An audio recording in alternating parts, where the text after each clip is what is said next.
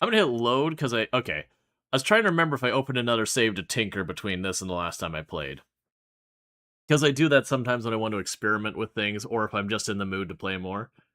39 stream streak, unsure if it popped up already, so not, or not, so 80.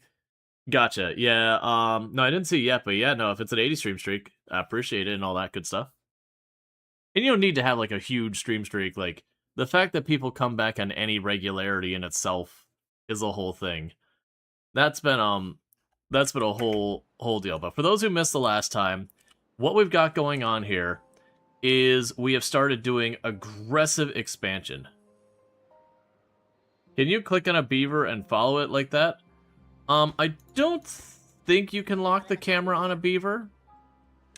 Oh, no, you can.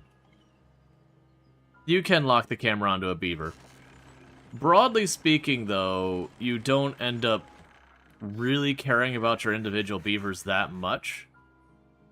So like Dwarf Fortress, they do the whole thing where, you know, like, the character has a backstory. This is the son of the husbands of the wife in here, and he grabbed the legendary sword or whatever, and then his dad fell into whatever, and like, you know, you get that whole big story building they do in Dwarf Fortress.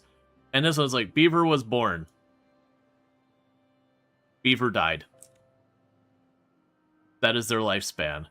You don't get to see, like, any family tree or any depth, which I think is fine. Like, I think that's good that Dwarf Fortress does that. But it's also something, yeah. Beaver was born, Beaver grew up, Beaver died. Those are the phase of Beaver. Right, and then Iron Teeth, we could have Beaver did not grow up, Beaver was born as adult. 99% of Dwarves' history isn't looked at either. It's true. But yeah, no, the comment was more along this. So, before I fast forward, so to give you an idea what happened since the last time, like, if you missed the last stream, I mean, we already had the Oasis, and we had this. We have been working on making our Oasis deeper, so technically, this isn't quite ready yet. You'll see there's still a gap there. When we have the next drought, I'm going to pull up the hardware that's here, fill in the gap, and then put the hardware above us. And then once that happens, we'll go through, and this will be able to fill up more. But the problem we're running into is you'll notice that this reservoir is not looking very full right now. And that's because we've reached the point where I am using more water down here than this produces per cycle, so we are very slowly burning down our reservoir as we have our long droughts. So we are actively working on getting this one online. You can see where I've got this whole area framed out. But the first step before I could do anything meaningful with this is if we go and look really, really deep. I have a project that is happening quietly underneath the ground. That we are carving a tunnel, a secret tunnel, that we're going to get this the whole way over there. You can see that's where the aqueduct is. And it's going to go right there. And when that's done, we will be putting around here somewhere. I'll be putting the flow valves, or whatever, not flow valves, the fill valves back here somewhere, just like we have on the other side, and then I'll puncture through here, making that a place for a second reservoir that I can just keep on building up. The other thing we did last time is you notice our population is only about 30-something. We have actually been slowly replacing our beavers with bots. Partly because the bots work 24/7 and all that, and these the bots on the Folktale seem way more powerful than the bots on Iron Teeth. Because Iron Teeth have to go back to their charging port, and then they have to recharge for a while, and then they can go back to work. The Folktale, they just go over, they take like a swig of fuel, and then they get back to work. Are you dumping so much water into the pond? Are you dumping so much water into your pond that the pond's water source is turning off? You mean from here? The way I fill the water here is through these valves. Oh yeah. I'm sorry. Yes. Yes, this is. So you are correct. What I could actually do here is a mitigating factor. Because I was doing that for purposes of making bad water a non-mechanic. Which actually, now I think about it, so this is a dangerous one.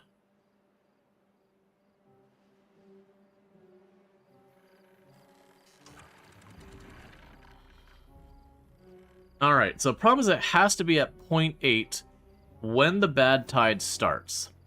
I'll let you activate early by 1 in-game hour. That's all it should take, I think. I'm scared. Let's pause. Automate. We'll set you to It's a Bad Tide. So when It's a Bad Tide is off, your target height will be 0.7. When It's a Bad Tide on, we'll actually make your target 0.95. And actually, we'll put it like this. Okay. So this way, this way, that water source will turn off when the weather's anything but a bad tide. And when it becomes a bad tide, we're going to lift the water level up enough that this shouldn't activate. I probably need more than that. We'll make it, because this won't matter much. Oh, right. But if we still close the gate...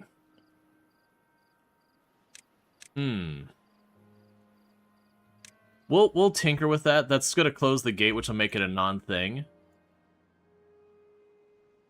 What I could probably do to fix this is have one side have gates, like have gates on either side. So that they're one-way gates. And then we could plan for that to have it where it flows the water one way here. So like when it's a bad tide, you know, we can let the water just kind of, like, if we have the water level high enough, we'll let it flow through. If the water's not high enough, we'll just restrict it. But I'm going to leave that alone. So anyways, you get the idea that the immediate project right now is that we're getting a second reservoir online, and that's going to just take time of them, you know, putting the explosives in place down below. And that's where I need to be focusing my attention. I also have a bunch of random projects all over the map. Oh, right, they just automatically detonate them as they're available. But we'll let them keep working on that. Meanwhile, you got those done.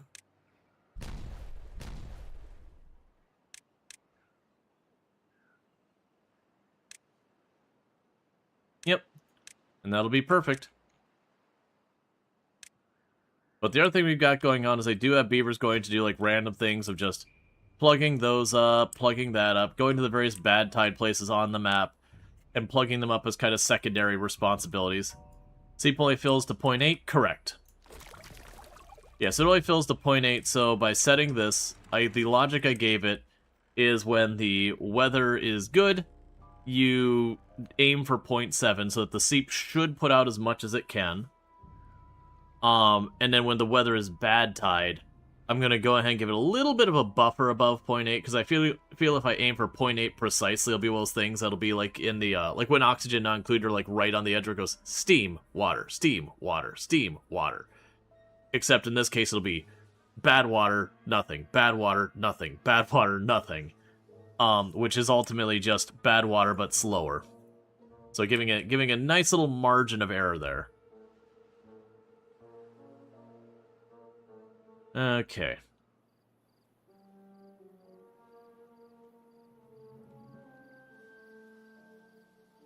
Because then, yeah, we could do the same thing here where we have the, like I said, we could put... Yeah, if we look at these, I could put the, fill valve and flow throttle. Either way, I would be using this as effectively a gate. A one-way gate. So you should be able to set the gate to seep at like 8.85. Yeah. So the outbound would be 0.85 here. And honestly, yeah, it could be the well, because the idea is I wanted to be able to have the water go through to limit the bad tide. But then good tide. Yeah, no, I see what you're saying. So we could probably go here, and once we get other projects going, I could probably put a gate here, because to make it a one-way flow. So put a gate here that says you only let it through at 0.85. Or probably have this set the range as well, so like on good weather, just let it through, don't care. The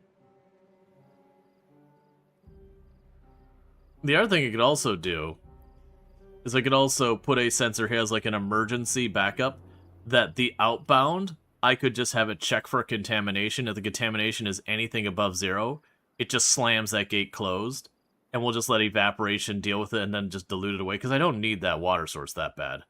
That way, if something fails, that's how we handle it. The outbound is always fine. Always we'll just take whatever's going through it. Don't care. Unless there's contamination, then kill it. And then the inbound, we can set it to be smarter. Kind of like when we're doing Factorio, and there's a lot of cases where you have like your inserter, your buffer box, and then the outbound. The inserter that puts stuff into the buffer box, you make that smart, and it has all its logic, and then the other one's just like, I don't care, like, once it's in the box, it's good. So, like, you know, you filter inserter, you know, only put plastic in the box. If it gets in the box, it's clearly plastic, I don't care for the logic down the road. It'll just handle it. Okay. And I believe we were starting to push our science towards building the Wonder, because we look at our stuff here, most of the stuff that's still locked is stuff I don't really care about. Like, this is just a not as good wind turbine. I don't have reason to build it. The clutch is an interesting one, that it's a point where I can turn on and off power. I can see the value in that. So, like, say I've got this here, and this side of my factory uses mechanical power for stuff like pumps and all that to keep me alive, and then this side was industry. It would be worth it for me to have a clutch between that and my industry, so if something goes wrong, I can turn off the power to my surplus industry to keep life support on. And thank you for the follow. Welcome to the stream. That said, I just overbuild my power, and then I don't have to think about it. It's kind of like in other factory automation games, like, well, you could take the time to carefully balance and figure everything out and getting it perfect. But quite often, the easier, faster, and more scalable answer is, I'll just shove more into the side of it and call it a day. Hey, I'm short on planks. Okay, well, let's just make more planks. Well, what's the ratio? Don't care. I'll make more planks, and when I have too many planks, then, you know, I'll do something with the planks. Make biggering.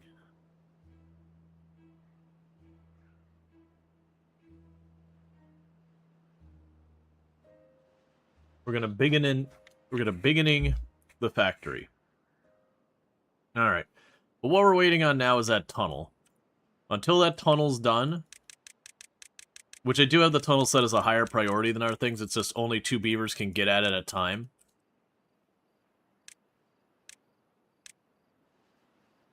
But until that's done, I can't scale the water. So that should be enough to reach those last tiles, and then like I said, it'd be probably these 2 blocks. I'm going to kind of mark it like that.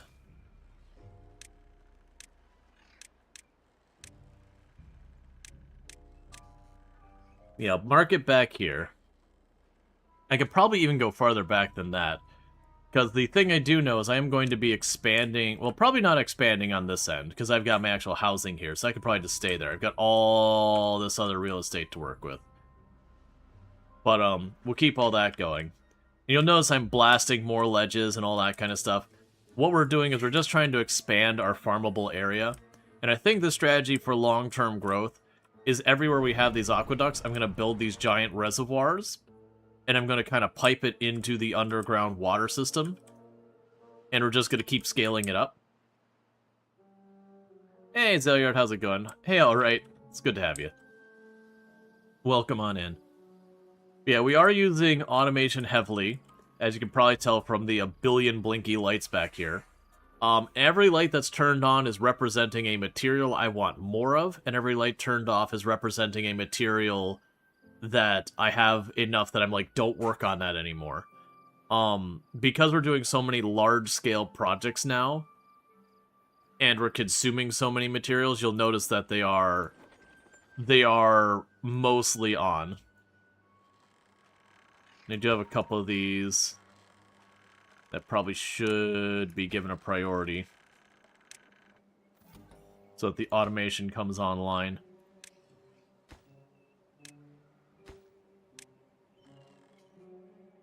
Okay.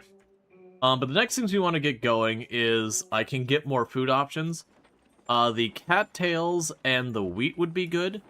I think part of that is going to be going, like, you can't see it, but underneath these paths, this is all water. I've got canals going through here. One thing I was tempted to do is get our beavers a way to get down under the canal for a little bit and have them make it an extra tile deeper,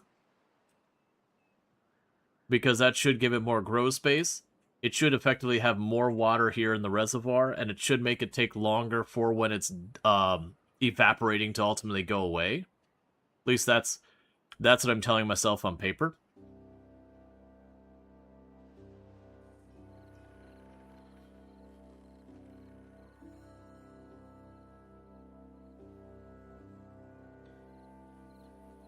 All right.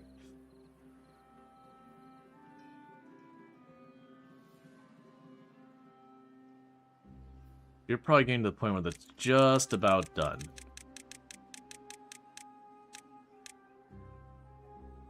Alright, the path is done. So what we're going to do here, we're going to go to this spot. We're going to get rid of our paths. Those are done. You can't see them, but there's platforms here. Those are done. So what we're going to go ahead and do is I will want a fill valve facing that way.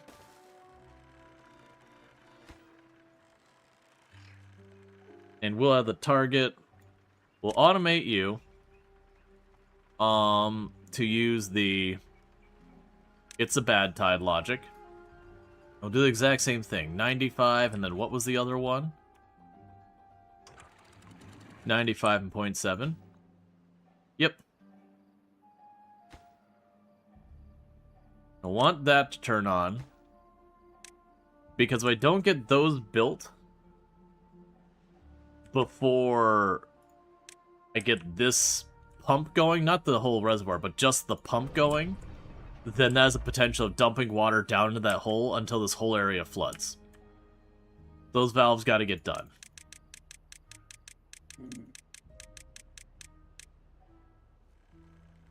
It'll only take a minute. Alright, and with that, we are good for the next stage, which is to open that up.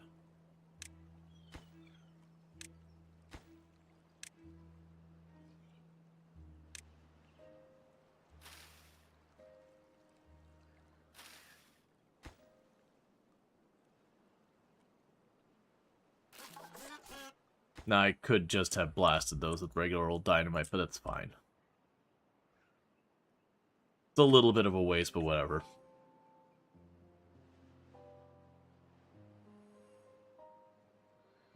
In the meantime, though, this serves no purpose. Give me those planks back.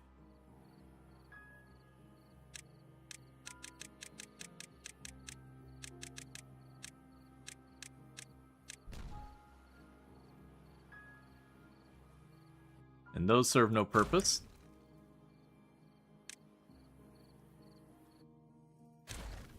So we can reclaim most of the planks.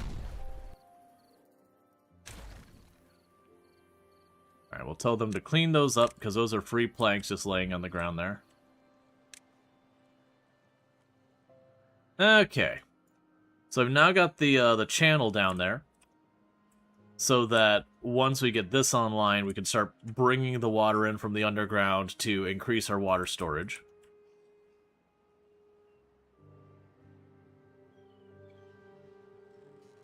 Alright, so what is our process here? So you've got this all handled, so we don't need to do more with that, I don't think. While that builds up, I could have another set of beavers work on building this down. Let's go ahead and start working on that. So we've got the path that goes over there. What I'm going to start doing is getting this all set up to basically start digging a hole.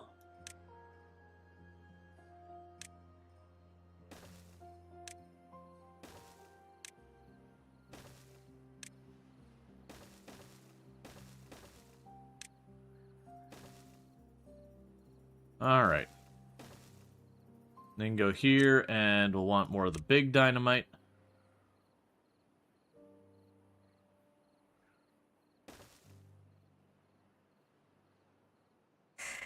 So I'm going to have one set of beavers working on digging or building up, while the other set of beavers are working on digging down. But that's with other projects all being queued up at the same time. They're working on plugging up the bad water on a bunch of these places. We'll work on trying to get all that going.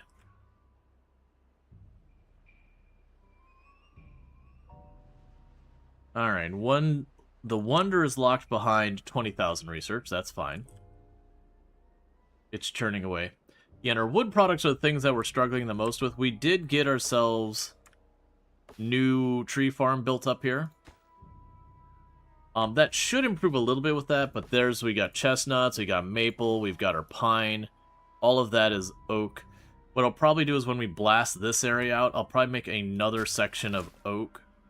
Like to wherever far this can reach. And then we can potentially make more stuff down this way once that's cleared.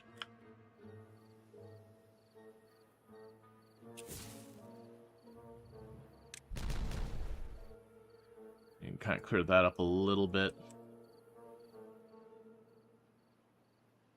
Right, because then we have the path to get over here to blast that. But yeah, we're slowly terraforming the land to fit our needs. And thank you, Shaw, for the 190 stream streak, and Canahawk for the 150 stream streak. Heckin' long stream streaks, and I do really appreciate that. Okay. Yeah, so this keeps getting down to about halfway down to the very, very bottom.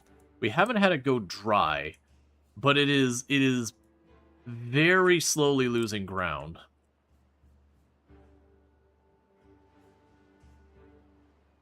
Alright, so one thing that is going to need to happen... Oh, right. I told you to build that thing up as a priority. Okay. That's on me, I guess. Alright, minor adjustment to the plan. I don't think that's necessarily a terrible idea.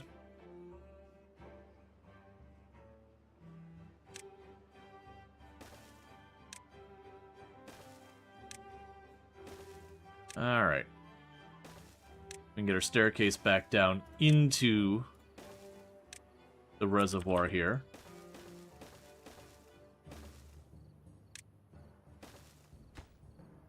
Delete that spot.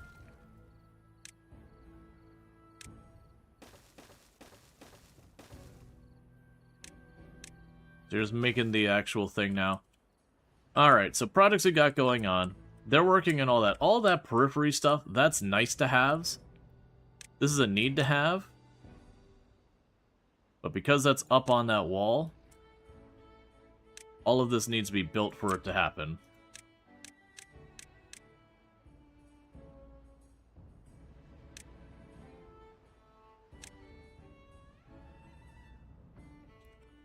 Yeah, and that'll be the necessity. The inside stuff could be a extended project. We want to get that online.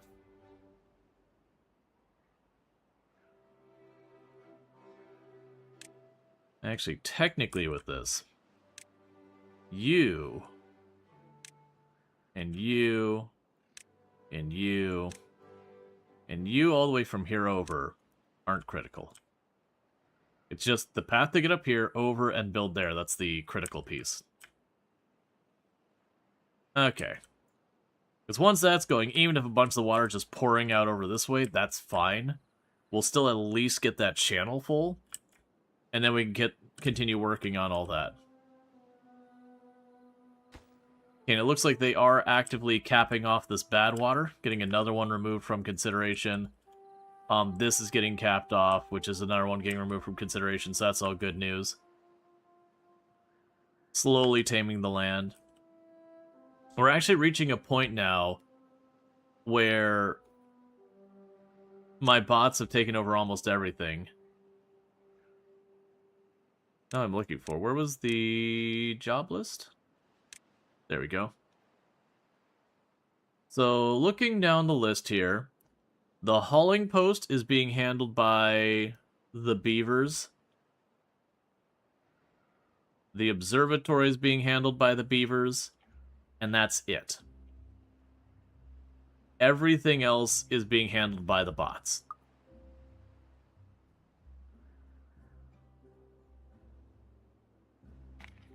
So that's fine.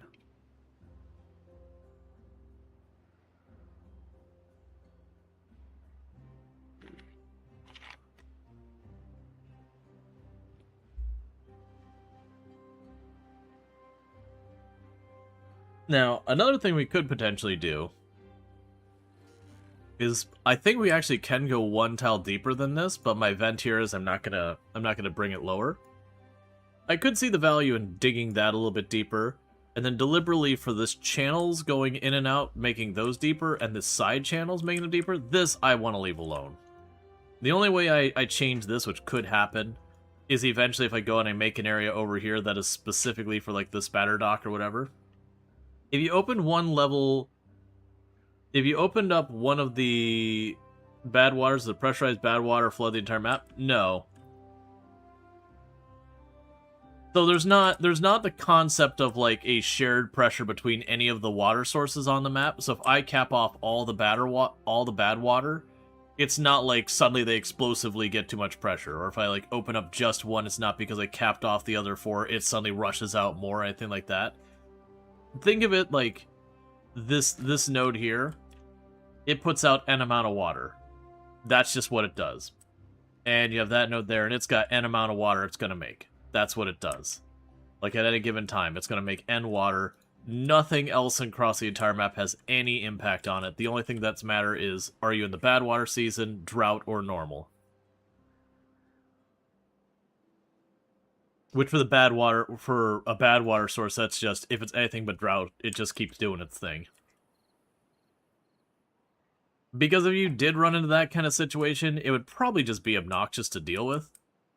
So it probably wouldn't end up being a fun thing. Yeah, there'd be an interesting thing where you could deliberately max out the pressure on one side to then use it for mechanical power and all that. But that would be like super duper endgame considerations. That would be utterly irrelevant for like 90% of the playthrough before then. And usually when you get to that endgame, it's this kind of thing. Fandom says, while levee blocking bad water will never explode, the pressure still builds behind the scenes. That is a false bit of information. If you want source, there's a bad water area here. We've capped this off at the beginning. And if we just go ahead and scroll on down, you'll notice it's empty because evaporation's a mechanic. And even though it's capped off, evaporation doesn't care in the game. So that's a solidly... So I could see... Alright, there's a nuance here, I think. So if I have this capped off, bad water events going on, it's spewing forth bad water. It would build up the pressure to a point that then I could pop that open, and yeah, you would likely get a burst because that's literally like hit saturation. I don't think you'd have the city skyline's fountain of poop that goes skyward or anything quite that dramatic, or you wouldn't have like a solid horizontal shot. But you would have a considerable amount of water, you know, it would be at maximum quantity.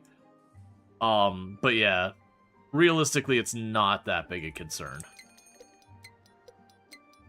Now, these I'm curious, but it'd be the same thing as evaporation is a mechanic. So if you're saying, like, go over here and block that off with, levees, well, you wouldn't be able to, because you can't, well, okay, you can, using the platform things they added. It'd be a big chore to cap this off that would cost way more resources than the Bad Water Dome does in the first place. Because sure, the levees are cheap, but then you'd have to make the platforms that go over top of it so that you can put the levees on top of it. And by that point, you're just...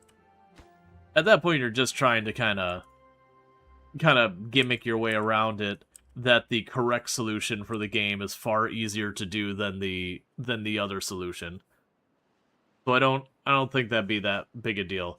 But they could be right that with these bad water sources, the ones here, that yeah, they could make a, like if they don't have a maximum pressure or something like that, I could see them getting out of hand after a while. Now that said, once you had a nice long drought, it would potentially take it away, because I don't think it's like an infinite pressure block like you can do in Oxygen Not Included, where you can make one block carry infinite air if you really abuse things. Alright, so we got 4 more bombs to place over here, then we blast this area.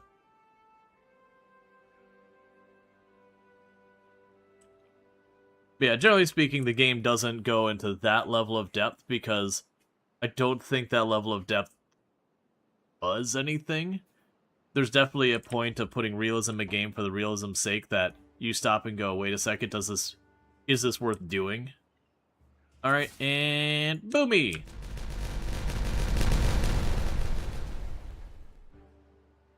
And just like that, more growable land.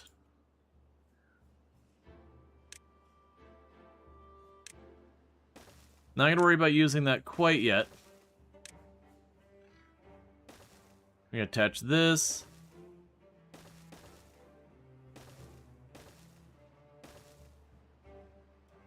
And get those planting there.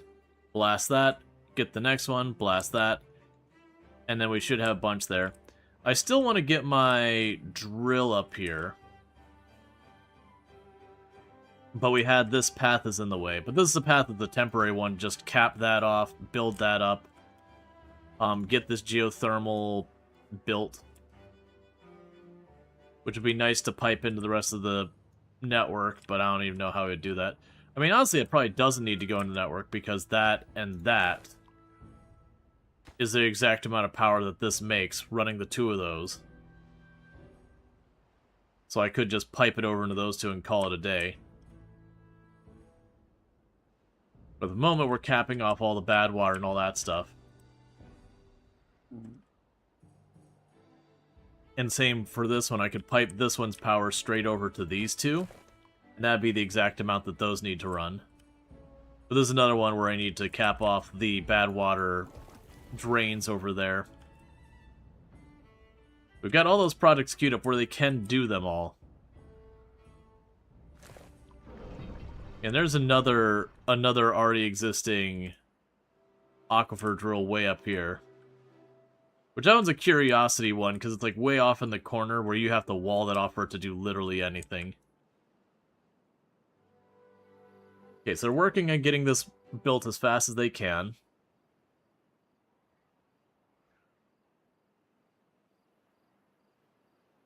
And they can build up to 2 tiles high before they're going to have to go a different way.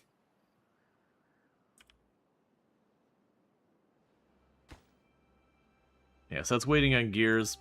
That's not a shocker. Gears require planks, requires wood, and that's where our pain is. Okay. So this time it actually got pretty high up there. So it's a nice 24-day drought. So that means it's time to deal with this. So we yoink you. We yoink you. And we immediately build the 2 levees.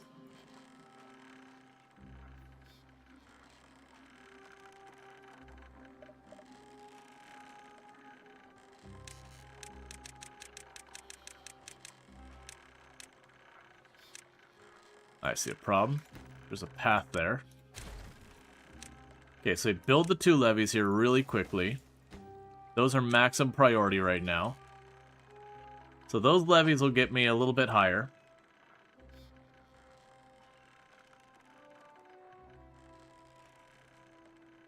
Oh, yeah. No, we're at the point we've been handling the super long droughts.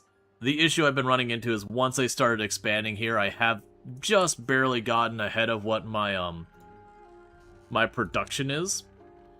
So it is definitely one of those things that and with that I'm talking about the increased area means more evaporation, and it is those things that we've noticed per cycle. Even the 30-day cycle or a reservoir is getting slightly lower each rotation.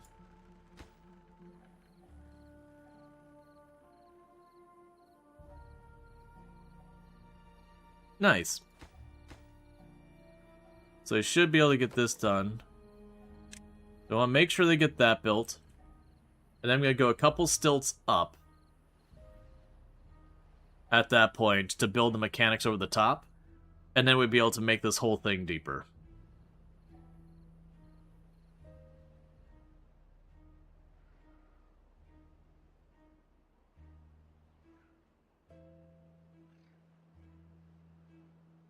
So you can keep increasing the reservoir. Because this seems to be able to run underwater just fine. But the limitation for me making the reservoir deeper is I have to run the gearing over top. There isn't actually. No. I was gonna say there isn't some magic block where I can poke the gearing through a wall and have it be watertight. I was saying, like, wait, can I go under? It's like, no, if I do that, it's just gonna drain this and just shove, like, this, the reservoir will become the oasis if I go that way. Just gotta gear it over. That's fine. Okay, so then we gotta go one platform, 2 platform. Gearing over the top. Because again, nice long drought.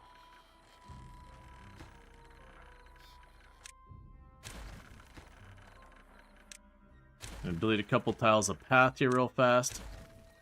Slow down time again to make sure I've got time to do this. So that should be plenty high. Then you. Then you. Delete that.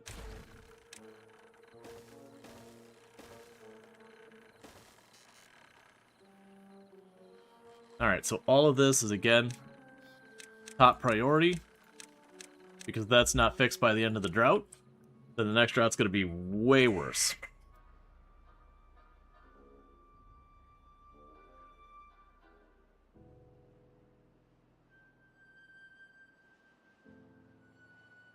And I've got you running on the depth sensor to open that up to let pressure through.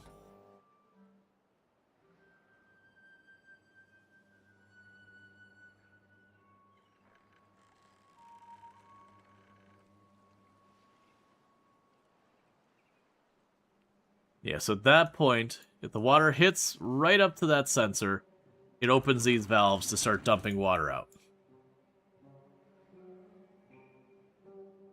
Probably need to boost that, a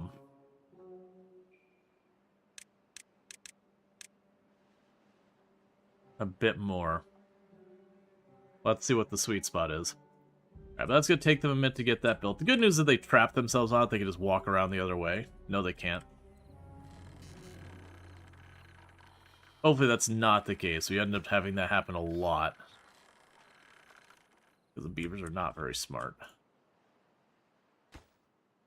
Those are printing presses for later. We'll worry about that later. Alright. So we're getting our other reservoir here to have a bit more expanded capacity. Because that'll also be a thing that once we get the second reservoir going, then we will be in a situation where we can ultimately take advantage of a lot of this.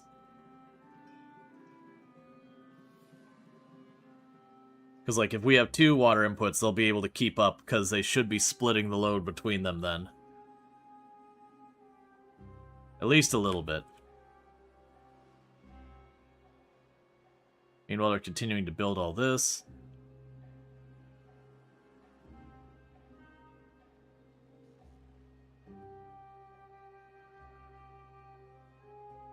And all of our batteries are staying near maxed out since we put all the extra windmills. Eventually I'll need more gravity batteries, but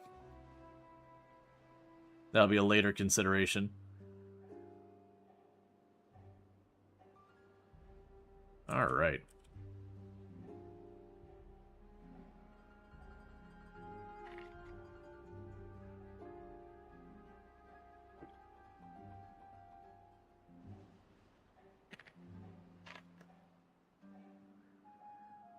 And this is a normal late game Timberborn issue of never having enough wood. That seems like no matter how much wood you build, all that happens is the consumption will scale to catch it.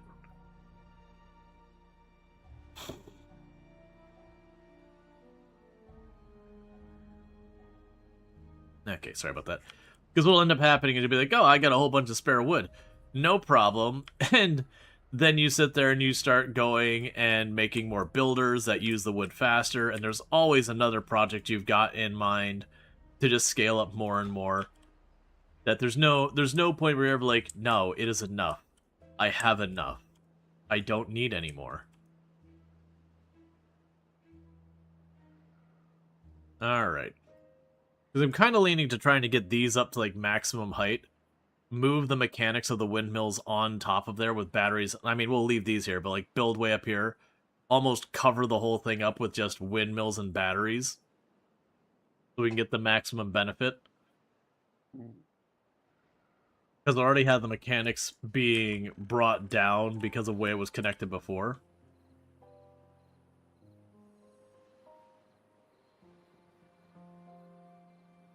Yeah, well, that's waiting on more projects to be done.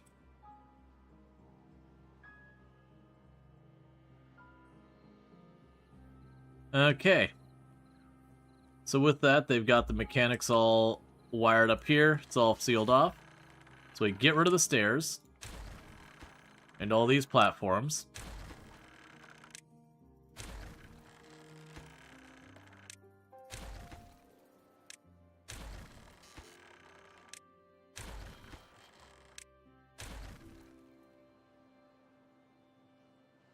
And then once they clean all this stuff up so they can take those materials elsewhere, I'm going to remove the path off the top of this and then restructure it so that we can build the levees the whole way up here. Because then what will end up happening is once we get all that squared away, I'll want to move this up to the new height. We'll need to remove those two platforms and that gearbox, or that gearing, and move up to that new height, but that's 4 deeper. Alright, so you've already got that. So your spiral staircase is no longer needed here. So instead what we're going to end up doing...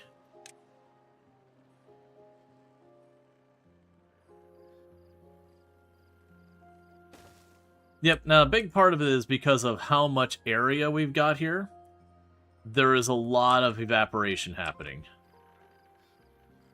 If you get your reservoir to max height, you put gravity batteries on the edge and have it face them into the water. I don't know about into the water. I have people ask me that a lot. I haven't tried it. When we get to that point, we can try it, because it's just, you know, it makes sense.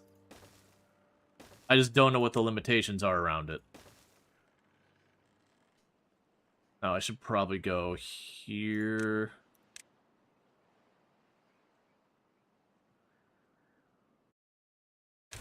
No material costs, so I'm just removing paths. Same here.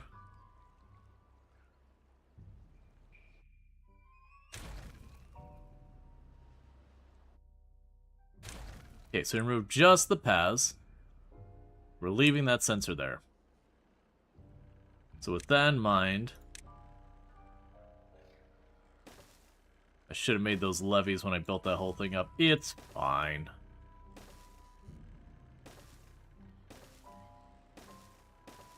Yeah, I've not tried dropping gravity batteries into water versus not water and see if there was any effect whatsoever.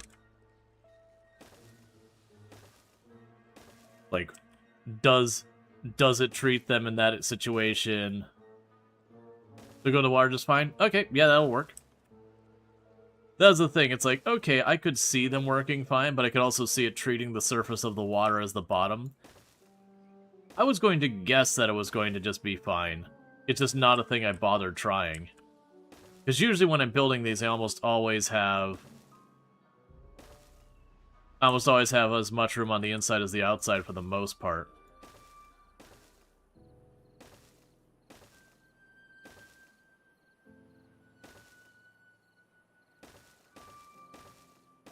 Okay, and that spot will have to wait till last.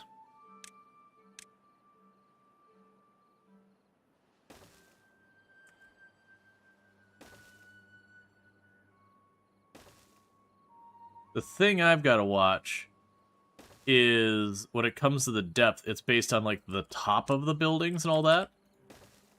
So if you build this up high enough, you can run into a situation where, you know, you can't build it up, like, you can't build on top of it because the building on top of it goes up too high. I don't think we're yeah, we're definitely not close there, because that hill over there is taller than my reservoir. And if we walk over here, we can go and grab a gravity battery. And it doesn't yell at me, so we can still go higher.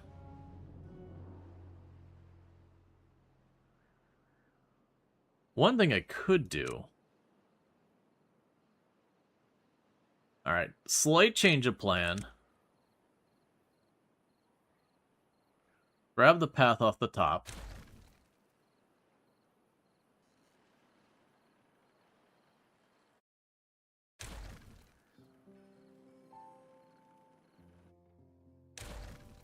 Cancel that piece. Let's just queue it up to go to the max. Where do you tell me no?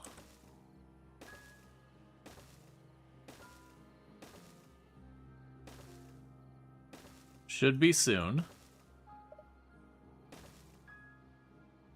Because the one thing is this map starts as pretty close to the absolute bottom. Alright. No, really. Tell me to stop. Okay. So there's the hard limit there. So how much do I have to retreat you down before you'd potentially let me put a windmill or something on it? Should be like 4 tiles down to be my guess. Yeah, so cannot build too tall. So I destroy another layer.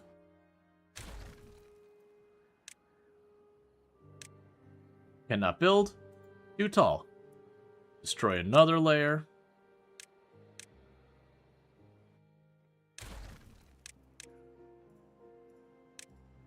Cannot build too tall.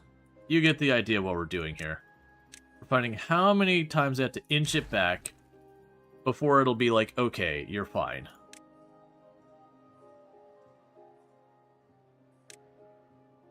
Alright. Now, next question is you. Okay, so for the windmill, we gotta take it down another notch. Because that's what I'm gonna ultimately be putting up here. Is a whole lot of windmills and gravity barriers. Okay, so that's our target height for everything. As you can see, this is not a reasonable height.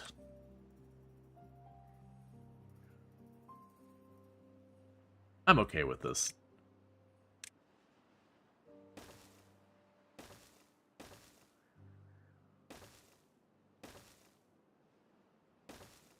What's Shift P supposed to do in this case? It's a rotation thing, but I'm like, you're square.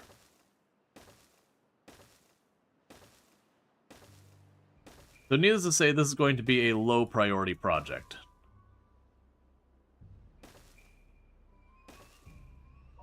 This is the, hey builders, there's nothing else for you to do. Get to work. You're right on the side of the window. It's going to take a while. Yeah, that's the reason why this is going to be low priority, so that they work on everything else, and if they have nothing else to do, they'll be like, alright, I'll build the giant box. And to be fair, all of this will be utterly worthless until it's all done. Until it's fully 100% complete, it'll serve no purpose because I have to get the gearing through here.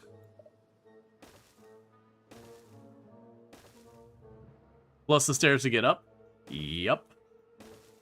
Because unlike the Iron Teeth where you can use the tubes and they'll go to the end of the tube and then build from the end of the tube, you can't do a partial zip line and then let them build from, like, the little wire spot that they're on.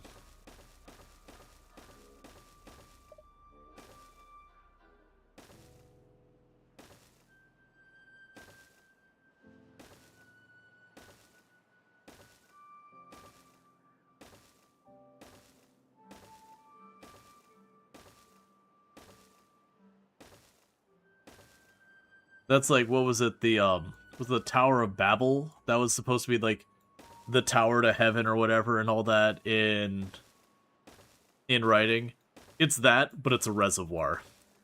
This is the beavers trying to touch the heavens.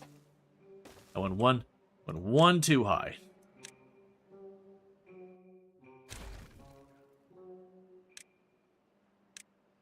Really? It's fine, I'll fix the one I put in the middle there. They'll never build it. Yeah, because then I'll have to fix those gaps later. Hide the water for a minute.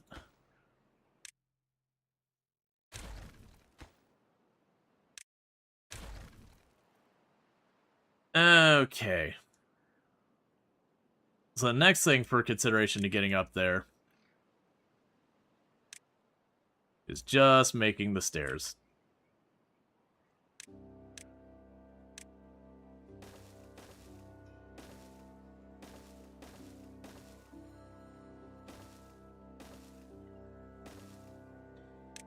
It goes 1, 2, 3, 1, 2.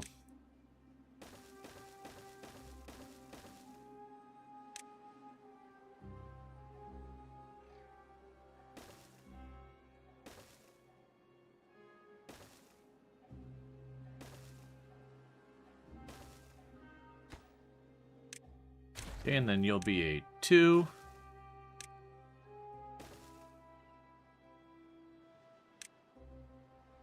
And there's that.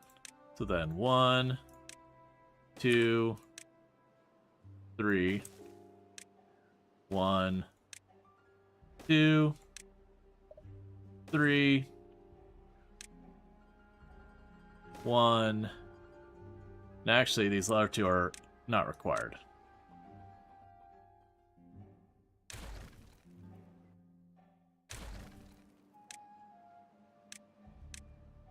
But this is definitely they didn't ask if they, they asked if they could, not if they should kind of situation. Because for this to ever be relevant, my water production is going to be needing to be at such a surplus that can one day get built. Which, to that end, actually, what we can go ahead and do here is I can plan for this tile to get a depth sensor. Because then that'll be the replacement for that depth sensor, so we'll already have it queued up to fill in that spot and this spot when we're ready. And now, before I forget, you are a reduced priority.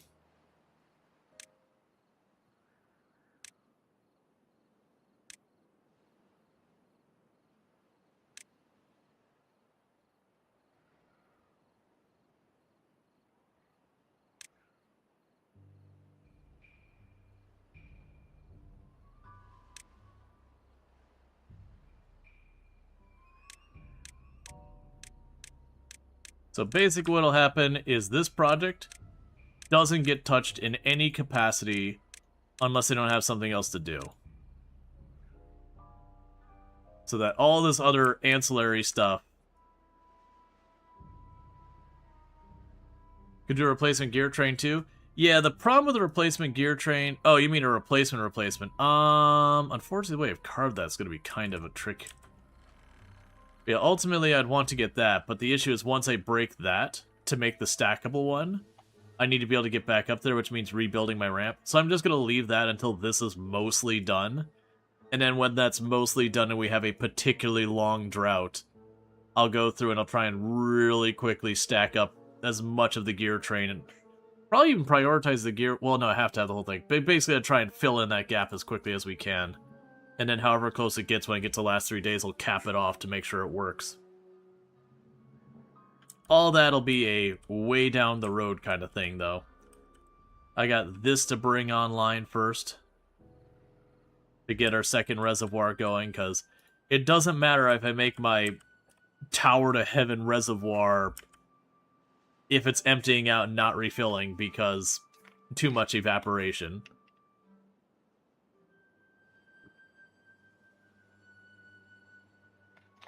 How about topping it with platforms? Like in line with gravity batteries? I will be. I think step 1 here is going to be just build the whole thing. Then step 2 is I'm going to put probably 3 layers deep of platforms with the intention of putting gravity batteries going down in the middle. And honestly, potentially, I could just zigzag it and just put as many gravity batteries down here as well. But then also mixing in some windmills up here as well. Because I believe there's a mechanic around the windmills around height. We're putting them up in the higher elevation. I can't remember if it makes them work more consistently or get more power, or if that's just totally in my head, not actually a mechanic. But, yeah. So I think the idea would be as a mix of batteries and all that. Like, I might literally platform off the entire thing, except the gaps that the batteries go down into the reservoir from. I keep looking at this being like, if I'm going to fix this, it should be now, before I get this deeper. But also, I kind of just don't want to deal with it. I think the fastest way to get there... I'm going to deal with it. Okay, so the fastest way I can fix this is I can destroy that stack there, just the one tile, get rid of you there, just the one, make a path through here, get to this side,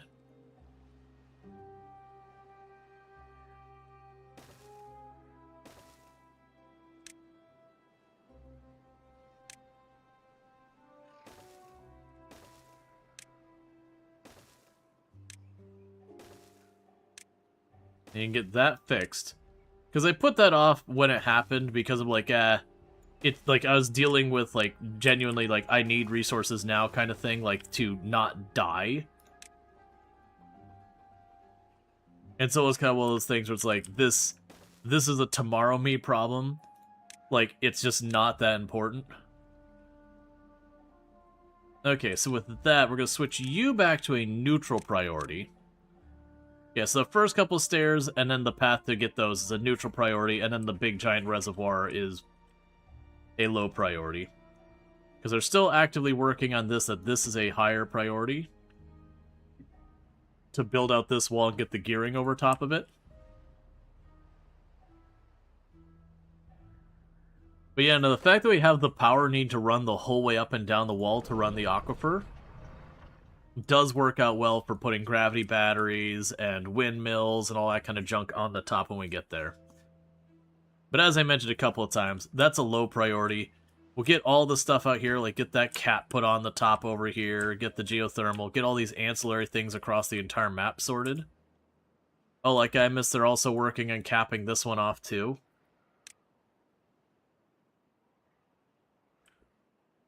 Which I think might be the last of the bad waters. So far as the actual bad water sources, not the pipes. What would you say are the most overpowered buildings at the moment? I wouldn't say there's hands down like just straight up an overpowered building. A lot of the buildings have incredible power. Like, you know, having windmills, which is just free power forever, well, you could certainly argue that's very powerful. But at the same time, the Iron Teeth have their equivalents as well. And those are just very powerful buildings. A lot of the monuments can be underestimated, like these monuments you make like this. The amount of well-being they give is like almost effectively giving you a 20% or like a 5-10% bonus to your beavers just straight by building them if the beavers pass through their area of influence, which is greatly underestimated how useful that is. All the automation things are immensely powerful by the fact that you can run with a much leaner number of beavers to get the same work done by turning on and off buildings as you need. I wouldn't say this is the kind of game where it's like, oh, you need to make the whatever foot soldier, they're 10 times more effective as the other foot soldier. It's not that kind of game. All of these things are incredibly strong, and you're going to use them all. There's not...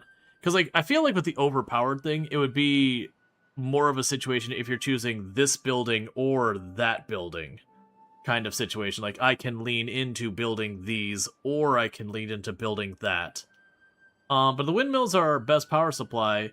Why don't we just build windmills in real life? We do build windmills. I mean, in real life, when you're getting into that kind of thing, different power production has different benefits in different areas. For example, if you're in the desert, hydroelectric dams aren't going to work for you. If you're in flatlands where you don't have like a source of a strong wind, windmills and wind generation aren't going to work for you. If you're in the far extremes north and south where you have much longer days and nights, realistically, solar isn't going to work out for you. Like 90% of rest nuclear for peaks and dips. But yeah, that's the thing. You just play the terraces on normal. Now you want to do Iron Teeth on hard, but what map? Gotcha. Are you looking for like a challenging map, something interesting, or something balanced? Because I haven't played all the maps, but I have played a bunch of the challenge maps, as well as some of the interesting ones. For kind of a fun challenge, interesting. The Helix map is a pretty interesting challenge where you start near the top of this kind of mountain in the middle, and the river kind of does a spiral down. So it's interesting in that you can build a reservoir for your water fairly easily. But it's very hard to find a lot of growable space. So you have to kind of work your way off the mountain. It's not as bad. It's not as bad nowadays that you don't have the district limitations. But when you used to have the district limitations, that map was rough. The Islands map is another, I can't forget, it's something like Islands or something like that as a name. That's another interesting challenge that instead of having like rivers flowing through your map, you're in basically a bunch of islands. And in one hand, just getting water in general is easy, but figuring out ways to retain that water and give yourself growable space, it just takes a different approach. It's not a super hard map, but it's definitely one that forces you to kind of flip the way you approach the game on its head.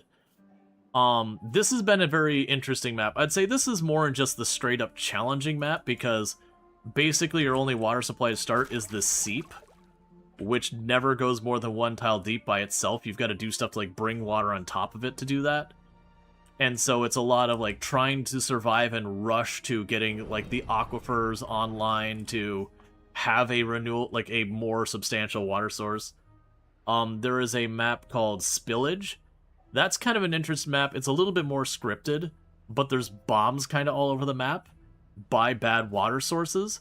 And so the idea is not only are you doing like the normal trying to survive, but you've got a quite literal ticking time bomb sitting off the edge of your map going, if I don't get something to mitigate this when that blows, I'm getting my entire colony filled up with bad water and dying.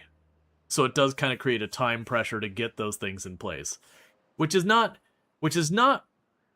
that hard, but it is one of those things that it kind of creates a separate pressure. So instead of just, because Timberborn, like a lot of these kind of games, once you stabilize food, you're usually good. Like once you get like whatever your situation is stable, as long as you're deliberate about your growth and just taking your time, you can survive very easily. It's no different with like Banish, Farthest Frontier, and a bunch of those games. Like if you do a nice slow burn on your buildup, you can usually have a fairly relaxing play once you get past that, like the initial difficulty. Now, Farthest Frontier a little different because you have the outside threat of raids, and there's a time component to that, but still. But yeah, Thousand Island was, or Thousand Island. The island map was a pretty interesting one. I didn't do that one on stream. I messed with that off stream. I didn't go super duper far. I kind of got to the point where things stabilized, and then I was like, okay, I'm ready for something else. But yeah. So right now, it's just waiting on this project to get far enough along that we get the gearing over the wall, and then they can start filling that in. Otherwise, they're capping off the last of the bad water resources, or the bad water stuff here. That's just depending on gears. They're getting pretty close to, you know, taming the map where wild bad water is just not a thing we deal with ever again.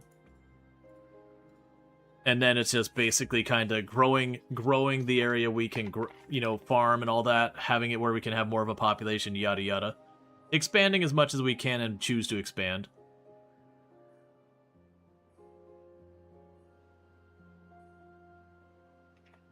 My robotic limb production is the bottleneck for this.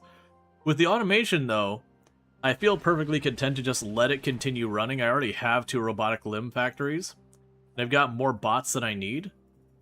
So I'm content to just let it run, and then when we get more heads than I need, which is, I apparently gave it a storage of 1,200, so, you know, basically forever. But eventually, when they max out the number of robotic heads, they'll just shut it off.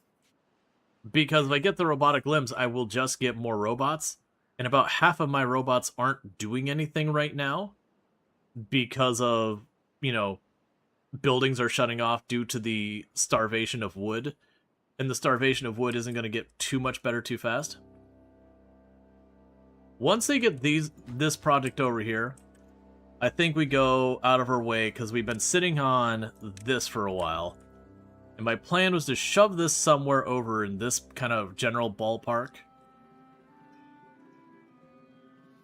Oh, right, you already got the gearing. Okay, we can just put this over here. Yeah, this will be fine. So let's go ahead and yoink up this path. This path is no longer serving a function.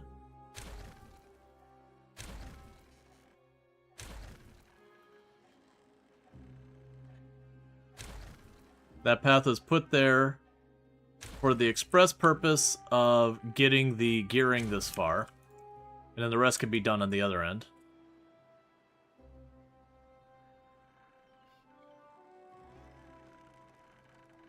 Alright, so what we want to do here, I don't really care where.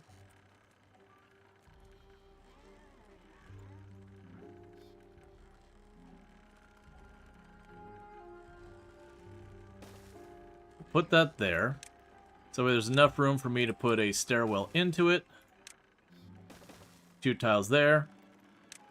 I don't remember what you get stored in. Right, and you'll cost a lot. I still think we go for the Wonder as the next thing. So are you the one that carries dirt? Do I see dirt listed here? I do not see it. It must be the other one.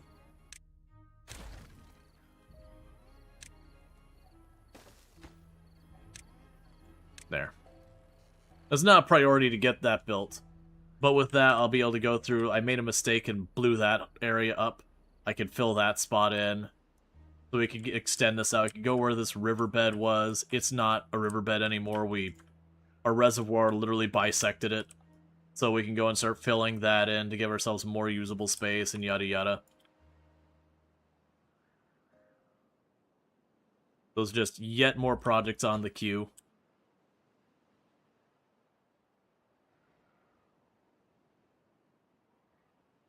There's always more to be done.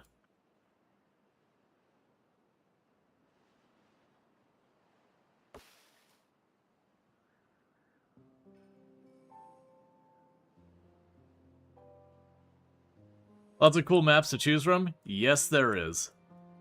Some of the maps that get passed up on are also good. We did a dare drop for it was the diorama map, which is a really small map horizontally, which was interesting where you could dig you'd have to build like straight up and all that. That excavator isn't going to dig into your tunnel, is it? It shouldn't, because the tunnel should be going like this, then that. We can double check.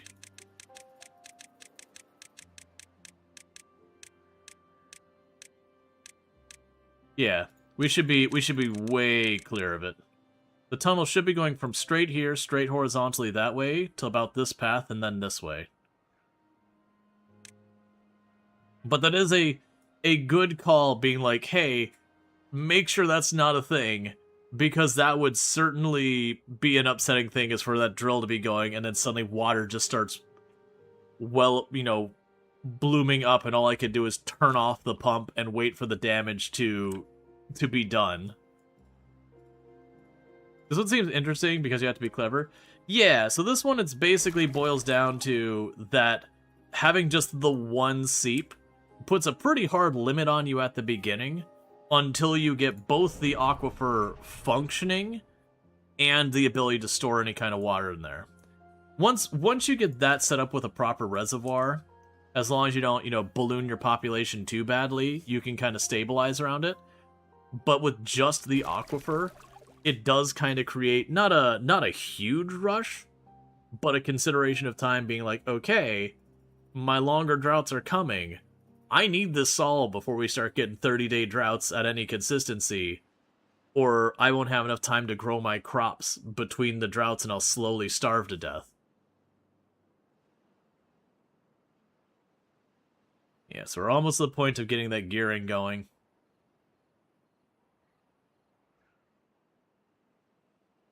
And then just somewhere around here, we will build the Wonder. Because that's technically your win condition for the game.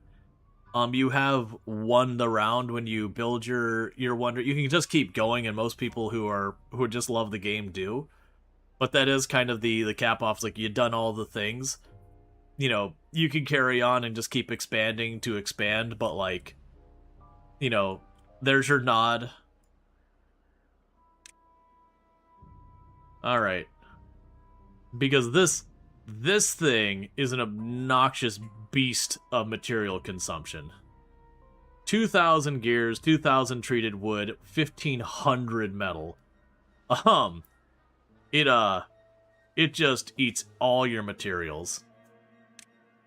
But as you can see, it gives you a morale bonus to like everyone and forever around it.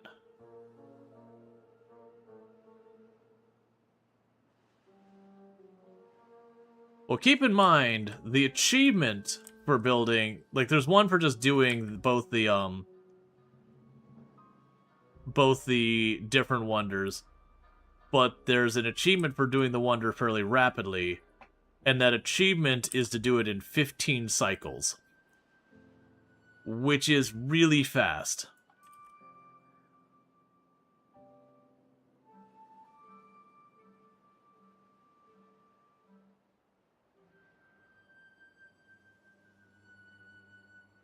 Ooh. Hey, you know what? You're not going there anymore. I changed my mind.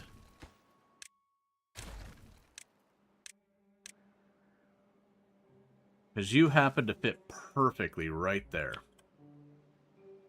Okay. While it doesn't take advantage of the gearing or anything, having that right there is nice. And I will keep that as a low priority. I want it to get built, but I want my other projects to take priority over it. Because this one won't compete for materials, because this is mostly depending on logs and planks. This depends on gears and all that. So while there will be the planks and the gears competition there, the rest of it, it should be anytime I just start getting extra gears that aren't immediately being consumed, they'll go to the Earth 3 cultivator. Alright, that does mean, though, I need to find a new home for the excavator.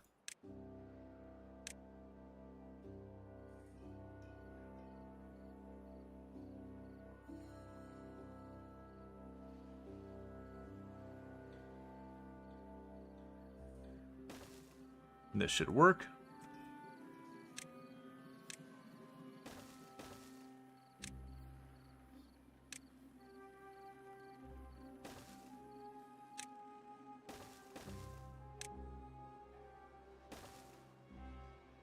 Okay. Because then I'll be still relatively close to the supply and all that. Alright, so that means literally any job that shows up, our science will just immediately go through and go to unlock that. So we can work on, you know, here, getting that automated so we can have the beavers work on, or on them.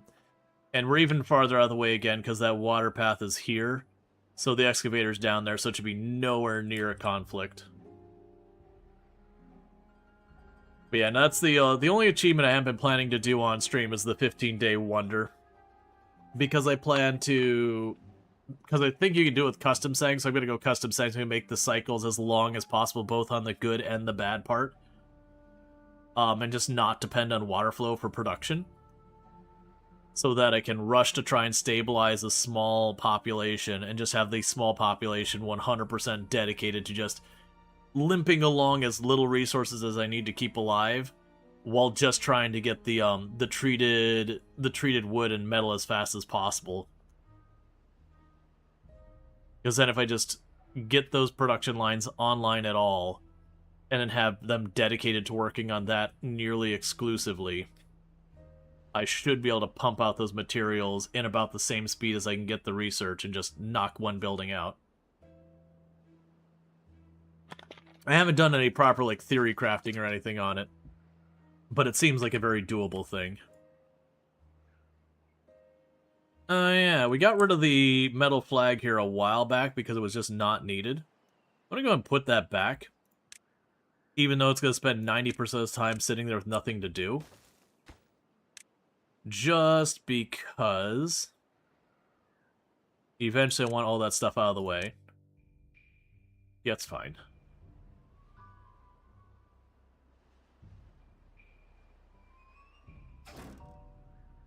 We can slowly clear up the scrap over there. And how are you doing? You're getting pretty close to build it yourself. You're almost done with blocking that up. And how are you doing over here? Yes, you're also waiting on gears. Everything's waiting on gears, and part of that's because the robots are a bit gear hungry. And I would go and build another gear place, but it's not going to do me any good. We do have another place for planks being built, but it's not going to do me any good until we get wood fixed. Just going to take time. What I can do in the meantime is, how far do you reach? You actually don't get that good of range. I was really counting on that being able to handle a whole extra area over here. We'll see.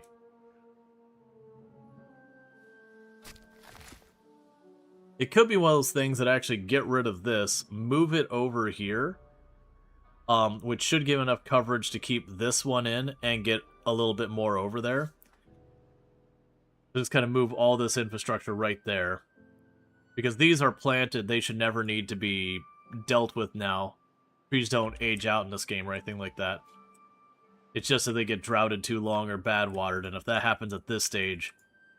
If you get this late in the game and you properly have a bad water or a bad drought, it's not that you can't recover, it's usually by the time you recover you've taken catastrophic losses.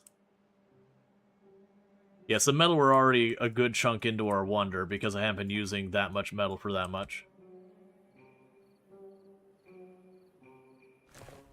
You know, we got the two... Oh, there's two aquifers there. Doesn't look like I got the thing built to put on both of them.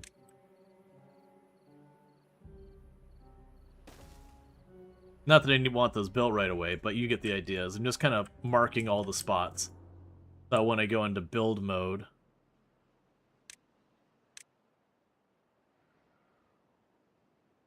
Yeah, if I just click on anything... When you go into build mode, you can just easily be like, okay, here's all the ancillary things out in the map to be constructed. You can probably also do that with some of the other stuff, too.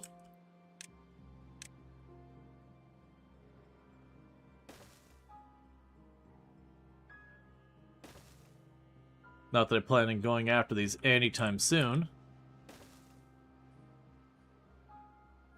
Gonna mark everything. Alright. Like, realistically, by the time we get to any of that, we'll start rubbing up against the edges of what the game engine can handle. The game engine does let you get pretty ridiculous. But even then, once you start pushing, like, 600, 700, 800 beavers and all that, and you have this sprawling base that's taking over 90% of the map, it can get a bit pokey. But that's kind of normal for this entire genre. Is the genre, there's only kind of two ways I've seen the games go. Is either one, they'll heavily restrict it so you can have like a very low maximum population, or like they'll have kind of soft things to try and keep you from getting more into a certain population, or they'll have some other hard limit like number of buildings or something. They'll tackle it differently to kind of keep you from running to a point that the engine can't handle it. Or they'll be like, hey man, build as big as you like. Sooner or later this thing's going to start screaming, and that's a you choice. We will let you fly as close to the sun as you dare fly. Which I really appreciate when games do that, where they're like, hey man, you know what? We, like Noita. I appreciate that Noita's a roguelite that you can, like, you're a wizard and you get these wands, and you put spells in them, and they let you, like, really combine these weird effects to do all sorts of neat things. It's really a good game. But it's definitely one of those games that are like, hey, if you want your wand to put out like 1 billion projectiles per second, you can do that. Game engine's not going to like it, but we're not going to tell you no. And then you click the button and you see the frame rate drag to almost nothing as this direct, like, solid cone of projectiles that do, like, no damage each shot comes out the front. You get catapulted into the nearest wall instantly because of the kickback. Or the classic, I have a wand that shoots nukes. What if we made it split into 8 nukes?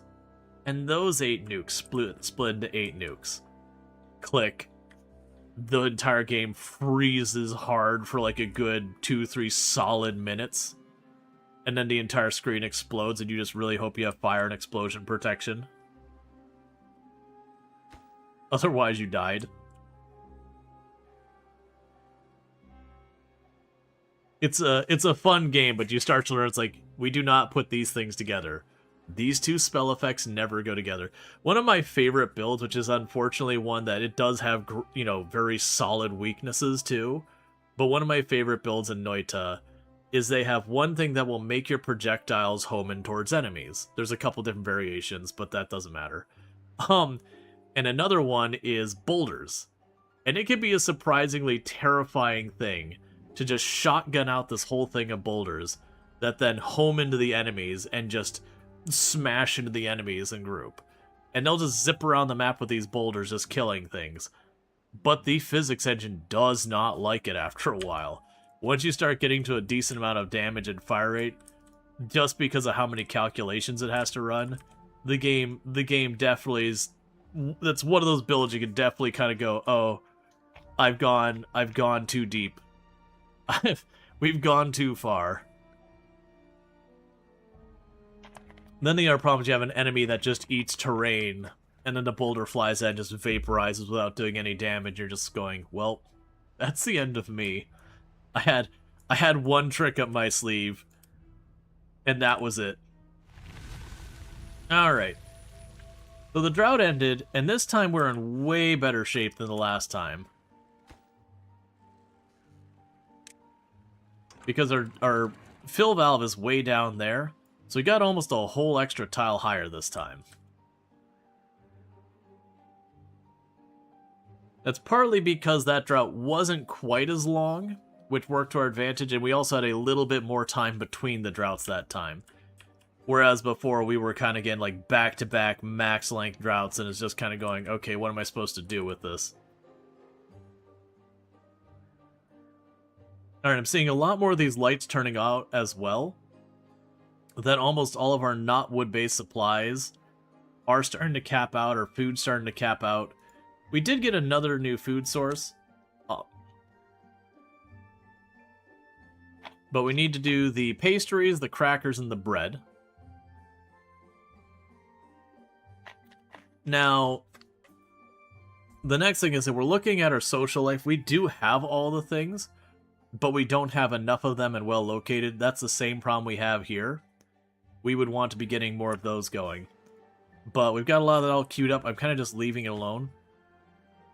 There's just more to be built. Did I already put a... One second. Oh yeah, the water thing's sitting over here, and it's waiting on planks. Yep, it's just yet another project on the list. Because we've got another one of our wonder things that's right here, kind of in the middle oasis. But thank you, Lardine, for the 715 stream streak, 715, catching the last 715 streams without missing a single one, which is, again, absolutely absurd, so thank you so much for that. I do appreciate it. We're right about to cap off this bad water, which will be one of our last two bad waters capped off. Then we get this one capped off, and that'll be all the bad water sources capped. And I've got a couple, like, one set of the spillage pipes over there. I got another spillage pipe right over here that's mostly capped off, and it's getting close to done as well.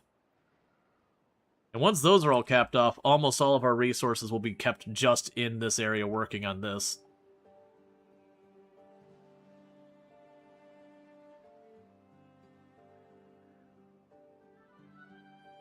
Yeah, so we're starting to burn through our steel and our scrap very rapidly.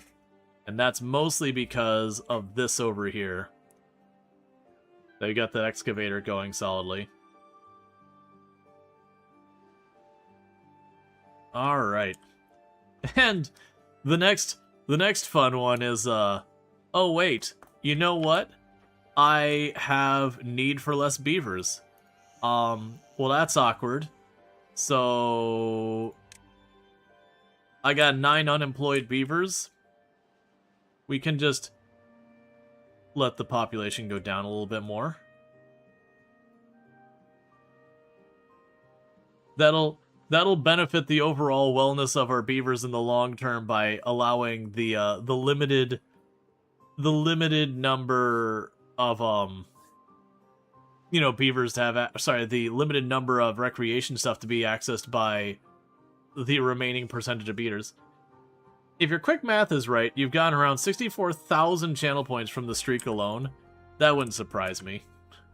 It's a ridiculously long stream streak. Meanwhile, I do have some spare bots. So the dirt excavator is the one I probably want to save those bots for. Because the dirt excavator is a thing that just produces a lot of injuries. We should also add another sensor over here. So go here, resource sensor, do that. Dirt counter, and you're going to check for dirt. And if it is below 90%, then you're good. And you will use the dirt counter. Now we'll get that queued up to be handled by bots. Yes, that's more in line of what we've been getting, is having a very brief pause between our droughts. Because we've gotten to the point it won't scale up harder. We've already hit the ceiling. So our droughts will usually be in the mid to upper 20s length. And then the time between, I think, is like 5 to 7 days or something like that. I'm going on memory, so take it with a grain of salt. Okay, we're getting that done. Alright.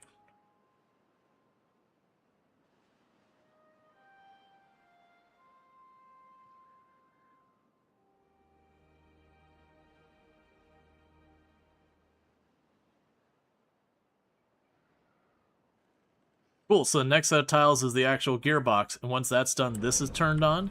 They've already got that piped through and everything, so they'll get that done, and they can slowly work on filling out the rest of this area. Because it's totally fine if it just drains a bunch over there. Each tile that goes deeper, that's fine. That'll help out. I do feel like we'll want to build this side and this side first.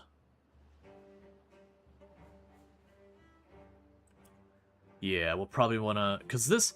I mean, if this spills over, it'll go down here, and yes, it'll flood that. Oh no, because it'll go into this channel, and then it'll flood this until it overfills to go out there. Yeah, so once I get the gearing done, we'll make this segment and this segment the next highest priority.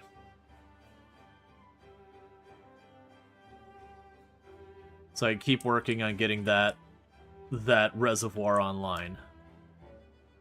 Alright, Bassett, you have a good one. Thank you for tuning in and all that good stuff. And you only need 17 more gears, and then that's done, and that'll be another thing not consuming gears. You've got 5 more levies to do, and then that's all sealed off, and we never have to touch that again. You're still waiting on your whole amount of gears? Yeah, you got all 200 gears. You're getting relatively close, which that's probably where most of my planks are going, is into building the Fountain of Joy in the middle.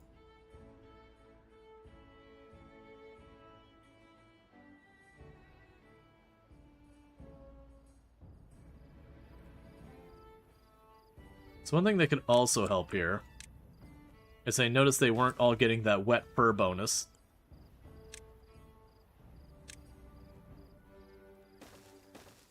You can get some more wet fur there. There wasn't many able to get the contemplation bonus, which I suspect is because I really don't have many contemplation spots. I can put one down here.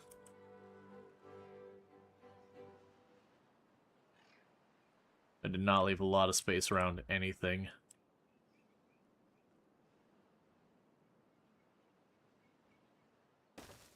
Put one there.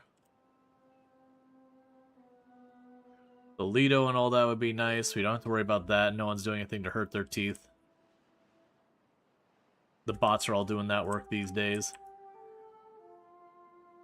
Okay, so we can go to you. You're now bot work. Okay, so let's look at our list of jobs. What else can we have, taken away? So you're 5,000. We don't care about that yet. The hauling post is 250. The mine We'll mark all those mines as being for the beavers, even though that's not going to happen anytime soon. The observatory is very expensive. I've got a water pump that's misassigned. I do have enough to justify taking one hauling post, and now that's a robot's job. Oh, actually...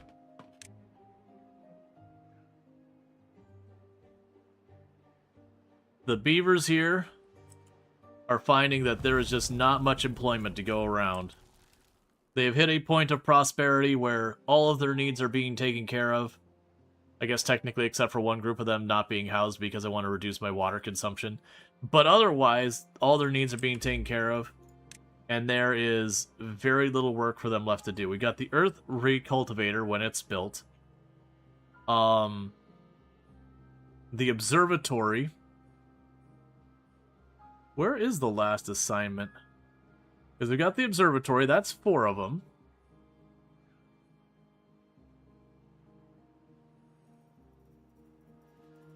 The Gatherer's Flag, we go ahead and pop that over. There should only be like 4 of them working.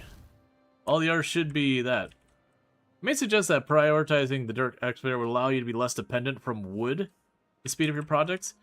Yeah, that's fair. I mean, really, the only thing I need to get that started is to tell them to prioritize that ramp. So what I'll probably do... oh, they've got the gearing all set up. Okay. Okay, so what we can do here is that is a very valid point. Hey, our wellness has gone up by a couple. We can give those a priority there. I actually don't know what we did that changed it. I mean, I did take a bunch of them who were working jobs that required them to run everywhere. So that'll be a priority, and this will be a priority. And that's that way, once we turn this on and we start sealing that off, we should be able to get over there. Now, they won't be able to reach the other side yet, so let's go ahead and pick up this path. Put you here. Put you there. And put path up top here. And the reason I want to make that a priority is if I build the reservoir in a bad order, we have a problem. So say, because normally what they do is they'd build out and around this way because they can't cross that gearing. When that happens, if they start walling this off, sorry, if they wall this whole area off, the water won't be able to flow out, and eventually it'll spill over here and then right down on top of my place. By prioritizing these 2 walls, then it could just spill out there. It's too easy to gather dirt versus wood when using wood for big build products instead of terrain. Yeah. You're gonna play this map. It looks super cool. Yeah, no, I've liked this map. It's definitely been one of the more challenging maps to deal with. Like, once you get to the point of having that, at least somewhat in a reservoir, it's not too bad. But, that initial thing there. Or maybe it's me, you don't manage your wood properly. No, it's a very common thing in... Timberborn that no matter how much wood you get, it doesn't feel like enough wood, because if you start to get extra wood, you make more builders, you make more other things kind of stuff. And as a result, it's kind of your supply of wood, your labor will scale to that supply, so that no matter how much wood you're setting aside, all you'll do is speed up the rate. Oh, this looks pretty cool. Like a perfect zipline map. Yeah, to be fair, the Iron Teeth have the tubes, and I'd actually argue the tubes in a lot of ways are better than the zip lines, but the zip lines are very cool. The pro and the con is the zip lines can kind of just go over stuff, so you don't have to build the whole route, but the tubes, for considerations of actual travel, seem to be the better option. Okay, so you're getting done. That's sealed off. So we've only got 1 bad water source, and that's sealed off. So the only thing left for bad water is I've got the 1 bad water source there that they're actively working on sealing off now. And then way over here, there's a couple of the bad tide drain pipes. And once those are covered, you know, other than handling the seep in the middle of the map, bad water's a non-mechanic for this. I guess you could pretty much lay out the tubes like a subway network. Yep. And it can go underwater and everything. Yeah, so while I think it's cool that we've got both, I think objectively speaking, it is one of those things that, you know, the tubes seem to be the stronger choice. I shouldn't have to worry about this too much.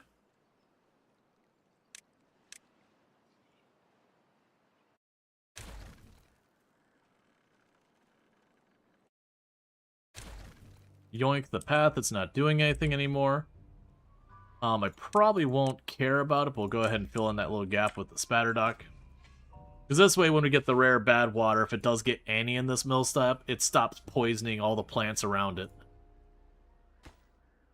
That said, they're getting the planks towards the Fountain of Joy. It's getting pretty close to done.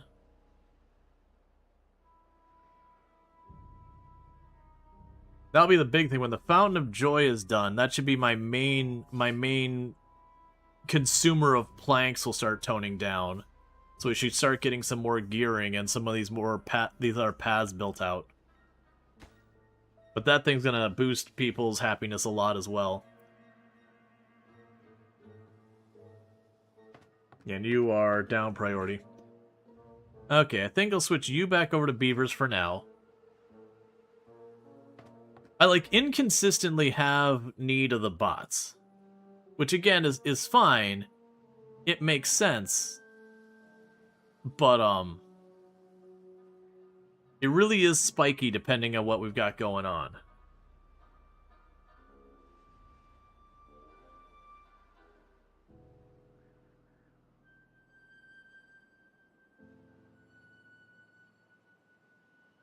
You layer tubes on platforms above your roads. Yeah, and there's a lot of different ways of doing it. For me, I had a lot of, like, sky tubes, because the tubes were something I added in as kind of an afterthought. I kind of was, took my time doing it. There's a reason I'm also not adding the zip lines out to all these periphery things, because I'm just going to cap this off and then not go back over there. Versus, like, where the metalworks is, I have a zip line going all the way out there. Alright.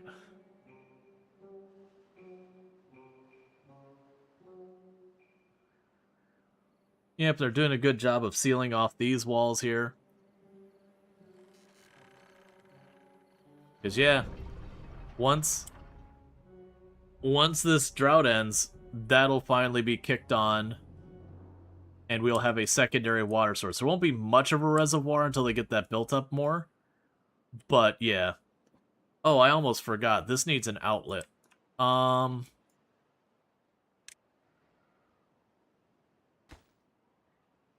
Okay.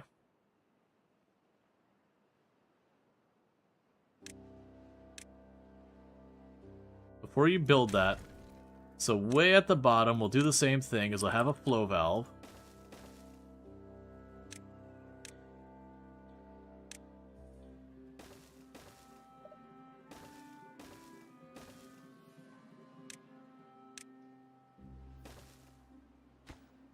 Okay, and we're going to limit your flow to, like, 0.25. Well, right now you'll be at 0.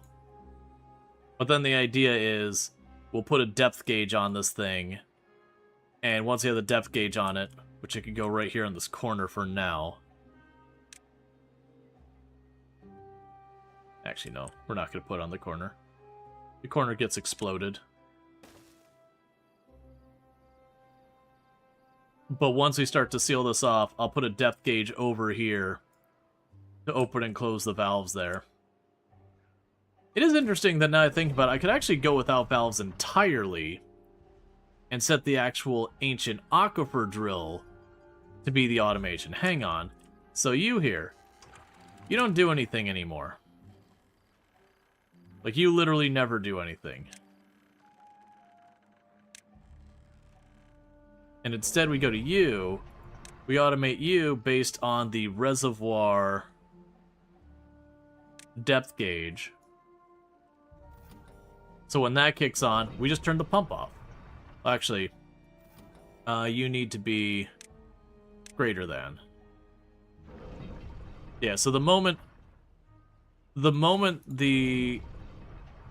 I'm sorry, one second. Less than? There we go.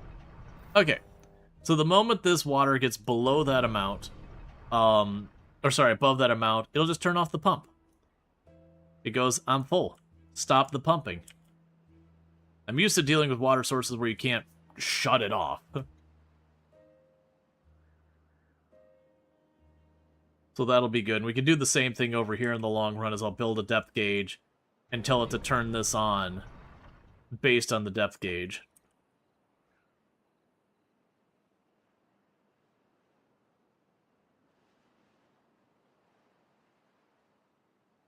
Because that seems like a solid way to automate, because then it makes all these valves and all that irrelevant. I'll still keep the valves, just in the off chance that something goes wrong, like I accidentally delete the depth gauge and all that, or whatever, that I could then have a way of shunting the water out in a pinch, or something happens and I manage to contaminate it with bad water. I could be like, alright, just dump it out the side. It doesn't hurt to have it. It costs like just a couple of materials, none of which are like materials I'm direly worried about.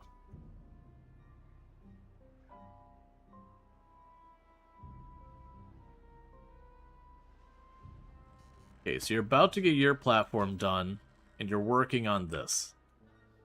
And both of those are going to take forever because they're dependent on treated planks.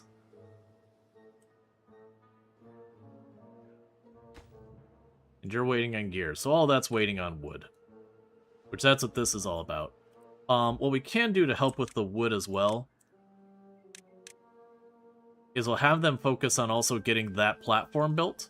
If they get the platform built, then they can explode that. We can widen this area out more. And then, like I said, it could be one of those things that I move... If I move the forestry here instead, it should be able to reach that to replant those, and I can make more oak over here. I think that would be a good use. And then if necessary, I can move the tree cutting place. So let's plan to build a forestry over here. For right now, that could just sit as a neutral priority. We can kick it up after that's exploded.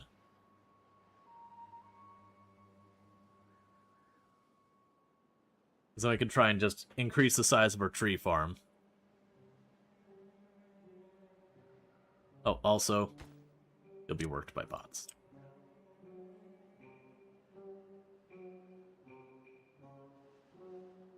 Okay. Someday you'll build these things. Not today. Tomorrow's not looking likely. And probably not shortly after that. But someday. Okay, so you're right about to get... Yeah, so the moment they got up there, where they're in range, they're going to start putting all the explosives in place. Because I've got a very large supply of explosives.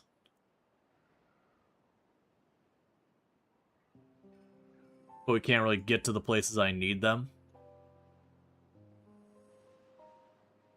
You finished your first run, you didn't have make more than one district, is that normal? Yes. The district mechanic is a carryover from the early days of early access. It used to be when you had your district center, like I've got it here. It used to be the moment this line hit red, so around this far, you weren't allowed to build more than a couple tiles past that. So you'd have to have a district gate to then put the next district. It was a very unpopular mechanic that people found very frustrating. Yeah, to give you an idea, this whole area over here, I would have to have a separate district in the old version. But it was done primarily as a way of mitigating performance issues for the game. Because in games, pathfinding is one of your most computationally expensive things to do. So having literal hundreds of beavers pathfinding all over the map was very computationally heavy, so what they did is they required districts, so like, your beavers only have like this area to deal with, and then you have a different district, and they only had to go that far, because it's a really long path of the ones that get really nasty on the processing. But they went through optimizations and eventually made it unnecessary for the districts. But there is kind of min-max strategy you can do around the districts. They're wholly unnecessary, but if you want to like really maximize the efficiency of your colonies, you can do that. Nowadays, I'd even argue that's not as necessary with the automation. And then also, we didn't used to have zip lines or the tubes, which were another big reason why you wanted districts, is to keep people closer to where they're working. But again, with the ability to zip line or tube across the map at 1.5 to 3 times your normal speed, it really kind of took away the reason to do districts. Which all in all, I think is a good thing all around, because the district mechanic, while it wasn't badly implemented, was a very frustrating mechanic to do. Because it was effectively like, you had Colony A, and then next to it, Colony B in the next district over. But it's mostly a carryover from earlier and early access, that still can be used, and people still do, like, the people who like it, but broadly speaking, is just not needed, and not a lot of people are super into it.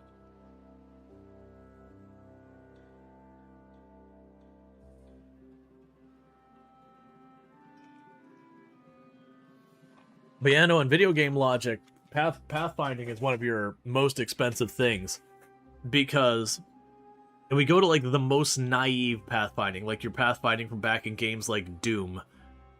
Basically the way the game would work. Look at the huge bucket, you love it. Hey Alana, how's it going? Can we get a shout out for Alana Rama, by the way? Another fantastic content creator. Fellow member of the Halcyon Frequency stream team, the stream team I'm on, and also someone plays a lot of Timberborn. Yeah, don't worry. The bucket's getting bigger. Because we are playing in hard mode, and these 30-day droughts, they take some time. So we've got our secondary bucket coming on up here, because we're starting to hit a limitation on our actual water source generation. But yeah.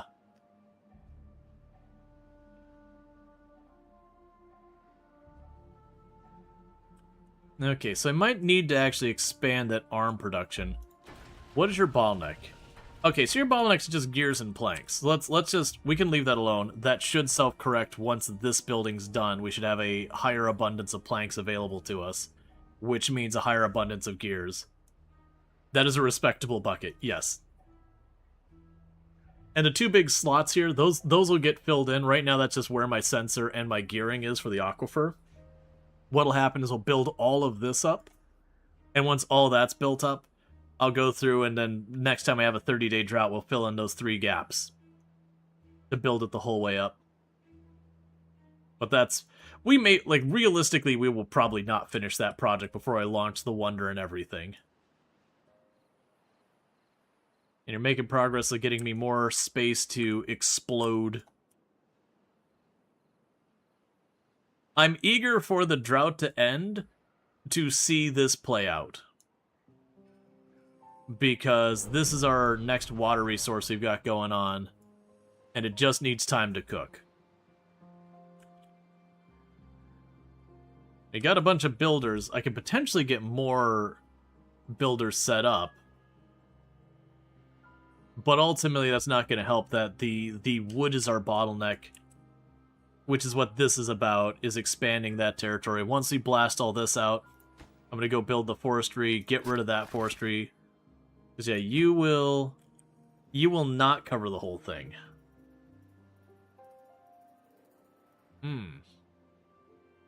I'd kind of counted on you covering the whole thing. Well, what we could do, this'll work. So don't build that there. Change of plan. We can put this over here. Why won't you let me? Oh, because of the zip line. Yeah, we can put you over here. And that'll cover this area and what our next area is, and maybe some down here too. Which, regardless of what it is, it ultimately boils down to that gets built, the old forestry goes away. We'll go ahead and do the log counter, set it to robots only.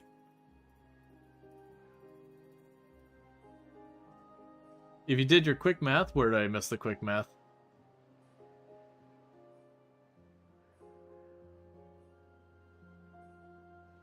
Let me see that. Oh, yeah, okay. I already read that from a while ago. I saw a couple of things. Yep. Alright, just a few more. But yeah, no, it's been going really good. I've liked the Oasis map. It's been an interesting challenge. I'm liking the idea that, okay, I've kind of hit a limit that if I want to expand farther, I almost have to counter evaporation itself. So we've got our secondary water source is tunneled into... I'm also liking that instead of, like, going through and making the over-the-top aqueducts and all that, we're just doing this entirely based around this oasis. We're, like, leaning into the theme that this map is a little oasis in the middle of everything, and that we're growing the oasis out, but, like, secretly we're just tunneling water underneath the ground into it. So it still remains looking like a little oasis in the middle of everything that all the water comes from, but it's actually all being kind of imported.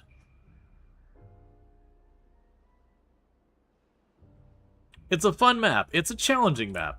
The fact that everything's based around that tiny little water seep at the beginning makes for a very interesting early game where you have a very hard limit on how big you can make the colony. Okay, so we've got all the stuff up top here, so... that is another area cleared out. We don't need these stairs anymore.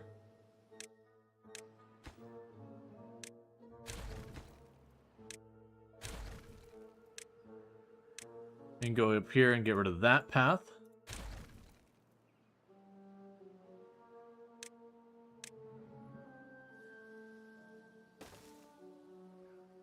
Go ahead and make just the path walking path, because then we can just go and keep detonating that way. Alright. So with that, let's go ahead and bump you up to a high that's the wrong one. High priority for building. And then we can go over here, and we can say, I would like more oak trees. We can fill you in this whole area.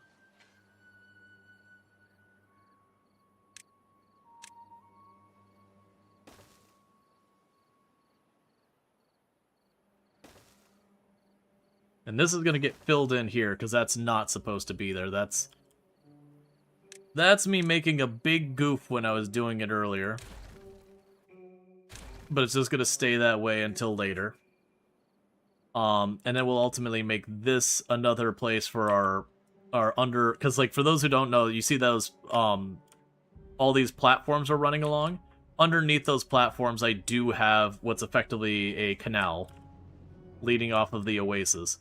So I do want to bring that out here, but I'm going to have to fill that in before that can be done. And we don't have dirt happening quite yet. And then flattened.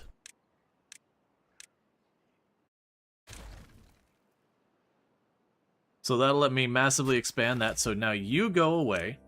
You're redundant. Fill that in with oak trees, because we just basically need to shift that over enough that is able to plant more oak trees over here to hopefully expand that. And this works out perfectly. That with my 2 log cutting, that they perfectly overlap with that second field. So that should give me a significant boost in my wood once these have a chance to grow in, which is unfortunately going to take a while.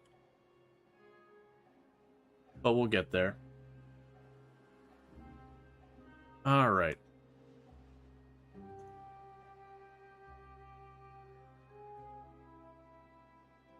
Okay, so you finished that wall. You're actively working on the next wall. And then once that's done, you'll fill in the last of that. And then we can start bombing that down too. Get it down to base level. And you're working on all this. Where are you running to now? Oh, you're starting to work on the path over there. Does that mean you finished this water source? No. Okay, so you're waiting on gears. That's fine. Alright, well-being is up to 43, 44. Because you finally finished the fountain. 45. 46. I'm telling you, these these wonder things, they do their work. You get them built. They do their work at making everybody happy. Let's see, do we have any jobs that still belong to the beavers?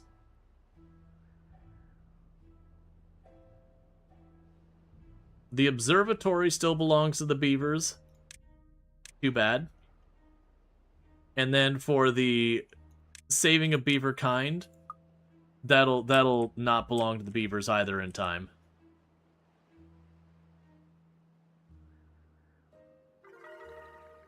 $47 wellness. 48 wellness. Yeah, so that thing alone has contributed to almost like 8 or 9 wellness. And that's with us making a decent percentage of our population homeless as we're allowing them to age out to reduce the population down, to reduce the dependency on food and water and all that kind of stuff. Honestly, probably don't really need to be doing that anymore.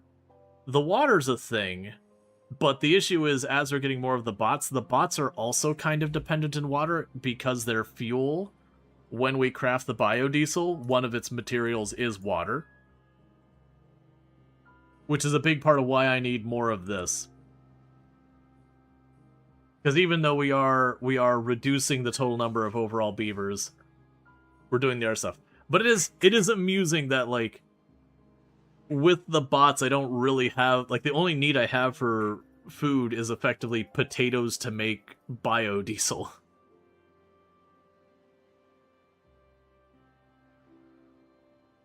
Okay.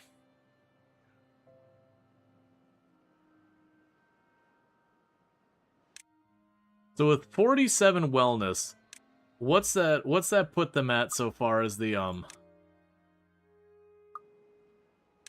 there we go. What's that put them so far as so I see 53, 54. So 54 wellness means they work twice as hard, they move 60% faster, and they live, oh, I'm sorry, 3 times as hard because it is a base of 100% plus another 200%. Plus they live twice as long. So, heck yeah. And then meanwhile we have just a bunch of bots running all over the place. But our beavers aren't unemployed. What are the beavers still doing work-wise? That's what I'm not catching. I thought I had everything assigned other than the earth recultivator, which isn't built, so there's no one working there. Ah, I've got a hauling post that belongs to the beavers. And a pump. And the lumberjack flags.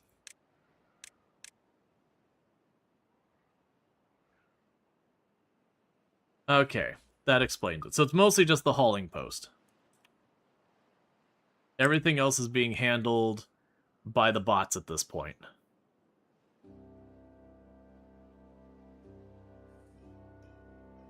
Okay.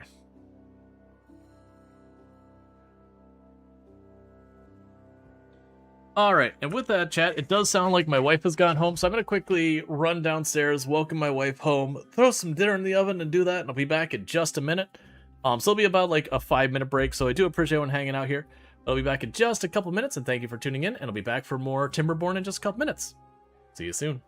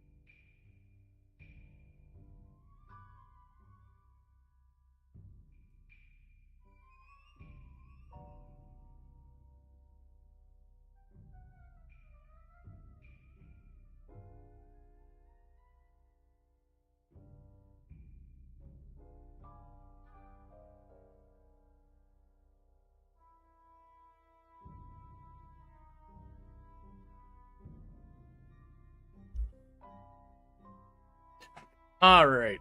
Sorry about that taking longer than planned. I got up here, it's like, oh crap, I forgot to grab my cup so I could get myself a new drink. And then I got the cup and I went, oh crap, I forgot the drink too.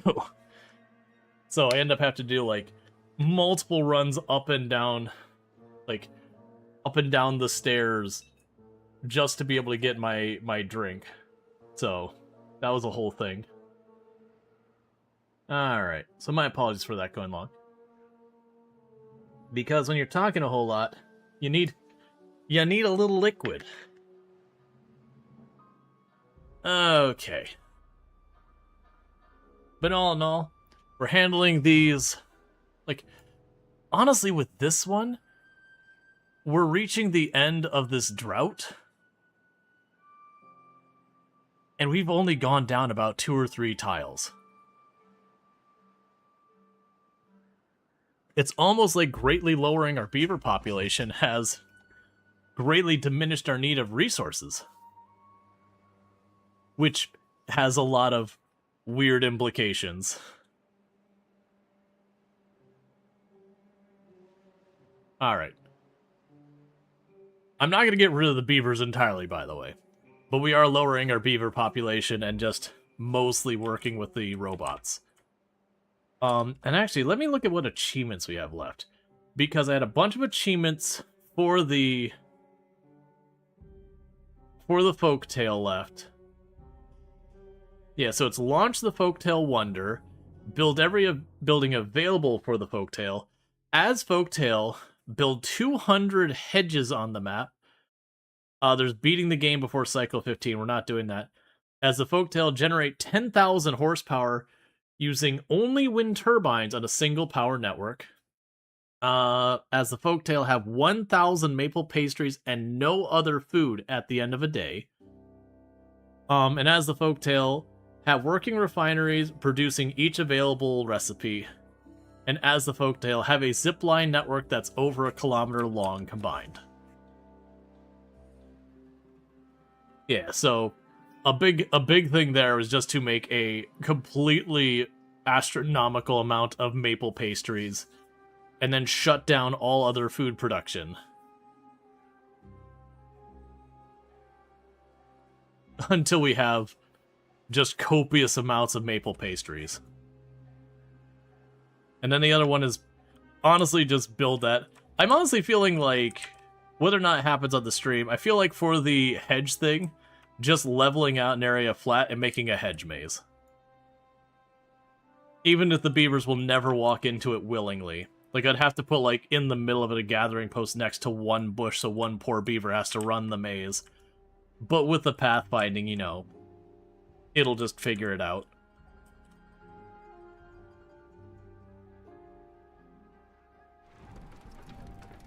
But yeah, so I will need a lot of windmills. But those are the kind of achievements that, when it comes to with streaming and all that, quite often I won't end up streaming it because it's just, you queue it up, and then it has to sit there for hours. Oh, husband. Thank you, wifey. Enjoy. You enjoy. Boing. Love. Love. And 49 wellness. The beavers are doing better than ever. It's weirdly depopulating the beavers is making them happier. As tons of homes go empty. That has some really dark implications on the priorities of the beavers.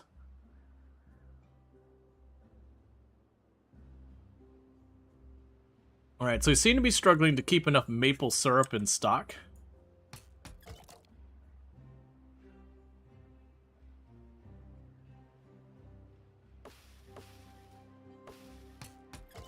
Okay.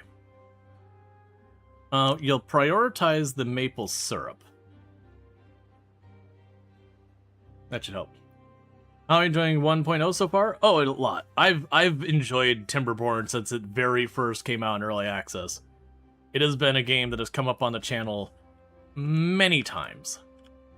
Oh, you're actually farther along. I expected it needed the treated wood. We're going to be sitting on that forever. That said, we did increase our wood production another full layer. Granted, these haven't even come in yet for the very first time. But still, that'll help bring up our wood production. This is no longer consuming all of our planks, so that should give us more availability. You're coming along nicely. You're already capped off. You're capped off. You're getting close to capped off. And that'll be more sorted out. We're starting to work at getting our path down this way towards capping that off. Has it been one of your favorite games to watch? Been a bit since you've played, but you're excited to check out the new automations. Oh, the automations are great. That's what all of this over here is. This monstrous nightmare of light bulbs. That's what that's doing. It's turning on and off all my buildings as need comes and goes. You'll see those lights blink on and off. Lights on broadly means give me whatever that is. Lights off broadly means I don't need whatever it is. There's some exceptions, like with the water, some of them are actually inverted, but you get the idea. Okay, is there other things we can unlock that we care about? These decorations, we'll need the head for the achievement, so I'll unlock those. We're good there. We have all of those. We've got all that unlocked. These two don't matter. Those two don't matter. That doesn't matter. I don't have a reason to not have the underground thing, so I'll unlock that. I'm not using the impermeable, but I'll unlock that. We'll unlock the ability to put down tiles. So that the moment I gain access to it, we can go ahead and start filling all this in. So I can get that all sorted out. What achievement are you gunning for? Every single remaining achievement except for the finish in 15 cycles. Basically, all of the Folktale achievements. Because I have all the achievements in the game except for the Folktale exclusive achievements, which is why we're playing Folktale this time. And then the 15 cycle one I don't have, but we're obviously on cycle 39, so that's not happening. My intention is to do the one for the 15 cycles off stream because I'm just going to go into custom game and then just max out the length of the cycle as much as I can, both the good and the bad part of the cycle. And then just get it to where I can kind of stabilize, you know, my stuff and put everything into just making the wonder. Just try and pre-game the materials. So we can save all the materials and all this growth and then just focus on the things I need. Speaking of which, how are you coming along? So you're actually about halfway through... You're over halfway through the metal production. The treated planks are going to take forever, and the gears are going to take forever. Okay, so we got our bad tide coming. And you are officially bringing water into the area from another direction now. So we check all the way down here. I do have the water the whole way there. And then we've got this whole reservoir here. Interestingly enough, I could make a... Not an aquifer. No, I guess it would be an aquifer. I could make an underground water reservoir. It wouldn't make a difference. But I could sit there, and it would be incredibly obnoxious to do. But you could dig down to the bottom layer and then just make this like big underground area. The issue would be it'd all be platforms, so you'd have to have like a stairwell on one side and just platform it all out where every single square would require planks to build and all that. Which I think would be utterly obnoxious. Would you pressurize it then? There's not really a means of pressurizing in a meaningful way. I mean, if you mean like capping this off, I can't. This requires mechanical power. So no matter what, there's going to be a hole in one side of it.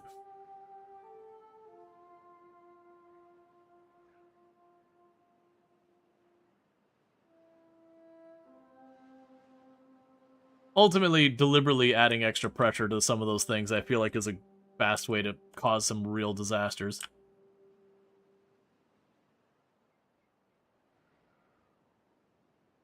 Can you do an impermeable water lock? Maybe. Well, I'd have to have whatever's producing the mechanical power inside with it. And I know those, if they go underwater, they stop functioning, so that wouldn't work. I don't think there is... I don't think there is a power source that runs underwater that I can think of. So I think that's ultimately going to be your limiter, is that you cannot produce mechanical power to run the aquifer drill underwater, and there's no block that allows you to transfer power through that I'm aware of that blocks the flow of water. Like most of your buildings that you can transfer power through, water passes through the building. Let's see. You just need to pass regular power down there, you think. Just pass the shaft through the impermeable floor. Well, I'm under the impression, I could be wrong. We can try it up here. If I put... Let's do an experiment. They don't even need to build it. We can just see it. So if I put a block there... Well, that's our gearbox that, you know, in theory is our power below. So then we could put an impermeable block on top of it. Okay, so water can't go through there. And then I would need to bring the power through the top of it. Let's see here. Oh, that does work. I hadn't anticipated that working. I thought the floor would have blocked it. Either way, I don't see a need to pressurize. It is an interesting idea, the idea of, like, making a small room and pressurizing it, and then having the flow there. I'm a little concerned with the consequences down here of opening the valve that's under extreme pressure, and how that plays out. Because, yeah, I can... Well, I mean, with the flow limiters you could. That's an interesting thing. I wonder how that works in a long time. Yeah, I mean... Yeah, no, it's interesting, because then you could pressurize it, you could force it back up, too.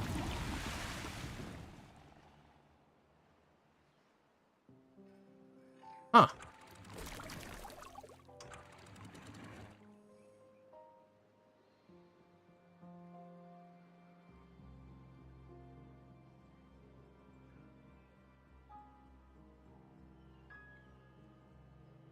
Alright, so let's adjust that.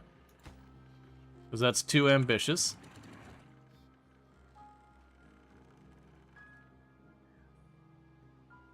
Because the idea there is that should keep the water high enough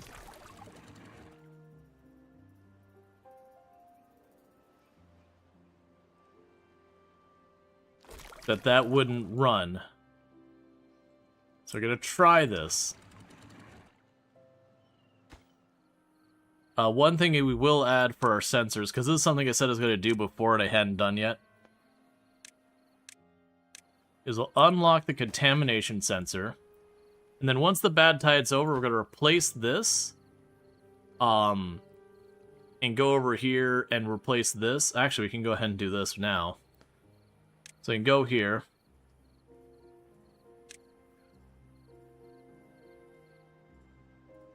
That's interesting. I'm not allowed to throttle it towards that. It has to be one more tile back. But the idea of this is going to be straightforward. That I'm ultimately just looking at... Wait. Not those. Fill... Basically, I'm trying to decide here. Is I ultimately want to set this up so that water can always pass through this way. So I guess it doesn't matter from this side. It always accepts water in here. And that here, we'll let it have water come out of there, so long as it doesn't detect any contamination. That way we can automate this and make this a little bit smaller. I guess it doesn't matter which one we do. Because ultimately all I care is it's just effectively a valve to let water through. So I'll build you there. We'll wait to actually finish this out after the bad water. Because in theory, now where I have this kind of deliberately increase the water height enough that the seep doesn't work during bad water as a way of countering it. That should work as long as that doesn't run dry. And that's what this sensor is about. The sensor down here is the emergency crap, it ran dry, I detect contamination, shut the valve. And then it'll just sit there as bad water until it evaporates enough down that we start slowly introducing more not bad water to it, until such time that's so diluted that it allows it to go out. Yeah, so let's check. So we got water flowing from up there. That's that whole thing. And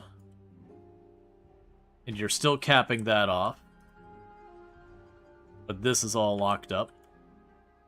You're still working on all the other territories. Oh. I see. We missed a spot down here somewhere.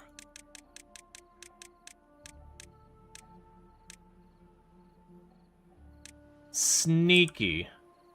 I wonder if I can actually even reach that, or if I'm gonna have to, like, make a staircase down.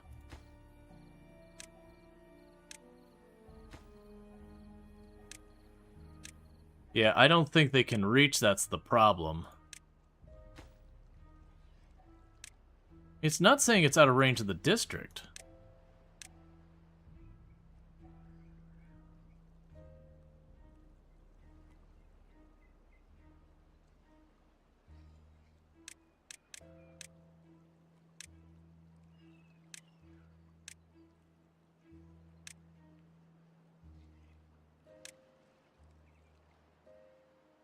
I think it's under the above ground that can't reach it from above. Yeah. What's interesting is normally it'd be like, oh, there we go. Yeah, so what we'll probably do is bring ledges from over here.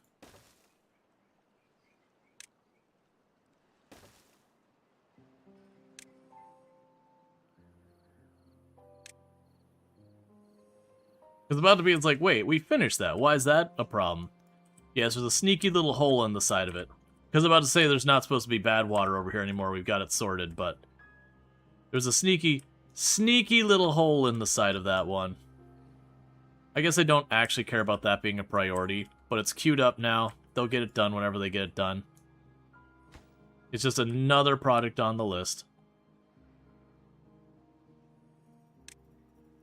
Yeah, because once they get over there, that's fine. You just need planks, so that's fine. That'll get done when it gets done. Because all the work here is just the raw lumber.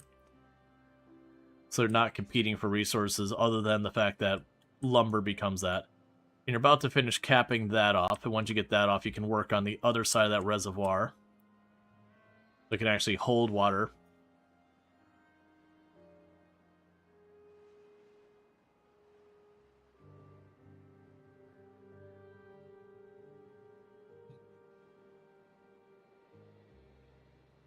Okay.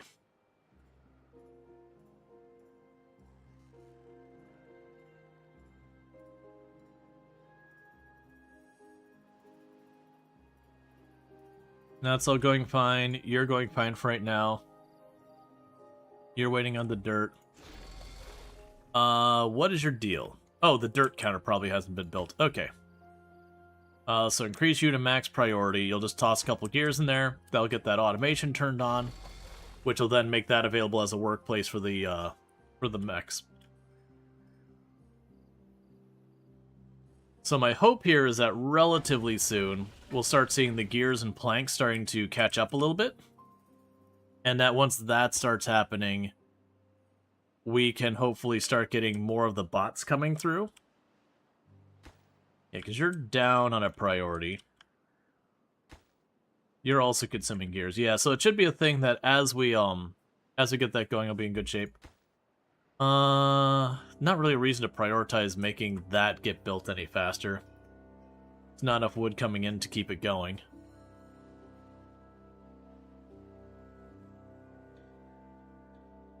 So yeah, if you get that done real fast.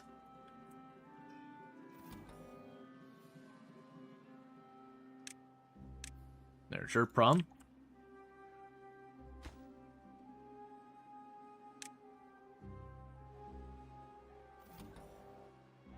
Okay. And with that, the digging begins.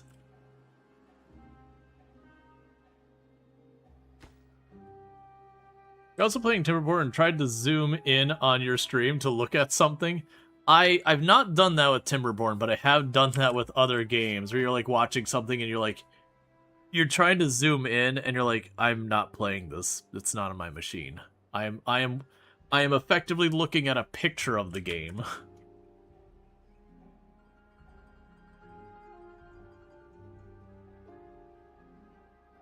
Alright, so we've got that starting to seal off, which is all good.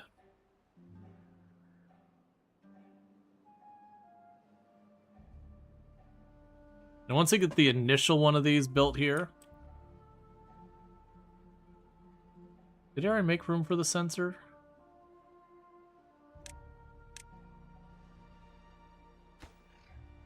I have not yet. So we'll go ahead, and that spot will be taken out. We will add automation for a depth sensor.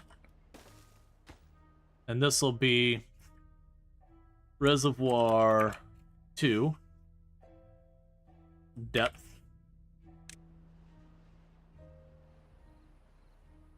I'm going to check if it's pretty close to maxed out. I'm going to check to see if it's less than that. And then once we get this wall... Once we get the sensor built, I'll go and hook up the aqua. Well, I mean, it won't matter at all for a while. You can just be normal priority. But once it starts to fully enclose this thing, we'll want to make sure that sensor gets built. That way we can turn off the aquifer drill once this starts to hit capacity.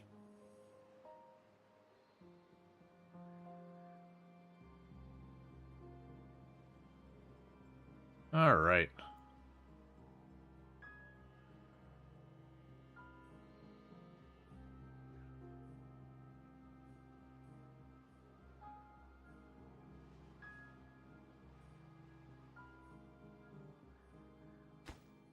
Yeah, so you're about half done there. You're starting to get this built. Which that's another one of those ones I mentioned earlier that this produces 400 horsepower. These consume... Oh, wait. You can take 400. Never mind. I missed that these drills do different amounts. Because you only consume 200, I thought. The ancient ones.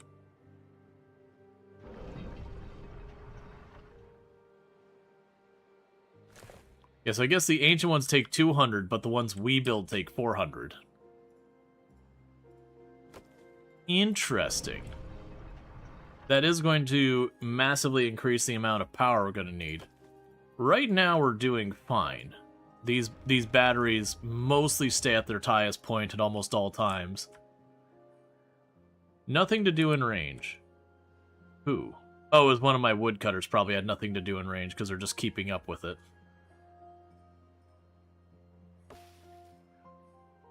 Died due to contamination. Yeah, that's fine. We're getting that sorted. I was trying to build that last ramp over to start capping that one off.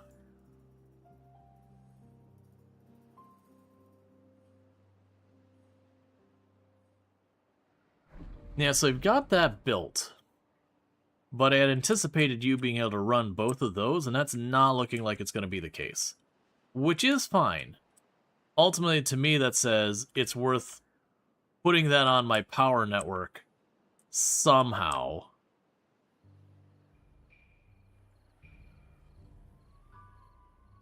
Just probably go from over here and just run that on over. You could also bring it along here and over. That's probably the better answer, is bring it over this way, cut over here and connect to that one. Then we'll be able to extend that off of here. And the reason for that is I believe, yeah, there's another aquifer drill there that we could run it relative. I mean, actually, I could probably follow the path a little bit over here, then go over. That way we're in the area that if I decide to get this one put on as well, we can wall that off, and get you hooked up. dig the path to connect it to my existing system. I don't think any of that's a priority right now. But it would be a thing I could do.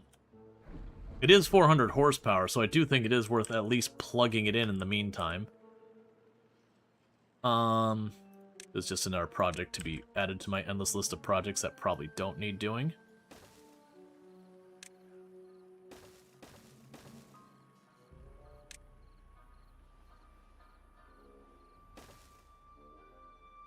Okay, so you can go that way.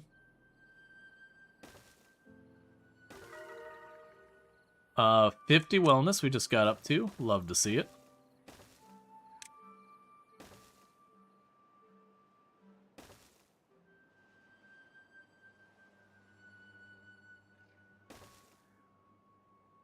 And even though I probably don't need to go over this, I'm going to.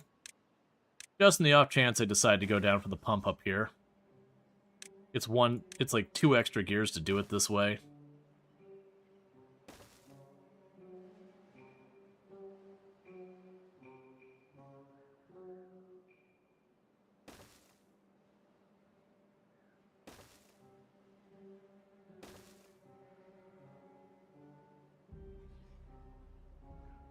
Okay. Actually, for that matter, let's scoot you 1 tile. No, actually, because then you could just build it along, walking along the side of it. So let's clear this.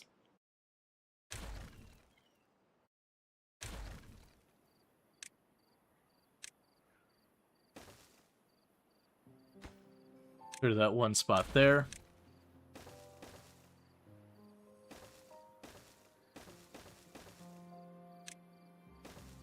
And all this could be built way more efficiently, but it is what it is. And we'll go over to this area. And not turn it there. We'll just run it right along the path. Because if we do right along the edge of the path, they can build it from the path. And we'll put a set of platforms there. Since you're already at this height, it'll save me gears.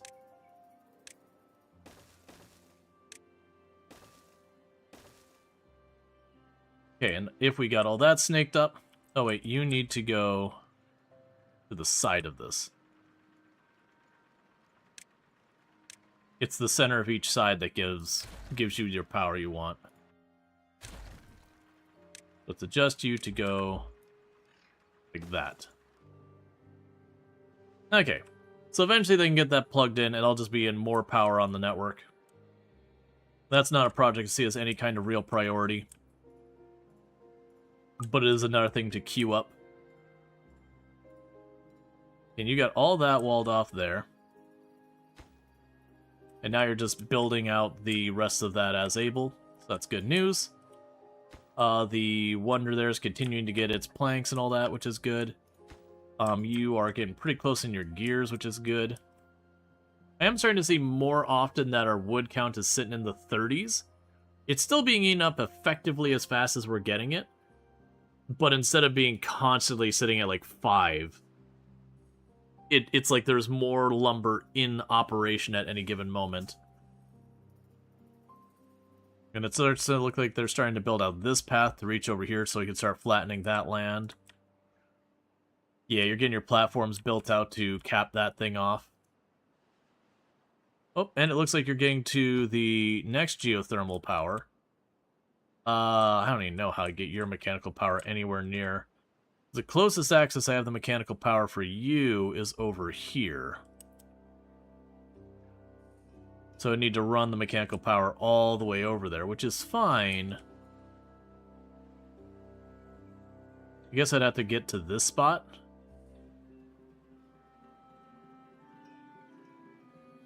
So I don't really have another place to poke in at it.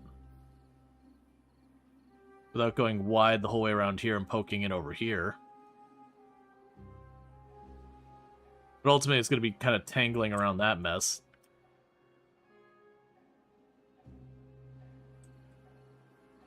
I don't see a reason not to do it. I mean, there's actually plenty of reasons not to do it, but I'm choosing to ignore those reasons not to do it and just continue on as if they don't exist.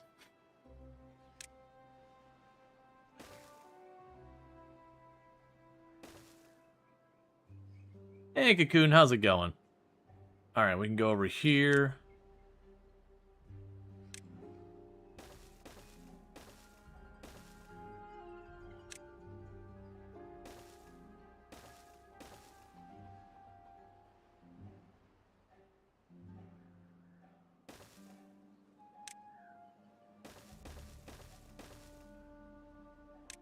And run you over here.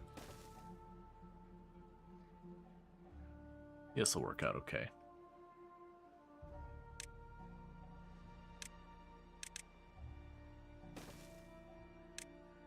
I'm just gonna run this over, because this is just another one of those, like, I have no urgency to this. It's just another project to queue up that eventually they get to.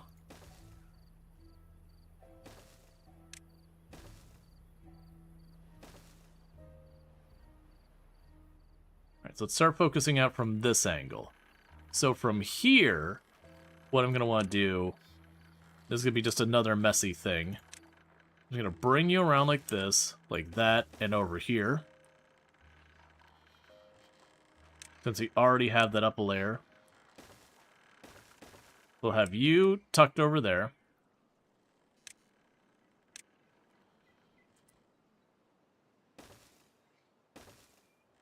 And then we can go here.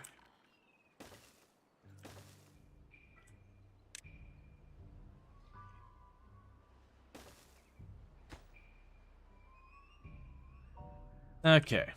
Now we can just join it up with the existing one there. The reason why this is worth is it's 400 horsepower that I never have to ever do anything else for. It's just forever 400 horsepower.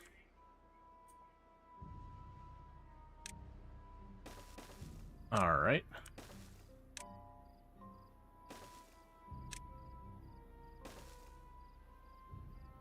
Now let's not use the gearbox, I can just put a platform here. Okay. And a lot of these things where I'm just piping power across the whole map, down the road I'll eventually want to go through and clean this up. Alright, that does mean this whole area over here is irrelevant, so we can get rid of that. Because it's just trying to meet up the two of them.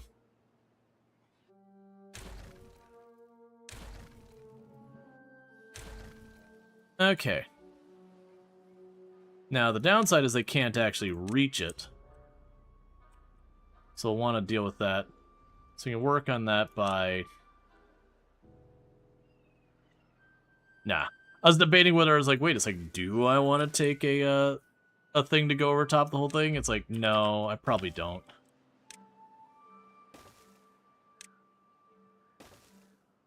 We'll go ahead and make a walking path that follows along this.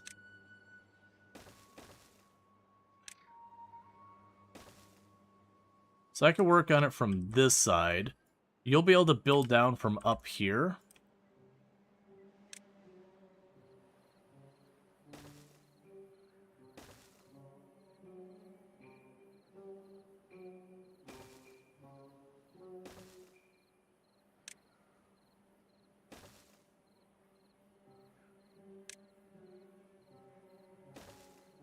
Okay.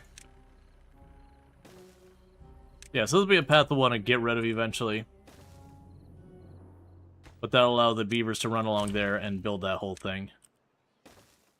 But that's another project to do someday, because we do have another generation going on. And they're continuing to work on this. You don't go too much deeper than that. Oh, hang on. Pause that for a minute. Wait until the bad water's over, please. Get better, to be honest, but it'll get better. Yeah, no, I gotcha. I do hope it goes better for you. Yeah, so you're capping that off. You're most of the way done. You're 75% done. We've recognized that there was a gap back here that I missed. And I guess I'll tell them to give that a slightly higher priority. Get that capped off, so at least I can be like, that one's done. They are working on this, and we can blast that corner.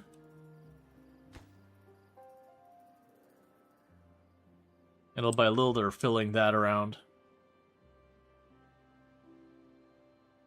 Did you know you can hold shift to skip the confirmation? I was not aware of that. I don't think I'd want to, because one of the ways I can watch if I've made a mistake is sometimes you'll like click and you'll see like, oh wait, it's like, you know, I'll be deleting this and I'll see metal show up and I go, wait a second, I shouldn't be seeing metal show up. What did I catch in there? You know, did I catch my aquifer or whatever? But yeah, no, it's good to know that. The one thing I would love to see them add is under the delete thing here, to have one of these that instead of being for building, that there is a separate demolish paths option. Because these ones aren't too bad to select. But when you get up on top of a wall like this, getting that selection on that tiny little, like, couple of pixels wide path, I do wish I could be like, delete the path. That's all I want, is it just deletes the path. Because I find I do that quite a bit, and it can be a little touchy to try and hit the sweet spot to get that.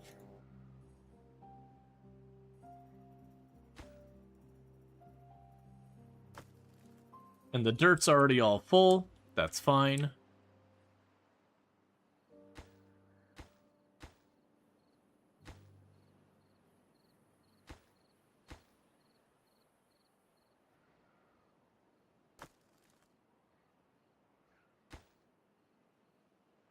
Okay, it's probably just not prioritized. It's fine. This game is utterly addicting. Oh, yeah. Absolutely. How's it going, Undead Baron? If we can get a shout out for Undead Baron, I'd really, really appreciate that. Yeah, no, Timberborn is amazing. I've enjoyed it since the very beginning of Early Access, and they keep coming up with ideas that you don't expect to expand the game to really change it. Like, I don't think anyone saw Bad Tide coming. For those who don't know, Undead Baron, an absolutely fantastic content creator, does a whole range of game from like simulation, survival crafter, does lots of stuff that has like Twitch integration, very much does lots of multiplayer, so lots of really fun stuff over there. So you can definitely find good stuff over there. But yeah, no, very much 100%. I like at the very beginning of stream I was mentioning it, that in the survival city building genre, you know, which Banished didn't create by any stretch of the imagination, but Banished, I would say, popularized. Once Banished came out, if you really look at almost everything that's come out since then, like 95% of it is Banished but. Which there's nothing wrong with that being like, hey, I've taken Banished and I added an extra mechanic. So like, I really like Farthest Frontier. It's a good game. But it's effectively like Banished, but like you've got crop rotations and all that, and then enemies attack. But then you look at, you know, Timberborn, and it's like, you know, here's the path that all the other survival city builders took, and they went this way, in a very good way. And they're not the only ones who have done that. We have it's sad that it kind of was one of the games that got released and then utterly abandoned, was the Tribe Must Survive. I really liked the Tribe Must Survive. But and then to me it had a good launch. So like it launched, it had some really good stuff going for it. And then they rolled out 1.0 and then we never heard a thing. Like that's just kind of it. They did a couple of quick quality of life passes, and then utter silence, even with the game not quite fully polished up, which is a really big bummer. Because like that was one of those games that like conceptually was really good. The game itself, you know, held up relatively well, but it kind of needed a little bit more, and that more never really happened, which is a bummer. My assumption is they didn't get the sales they needed, and therefore, is Going Medieval like this? No, Going Medieval is a lot more RimWorld like, without quite as much depth as RimWorld has, so far as like all the different systems and all that, but it definitely hits way more RimWorld than Timberborn or Banished. That said, the thing that I'd say Going Medieval, the advantages it has over say like RimWorld is it does have depth, so you can like make moats and walls and all that. But then on the other end, I found personally for me, Going Medieval, like the balance wasn't as interesting, the combat wasn't as interesting, the character depth wasn't as deep as a game like RimWorld, which granted, again, RimWorld has like 10 plus years of development versus going medieval. But it kind of felt like you gained the Z access, but then for other entries in that genre, it kind of was not as rich as almost all of them.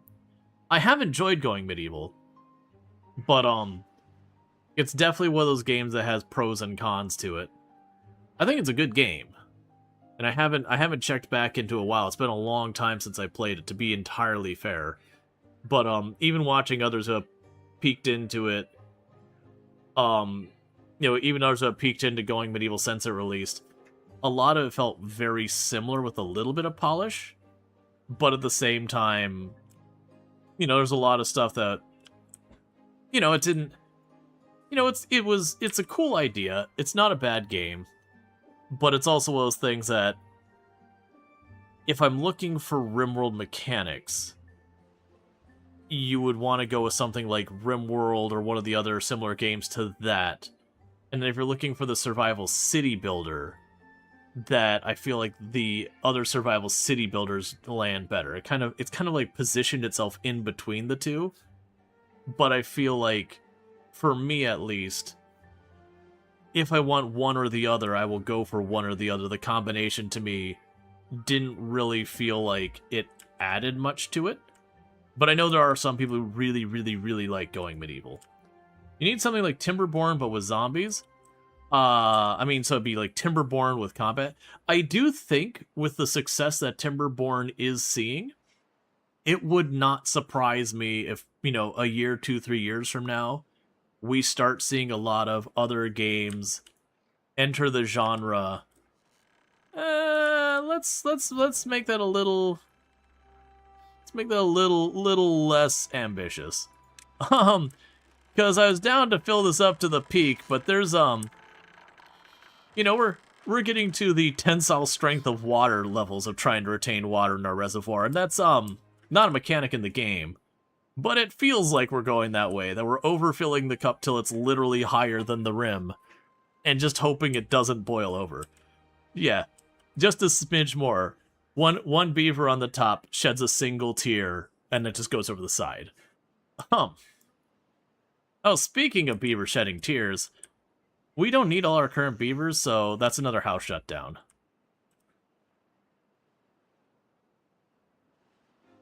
And I think that'll be the last house we shut down. I don't think I want to go lower population than that.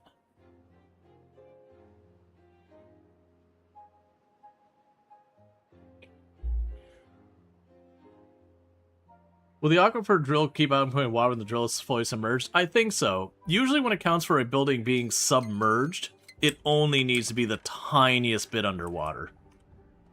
That was one of the things I was curious about as well, is would that keep running underwater? And the answer appears to be yes. Because it is one of these ones that it doesn't mention its water pressure like the seep and the water sources do. But yeah. We've got our secondary one online now as well.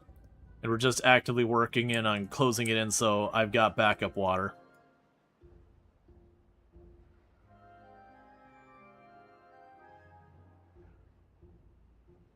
But we are going to need to get more gears actually reaching our stuff here.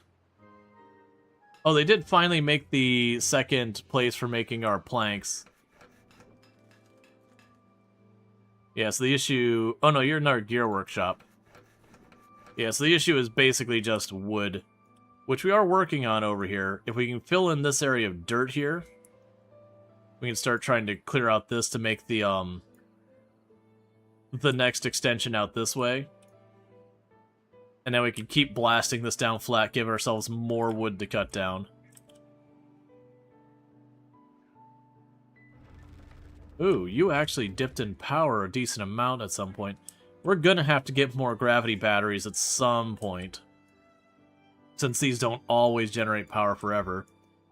On the other hand, if they do start working on all this stuff, which I'm suddenly realizing they cannot reach this over here, what would be my best way of fixing that? We'll just do a cursed setup.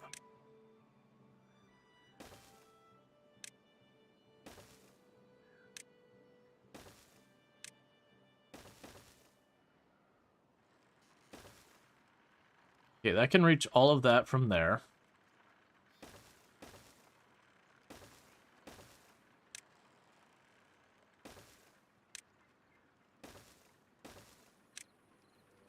And then you can reach it from that side. Okay.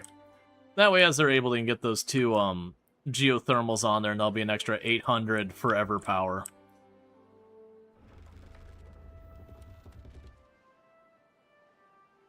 Yeah, because when the wind stops, these start going down rapidly. That's because switching over to the fully robotic workforce just about does lead me into the situation of oh right. They're going into a drought, so we can go ahead and afford to do this now. So you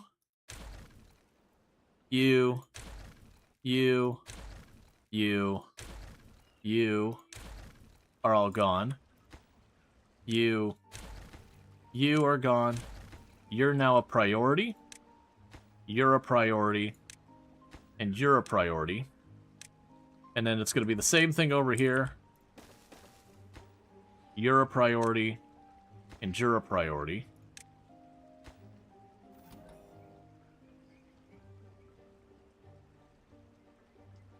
And I want to copy you.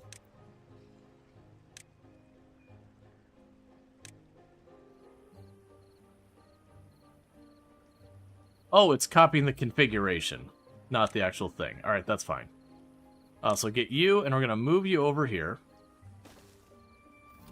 And now I'll copy your configuration and paste it there. And you're a priority. So then you go away in a minute. We'll let you sit here as you are. 'Cause yeah. Well, that would be off by default, which is fine. We can go ahead and get rid of you. And get rid of you. And change your name to It's a Bad Tide. Then choose your automation here to It's a Bad Tide. Cool.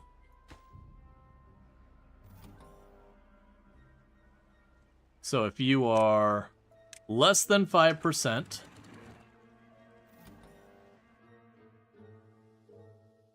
Oasis contamination. So if you are, so automate this, and you'll be the Oasis contamination. All right.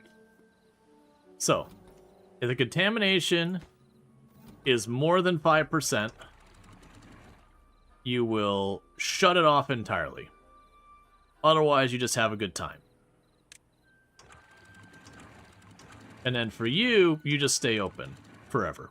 I'm just using this as a one-way valve. So water can come in here, and then in the event that there's no contamination, just let the water pass right through. In the event that there is contamination, these slam shut, and these can't backflow, so then it would just hold the contamination in that little pocket. That also does mean, for when we do get contamination in here, which is going to happen, I am going to want to continue to expand all this out. We'll get rid of these, because you're now getting moved. We want to keep the contamination from going out here so it doesn't kill my crops.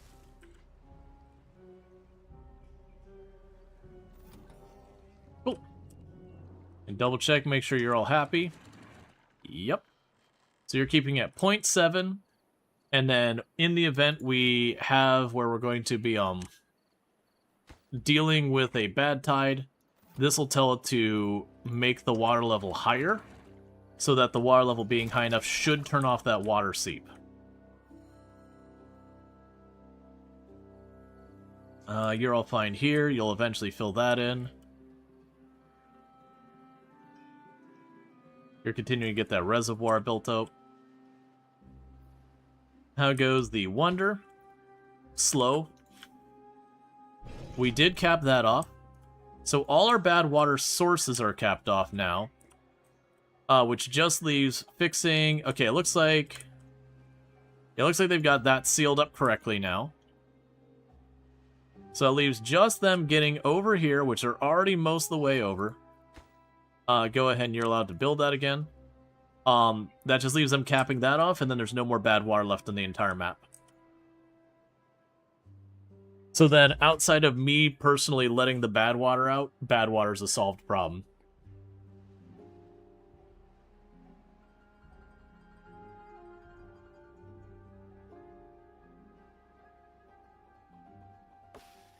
Now, there's all the oak trees have grown. So our woodcutters are playing catch-up on that.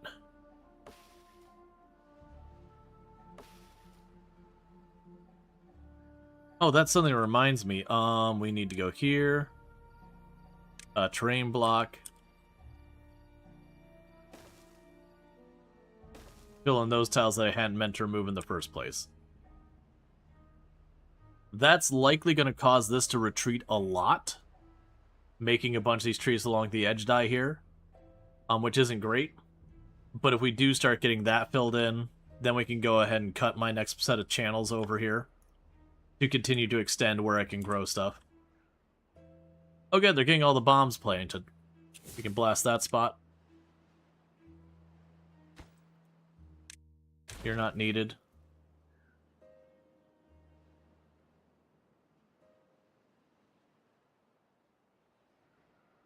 And we'll just keep blasting more and more to level out more and more of the ground. Because now we got all those bad tide water sources out in the distance removed. We can keep lowering the ground down, and then we can cut channels as I want to add more and more of this onto the setup.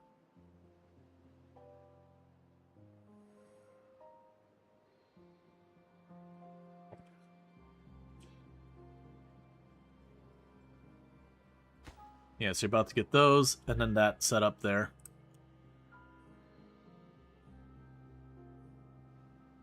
Oh, I totally... Oh, we're finally getting the books made. I forgot that was even something on the list. And then the other one is the punch cards. So the books... I'm assuming I have a book sensor? Do I have a book sensor? I've lost track. Yeah, there's a book sensor there. You're named, right? Yeah, books counter. Okay, so let's automate you. Books counter. And you'll automate you. And that'll be the punch card counter. There we go.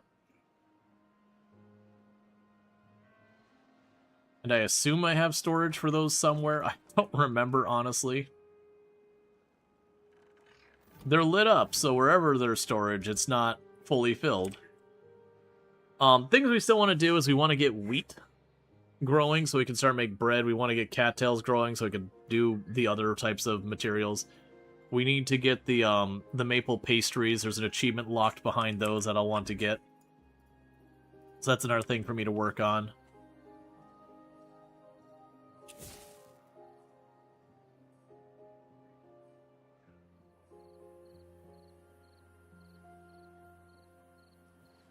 Okay.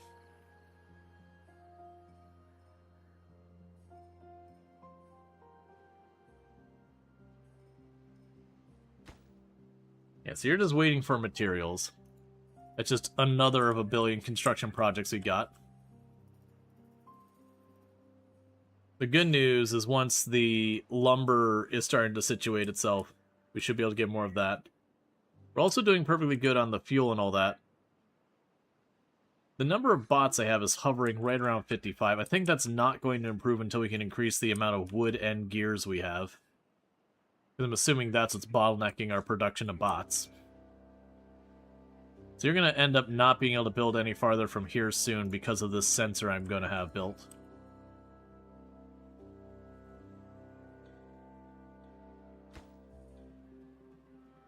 Yeah, I don't know about that.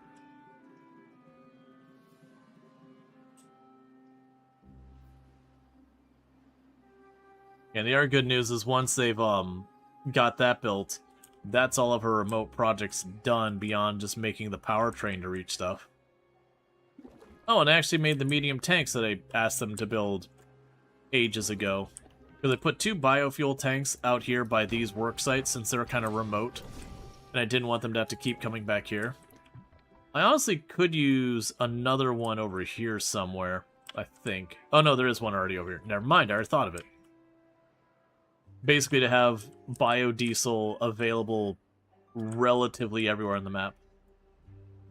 Oh good, and you're actually getting the stairwell up to start bombing this whole area out so we can start deepening this aquifer too. It's almost like once we got those major projects that are holding things up, now we're getting more and more resources allocated to the macro projects.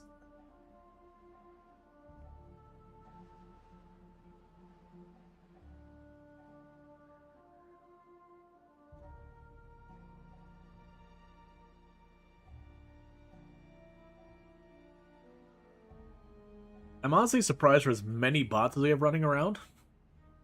And that we're making biodiesel exclusively out of potatoes. That our potato inventory is actually holding up just fine. I'd expect that to start dropping off.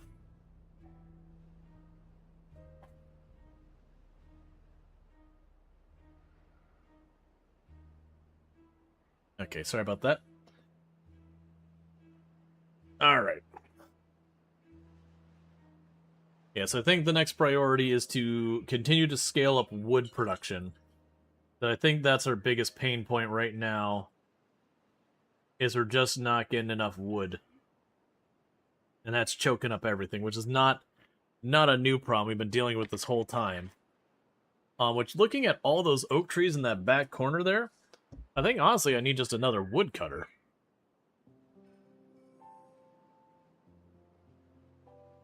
I kind of figured the 2 of them would be enough, but appears to not be the case.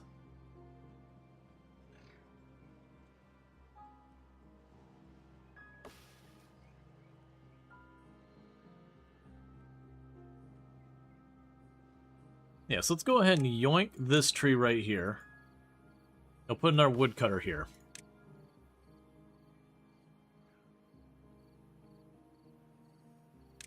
That should be more than enough for what I need.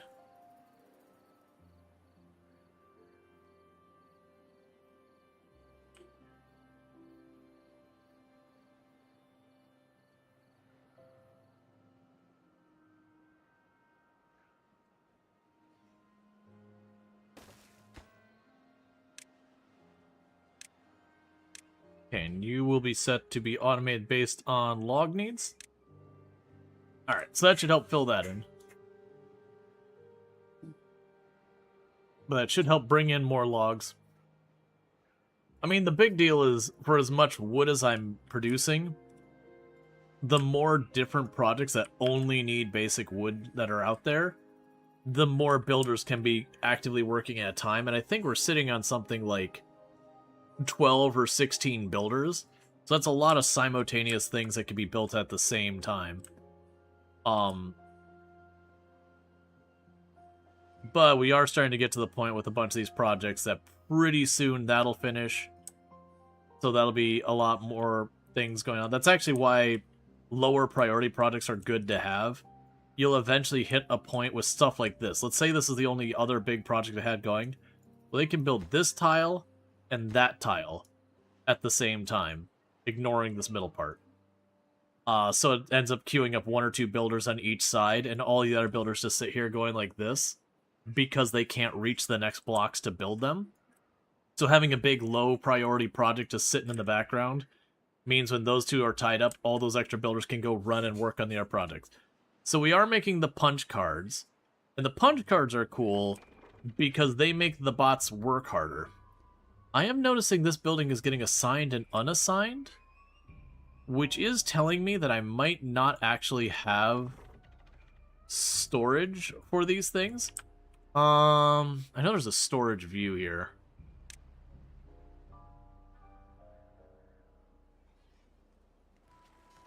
Okay, I got punch cards up here. And I got books there. So I do have storage for both of them. They're not convenient, which is a thing, but...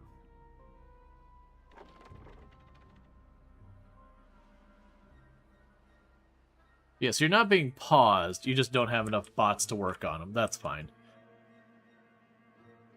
Paving everything with concrete? Absolutely. Alright, and boom.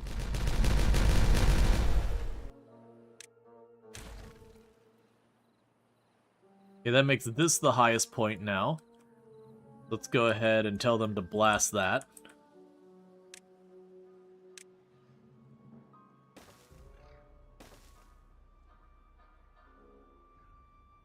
What game is this? This is Timberborn. It's a survival city builder that's very, very heavily based around water mechanics. It's not as obvious on this map, but you have things where you have like water sources, where you have water flow and you have water wheels.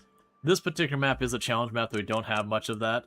But like to give you an idea, we're pretty far into our run. So I built this giant reservoir here to hold water that slowly fills this oasis as where we're living around. But what's not as obvious is we have a second water source that if we dig way down here, I actually have a canal going underneath my whole area here that's feeding water from this water source here. It's about to go, like, it's mostly dry now. But instead of most Survivor City builders where it's, you know, spring, summer, fall, you have to, like, get your clothes, your firewood, your food, your housing, like, all that kind of stuff to then survive the winter and then repeat. This one you have, like, they call it temperate climate, but it's good weather, drought, and bad water. And so the idea mechanically is good weather is your water sources work fine. You get your water. Drought is self-explanatory. Water sources don't produce water, so you need to have enough water held back to try and survive and ride out through the drought. And then bad water is your water sources stop putting out good water and they put out contaminated water that kills everything. On Steam, yep, Timberborn. It just went 1.0 about a week ago. It's been in early access till then. It is a really, really good game. In my opinion, when it comes to survival city builders, it's one of the very few survival city builders that has truly done something different. Whereas I mentioned earlier on the stream, you've got like Farthest Frontier and Banish, so Banish kind of set the model for that. But almost all of the survival city builders that came after it are kind of like Banished, but Banished but they kind of come from that same base Banished formula, which there's nothing wrong with that. But, you know, it's not truly something different. Versus this has completely changed the mold. I do look forward to, in a year, 2 or 3 years, however long it takes time to cook, we're going to get a whole bunch of, like, really crappy, poorly made, like, AI slop clones of the game, certainly. But I do look forward to, after, you know, some people go and, you know, from the Timberborn idea and seeing its success going, what if we did a variation on this? I look forward to seeing how that evolves in this kind of subgenre of survival craft or survival city builders. Because there's a lot of interesting things. We were talking about on a previous stream, we're saying like, okay, what would we want to see them add more to the game? And we had a bunch of ideas that are getting mentioned as like, okay, like the where things freeze over and all that. It's like, okay, but like how would that actually play kind of thing? And as a little bit more mix, I'm like, okay, there's room for that to be good, but like it's harder to see it. I know that whose channel was I hanging out for? Because I've been in a lot of other channels. I've been playing Timberborn recently. Wasn't FG? Wasn't Kiri? I think it might have been Wojess? I think it was in Wojess's channel, but it doesn't matter. But the point was, there was discussion about what would we like to see, like, if they were to add a new mechanic to the game, to add a new challenge, what would it be? I liked the idea that people mentioned of, instead of it being, like, good weather, you know, bad water, drought is the only options, but on the good weather end of the cycle, you could have negatives and positives. So the idea of being, like, a high tide, where high tide would effectively be every once in a while for your good weather sequence, your water sources would put out tremendously more water, which, you know, becomes a flooding risk. Or have like monsoon weather or whatever, where, you know, there'd be effectively like a rainstorm or such, which goes against the game's lore, but hand waving that away, there'd be effectively like this disastrous like rainstorm or whatever, which would cause water to show up kind of everywhere. So it's kind of one of those things that you would need to handle being able to deal with flood water. So kind of like you want to shunt away the bad water, you would need a way from your main base to be able to shunt out excess water. And that could be an interesting thing. That would have to be a later in the game thing, which is, I think, one of the reasons why they probably haven't done those kind of mechanics. Is you would, like, it's a hard thing to introduce the player through to in a way that doesn't instantly kill them. You'd love to see winter? Yeah, that was kind of the talk, is like, winter, how would that work mechanically? And the argument would be that water freezes over. You know, and in that regard, like, there could be a couple ways it could work. Flowing water wouldn't freeze, because that would be your counterplay, is to have a ability to flow water. So then what would happen is, at the beginning, like, the surface water here might freeze, but as you got deeper, you know, it'd take way longer for it to freeze and all that. And so in a situation like this where I have very, very shallow water sitting here, the argument would be that would freeze, your water flow would stop, it would cause a bunch of your plants to die and all that. But then the counterplay, I'm going, okay, well, how would I as the player address that? Now, having the water continue to flow would be good, because then the question would be, would the water sources turn off or not? If no, then that's fine. It just means you, like in this case where I'm turning off the pump, that would be bad for that playstyle. That I would need the reservoir to keep having some water mobility. So what I might do is have it when the winter shows up, I would deliberately let water out faster than I normally would to keep this flowing, keep this in motion, knowing I'm at kind of a net loss in water. They also mentioned, like, your plants growing slower, because I definitely wouldn't want winter, like, straight up where we've seen in all this genre before, because I mentioned the big thing to me is that this game differentiates the genre. It does something new. And if it ends up being winter, your crops die, you need firewood and all that, it's like, oh, okay, so it's just banished. But I guess there's water now. I think that would actually be a net loss for Timberborn, just because it would take it from being its own unique thing that has its own unique identity and all that, to making it look a lot more like what already exists in the genre. Taking away a lot of its unique character, its unique identity. Yeah, so I'm waiting for that to landfill in so I can dig the canal so I can go and get my next set of stuff growing here.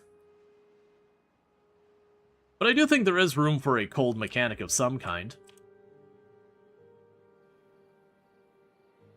As long as it doesn't go down to, you need to just chop wood and keep firewood for your beavers, at which point it's like, cool.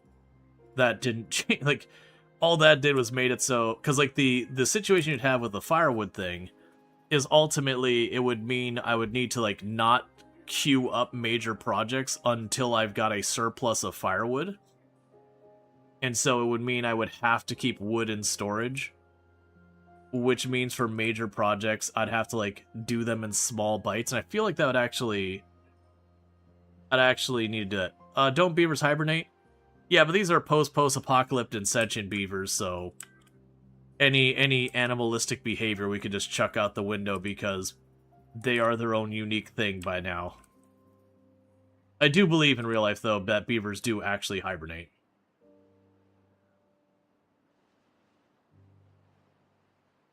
But that would also be a thing in the video game if the idea was winter showed up and your beavers would just all go to bed for the season.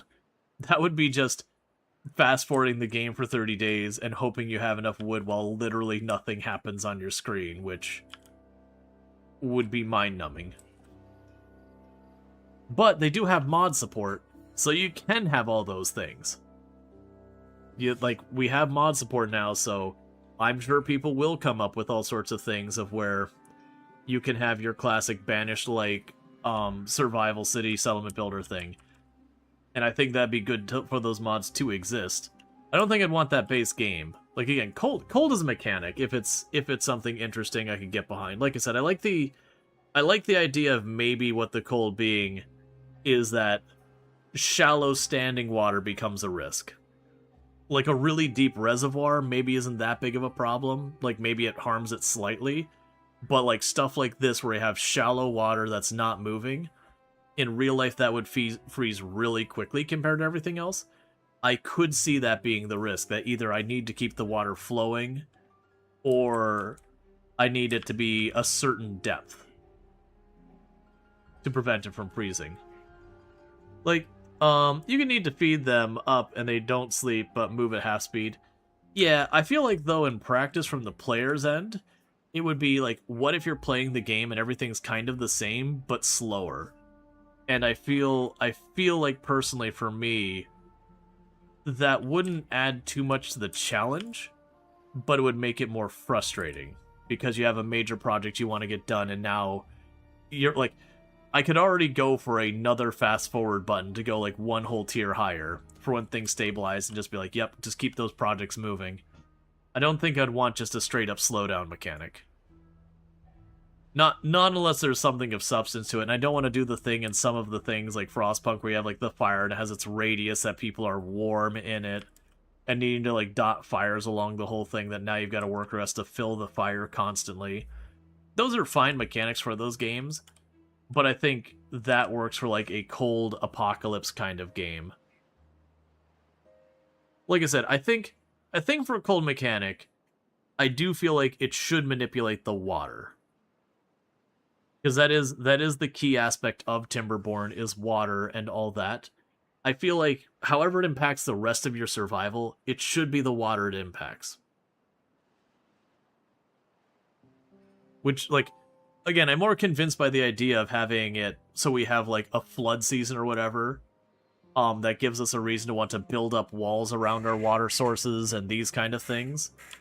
Or to, again, have a means of mitigating all that. Hey, Curly! Thank you so much for the raid! I really do appreciate that. So how was your stream and all good stuff? Can we get a shout out for Curly, by the way? So for those who don't know Curly, absolutely wonderful content creator. Been playing some Subnautica recently, but does a lot of like first time playthroughs and playthroughs of various games and all that kind of stuff. But yeah, I'm guessing, did you finish Subnautica? Or do you have like something else going on? If you gotta like raid and run or all that stuff. Sick Oasis? Yeah, the Oasis is going real well. We're working on getting our second reservoir set up and all that, because we're kind of hitting the limit on this. I mean, actually, this is going smoother now, but we were running that pretty low. And thank you for the follow. Welcome to the stream. But yeah, so again, check out Curly. Absolutely fantastic content creator. Highly, highly, highly recommend. Very good time. Very fun chaos. You did not finish Subnautica. You're terrified, but it's been so much fun. Nice. Yeah, no, Subnautica is a very excellent game. It's definitely one of those games you only get to play for the first time once. And I remember I was hanging out in your stream and you're talking about that the backseating could get a little real. Subnautica has been the only game on this channel to date that I've had to pause the game and be like, I need you all to stop backseating or I will go play on my own. Because it's not people being like, no, streamer, you're playing it wrong. It's just people who are so passionate about the game and wanting to have you find the next thing and discover the next thing and experience the next thing. And you're like, look, man, if you just tell me where to find it, it takes it away. The exploration is like 90% of the game. Let's see. You didn't know you could do that with water? Is there a source of water underneath that? So this is the Oasis map. Well, first, again, check out Curly. Absolutely fantastic. And when the cooldown's done, if we can get a shout out for How to Be Quiet as well. Queet is also amazing and has also been playing Timberborn. And, you know, Curly and Queet both play a lot of similar games that we play here and all that stuff. But I never streamed Witcher, fortunately, so I didn't run into that. There's been a couple of games that I've had to be like, hey, calm down with the backseating. But definitely Subnautica was the only time I've had to like genuinely pause and be like, here's the deal. If this doesn't stop, I will stop playing this. Timberborn's been going really good. You learned about the tail stamps. It's great. Oh yeah, we got those going on. We've learned about the fact of we are slowly increasing our robotic beaver population to reduce our dependency on water a little bit. But because they still have a dependency on water, I've been having to reduce the overall population to handle the water. So we are running into a situation where we're slowly reducing our actual beaver population in favor of mechanical beavers. And the way we do that as Folktale is by kicking people out of their homes so they don't have kids. And it's getting a really concerning when you think about that in practice, about automation quite literally taking everybody's jobs and evicting them from their homes. Problems that apparently even beavers can't escape. Yeah. Yeah. Which, we're not taking the population any lower. That's just been managing water. Our water is well managed at this point. Yeah, but let me get back to where it goes. So, I should say, I am Rual Storge. I do play a variety of games here on Twitch. I'm most known for my exploits in Project Zomboid, where I used to hold a world record for the highest kill count run ever streamed. Now, you'll notice there's a past tense on that. It'll get you caught up what's happening in the game and what we got going and all that stuff. You're so triggered by this conversation. It's just video game things. It's just how the video games work. Alright. So, to give you an idea of what we got going on here. Software engineer? Yup. My background is over 15 years in professional software development experience. Uh-huh. I 100% understand and all that. Let's get some more Spatterdock planted real fast, where I used to have that. So, for those, and I do play like lots of simulations, Element Builders, City Builders, Tycoon, Roguelites, Slice of Life, Life Sim, so your Stardew Valleys-esque. I play a huge range of games on the channel. Very much everything from, like, SnowRunner to Project Zomboid to RimWorld to this to whatever floats my boat. Right now I've got Timberborn going on. We got Factorio going on. I recently wrapped up doing a Tileman Challenge in Stardew Valley, which is where I have to buy access to every single tile I want to walk on, one by one. And it gets more and more expensive as time goes on. When we finished that challenge, it was about 10,000 gold per tile, which was sweaty and try hard. I'm waiting for that last dynamite. And boom.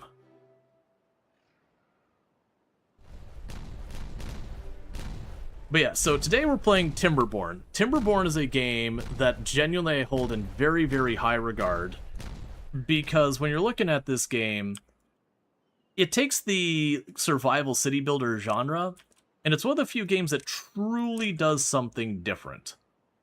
Because, I should probably deal with that. Because, generally speaking, ever since Banished, the survival city builder genre has effectively been spring, summer, fall.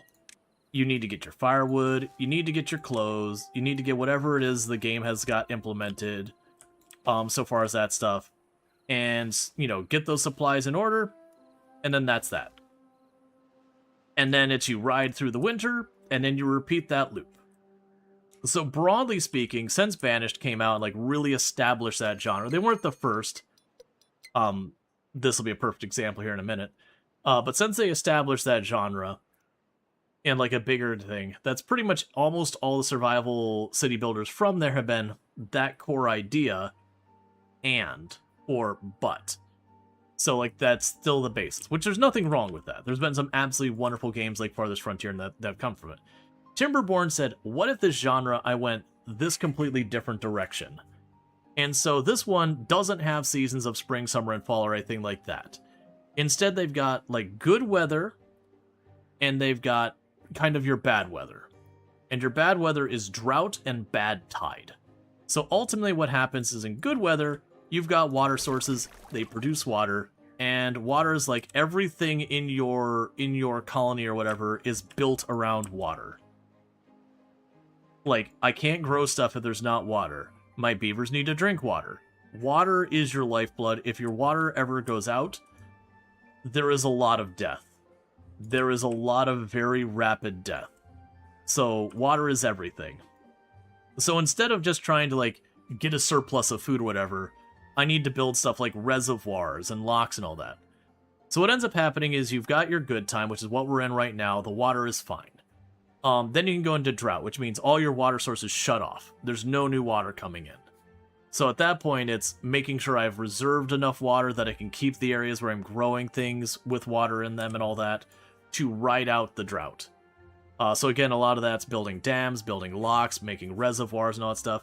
All right, Curly, you get those noms, and thank you again so much for that raid. I really do appreciate it. Again, check out Curly, absolutely fantastic. Did we get the shout out for How to Be Quiet as well? I'd really appreciate that as well. And thank you for the follow. Welcome to the stream. But then we also have one of the newer ones they added pretty late into early access, which this game is fully released as of this past week, but in early access they released what was called Bad Tide, which is kind of a thing of going, what if your water source went from giving you good water to giving you really bad water? And that's what we're about to go into.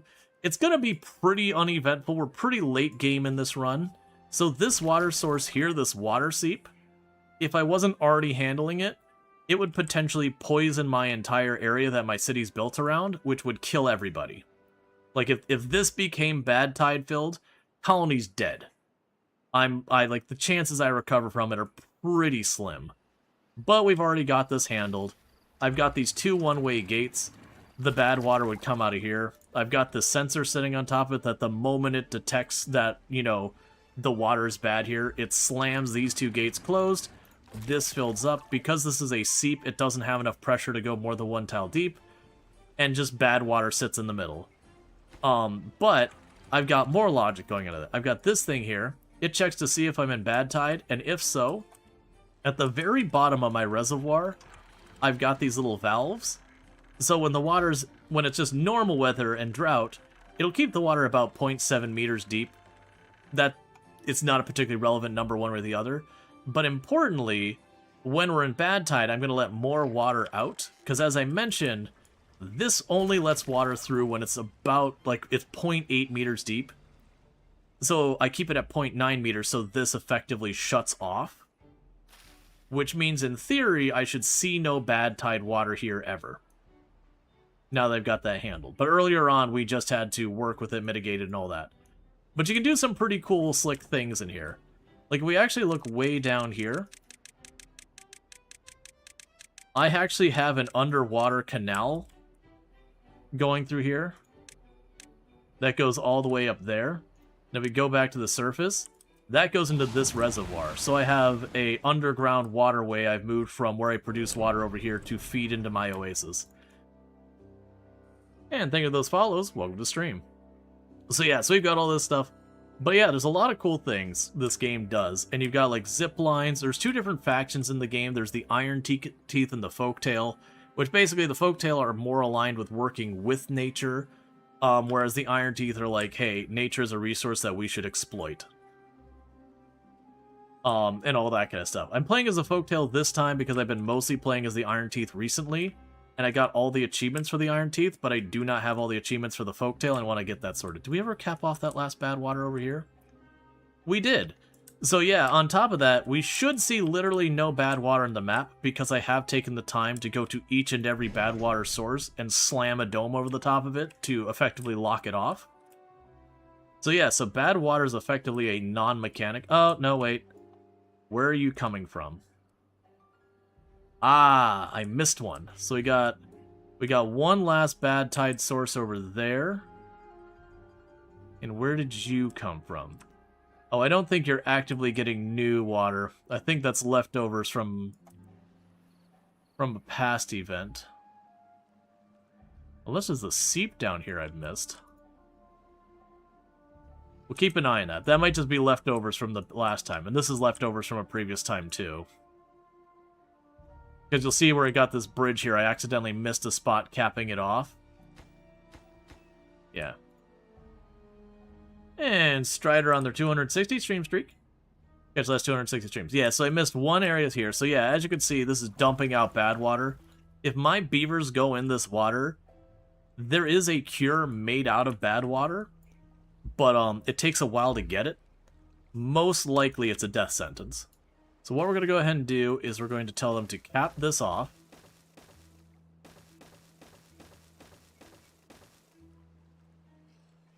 So we'll go here.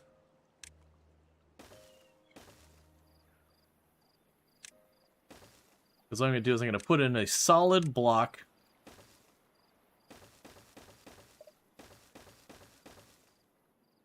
So that way, we can cap it off. We never have to deal with the gross poo water. Alright, so where's the nearest place I can get you to here? Because you are not a convenient location. Probably run right over to our reservoir we're building over here. Okay, I have not unlocked the bridges still. A lot of these are because I have habits I've developed since I've been playing since the very beginning of early access, where we didn't have these fancy technologies like bridge, that I've ultimately got habits now I do in the game that have not adapted to as things have changed. But that's fine. Now we have no limitations on district size for construction products half across the universe. I don't mind making the robotic beavers and the regular beavers run wherever I need them to take care of it. Okay. So eventually they'll get that capped off and there'll be another bad water dealt with, which means I shouldn't have to worry about bad water anymore. Now we are playing on the hardest difficulty, but again, we're late game, so things are pretty well stabilized at this point. Whereas normally they would be in a lot worse shape. But, like, early on, this was a real stretch because with that one water seep in the middle, and it only ever going one tile deep by itself without weird shenanigans, it was kind of a rush to see about getting up here to get this aquifer online as fast as I could to get a water reservoir before my droughts got so long that we died from this running dry. And it got pretty sketchy a number of times. We did ultimately at one point drop down to only 2 beavers. So our entire beaver population is the descendant of only 2 beavers left. That surely does not have significant consequences to recessive traits being more common or anything. Definitely not. That's not a mechanic you have to worry about in the game. Okay, but yeah, so we got a whole bunch of things. Another cool thing that this game has is the way you get power. There's not, like, electricity. Instead, it's mechanical power. So all these highlighted, like, teal buildings here, those are all in one powertrain. So if we look at here, I've got these windmills turning. They turn these cranks. And those cranks go out throughout my entire city to power all my buildings. But then I have my power storage as batteries that are gravity batteries. So they just kind of lift the weight when there's power. And when the power goes off, they kind of slowly lower the weight so that the physical pulling of the weight turns the cranks and all that. We are starting to kind of run up against the edge of how much power storage I've got. But that is a problem I'm actively working on, that I've got some geothermal way out here. And some geothermal way down here. If we check in this, I am trying to run a power train across everything to get that put on the network as well. But I'm starving on wood. Very normal problems in Timberborn. That as you increase your wood production, you increase your wood consumption by building more, which means you need to increase your wood, production, and you repeat forever.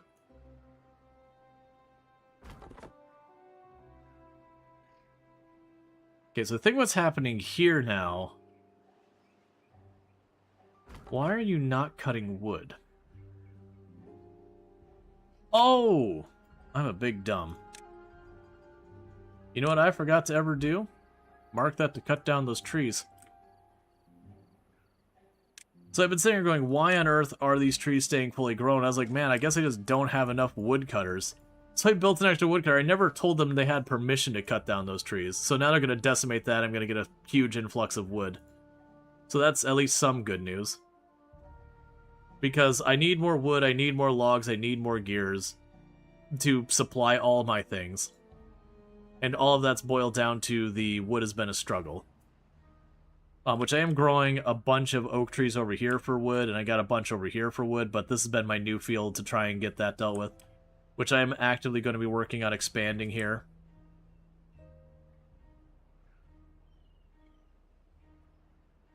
Yeah, so this is working great. This is exactly how this is supposed to work. We're just bleeding off the water from here a little faster than we would otherwise to keep that from functioning. And when the bad tide goes over, then the valves will go back to normal, let the water level lower, so that this, supplements my water production. Okay, so we're working on that. We are working on the Wonder here in the back. The Wonder is effectively your game win condition. You can keep playing forever after that. Most people will play until they're bored. But that is ultimately the primary objective, is to build this thing that, whatever, And we're not going to let the actual beavers work on that. That is going to be yet another assignment for the robots.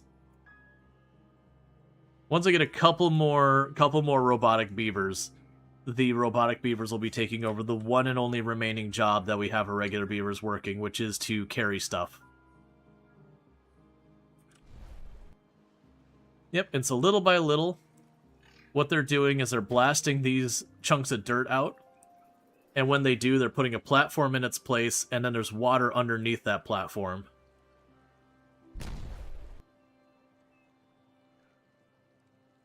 Oh no, I manually switched it to bots. I deliberately switched that to bots.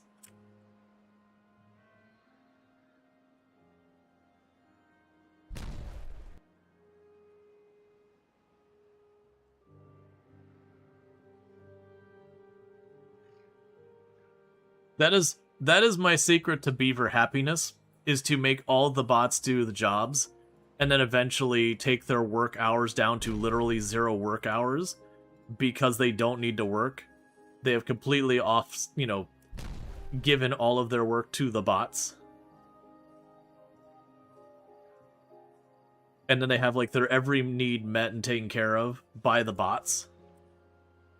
We just keep giving them more and more variety of food and recreation and all that kind of stuff.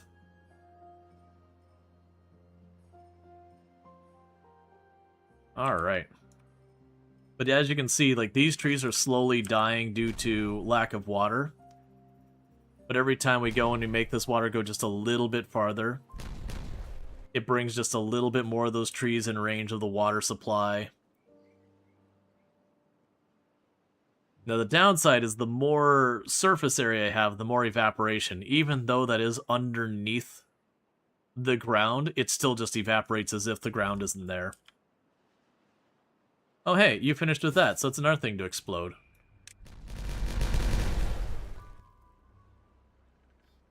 Alright, so let's go ahead and knock...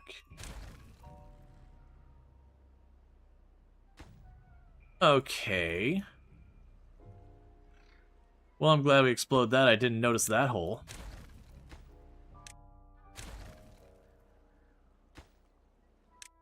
We're going to get rid of this staircase here. It's not needed anymore. Alright, so instead what we do, make a path up here. I want to let it go over there so I can get that sorted. Now also make a path up here. That's fine. And then we can go over here and tell them to dynamite that area. Meanwhile, let's make this high priority to plug this up. And a higher priority to plug that up. Because we're getting to the point that they're actually starting to seal this off. Now, I also do have, in case of a pinch, I do have these 2 valves. If something goes wrong, right now they're closed, I can just slam those valves open, and anything in this reservoir that's at that height or higher, I can just dump out the side into this outlet and get rid of. I shouldn't ever need that, but the moment you don't plan for that kind of thing is the moment you absolutely are going to end up needing it. That's just how the luck works with all that stuff.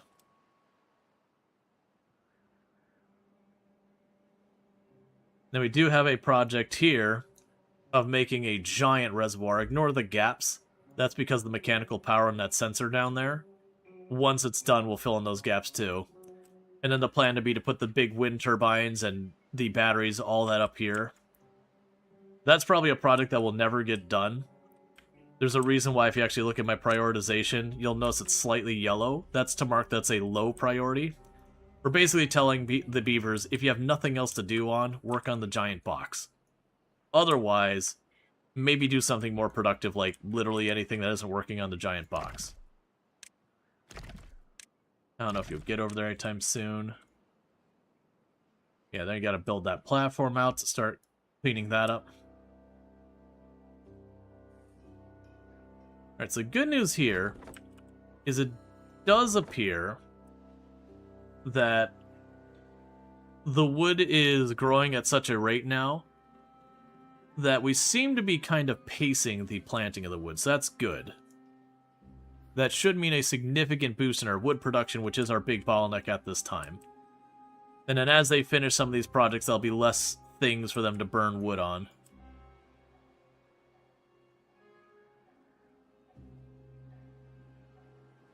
Okay, so they plugged up that little hole in the wall there. That's good. They're just going to keep working around and doing all that and exploding that and making it deeper.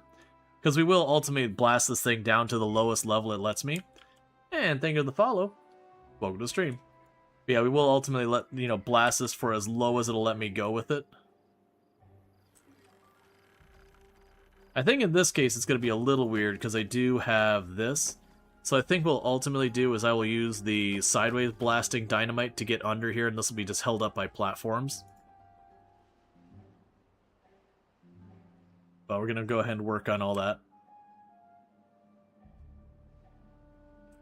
Okay, and you're capped off. Now, the one that was yeah, so this is no longer full, and we're still in the middle of the bad water. So you can see that that's still spewing out its water like that. So we should be okay with that. We got the one last bad water to cap off. It's way out of the way, it's not even really relevant. But just on principle, block off all the bad water so it can't become a problem later.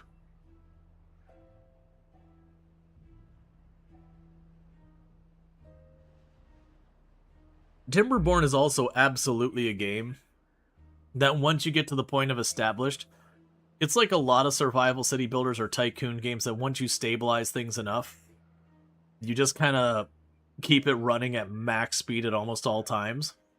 Because you just got lots of big projects to kind of just work through and all that. Which isn't a bad thing. There's a style of game I, jokingly refer to as ant farm games. That they're the kind of game where you take the time to just set some things up and then you just let it run for a while. 15, 20, 30 minutes later, you go in, you poke, you make some changes, and then you let it run for a while. And they're like perfect for that kind of thing. So like Roller Coaster Tycoon, for example, I'd call it an excellent ant farm game. Where once you set up where your park isn't going to go into bankruptcy at any given moment, you can just let the park continue to work and grow, and every once in a while I'll be like, all right, let's hop back over here and build another ride. Okay, let me just let it run out and stabilize with the new ride. That kind of thing. Okay, looks like they're finally working on this. Actually, they might be done with that. Let's hide the water. Okay, they're not quite. Yeah, because I got these three here that I want to blast because it was a spot that got missed when I built this. And since I am planning on fully enclosing this to a maximum depth, it's time to fix it. Because once we're at maximum depth, getting back down here to work on that then is going to be a whole big thing. Versus if I do it now, it's just sorted. Yeah, once I get the 3 TNT here, we can blast those 3 tiles out.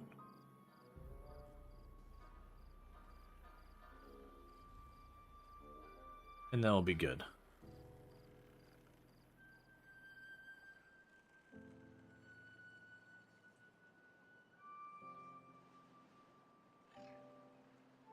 Alright, so I just got those 2 spots of TNT to do. And cleared. And that means that path no longer serves a purpose.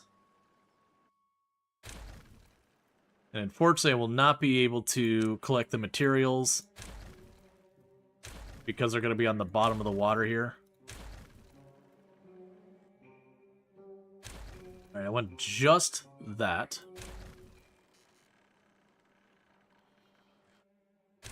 Okay, and now I can tell them to get back to work on the rest of this.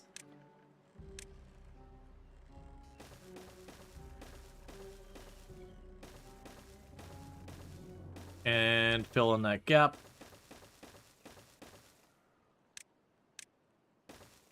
Cool. And then the other ones will have to wait till that's built all up the way to the top. And let's make sure that that has the same low priority as the rest of this. Okay, so that's just something they'll build if they happen to have the availability to build it. Otherwise, all stuff like this is more important. So we'll leave that. We can make it so we can see the water again. And like I said, if we didn't have the bad water handled so smoothly like we do right now, this would be a rough time of where we'd be dealing with bad water going everywhere. When you start your map, like all these channels over here would be all bad water. This would all be bad water. That'd all be bad water. This whole area would be bad water. This would all be bad water going the whole way through here and out. This is still bad water. You'd have bad water going the whole way along here. You get the idea. You'd be this tiny little pocket of not awful in the middle of awful. And if you don't handle your own water sources correctly, you too would be part of the awful. At which point all your beavers die. But a lot of Timberborn is handling things. Oh, they're getting the power train built. Nice.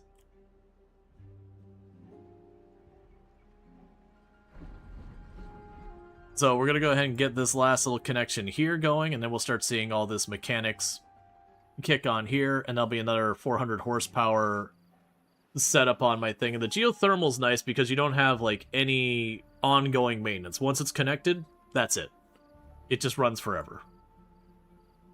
The big cost is getting the power where you want it, because, you know, geothermal vents are only so certain place, and you just gotta live with that.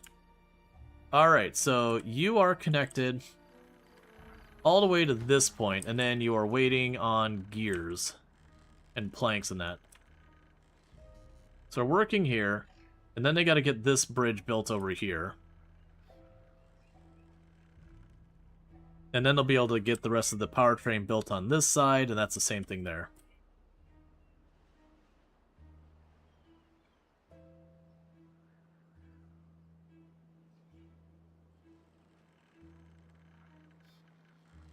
Okay.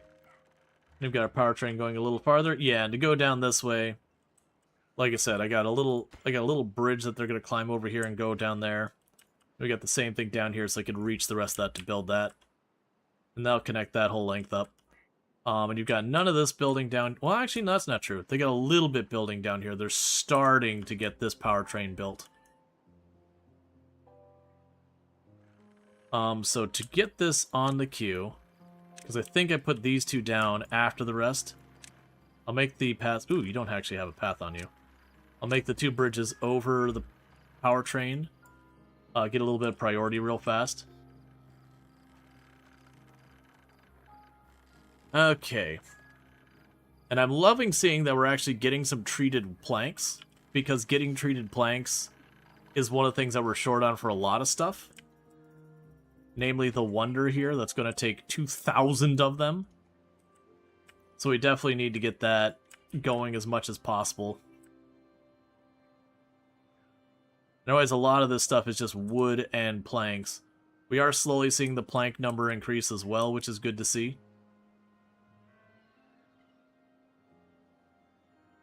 Because with the planks, we make gears out of the wooden planks. So we hopefully will see more of those operating. You would be set to the planks automation. You need to be set to the planks automation. You're set to the gears, you're set to gears. And the reason we have that for everything is just the idea is, if I've got too much of something, I want it to turn off. That's what all these little lights on are up here. Timberborn added automation, where if we look at any one of these, this says, like, hey, if you have more than, or if you have less than 90% of your total storage for bad water, you know, turn that on. And what that does is that runs my building down here. That basically is where I get my bad water from. And so the idea is, if I'm nearly full of bad water, which we look here, I'm basically right at the edge of, I'm basically full of bad water, shut it off. And that way, even though I've got this giant area working here, it takes like 50, 60 beavers working steadily to run it. Whereas normally this would be probably like 150 beavers running around to handle that. Which would mean feeding and housing and all those other things to do it.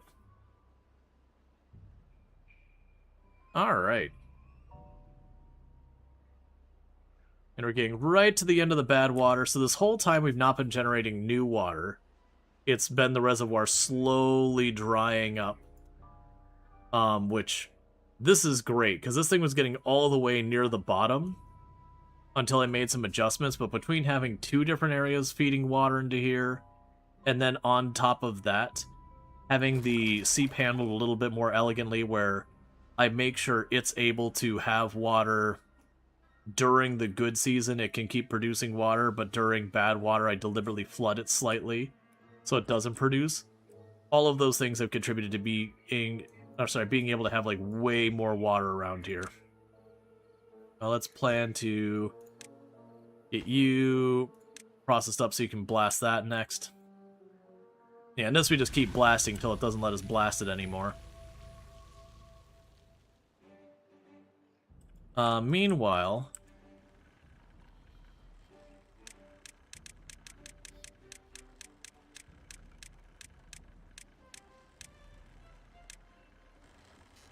I need to go in here.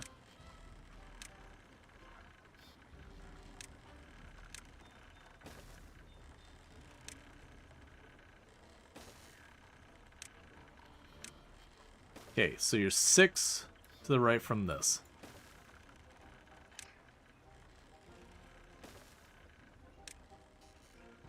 Because that's going to be underneath the other stuff. Cool. Because if we do it that way, they'll put platforms underneath it so we don't break any of that stuff. Whereas the rest I want to dynamite just straight on down.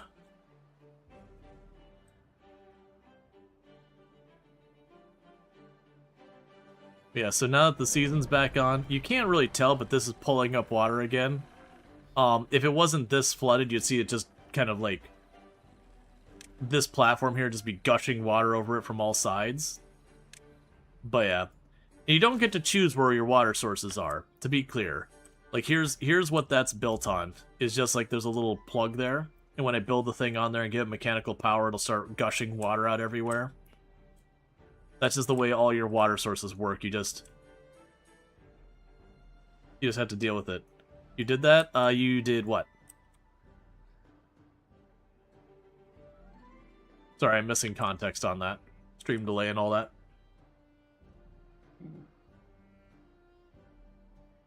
Oh, follow? Gotcha. Well, I appreciate the follow. I didn't get the alert for it, but, you know, that happens.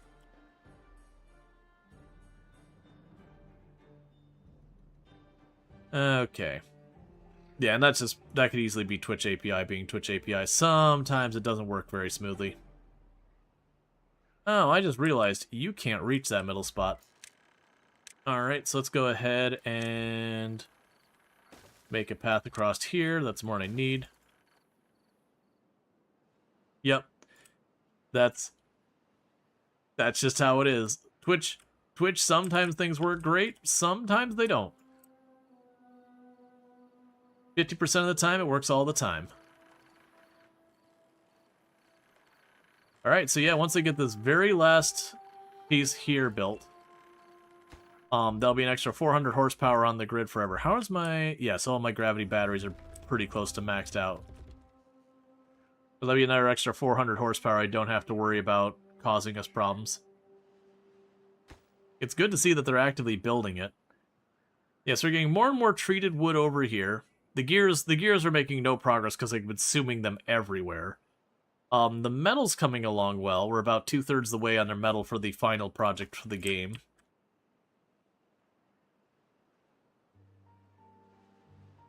Meanwhile, we could go ahead and just to queue up more stuff to be done.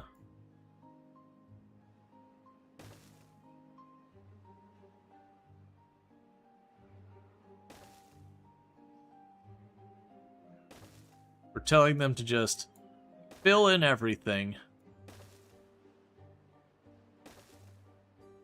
Okay, we'll leave that alone because that's brambles.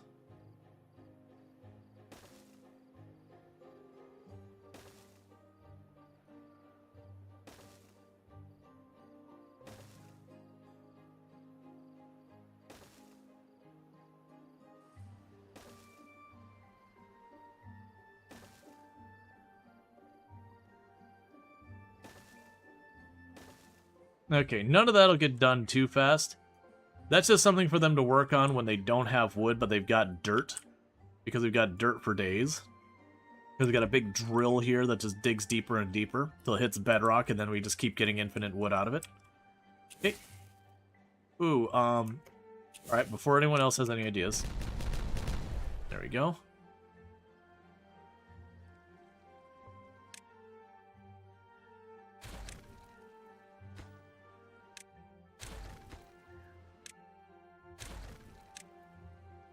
Cool. So with that, it's time to get more dynamite going on.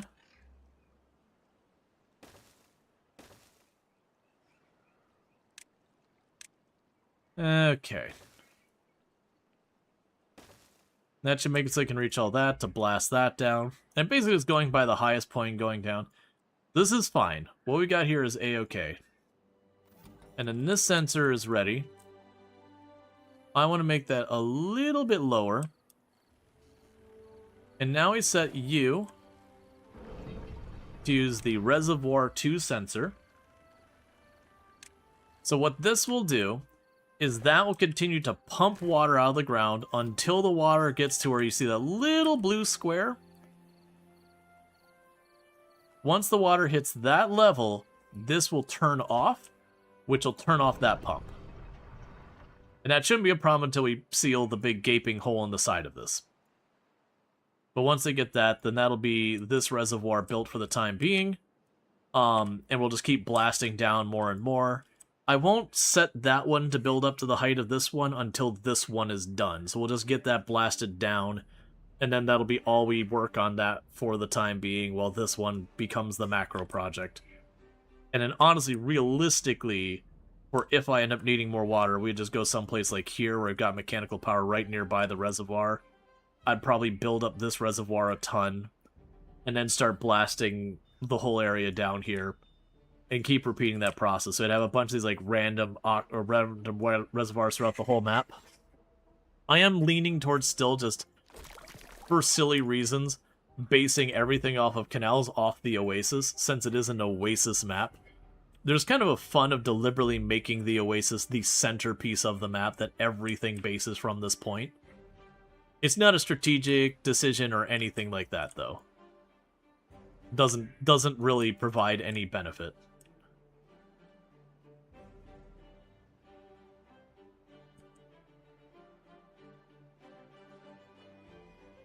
And you've got, that's a major project to work up there. You're done. You're all wired up. Okay, so the 3 days we got another drought going. We are actively seeing them work on getting this pipeline set up, which is to hook up that to the rest of the network. All of which will help with the power. Yeah, because I'm seeing you fluctuate, like I'm coming back here and seeing this fluctuate more and more.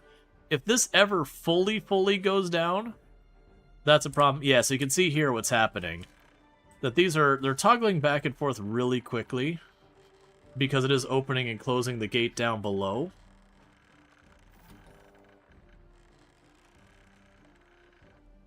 Let's bring you down a little bit more.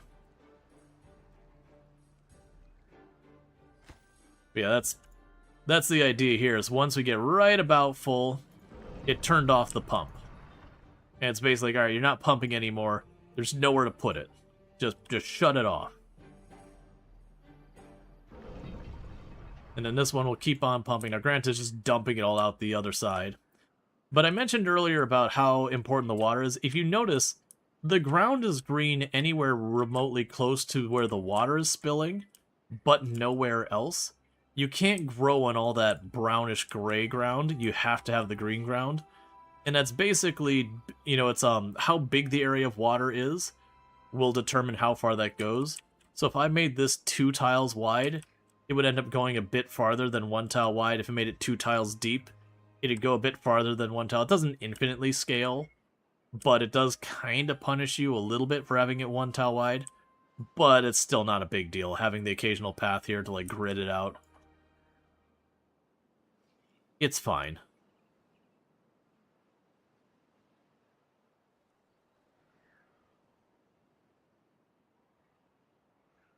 So one thing we can do while we wait, start canaling this out.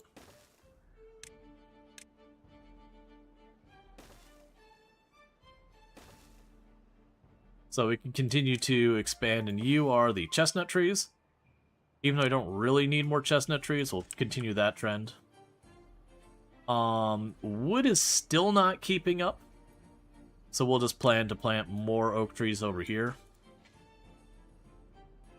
But at some point I want to get wheat made. We want to get wheat and we want to get cattails. What I'll probably do for that is I'll find an area like this and I'll just blast it all one tile deep. And then just let that be a big area. The big challenge with that is then it becomes a huge source of evaporation, which is going to consume a lot of water. But that's fine. It feels like the update speed of this should be slower. With the automation here, it almost feels like we should have an option here of being like, hey, you know, you can take an extra half second to update. You don't need to, like, flick back and forth rapidly as you're trying to settle.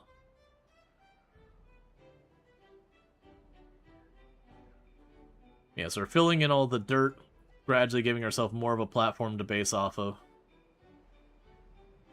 Yeah, and you don't have enough space off of this forestry to get like a whole other section set up. I still need to plant, was it daisies? I just realized we never did do those. Or dandelions. So let's plan for you to be dandelions. So that half will be dandelions, then we can put something like wheat or whatever on the other half. And the reason I need dandelions is a long time ago, I went to build this to make antidotes for the bad water, and it never happened because I didn't have dandelions and wood was always the priority, which never changes. And so we can also go there. Yep, so now I have a drought. So drought is the other negative thing, which basically just shuts off my water sources entirely. It also causes evaporation to go faster. So drought has kind of become the one that's worse for me right now. Okay, let's skim a little off the edge here. I want to split this in half, so it'll be half dandelions, half the other thing. So I want to go another 5 tiles here. And then you'd go up this way. And then we can leave the rest of that alone. And I'll grow something like wheat here. And then maybe this grid will be in a water area. So we can go in here.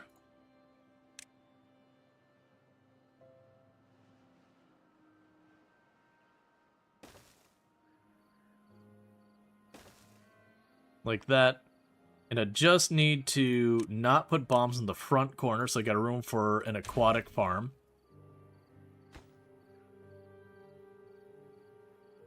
Okay.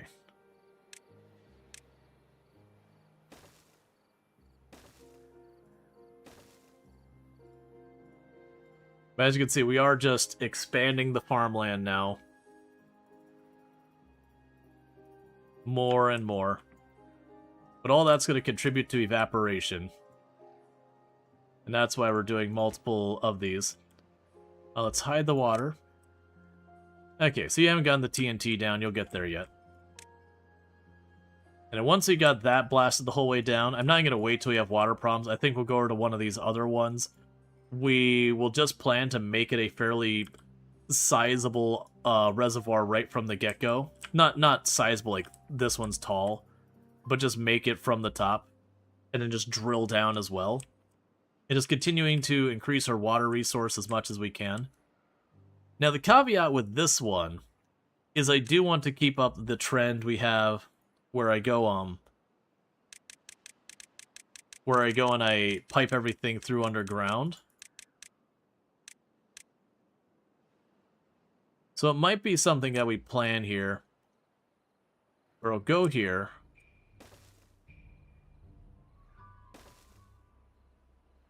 And even though I won't work on this anytime soon,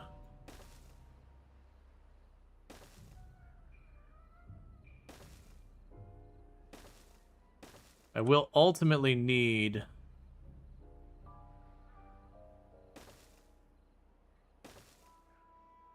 a means of getting down in here. So let's check, because this I have to be careful of. That's a bad water spillage. So if I go under there, we should be well safe away from it. So I'd have all of that there.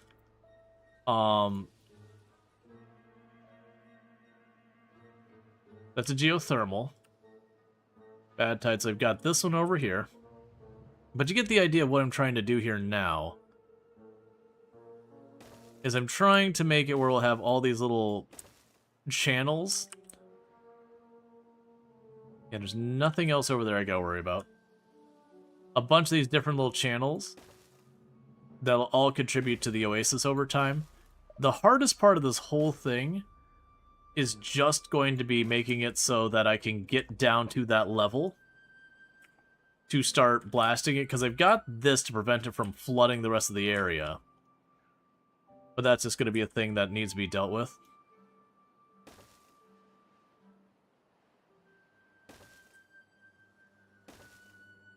Okay.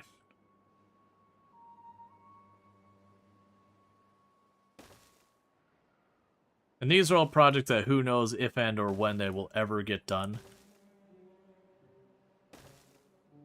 They're just more things that, if I find myself with the availability. Yeah, so you'll be like way over here. I don't want to connect to where they can actually reach it yet, though. Yeah, so you can't reach that yet. Alright, that's fine. So you'd be connecting over to this side. So that'd be a net new pipeline.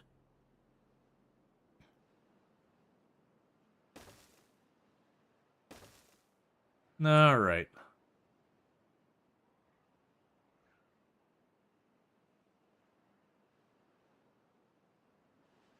That's an interesting consideration as well. Maybe just literally plugging into the reservoir? Just going to the reservoir itself? And having it fill up from below. I don't think we want to do that. I think we want to keep each of them to be their own separate reservoir. And then once we hook up, like this one's reservoir, I would put another set of the valves. Well, no, that's the one we already have hooked up. Like this one, I'd put a valve here. I'd put a valve there. I'd put a valve along here somewhere. That way it's not like that, it's always one-way valve, so if anything ever ran dry, it wouldn't be a problem. How am I hooking you up? Because we've got the canals here, and I can hook up to the canals and all that. I really don't want to hook up to the canals, because... Nah, I think that's going to ultimately happen.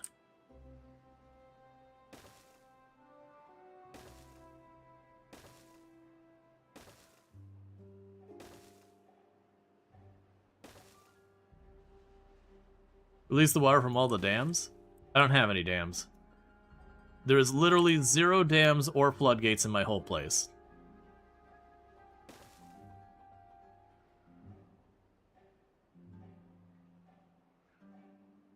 Yeah, so this'll be one I'm not sure about. Because that's right now a 1-tile wide canal, and I can make it a 2-tile. Like, I could literally just blast along this row here. And that would work to feed into this area. What kind of beaver are you? The one where we make giant reservoirs and use gates. Or the kind of beaver who uses fancy technology. We're a post-apocalyptic beaver.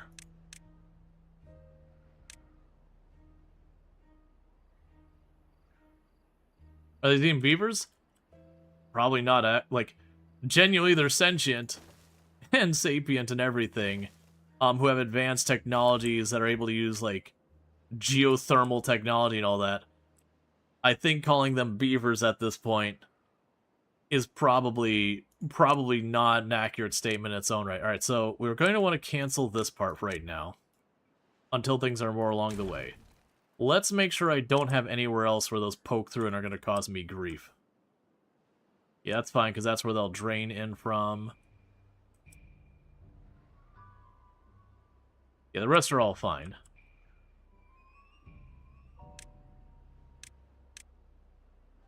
Okay. And you basically got this all done. So this whole thing is enclosed and all that stuff. And the ability to make dynamite? No, exactly. The beaver's like, okay, you know, we've done dams forever. Hear me out. What if we exploded a big hole in the ground to also give us the same benefit?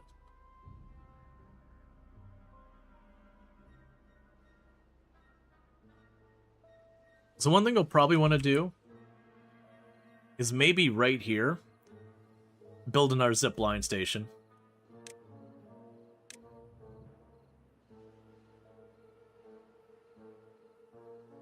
Huh. Oh, I guess that's just too far away. That's fine. I can put you here. I'll put a zipline pylon right in between you.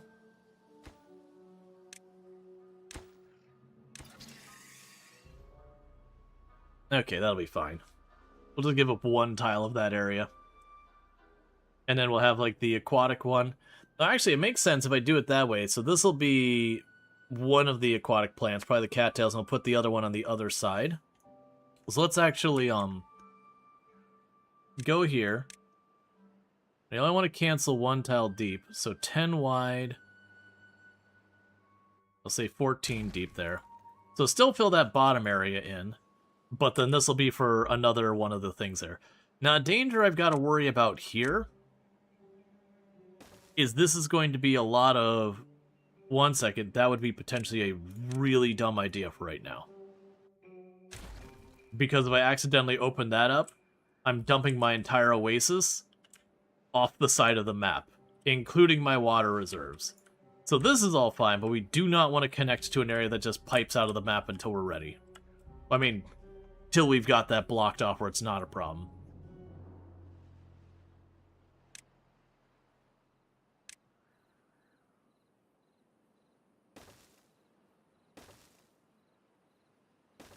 Okay, so it's just going to take time. More and more projects have to be done. Okay, so you got 2 more TNT to do here. Then we can blast this reservoir deeper.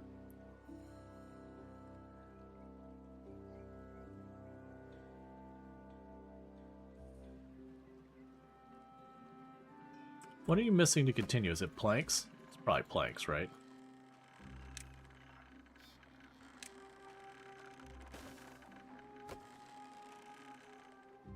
Have you seen Planet Crafter? Yes, I have done on the channel every single DLC and update of Planet Crafter so far.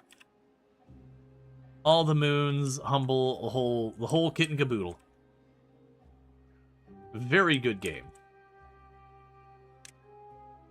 I kind of hold it up as a game that does a really good job of, they have an idea, they execute well on it, and then they get out of there. Which is exactly what you should do. There's a lot of games who... They've got a great idea, you play it, and then, you know, 100 hours in, you're like, you know, I'm pretty over this, but the game keeps going for no discernible reason, that they just drag it out. So I do like to actually hold up when a game doesn't executes on an idea well, they get in, and right around the time you'd start being like, okay, I'm kind of ready for this to wind down, it winds down. Like Unpacking is another game that I hold in high regard in that style. Unpacking is a very, very short game. Like, very short game. It's like 8 to 12 hours. But it's just one of those games that drops in, it does an amazing job, and then it's done.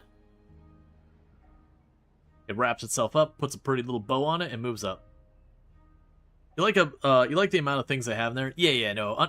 Planet Crafter is very much a game that, out of the last 10 years of games released, I would hold the Planet Crafter in pretty high regard. I wouldn't say it's like the #1 game, because one, I don't usually think that way. But there's definitely games that do more. But it's definitely one of those games that every single time they do an update, I find myself going out of my way to play it, because it's just a really solid game. For those who are not familiar with the Planet Crafter, it's technically a survival crafter game, but like the survival aspects are pretty mild. It's more that you get dumped on a Mars-like planet. It's just barren. There's no water. There's nothing. And so you go and you set up these drills, and they start grinding up dirt to slowly make atmosphere. And you then have to go, okay, well, now I need to get water in here, need to get the planet hotter. So you build all these heaters to slowly warm up the planet. And okay, well now I need to get, you know, oxygen in the atmosphere. Well, here I can start introducing all these other things. Okay, now I get like this, so I need more plant life, so I get the things to start making plants, and then you get animals and all that kind of stuff. So it's about terraforming the planet, but it's for games where you start out the game and then you kind of do the like here it was when I started, here's what it looks like now, is just an extremely well executed. It's fun. Like with the Planet Crafter, when I got late game, as one of my favorite things to do is like when we'd have like a big raid or people would ask questions about the game, was to immediately hop, like take the save where we got like the lush trees and all that kind of going on, and you know, get yourself to the pod you land on, kind of get the camera framed on and go, okay, look at this, kind of put this in your mind, and then jump back to a new game where you're standing like right outside the same pod where there's nothing and it's barren, and just the very visible difference that happens on the world. It is really compelling. Alright, so we got 2 more dynamite that they just need to put there, and then we can blast that down. And each time we're blasting it down, I'm just increasing the volume of that reservoir. So the wood is still struggling, but that's okay. We are getting that stuff. Oh, you are probably a gatherer. You don't reach, do you? You literally stop exactly 1 tile away. That's fair. Alright, so let's go ahead and we can put a gatherer right here. And I'm going to need a new automation thing here somewhere.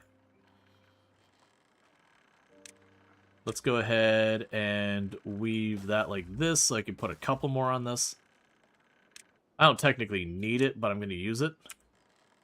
Then we can go here. You are going to check for dandelions.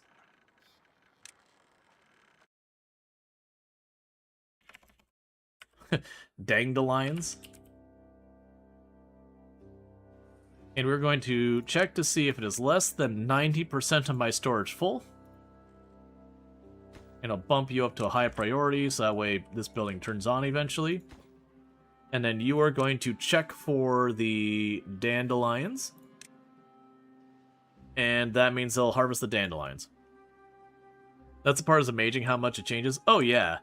And it's also a game that's fun from the exploration standpoint. It has a lot of overlap with Subnautica and how its exploration works. But it's one of those things that you'll go back to an area you had previously been. But because things have warmed up, the ice has melted now, so you've got a whole new area. And that's not spoilers, like you literally walk up to it and it mentions it. Dandelions, there.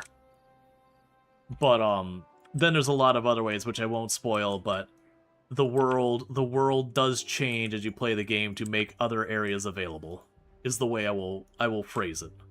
Because that's not spoilers. Because a lot of that's very straightforward. But there's some pretty slick things. So what are you missing? Yeah, so you're still finishing this part of the powertrain. You got that spot there to get done. I'm going to go ahead and bump a priority on this path here. Otherwise, the whole powertrain's going to be done and you won't be able to wire up the last bit and you'll work on other projects. Okay, and that's ready to explode. As are you. Yeah, so you can see as the water was able to reach here and get deeper, that made more there. Planet Crafter or Timberborn are your 2 obsessions at the moment. It's a toss-up which you play each night. Oh yeah, no, and that's absolutely fair. The Planet Crafter is one of those games that I generally find once I've done a playthrough of like one of the planets, I don't find reason to go back to do another playthrough. Like it does feel like the kind of game that's sort of a one and done with each playthrough kind of thing. I don't mean that in a bad way or anything. So you'll be queued up to put all that dynamite. This will be the tricky one because then I'll have to build the staircase down farther. But it's really good.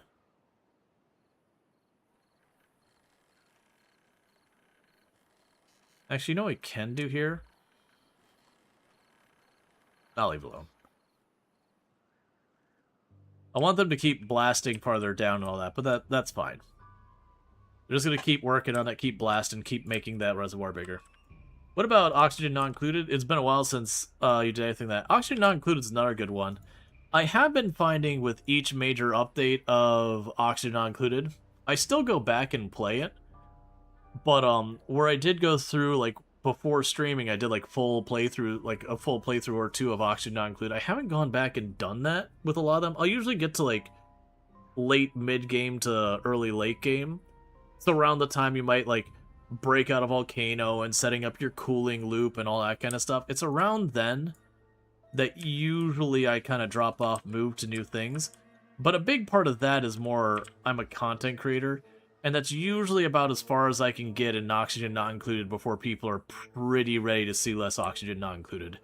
It's a fun game, but it is a game that's kind of notorious for the you queue up a project and then you wait.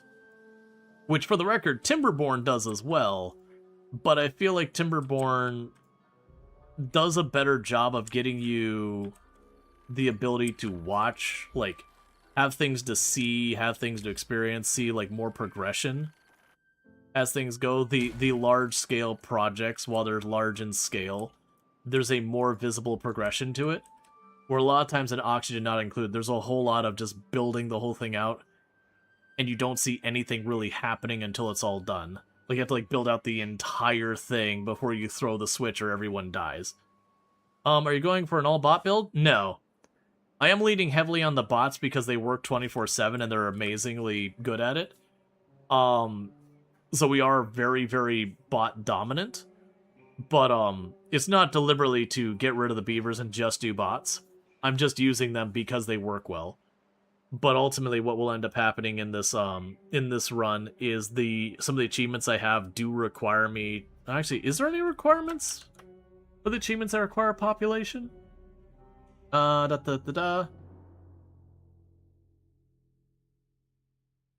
it looks like of the achievements I have left, none of them are based on population.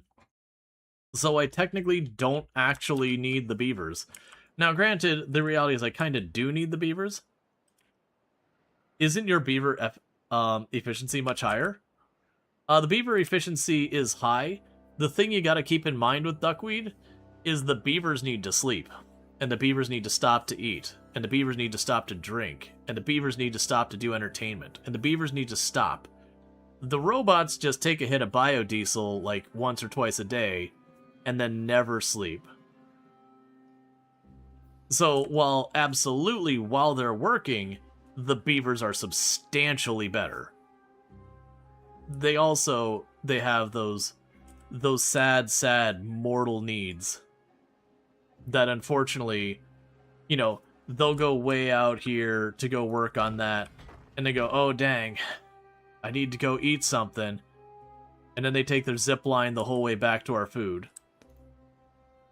And then, you know, and the workaround is I could go and put a bunch of food supplies right here, and that does actually help quite a bit for the travel time. But then the counter argument is now I gotta have forever beavers running food all the way out to these storages. So I kind of don't gain much, I just kind of switch who's working, which that might be worth it, because then the haulers can take care of it. And I could just have an overabundance of haulers, so that my limited number of mining buildings can just stay operating.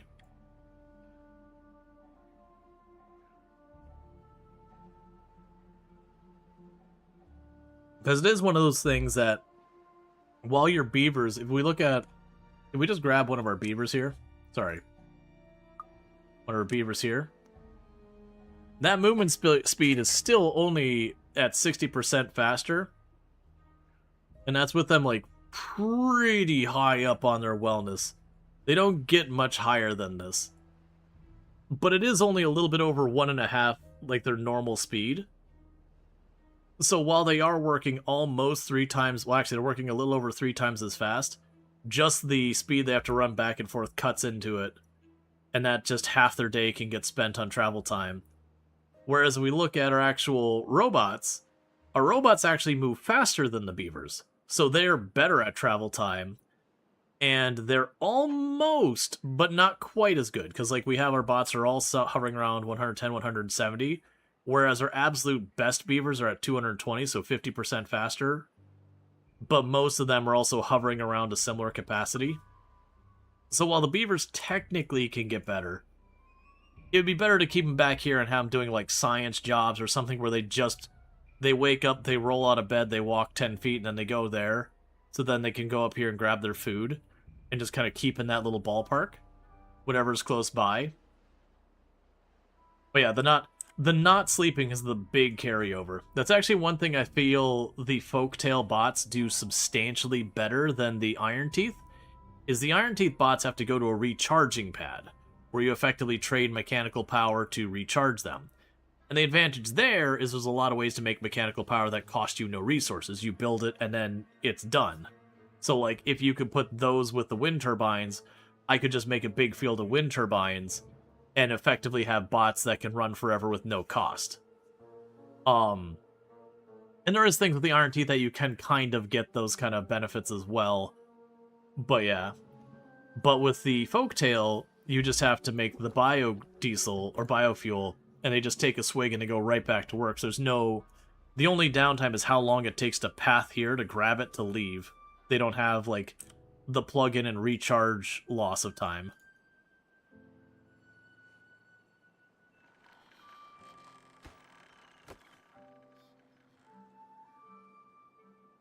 Yeah, so we're getting all the dynamite in place for all this. And how are you doing? 2/3 of the metal blocks are done. Only about 5% of the treated planks are done. And then the gears, we have, like, no progress on the gears. And that's just primarily wood problems.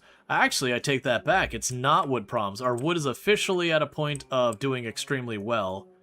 So now, it's more of a problem of getting the materials where I need them. And I think that's what's happening here, is we're dealing with a hauling bottleneck. So it's time to take the beavers' last job. Congratulations, beavers. You are all fully retired. Because now I've gone and moved more of the bots over to haul, so that they can haul 24/7 to hopefully smooth that out. And then I guess what we would do from here... Oh, that's a mud pin. That's waiting on wheat. That's fine. Hey, Wellness 52. The moment I took them off work. And speaking of which... The beavers no longer have any working hours whatsoever.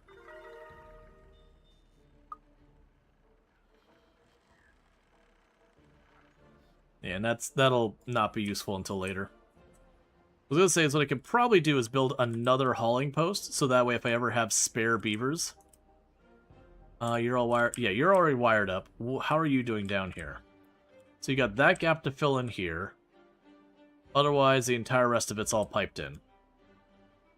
Oh yeah, this will be a good place for a hauling post. Alright, we'll go ahead and put another hauling post here. We'll give it a high construction priority, low priority to actually work. And we'll do that again. And that way, if I ever end up with extra spare beavers running around, mechanical beavers, they can just pick up the slack on the hauling.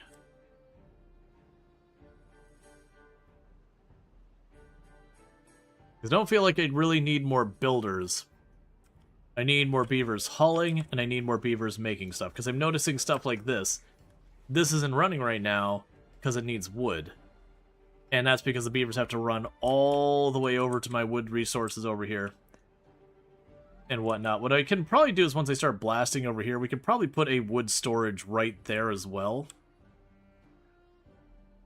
So that the beavers generating the resources don't have to run as much.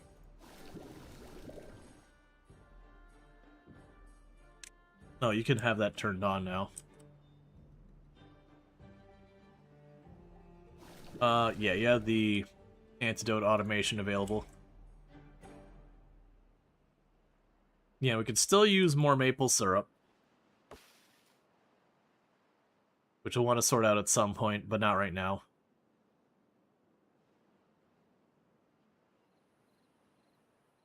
Alright.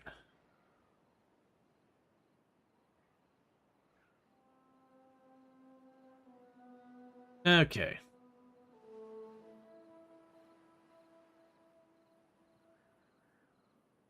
And where are you going and what are you doing? Oh, you're working your way over here to... Oh! Oh, you finished capping that off. Right, right. What are you doing? Where are you going? Oh, are they grabbing the debris down there for materials? It doesn't matter. They've got all that built, that's all fine. You are still working your way over here to cap that off. This is built. It's basically waiting to be made deeper. You're getting this ready for having either Spatterdock or... We'll probably make the first one cattails and we'll make the second one Spatterdock. Which is what we're growing over here. I probably don't need more No, I don't need more Spatterdock. We'll make... Well... It's fine. We'll make this cattails. I had planned for making this a second one.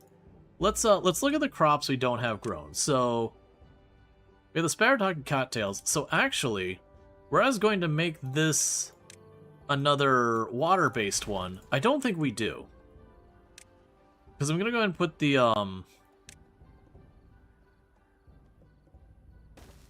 the cattails up there. And I don't really need more Spatterdock. Even if we increase our beaver population a lot, I really don't need more Spatterdock. So I can go over here, we'll make this the aquatic area, and I can put a regular old farming area down here. And thank you for the follow. Welcome to the stream. We can put wheat down here. Let's see what we'd have. So we'd need to grow wheat. We're actually growing all the others. So yeah, we'd probably grow wheat. And otherwise, we'd potentially just see what we need for maple and all that kind of stuff. Alright. Oh, with the forestry here? You don't reach out that far. I was going to say we could plant maple along this area down here to increase our maple stuff, since one of the achievements we want is to get 1,000 maple bars and no other food. Which then my plan for that is I would just disable all of the not maple food places and let our beavers just slowly eat all that food down and just keep producing maple until the achievement is gone. Then we just turn the buildings back on. You love the giant dam there? Oh, you mean this? It's not really a dam so much as a reservoir. Because usually a dam would be like you'd have a big wall here that would retain the water behind it. Whereas this is something we're pumping water into. Same over here. But still, it is a giant reservoir that is lovely. We got our secondary reservoir going over here as well.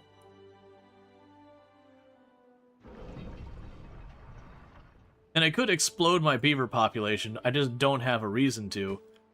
We can potentially add more bots.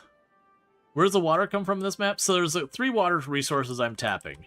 You've got a water seep right down here. It only lets you go 1 tile deep naturally from it. So that's what you start with, and that's not a whole lot. And then this here is an aquifer drill. It's a new thing with 1.0. It basically, you exchange mechanical power for water, but you can only place it on aqueducts or aquifer nodes. So you see this is an aquifer node. I can, if I can click in the right spot, I can build the drill on top of that. Again, exchange mechanical power for water. So it's effectively an artificial water source in that regard. You gotta work for your water. So that's what this is here, is I've got this mechanical power run over there to power my drill. And that's what's in here as well, as there's a second one of those drills. That's the gimmick with the Oasis map, is there's no standard normal water resources. Every one of them is those mechanical ones. New well-being max of 55. Love to see it.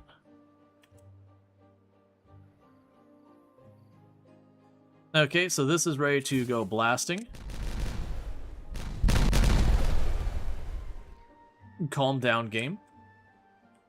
Alright, as soon as we get the planks in here that they start blasting this whole area out, we're going to flood that area, and then this area up here becomes where we grow cattails.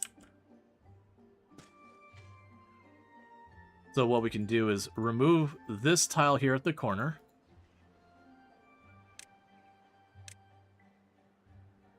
Because that's where my stairs going down into it are going to be at.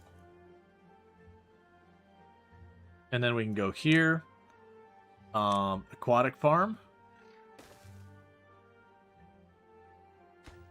And that'll mean I need a couple new things. I will need a new large warehouse for cattails. And a new large warehouse. I actually might already have a large warehouse for the flower. Let's show you. Yeah, I've already got one for the flower. Not having for the plant, but I got the flower. So with that, then, we can go here and get another automation sensor. You will check for cattail root. If it is less than 90%,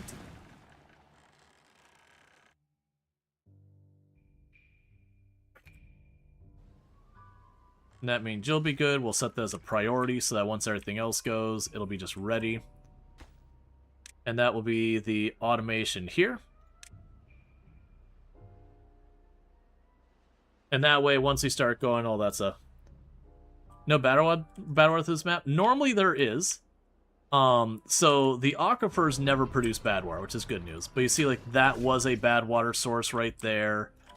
I've got a bad water source capped here, and I got a bad water source. Like, that was the spillage things are capped over there.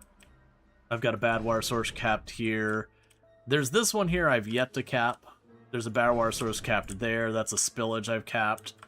You get the idea. They are kind of all over the map, but you're looking at a fairly late game Timberborn colony that I have gone out and already mostly tamed a lot of the extraneous dangers on the map.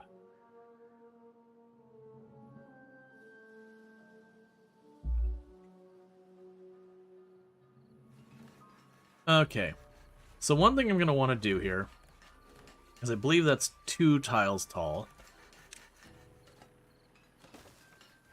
I want to go ahead and blast this area out a little bit, because what I'm going to do is I'm going to build another lumber place, or another plank manufacturing place here, because that's the whole thing. Because we're getting the logs here now, but the other stuff isn't going as quickly. The other thing we can also do is let's fill in this area here. Actually, oh no, I have gear storage right here. Never mind. That's fine. Disregard this. I was about to say is make sure I have storage for the 3, like, the logs, the planks, and the gears right here, so as these just churn away. We can hopefully get that sorted. And then with that, I will put down another place to produce logs here. You'll be worked by the stuff there. And I'll bump it up in priority, because I do seem to be getting a decent number of logs in nowadays, but I am not getting the planks fast enough, which is holding up a lot of different projects.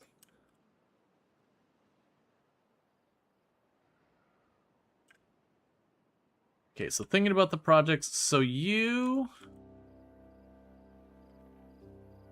are all wired in. So we got our powertrain on there, so that's good. So I don't have any super long run kind of projects to go. We do have capping, and they're already working on it. We do have capping this off as one project that's kind of sitting here. And there's going to be another one that I might need to get a path down here to fill in those blocks. I might also get away where even if those blocks aren't filled in, it might just work. So I'll get that done for the time being. Then we have, like, filling that in. That doesn't use any wood, so we don't care about this. This is low priority, so that won't get done too fast. This is going to start consuming more and more materials. Which we are getting quite a bit of the treated planks made. But we're definitely going to need to increase that production. The bot population is increasing dramatically now, which is kind of what I figured is once the gears started coming in on any regularity. Yeah, we're just getting the parts in here very rapidly.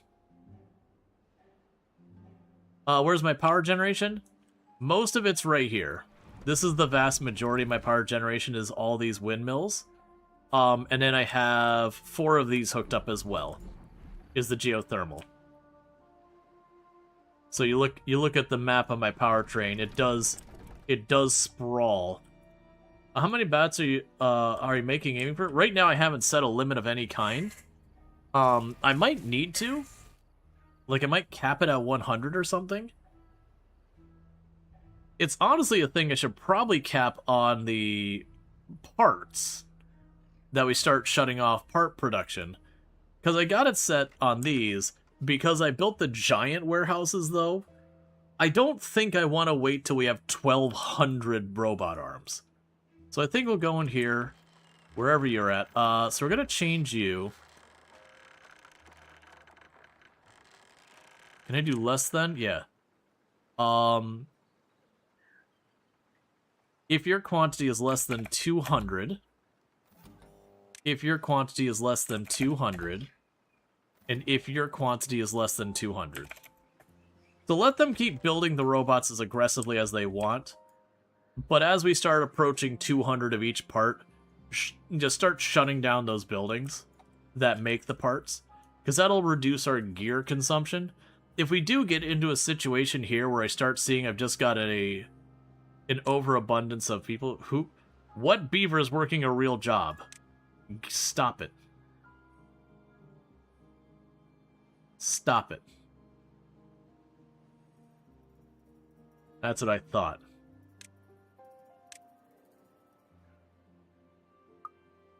Who do you think you are, beavers?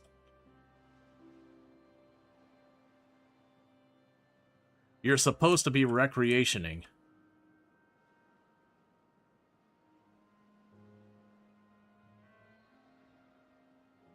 I love the fact that it basically reached Utopia, robots doing everything. That's basically what happened. Granted, there was a middle time frame there that we kept shutting off housing to kick beavers out to make them stop having kids for a while so that we could get a nice, small, comfortable population to take care of. But ignoring the ethics around that, you know, we have a nice, small, well taken care of beaver population.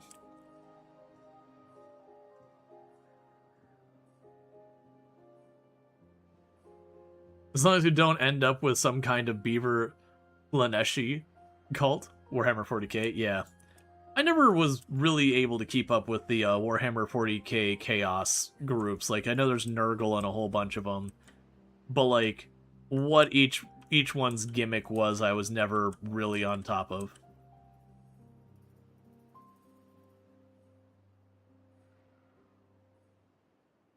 The NWO? Is that North Korea?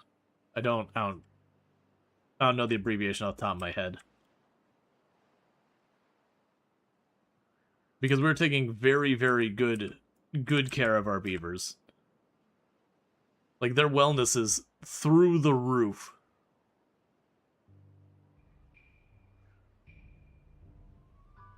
The classic acronyms always leave confusion. And these are just maxed out, which I love to see. Alright. Yes, we're waiting on planks to finish these out. We're waiting on planks to finish a lot of things out. Our Wonder is being built slowly. New World Order. They believe the population of Earth should be only around 300... Oh, no. This is in a world situation where you want to know where the livable space on world is? It's from about here to about there. That is the extreme circumstances in which you could justify any of that. That this is the livable space on the entire planet is that, you know, where I could stand on one side and be like, that area I can point at from here is the other end of all livable space on Earth. That's where you could justify this kind of garbage. No, the individuals who are like, no, and plus 314,000 is like nothing. There's individual cities, like not even that particularly large of cities that are that. Yeah, it's like 314,000 population would That is an absurdly low amount. But yeah, no, definitely not. That's the kind of garbage that gets with people stuff like replacement theory and all that, which we don't need to get into. But there's a lot of people who got some pretty ridiculous takes.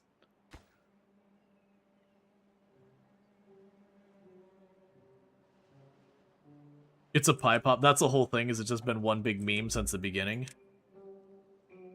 No, it's not. I'm pretty sure it's 3.1459 or 69 next. I don't think it's 3.14159.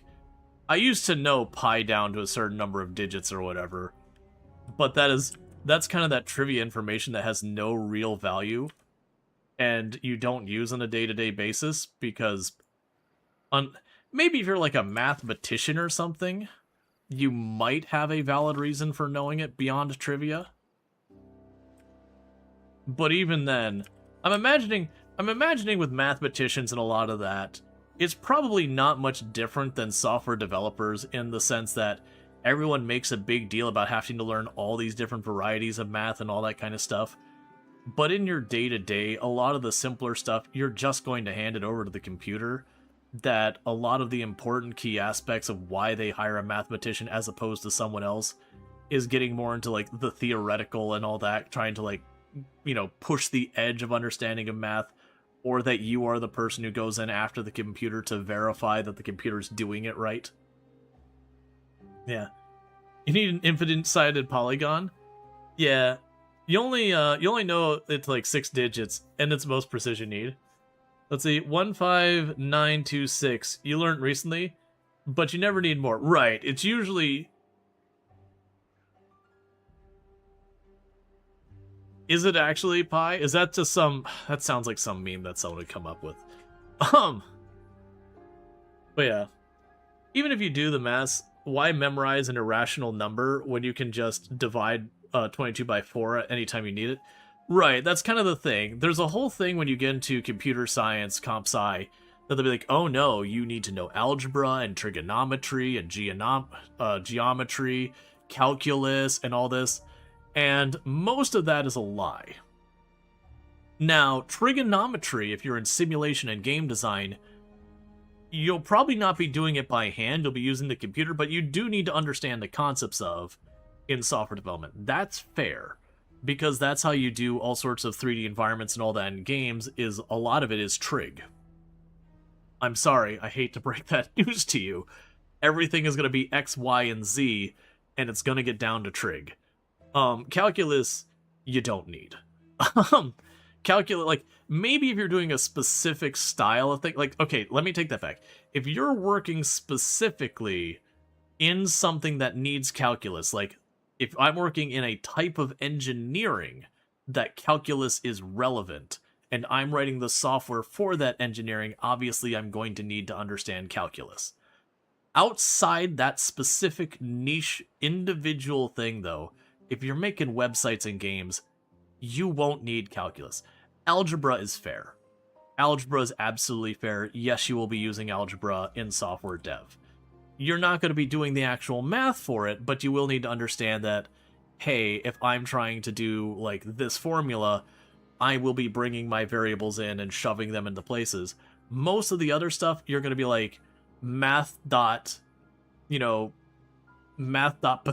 theorem or whatever, or math dot calculate area, or you'll have some type of method that is already battle-hardened and been used thousands upon thousands upon thousands upon thousands of times, where it's been tested and tested and tested and tested, so you know it is trustworthy, and you're just going to call that thing.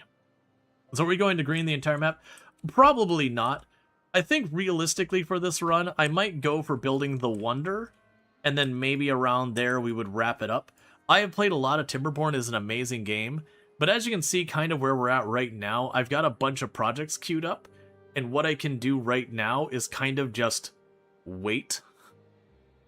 Because if I keep queuing up more and more projects, then, you know, more and more of them just won't get done because we're just waiting. Yeah. Well, that's the thing with computer science. There's a lot of computer stuff that is based on very advanced math, like again, trig and calculus and deeper levels of algebra and all these kind of different things like advanced geometry and whatnot.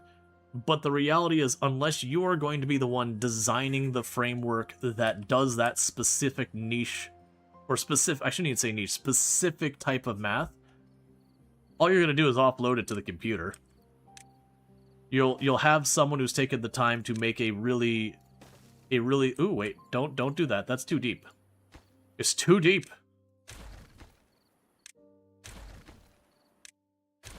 You should be at too deep. It would have been fine. It would have blasted that down there, and then it would have turned around and just gotten a, it would have turned around. Oh, I can't reach that spot. That's fine. So, blast you. Before a beaver gets in the way, blast all you. Blast you. Alright. So then this will end up being... We'll wait on that. Alright. So with this opens up the next area to deal with. Yeah, so I can actually get at this pretty easy. We'll, and go ahead here. Delete those two. Delete that one. Let it dip on down here.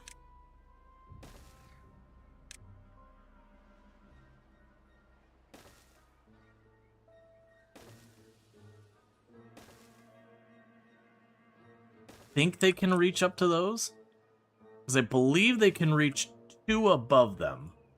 They can definitely reach that one. It's these ones I'm not sure about. I might have to give them a little boosty boost to be able to reach that.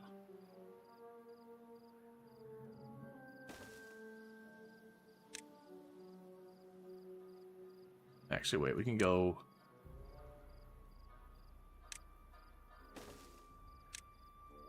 up here, and if I do it this way, well, it will cost me treated wood, which is a little annoying. That's not at all right. Well, it cost me treated wood, which is a little annoying. It does mean when I go in from the other area, I can fill in the gap and just blast. And you need to be a 3 deep bomb there. Okay. That said, for anyone doing software dev, where again, you're going to be... It's basically when you're doing software dev, one thing you will have to learn regardless of what your skill in software dev is to begin with, you will end up needing to learn whatever the relevant subject of the software you're running in. Not necessarily to like the deepest level, but enough understanding that when you're making the software, you have a means of checking and validating that your work is good. So, like, and it doesn't matter whether it's something calculation. So if you're doing an engineering software, you're going to need to learn engineering concepts. You're going to need to learn basic engineering mathematics, because bothering some engineer again and again and again to run the numbers every single time isn't going to be productive. You're going to need to have enough understanding to at least mostly understand it to see if it, like, seems to be in the right path. And then once you get there, then you would pass it off to the actual engineer to verify your work. But that even goes for stuff that isn't necessarily that advanced. You can go in if you're going to write software around sewing. You need to know basic sewing concepts to, again, be able to verify your work and to understand what it is you're doing. And a lot of that is going to be leaning on subject matter experts around that. It's one of the things that makes software dev very challenging and why they talk about you're always learning. Because whatever industry you're going to be dealing with, you're going to need to at least learn some of that industry. You do have the benefit from all those calculus, Riemann, Laplace, algebra, probability, statistics, and so on. Also, syntax and semantics theory to a degree. Lots of proof theory, but you do essentially just theory. So, how much does that count? Yeah, well, that's kind of the thing, is when you're doing a lot of the stuff, like in college and high school and all that, and you're doing your math, they'll be like, okay, today we're learning the Pythagorean theorem. Okay, so you're gonna go ahead and do, blah, blah, blah, blah. You'll do your formula and all that, and they'll actually have you write out, the whole formula and solve it kind of thing again and again and again until it sticks. That's not usually what you're going to be doing when you're writing software. When you're writing software, you need to understand the concepts of the formula, but you're not doing the math yourself, again, unless you're verifying the existing library or whatever. And again, if you're the one writing the library, yes, you should be checking that constantly. But if you're just using someone else's library that people have been using endlessly, there's not a bad thing to verify it, but it's kind of one of those things that you can accept code that's been used millions and millions and millions of times and hasn't been called out is probably going to do its primary job okay. Now, it's not that bugs don't happen, they absolutely do, but usually stuff that's as simple as run this formula, usually you have a very high level of confidence some existing library that's been used for a long time is going to work better than... Like, that's one of the ones that comes up constantly is dealing with time. Time, no matter what programming language you're dealing with, is a pain in the butt. Because it is one of the few data types that is entirely inconsistent. Time zones make it inconsistent. Daylight savings makes it inconsistent. Every year, some legislature in some country decides, you know what, we're going to move this time zone half an hour this way, or this year we're not going to have daylight saving. No, wait, next year we are going to have daylight savings. Well, now we're going to do daylight savings a week earlier. Well, now we're going to do a week later. And it's almost every year something changes about time. So unless you're going to make it a full-time job to maintain a library, yeah, leap seconds. And then heaven help us if we ever get near speed light speed travel and we have to take into consider time dilation because you're traveling near the speed of light, so time is experienced differently for you. Because then we have to get into the ethics of, okay, if you're traveling to another galaxy at near speed light, speed of light travel, how do you calculate the hours and determine pay? Is that based on Earth time or based on dilated time? And then how do you rectify that on the other side? But yeah. So as well as things that, like, time is a complete and colossal pain in the butt. Hey, Cardinals in, thank you so much for the raid. I hope you had yourself a good stream. Can we get a shout out for Cardinals in? I'm going to try and snooze that ad break. Yeah, I got it in time. It's going good, but can we get a shout out for Cardinals in? I'd really appreciate it and all that stuff. Playing some Minecraft, so I hope you had some good time playing your internet Legos and all that good stuff. Too slow, Luxray. Cookie beat you to it. This is a competition, by the way. No, I'm teasing. But yeah, no, I hope you had a good time with Minecraft, all that stuff. So if you're looking for Minecraft, you can find that over there with Cardinals and all that. But welcome in, Raiders. And all that kind of stuff. I do really appreciate it. Yeah, that's awesome. We're doing some Timberborn today, and we are talking about math and software development and time. And how time is awful in software development context. It is a data type that is agony and pain. Delta time for the lose. We were genuinely discussing that, like, of all the data types you deal with in software development, because, like, an integer is easy. Integers are just numbers. That's easy. Number go upper, number go downer. Pretty much what it is. It's plus, minus, or equals, divide, or subtract. And if it's an integer and you divide it and now you have a decimal, it's not an integer anymore. But the moment you get into time, you're like, time zones, time dilation as a possibility, leap seconds, daylight savings, the fact that these rules change literally every year. Some country somewhere or some city will change it. Oh, zip codes with leading zeros? Yeah. But I mean, that you can get around by storing it as something other than an integer and being like, hey, it's a number, but it's a number that defies rules so far as mathematics. So we're just gonna make it a string or whatever.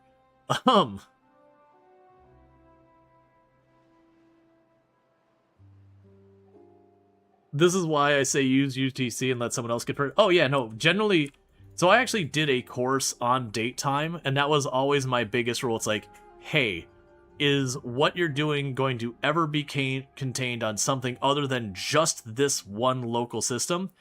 Okay, you're using UTC. If it is contained only on your local system, you should probably still consider UTC. Just universal time it up, and then just apply your conversion for your local, whatever your time zone is and all that.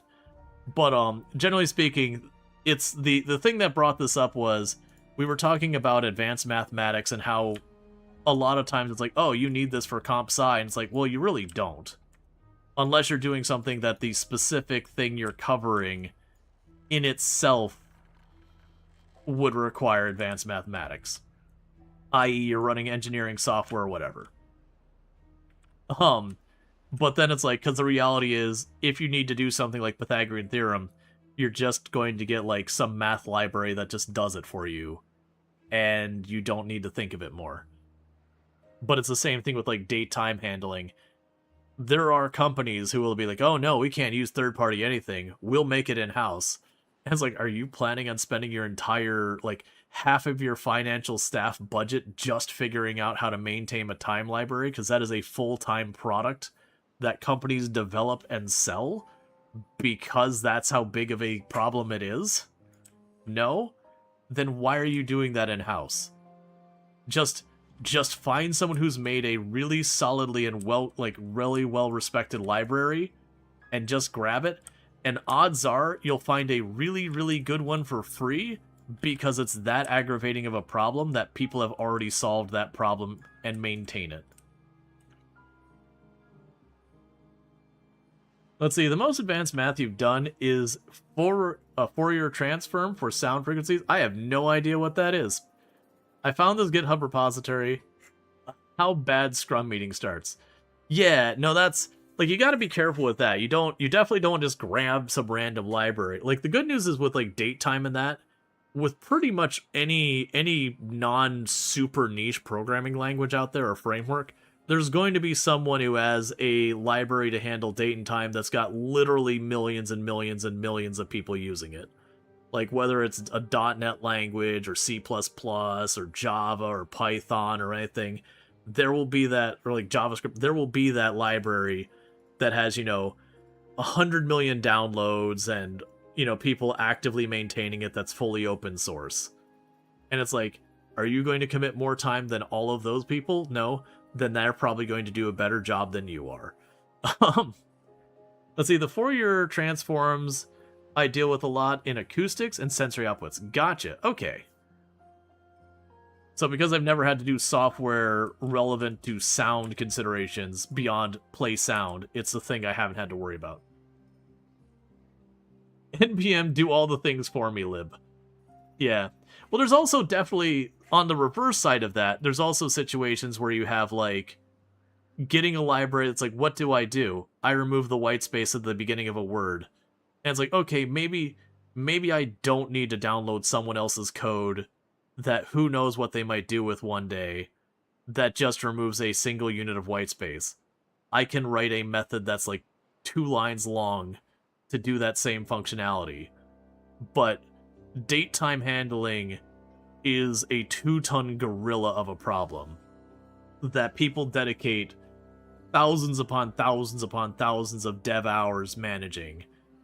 There's a certain point you have to be like, this is not in the scope of what we're working on. It's kind of like in the game dev side of things, where you'll have people who they'll grab Unity or Unreal or whatever, and they'll make their game. They'll just grab a game engine and they'll roll with it. And that's a completely valid and reasonable thing to do. At the same time, you also have game devs who are like, okay, well, I booted up my IDE, and I'm going to go ahead and write a game engine from scratch. And it's like, you do understand with your game, you have just boosted the amount of time it's going to take you to implement even the simplest of games by like a magnitude of 100. And there's times that you gotta do it, that you're doing something so novel, so different, that there isn't a game engine really suited for it. And that's fair. There are times that writing your own game engine is an appropriate response. But a lot of times you're like, I'm going to make a game about finding things in a world and then clicking on them. Dude, it doesn't matter. doesn't matter what game engine you choose. Unreal, Unity, Godot, Game Maker, Mono. I mean, Mono Game's not a game engine; it's a framework. It's a little different. It doesn't matter which one you choose. The fact is, you can spin that exact game up in like 20-30 minutes, and it will probably be better than you're going to implement yourself.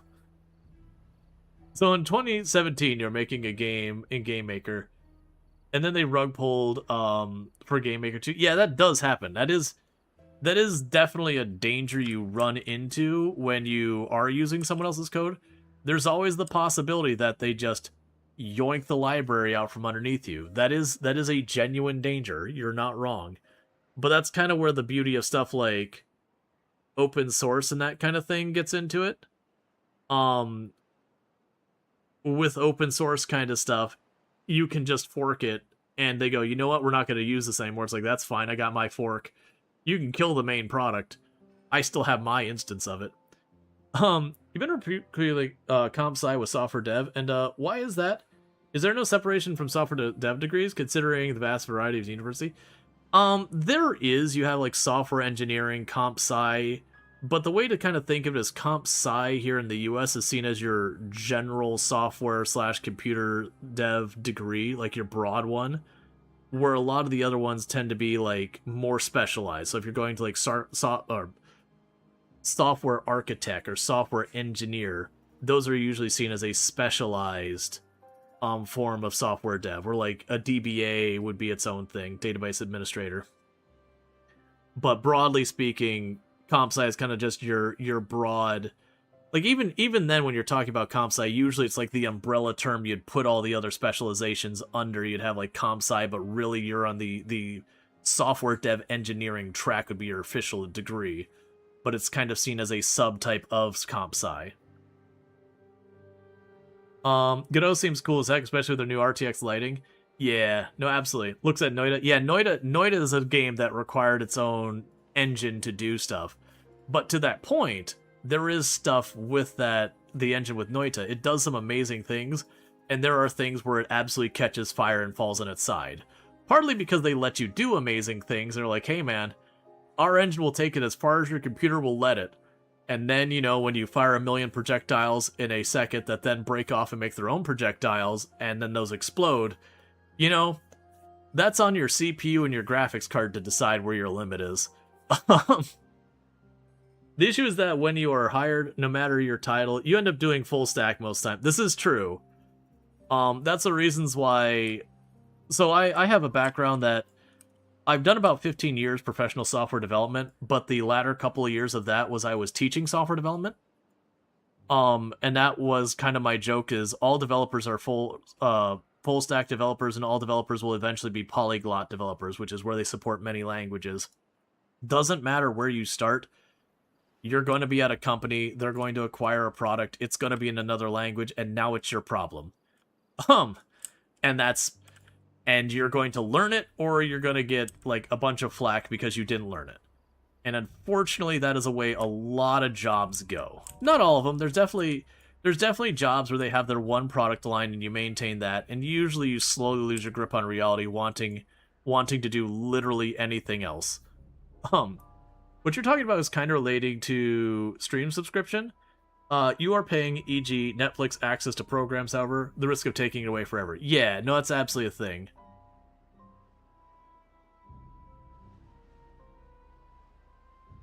We understand that, but then, isn't it obvious you'll need lots of stuff you won't need to use inevitably?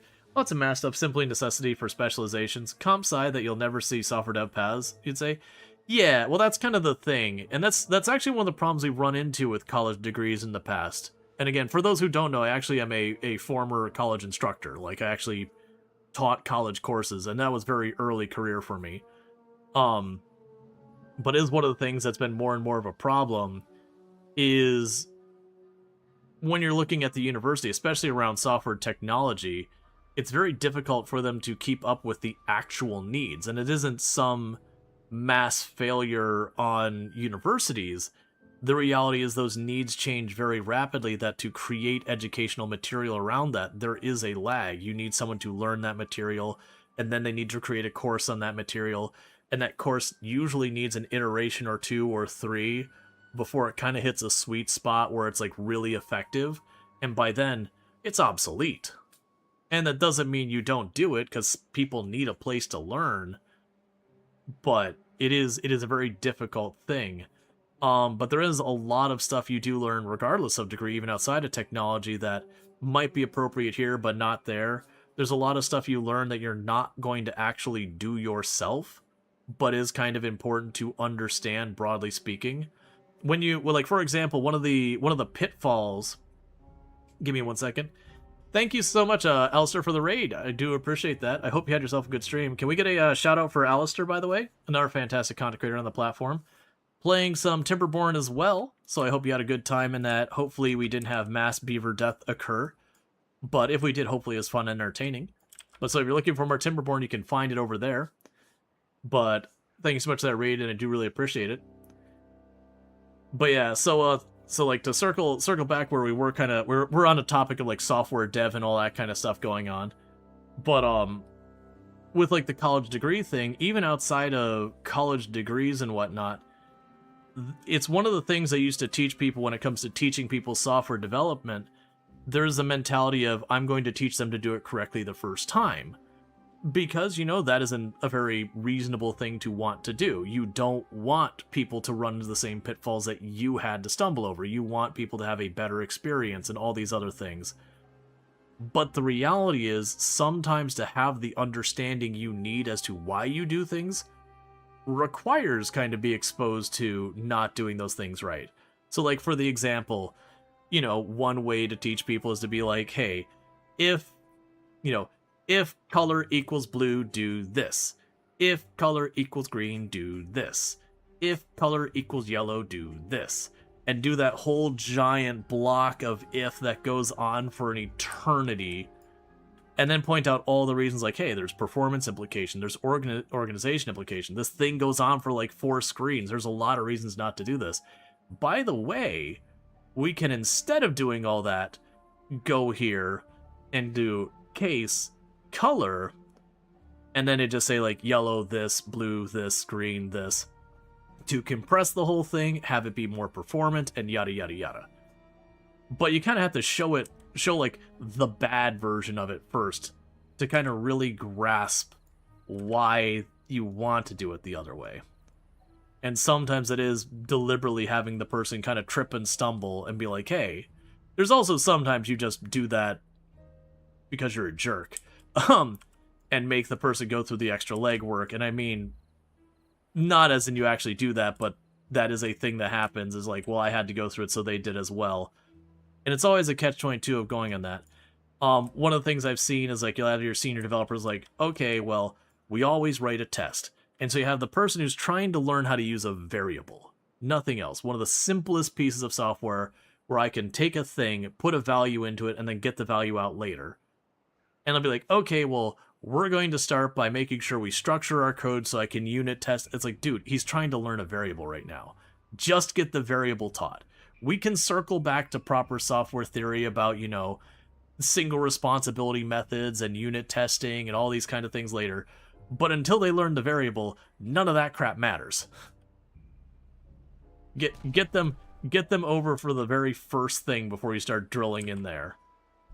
But it is a thing that happens, that you just run into that kind of thing. Alright, so we're getting pretty close to getting where we're going to be able to get our cattail started to plant, to get our cattail flower. Did I already make the place for making the maple stuff? No, that's these two. And thank you for the follow. Welcome to the stream. It is a very big pool you have there. I have a lot of very big pools.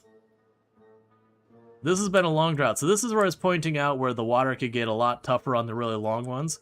This reservoir is nowhere near in a danger place for how far down it is. But yeah.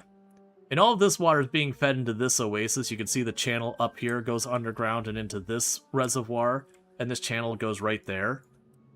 And we're just slowly going. We got canals going underneath the pathways to do that. This is going to be cattails over here. And we're just going to keep expanding. We are working on our wonder. And it's just taking time.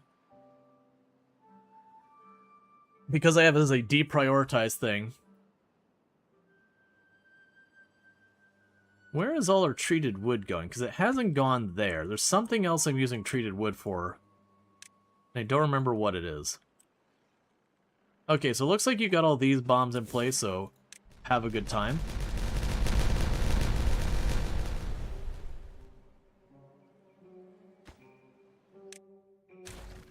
Alright.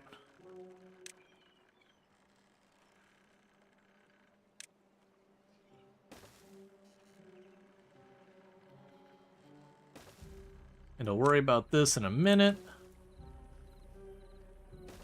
It does make the reservoir deeper. Now, all the things I need to have happen here. Okay, so they have gone the next tile deeper. How far down have you gotten?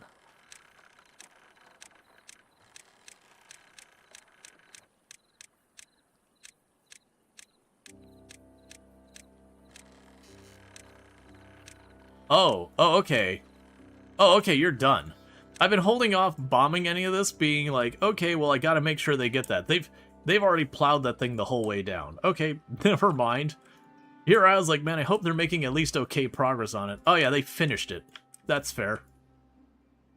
So they've capped off the bad water, so there's no bad water left on the whole map. We've got to the point where limbs-wise, we keep turning on and off the limbs buildings, because those are maxing out. We're getting close to shutting off the chassis buildings for the same reason, which we are now seeing an abundance of gears showing up now that the robots are slowing down production. So that's a really good thing. Let's see here. So, I'm tempted to put you on a neutral priority. You are going to aggressively be consuming gears and treated planks. And metal blocks. But I want to get that moving. Now that we've got a surplus of gears coming in. Because almost all this stuff over here is just straight up wood and planks, the occasional little bit of metal here and there. Yeah, so it's mostly just the planks we're starving on. Which that'll just take time. Then we got more wood down, so that's good news there. Your pause by animation. Did I already get... Oh, no, you haven't built the dandelion storage. Nor the cattails as well. We just got a lot of projects catching up on the planks.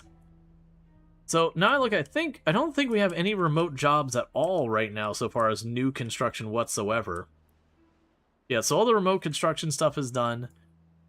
Where are most of our construction people working right now? Are they just dealing with this?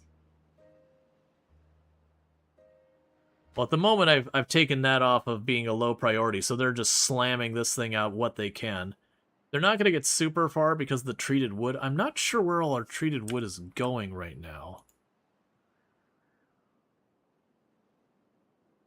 Like, I know we're using it somewhere as an input, but I'm not sure where that somewhere is.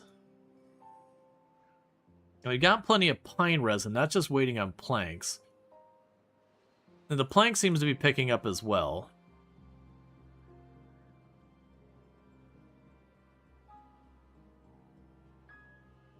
And I'm definitely going to need way more maple.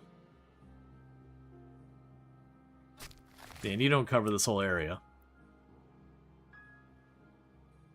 Yeah, I do think I make this farmland over here, but I'm going to need more forestry stuff as well. Alright, so we're back to our good season. And for the record, we are on hard mode on the Oasis map, so our droughts tend to be like 27, 28 days long. So it does burn through a lot, but as you can see, the drill pops on, it starts dumping out all that water because of the mechanical power. It'll go until it hits this really high spot here, and then they'll shut that off. We got the same thing going on here. It's pumping water. It'll turn off when it hits that high spot. And we're just continuously making this reservoir deeper. Eventually I'll go and build more of them. It's fine. I do have a project to eventually max this thing out, but I've got it set to low priority, which means they'll probably never be built. Because I'll always have something else I'm building.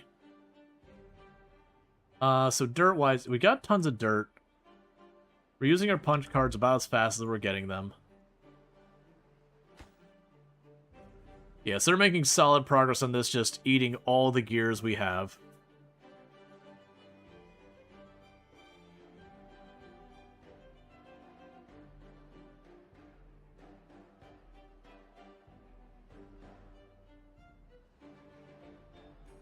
Okay.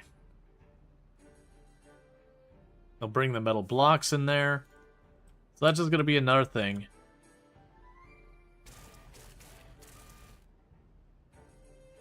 And you're doing a pretty good job of keeping the bots going. Yeah, we got all the planks filled in there. We got this. The gears are working. All right, so we're getting all that going. Where am I making my treated planks? I probably just need to make more treated plank production. Yeah, so you're over there, and you're just planks and resin. I don't have room down there for another one of those. I also don't really have room up here for another one of those without some... you know what? That's not true. Now that that whole thing's done, I can get rid of this platform here, and we can build this out to get more mechanical power in more areas. Bring the mechanical power over here somewhere. Okay, so let's go ahead and free up a whole lot of planks.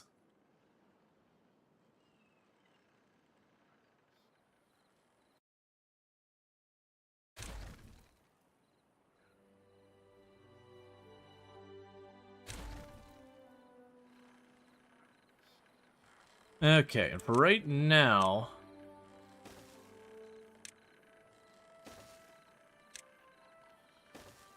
we can go here.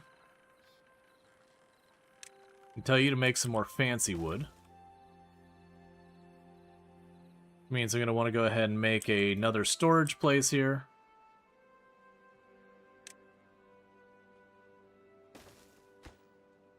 And you'll be for fancy wood.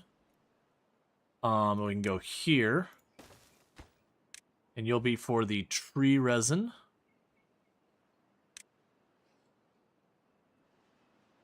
And that'll be a project that'll take forever. Also, I need to actually drop down the mechanical power. Or actually, it looks like you can pipe it in the front, too. So if I can just pipe it in the front, I'll just go...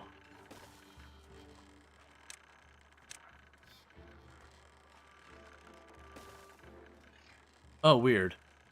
Yes, I got it where it looked like I could pipe it in the front, but that does not appear to actually be the case. It's just like the way they've got like a little window on the building. Alright, so what we can do here then is we'll just go back here. Make a platform there. You'll need to drop down mechanical power, which is no big deal. Because we can just go right here, drop the gearbox there, put you up here. Okay, that'll be another project to work on. That one's not a high priority.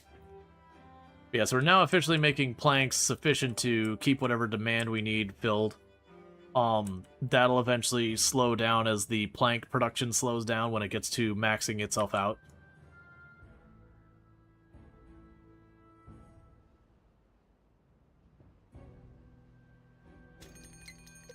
Alright, another bad tide coming in. So now you're noticing this still hasn't recovered. Is our mechanical power good? Yeah, our mechanical power is still nearly maxed, so it's not a matter of that. You, on the other hand, are getting pretty close to maxing out. So that's a little bit of a concern. So wherever's happening that our water is starting to get used up rapidly, let's plan to get our next reservoir happening.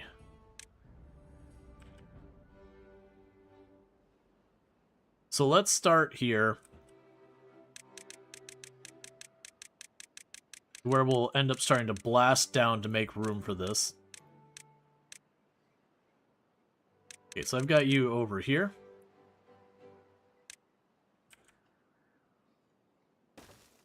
That'll be where that reservoir drains in. Let's make a path down to it. Now the catch is when I'm making this reservoir, this spot here is bad water trapped inside there. We do not want to breach containment.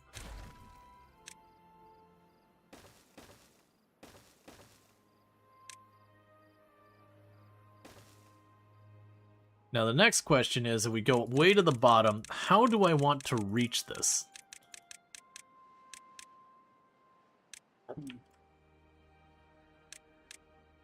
Because that's where we're planning on making the path. I can't open these up. If I open these up, we flood everything. So what I'm going to need to do is get myself a path down here that I can then plug back up.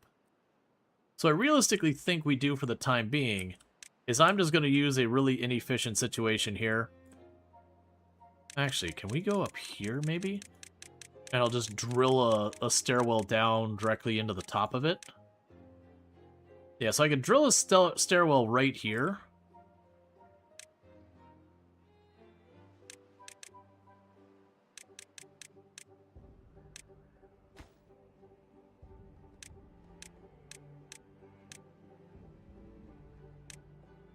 Yeah, because it's right up here. Does it go one tile? Yeah, so it's one tile below that. So the path goes over here and it'd be right in this area. So I could, in theory, dynamite down right around there. And that should take me right into the top of it. Because then that should be enough space that I can go down and down and down, like zigzag it back and forth. Let them mine out the entire underground tunnel.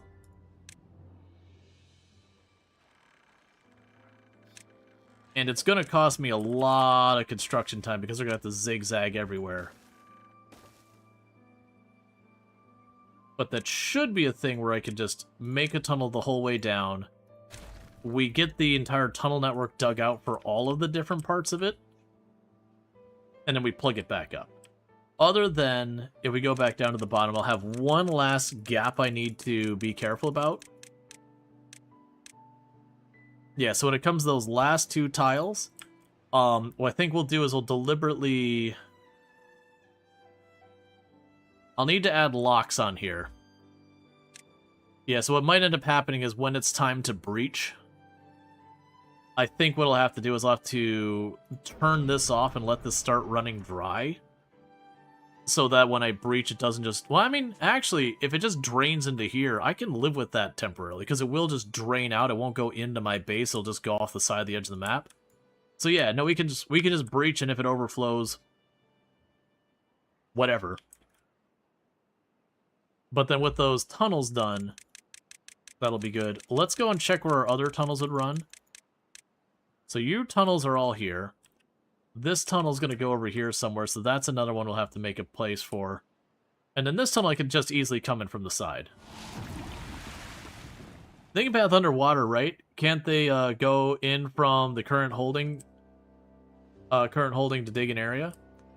I could go down in here to go through there. Here, if I remove these, it'll overflow our entire everything. But yeah, so I'm trying to not breach into this tunnel so that it doesn't swell up. But yeah, no, I could in theory start blasting down here and making the staircase down here and bring it over. But this one, because it's the lower elevation, the moment I pop through one of those valves, you know, this is much lower than that. So the water would just come up and flood this area.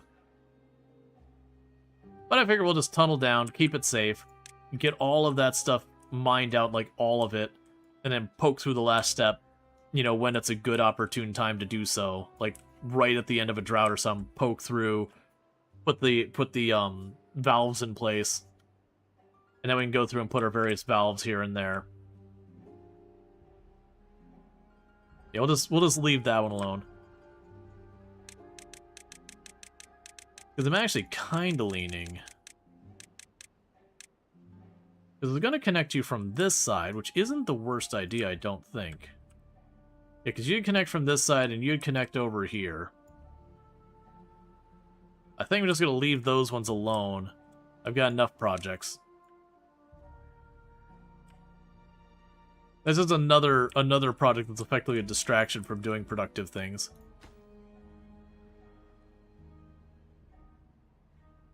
Yeah, so you're filling in all the dirt. In hindsight,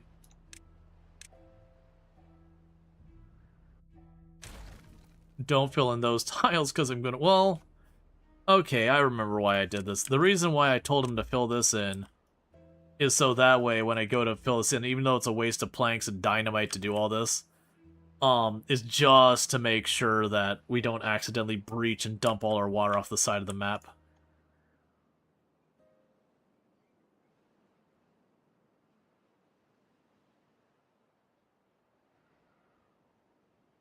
And you've got the zip lines going everywhere out here. You're filling in the dirt there, which is probably because of the fact that lumber is getting once again scarce.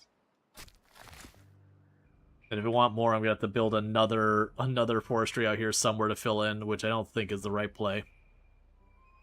I think we leave that alone for right now and we just go with what we got. Did I ever make the bakeries? You do not require mechanical power. Did I ever make you, though? I don't think we did. Because you'll need to make bread, the crackers, and the maple things. So we put you here, here, and here. So you'll be bread. Yeah, we definitely did make the crackers. And the maple pastries. Yeah, and I'm pretty sure I don't have any automation around any of those. So I can go over here. So bread, crackers, maple pastries.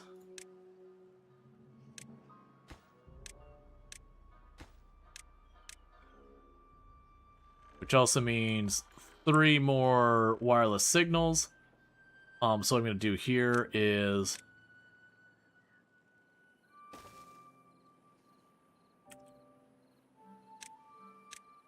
tell them to blast that area out so I can keep expanding this whole thing. Okay. They can path them the water, right? So you can go in from the current holding and dig out the last... Oh, yeah. I can do that, yeah. So we could, like, let everything get done, and then poke the hole through at the very end, and just, it'll be poke the hole, replace the wall. Honestly, that's what I can do from this end as well, is that basically work the tunnel all the way up to here, and actually, now that I think about it, don't do that yet, but work that tunnel all the way up to that tile, and then when we're ready, because I poked down here, I could go through, clear all of this out. We'll put a set of valves here, a set of valves there, a set of valves around here, and then we'll make a set of valves here. And the only reason I'm putting all those different valves is to kind of control the flow so it doesn't everything gush out at the same time. So one follow-up question. Sorry for bothering you about it. Oh, no problem whatsoever. Are there no sub-university, sub-college degrees for software? Degrees? No. You can get, like... So... There are certifications, but these days a lot of the certifications don't hold as much weight as they used to. It used to be you had for like IT, you had the CompTIA A+ certification, you had the MSDN certification. Those still exist, but employers broadly don't care about those unless it happens to specifically align with, like if they're a Microsoft shop that they work with Microsoft software, then they might actually care about the Microsoft certification. But broadly speaking, a lot of those certifications have effectively fallen in value and consideration compared to what they used to be. It used to be like, if you wanted to work a respectable job in IT, you didn't have to have a CompTIA A+ certification, but it was one of those really significant things that would give you a very strong advantage. Curriculums are updated about yearly. People train half the school. Yeah, those are company specific though. I mean, legally accredited degrees. Not really, because you have university and college. And here in the US, while you'll have argument about which ones are better and yada yada, and there's a lot to unpack with that, broadly speaking, your postgraduate education, those are primarily your only accredited things that have an accreditation that holds any weight. which there's a whole lot of reasons why that is the way it is. I'm not saying it's a good thing. You do have like lots of tech schools and all that give you a degree, but it's kind of one of those degrees you look and go cool, and you throw it in the garbage because it's not worth anything. You do learn skills that are worth something, but the piece of paper itself doesn't really have an accreditation or any backing that confirms to a potential employer that that degree has any value whatsoever. And we've got tons of those, and a lot of those are unfortunately scams. There are good ones. There are genuinely some good ones, but a lot of those ones that are non-accredited, they're not accredited with reason. Now, don't get me wrong, there's a lot of accreditation that some of the requirements for the accreditation are hot garbage. That does tend to entrench universities and college, and push out people trying to do something that is not solidly in line with the existing theory. But yeah, so it is a thing. But to that credit, these days, the value of a degree has been far more nuanced than it used to be. It used to be for certain jobs, you had to have a degree. That was just the reality of it. If you didn't have one, you weren't considered. And thankfully, that has definitely changed in the past 10, 20 years, that more and more jobs are being like, you know, a degree is a nice-to-have thing, but not a requirement. And thank you, Blue Otter, for the raid. I do appreciate it. I hope you had yourself a good stream and all that stuff. Can we get a shout-out for Blue Otter? But welcome in, Raiders. And I actually forgot to do it with the last couple raids, so I'll go ahead and repeat myself and all that. But first of all, that is a absolutely fantastic Otter emote. But yeah, But yeah, so thank you so much. Oh, thank you, Wow Dane. I just got caught by surprise with that. It's all. I was like, what's that sound? Yeah, so first of all, check out Blue Otter, also playing some Timberborn. So if you're looking for some Timberborn, you can find it over there. But thank you so much for the raid and popping in here and all that. I do appreciate it. If you want to share like what you've got going on in your channel and all that stuff, I'd really, like, absolutely on board. Also, don't feel any level of obligation. Thank you for the combos. I see we're getting the last of those combos out before they go away. For those who didn't hear, Twitch did announce that they will be depreciating, or actually, did they announce, or was that? Either way, it does sound like combos are being depreciated, that they're going to get rid of them. Which I think is fair.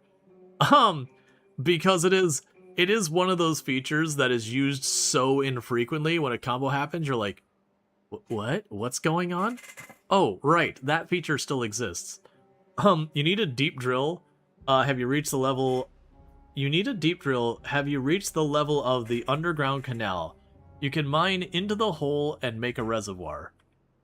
I definitely have already gotten a completely underground reservoir that goes on for a whole lot. Like, we have all that connected and all that. Wait, was being depreciated? Combos. So on Twitch, there's a feature that you can, like, do a thing where you put, like, a little heart or whatever, and as more and more people do it, it builds up a combo. Basically, nobody uses it. It's a way to use a lot of bits really fast without realizing it. And we got a new wellness record. Hey, you've been doing Timberborn Oasis map. You went from 150 down to 20 twice. We had one pretty rough die off pretty early, but since then. I meant that you can use the hole for holding water. Oh yeah, I mean, that's fine. I don't really need that specific one for doing it. I got these giant reservoirs. Because then I've also got to manage the height and all that kind of stuff. And then it'll be streaming 2 Point Museum. Nice, 2 Point Museum's excellent. I very much enjoyed 2 Point Museum. I've gone back with each of the DLC and major updates for that one as well. Definitely a solid game. So we're honestly in good shape here to get our efficient farm in place. So it's the same thing we always do, which is to have 2 of them. One set to harvest, one set to planting. And then the plan will be over here to put down our wheat.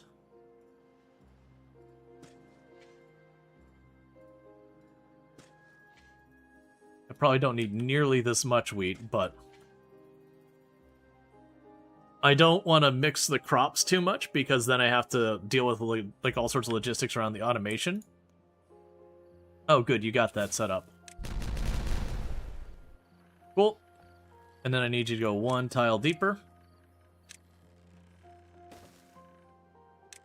So I can flatten this out, so we got plenty of room to put all our, like, different stuff I need to set up for automation. And you still haven't got your path built in again. And then once they fill this in, actually, one of the things I'm going to need to do for this. So you are going to need to have the tunnel set to go out to 1 tile away from the limit, with a path over top of it. Because we don't want to merge up to that, or we drain all of our water and die. But we do want to continue to extend out here so that our beavers can reach this to keep filling in the land and making this into our nice little paradise over here.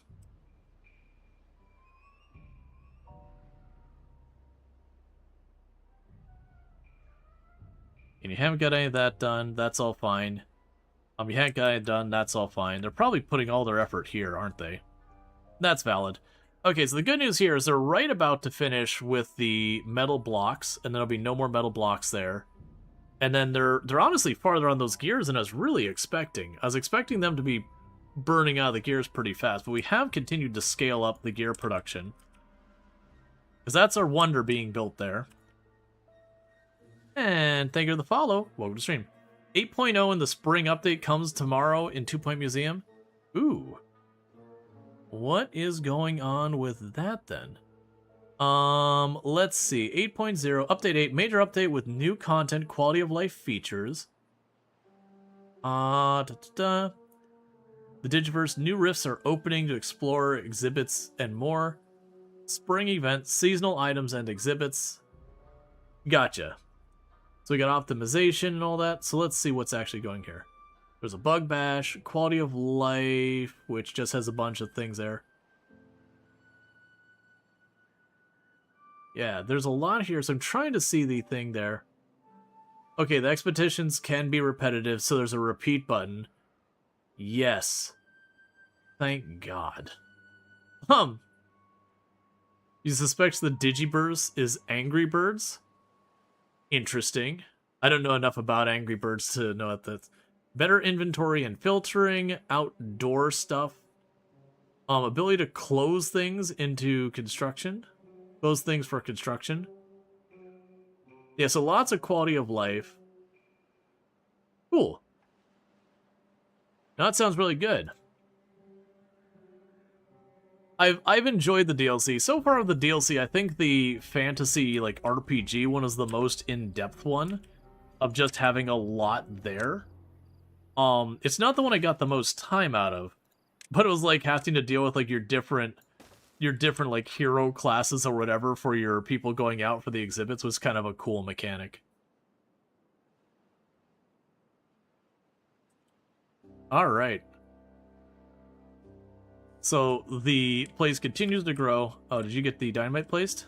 You did. So the plan, the reason why I did all that blasting. So we go over this way. Okay, so we need a bunch more of these. At least 4, so 1, 2, 3, 4.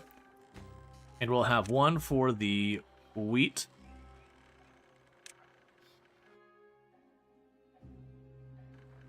And if there is less than 90% of a total storage of wheat available, stop making wheat.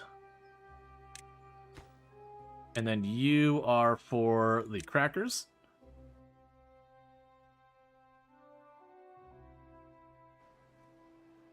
Same deal, less than 90%.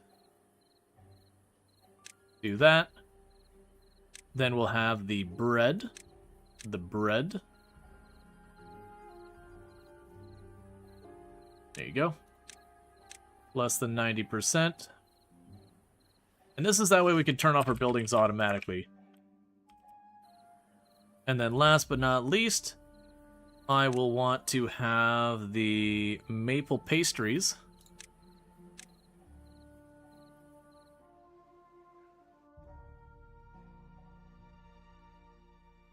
There we go.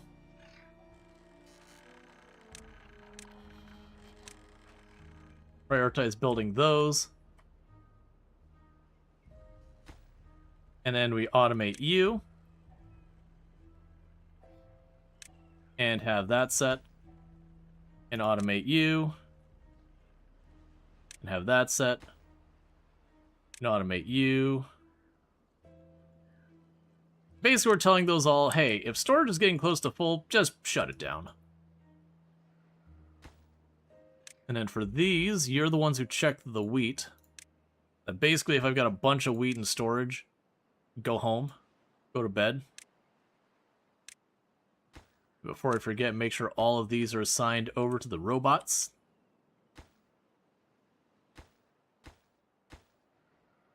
Alright.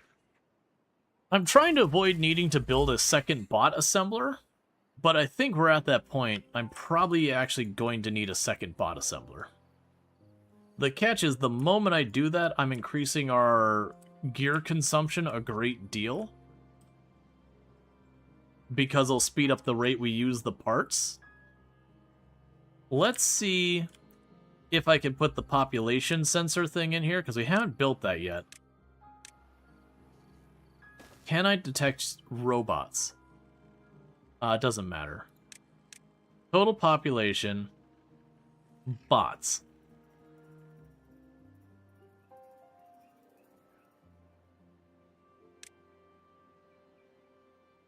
Can I... Because it says... I'm kind of looking to see if there is, It would be nice to have the basically the unemployed bot, or like the total vacancies. Oh, I guess I can do that. We can actually sit there and say vacancies. If there are any vacancies, make more bots. Ah, cool, we can do it either way. If the vacancies are more than 0, open jobs counter. Yeah, so the jobs are more than 0, then we will have the bot production go on. So what I feel comfortable doing with that now is we can bring a platform around here, and I can put a second bot production up here.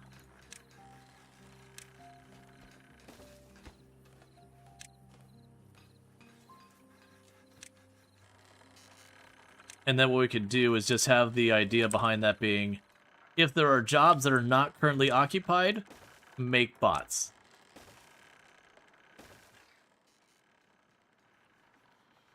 The other possibility is we can check the total population, because we're not growing the number of jobs too much. I think I probably need to go by population, because I'm realizing what will happen is we might get to the number of bots and need to maintain it, and then not produce bots for a while, and then have to play catch up off there's effectively a bot die-off.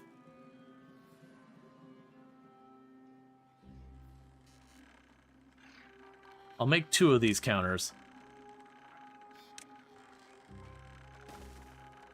And then a relay.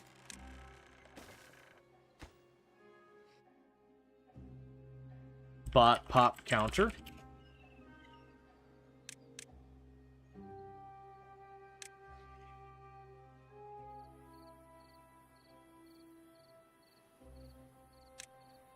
Okay, if bots are more than... From right now, it looks like I'd have somewhere in about 110 jobs. So we'll say, if bots are over 120... Yeah, so that would be on.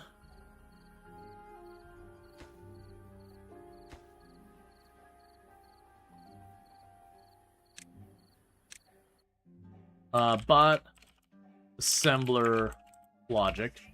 Okay, so we would want to go in here and have the bot pop counter and the vacancy counter.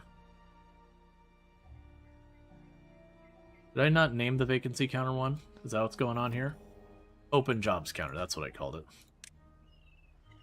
Alright, so we want this to be an and. So, if there are open vacancies, and the bot population is less than 120, this turns on, and we go forward with that. We'll bump this up in priority and this up in priority. Alright, Blue Water, thank you again so much for the raid. You sleep well. I do appreciate it and all that stuff. Because then we can go and get both of our bot things set up. And the idea will be is once the bot will have like kind of a cap on how high the population's allowed to get.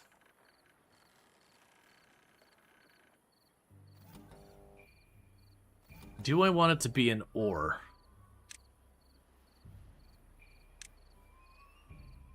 Okay, let's consider this. So if the population is below 120, keep making bots. Or if there are open jobs, keep making bots. So in that case, let's change you to 110, 115. Well, 120 is fine. Yeah, that should be fine. Alright, so we'll leave that. So that way it should grow and adapt to whatever I need. You will effectively be automated to use the bot assembler logic.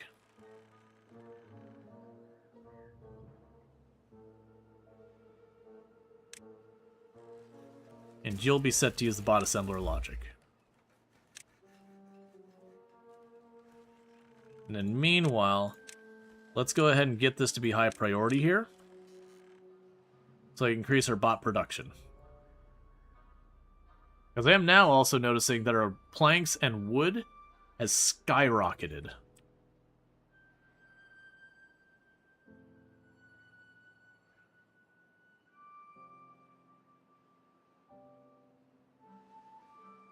You haven't gone over there to start blasting that or that over there. You've been filling in a lot of the dirt over here, which is good.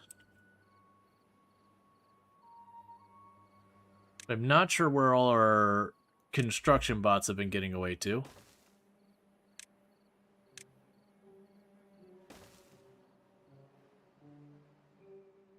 Looks like they've got some work going on there. Is it just all going to this? I mean, we are getting a lot of gears in here. And we finished our metal blocks. We got a long way to go on the treated planks. We are looking at expanding our treated planks over here. I don't think I have any other major projects, because we've got this queued up to be built. But clearly they've not built a single block on there, so that's not it. There's nothing queued up here. The underground tunnel is there, so they haven't done anything on that. Those buildings have all not been built. I'm assuming it's just all of them filling this landfill in, which is totally fine. Oh, I see. They kind of went over to this end and started filling it in from the other end first, which is honestly fine by me.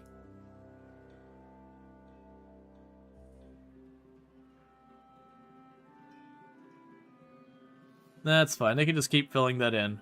We'll just let the planks and the wood and all that backlog for a little bit. It'll let us get more gears. And keep working on that wonder. Okay, and they're getting the bot assembler put together. Which should allow for an increase in population. Bot population, I guess. It'll tell it to get the treated wood increased as well. Because that's going to be the big bottleneck on the wonder.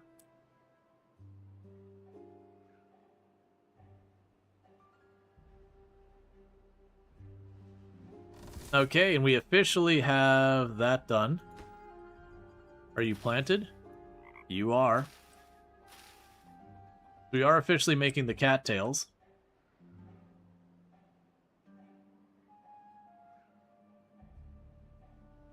Alright.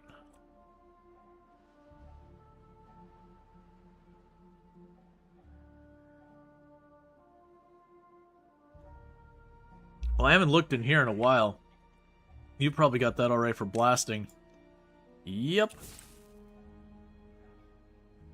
You go and detonate all that.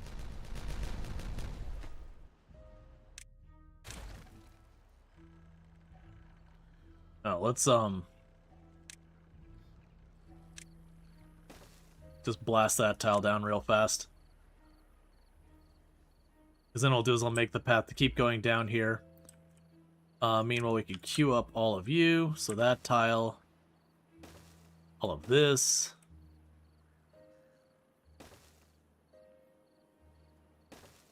All of that.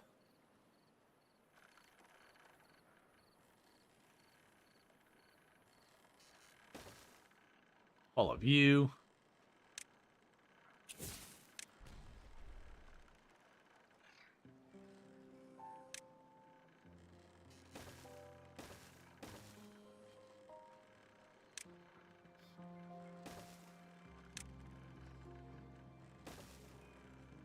Okay.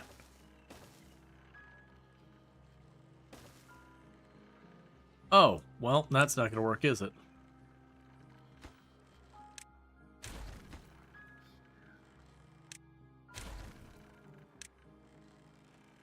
Yeah, we'll just plan to go ahead and do both of these in one go. Keep making our reservoirs deeper. Alright, so the good news is we're right about to finish this bad water cycle. We did bring our water down a little bit, but not horrifically. They are starting to build our way down here to get the holes punched in near this whole setup.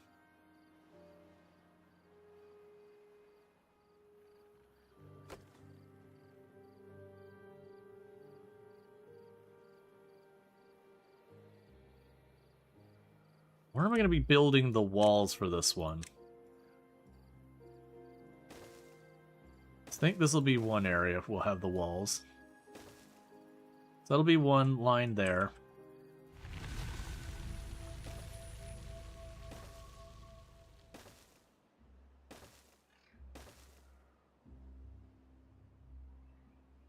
It's be pretty big if I do it this way, but that's okay.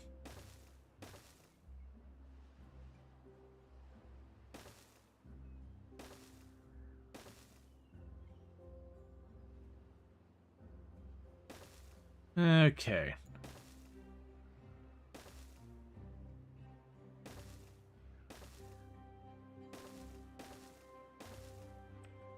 And same deals with the other ones. We're going to build this up a little bit. But at least for the initial design, I'm not going to go for the sky. Good, like 3-4 blocks would be plenty. Hey, Whistler, how's it going?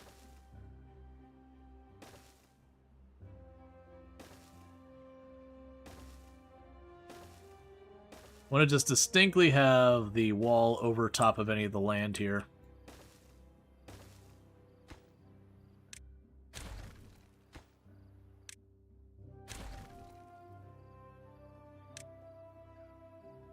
All right. And one more should be plenty.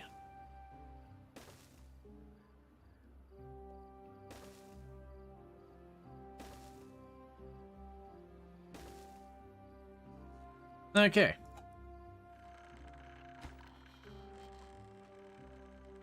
So this, we can delete that section of path.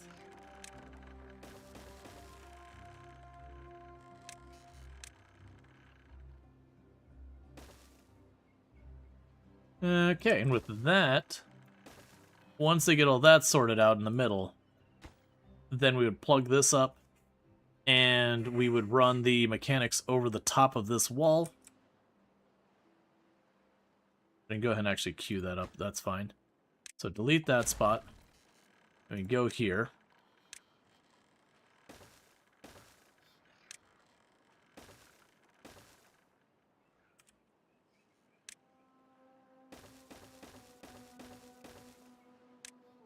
Okay.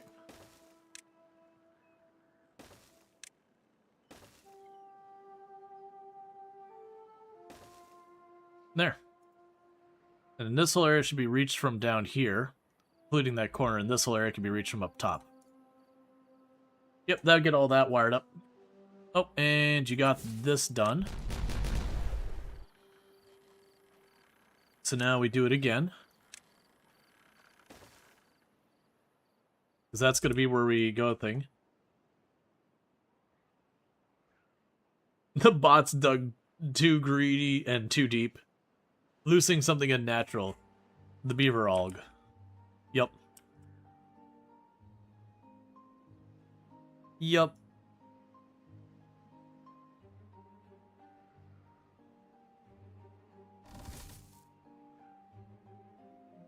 So it's got more and more stuff going. We are using those punch cards as fast as we're making them. Same with the paper. We'll probably want to up our paper production at some point. Right now, I don't see it as too big of an issue. It's just a little bit of recreation, a little bit of body efficiency that we're potentially losing. Versus, you know, having even more production. Okay, so we did get our, oh, you will want to be set to the treated planks counter. And be a bot job.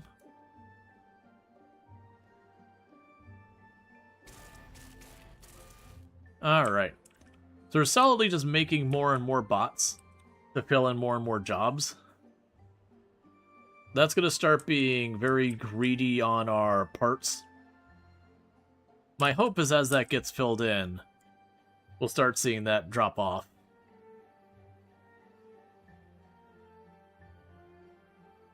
You're also sad there's no log flume ride in this game. Honestly, that's fair. For a recreation thing, I could absolutely get behind them having a log flume. It wouldn't even need to be like a whole big thing. It could just literally be just like a little loop. Maybe it's got a little bump in it at some point. So it takes us a bit of mechanical power to operate it. But that is a very valid, hey, we should probably have had this. It just thematically fits.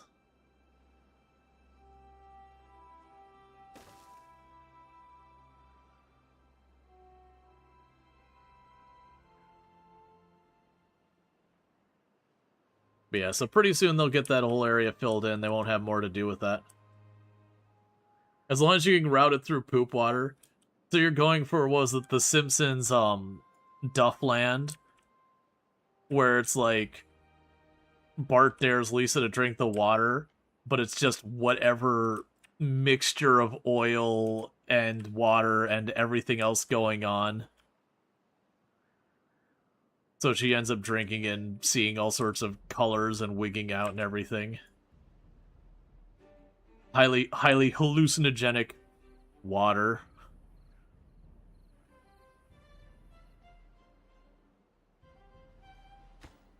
Oh, is that what she said? I'm the lizard queen? Yeah. You have so few beavers? Yeah. And all of them spend their entire day just doing recreation and eating food and sleeping.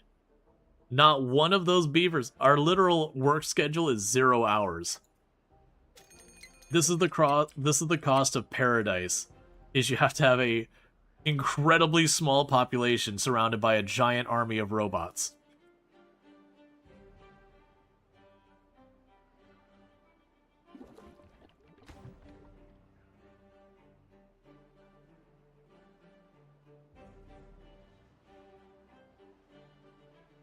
And they're filling in all that dirt.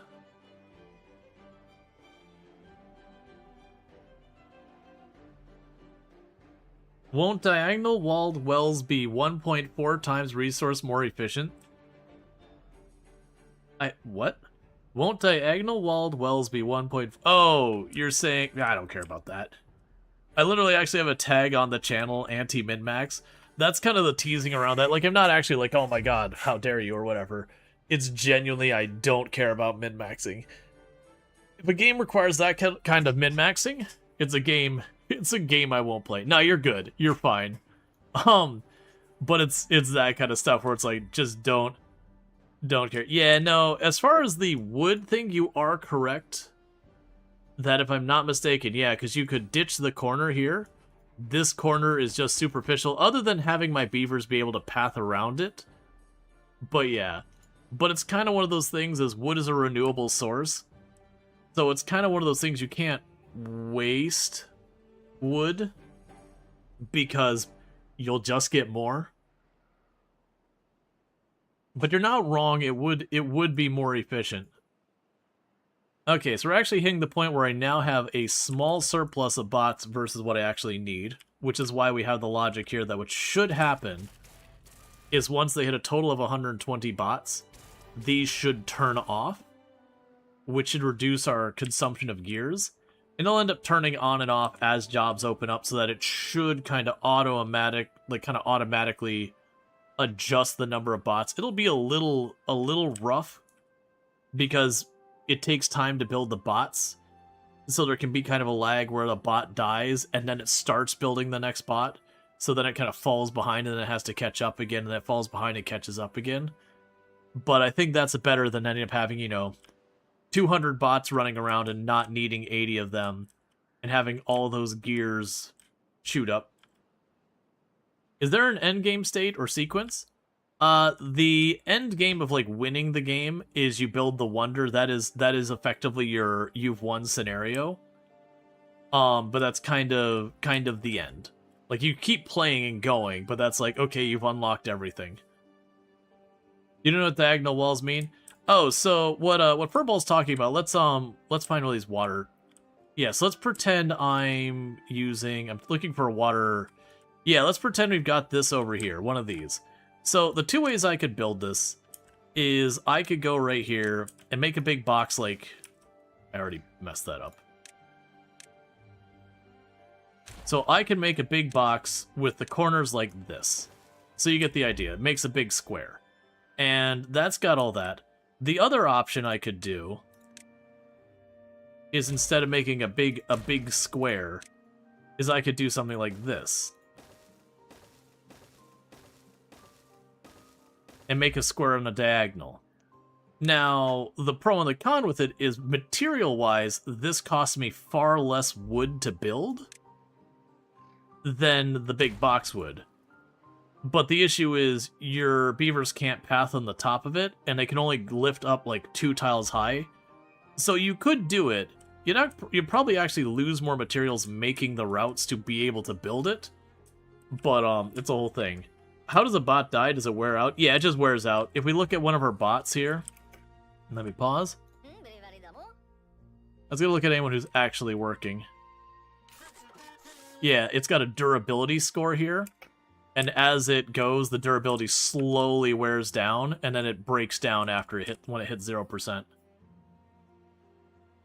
But yeah, like a Doomsday Weather? No. So this isn't the idea, this isn't a roguelike or roguelite in the sense that you are supposed to eventually lose.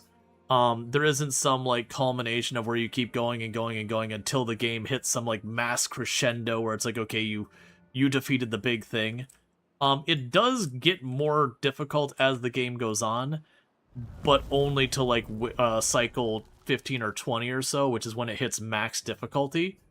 And then from then on, if you're surviving past that, you've already kind of hit the ceiling of the difficulty. But I mean, here we have a 29-day drought, which is, if you can survive 29 days, making a 60-day drought wouldn't really change a whole lot. All you'd do is you'd make a bigger reservoir. You've kind of won at that point.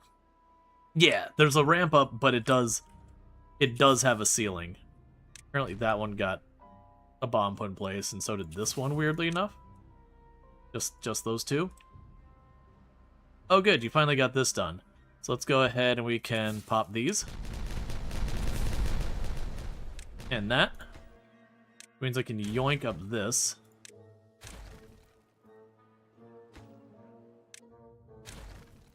And I believe you are 2 tiles tall, so we can put that there. And then the rest of this gets 3 tiles tall.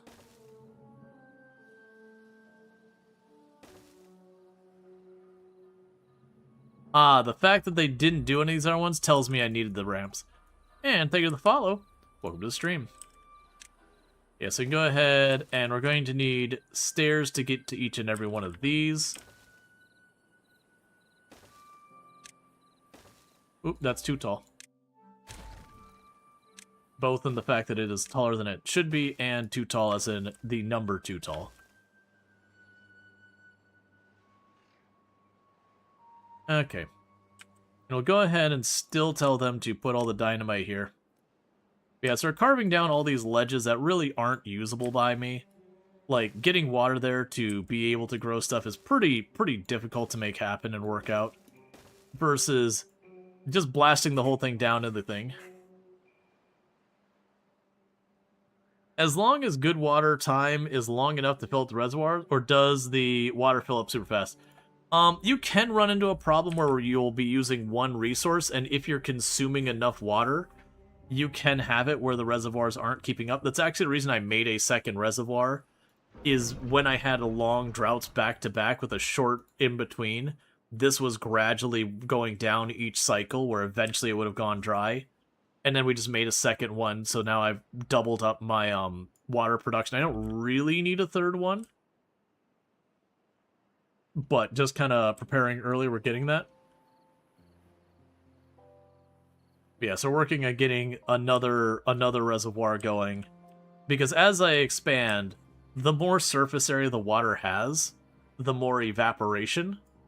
So that's just going to increase the water consumption that much more. And so it's just another thing to worry about.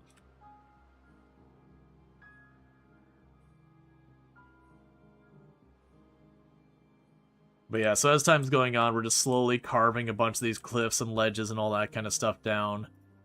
Making room for more and more. I'll probably eventually want to blast a bunch of these, like, I've been leaving this side mostly intact because all of our housing has been kind of on the north and west or east sides. I'm just making this north and east arbitrarily. So I've been kind of expanding this way and working this way because there's just nothing out here. Versus I've got stuff up here, but I definitely would want to consider digging down. Don't need a third yet. Yeah, realistically, we will have kind of completed everything progression-wise in the game by the point we would want or need one. That's kind of the catch there. So it's kind of like, okay, I can build more of them, but do I actually need more of those? Like, not really. Alright.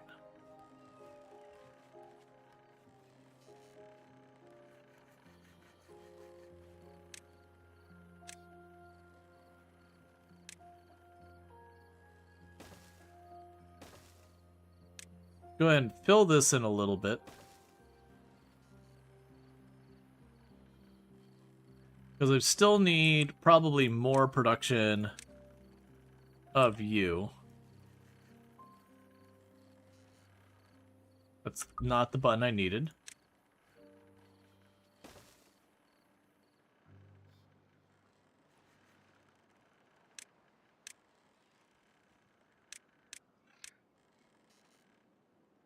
I'm going to continue to expand that production. I'll give you a bump in priority so that you get that locally. That's what we're going to try to do. Please don't strand yourselves. There's no need for it. Thank you. And we'll have you automated based on the treated plank production.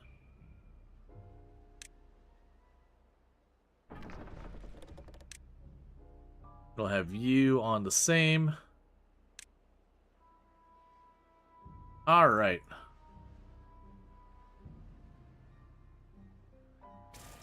You get really close to turning those things off.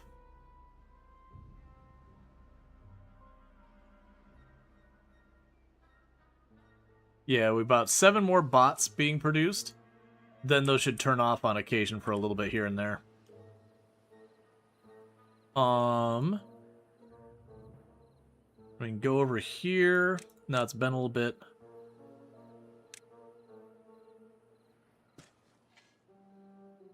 And that'll be where all our wheat goes.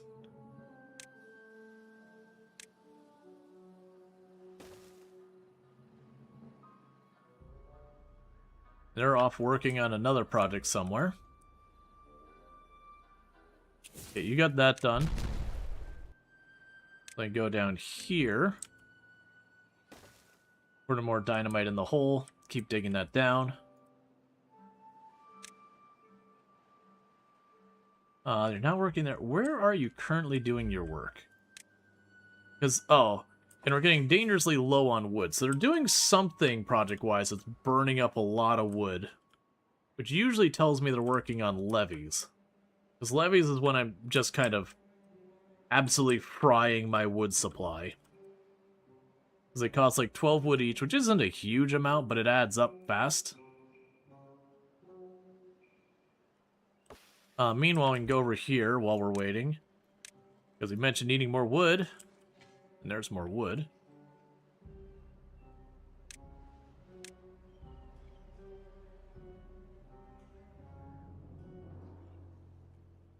And add that onto the trees to be cut down.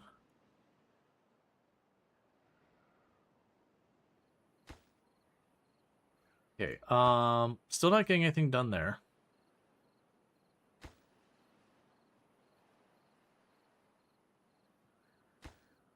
Okay, so we're starting to finally get the planks in here to start carving the canals farther. So that'll be good.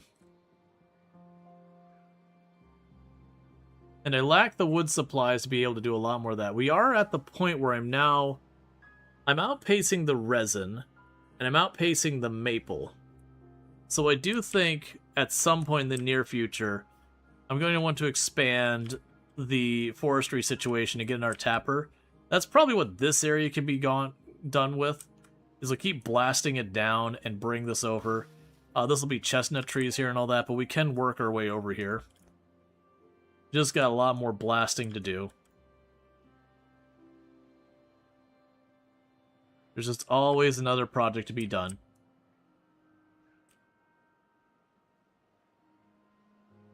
And so much of our resources are going over here. To be fair, though, we actually we're almost halfway on the gears, and we're about a fourth of the way. We're over a fourth of the way, sorry, on the treated planks as I've been ramping it up.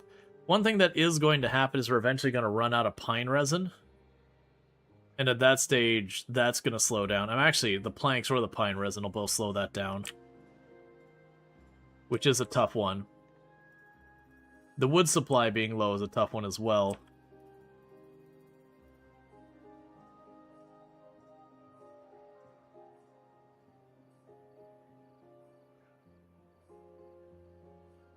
Okay.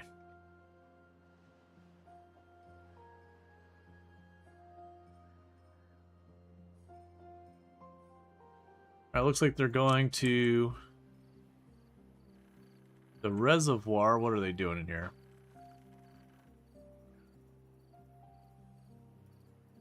Oh, I see. That's fair. That's done. Yeah, so they're working their way around the outside with the explosives. That's okay. They'll fill in the stairs and all that in a minute.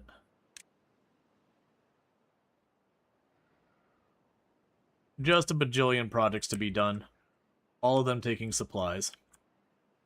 The other thing going on is the robot chassis has almost reached the point where it's going to turn on and off. We've got that set to only go up to 200. The limbs were actually starting to burn enough of those that they're coming down, but then the heads are also going up. So these two will start turning off, which will free up more of the beavers. The bots.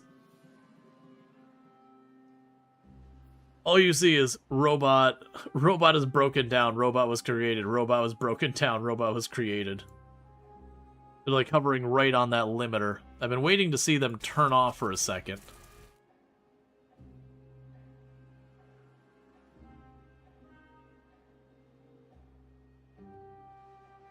Because they're right at that fence where it should happen.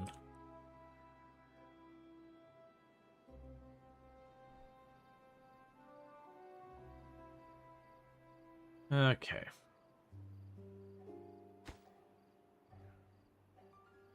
Alright, so let's bump these two up in priority for now.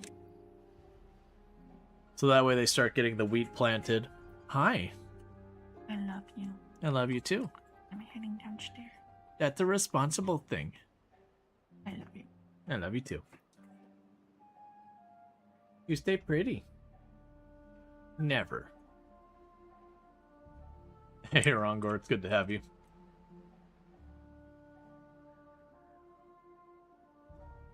Yep, Nas is sleepy too. She was chilling in the beanbag chair back there. I think she just woke up and was like, oh, I should probably go to the actual bed.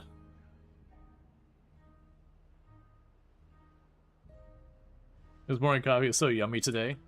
Nice. I'm not much of a coffee drinker myself, but I do know a lot of people who really, really enjoy their coffee. It like makes your day a little bit better. Absolutely. Okay, so we got our treat. We got our stuff for storing all that here. The planks and logs aren't getting over here now. But that's just because the particularly egregious consumption of logs. I'm going to end up needing to continue to expand our grow area more and more.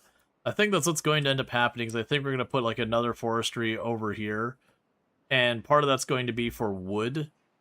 And then part of that's going to be for more maple syrup and resin. I mean, the resin's actually doing okay. Probably the maple syrup.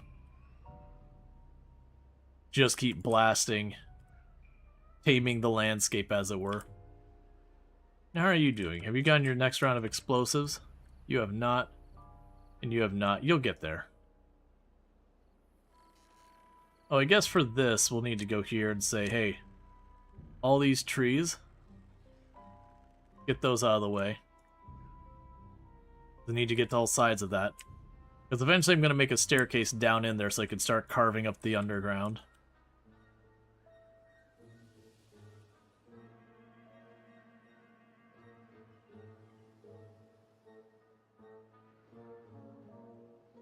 Okay. In your office streaming space, you mean, like, you fall asleep with your stream? It's pretty, perfectly relatable? Yeah, no, absolutely. No, she makes the comments just easier for her to, like, fall asleep with my, just, like, hearing my voice in general.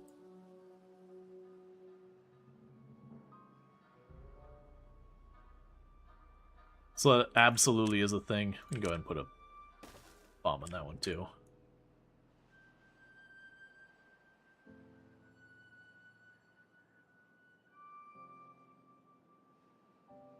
I honestly probably could use another building built. Well, I mean, the only problem with another builder's building is I don't have the resources to justify it. Alright, so... Oh, you're set the wrong thing. You're set to wheat flour counter. Wheat counter. There you go. Okay, so we're getting all that wheat planted.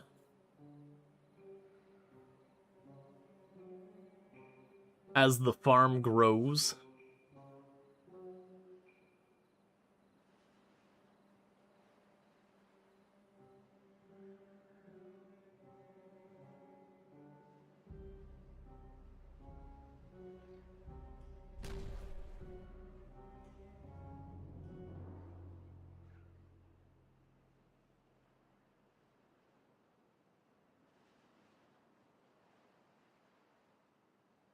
Okay.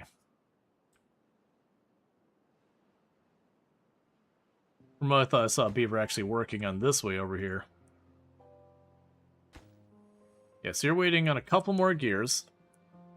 And that'll get us more treated wood coming in, potentially. With that, it's honestly the logs that are the holdup now. I forgot you're over here also trying to be built. They just need time to cook. That's what it boils down to. They just need time to cook.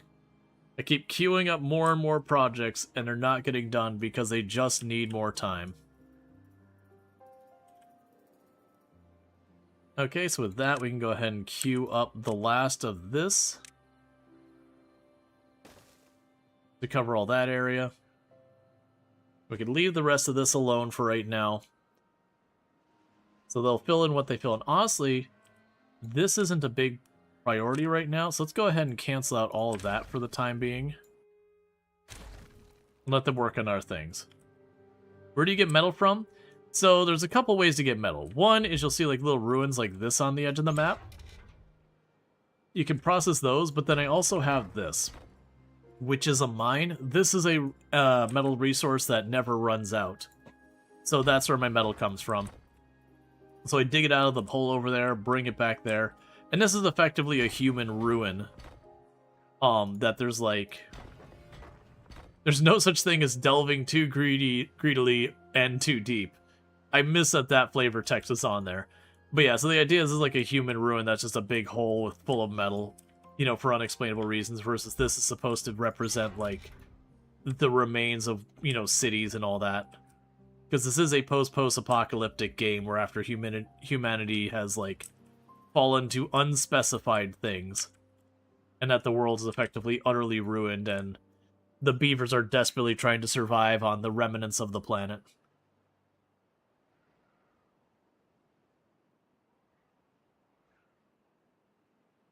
All right, chat. So what I'm going to do really fast is I'm going to step away, stretch my legs real fast, use the restroom, all that stuff, and I'll be back in just a couple minutes. I'm going to go ahead and leave the game running here so you can watch the little beavers zip around and do their thing. But I'll be back in just a couple minutes, and thank you again for tuning in.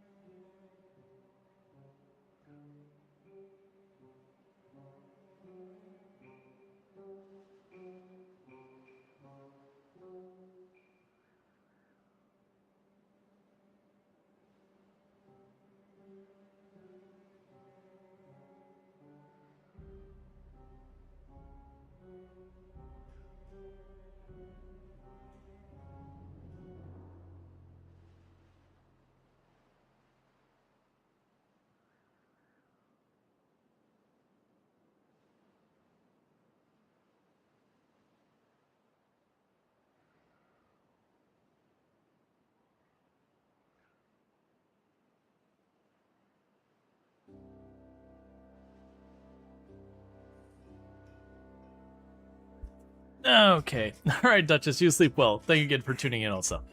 All right, everything caught fire. Okay, so it looks like we're getting the bombs planted here, which means we probably got them there. So that's good news.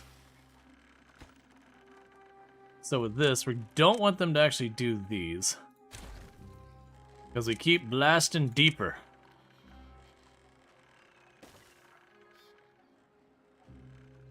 And those ones are still queuing up. Alright, what about in here? So you got the ones along this outside edge. But they'll get these stairs built and then we'll get those other ones.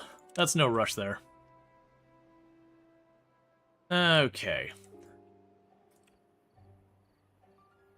Oh, they did get those two done.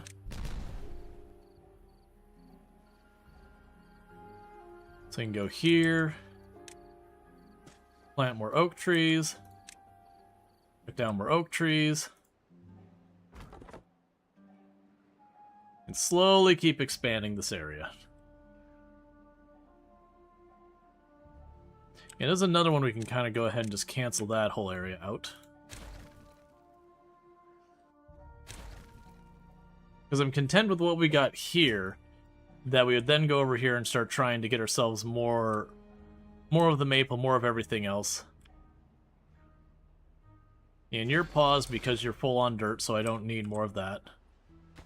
These have all gotten started. They're all waiting on gears. Like, basically, everything is waiting on wood planks and gears.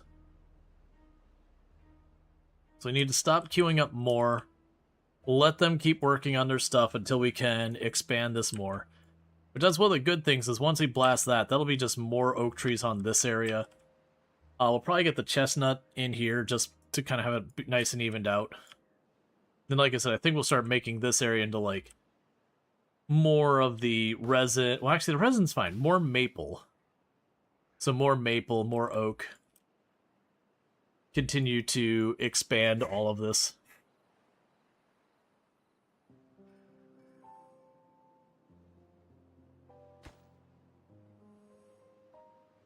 Because you've got about half of your gears and about a third of your treated wood.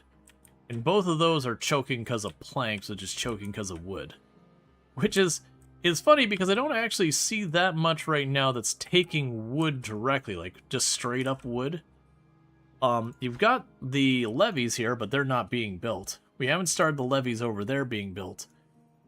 So it seems it's like all of that is strictly going into making planks and gears and they're just struggling.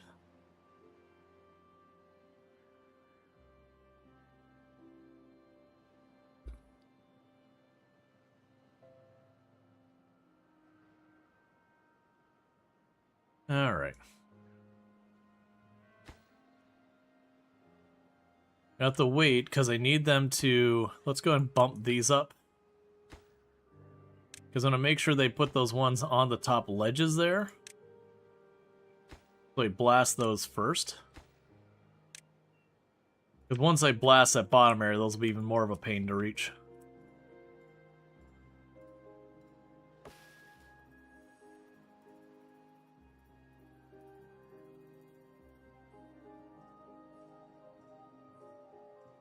What's going on here? So you're not activated. You're not paused. Oh, wheat flour counter. Man, I gotta remember where those are.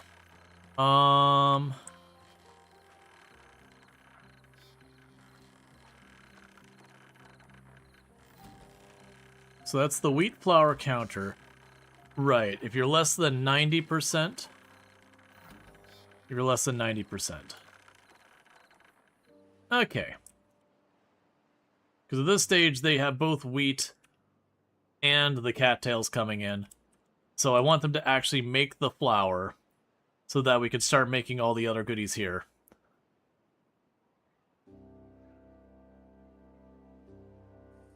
Okay, so that one's done.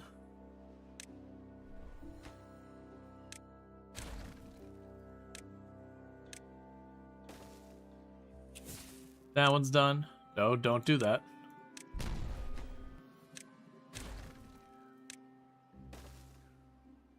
This one's done.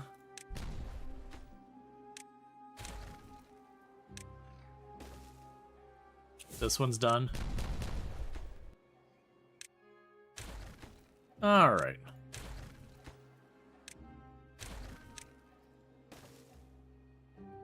And they'll get there when they get there. You know, probably have to just blast one more, because we're just trying to get this to be level with the area down below. Just another project to be done.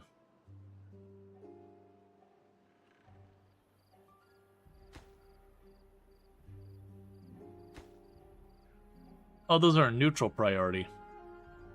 Oh, interesting. They finally hit the point where the neutral priority of the levies has become the next thing on the list. That's fine. They'll just keep working on what they'll work on. Are you not connected? Like, no, you're connected.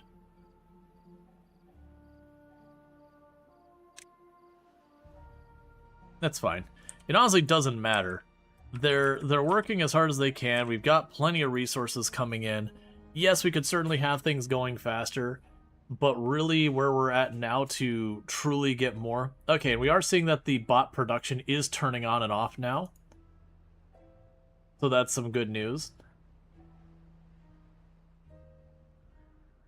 Will only be when there's consistently any type of needed labor, or the population goes down that they start making more. So it should start balancing out okay.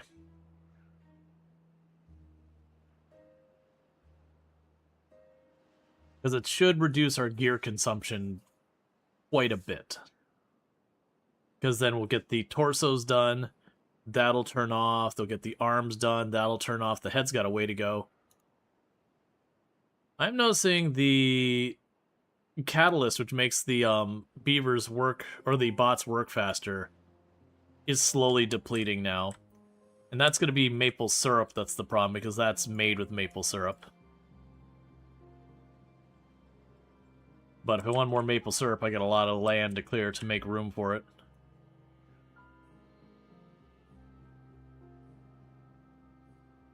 And also clear the land this way. We'll keep focusing on trying to clear around the oasis as much as possible.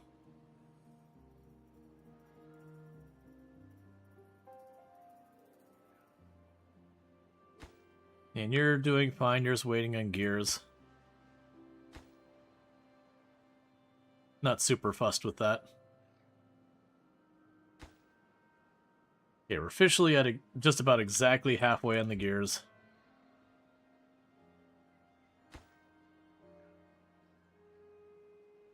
Yeah, so what'll end up happening with this is you don't actually have a route for them to get up the top of that, so you might build the walls right here, and the section right down here that they can get at, and down there, but like once they get those little handful of walls they can get at, the like tall they can get, they'll stop building the walls because they can't reach anymore. The reason I'm not too fussed, they won't go after them too long. Starting to see more lumber coming into straight up wood lumber. I think we're hitting a nice cadence for the trees growing in.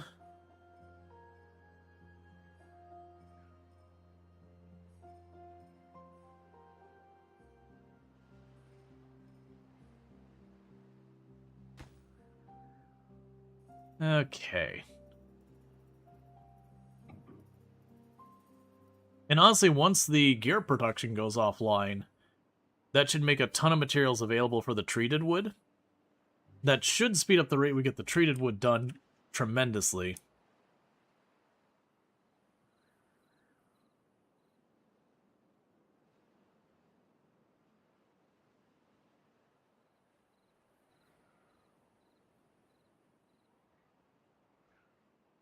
That's fine.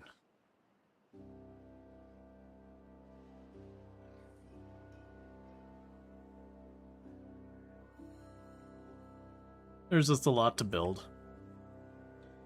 There's always a lot to build. That's one thing with Timberborn, is you're always just, every time you finish one thing, you just queue up another massive project. The only done is when you're tired and you just want to do something else.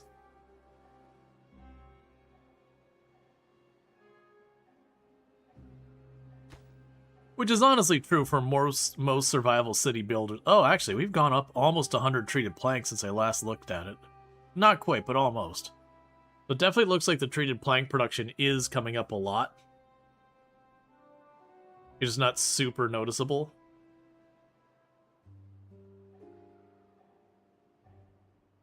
And here comes a bunch of wheat. Now, one thing that's going to happen with that wheat is, after all this time, we will finally be building the mud pit. It has been sitting here for probably 10-15 cycles, because I didn't expect wheat to be a requirement for a recreation building, for building it.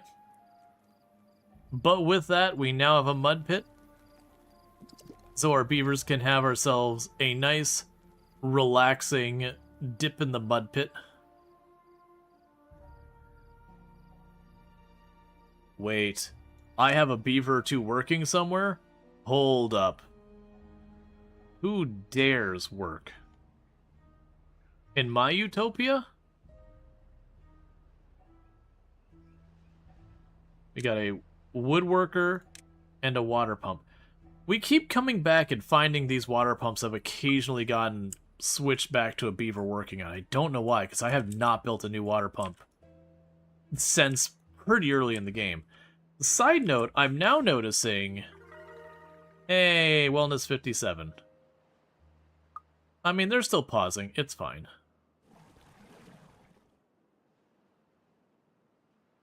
That's probably the reason I'm watching this pop up and down. It's this water.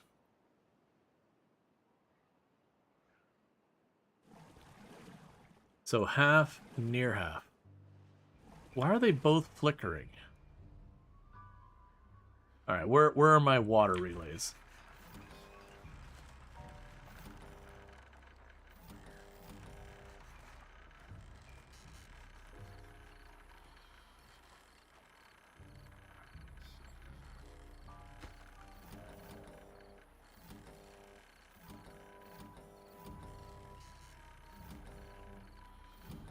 Water near full.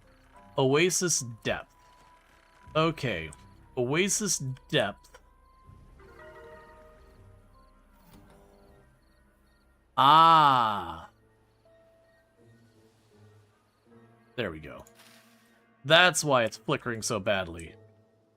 Because I adjusted this to keep it at 0.7, and that was what the water pumps were looking for as well.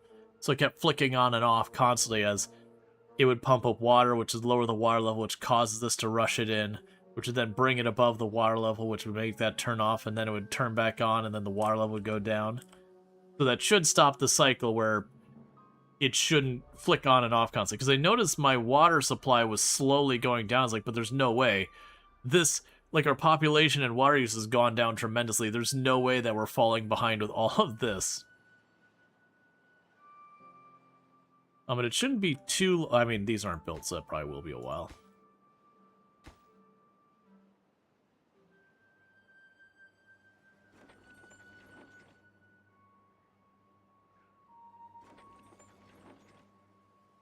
Bosby automation. Do I actually have the cattail flower in bulk? Yeah, I do. That's fine. Let's go check in you. So you don't have the bombs placed. Or there. You are just filling in that wall. That's fine. Making progress there. Oh, you did manage to get around that corner. You're still waiting on a treated wood there, but that's okay.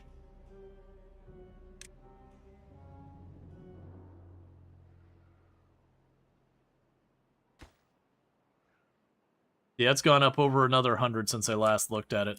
Yeah, so we're making really good time in the treated plank now. As we've started cutting back in the amount of gears we're burning because these robot production things keep turning off. And these are starting to max out their parts. More and more of the gears and the planks and all that are not getting consumed in making robot parts. So that is helping a lot. We also managed to finally get the metal and all that sorted for that main wonder, so that's getting all sorted out, which is good news. So as we're reducing those consumption more and more, that's helping out a lot.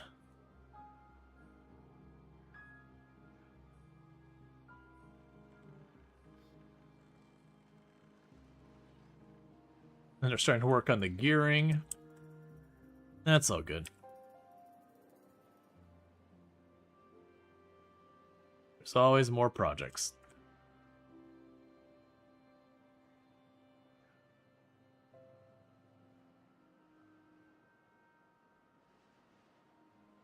It definitely looks like our tree growth well, I mean, I'm seeing trees constantly pop up. Because that's kind of what we wanted to get to. Is we want to get to kind of a rotation of whether it's the ones planting or cutting, that there's just a steady, like, a tree or two popping up every couple seconds. So that they're just steadily bringing the wood in, versus the other end of it is where you suddenly have, like, all the trees start growing, and then you have a long spell before your next round of trees come in.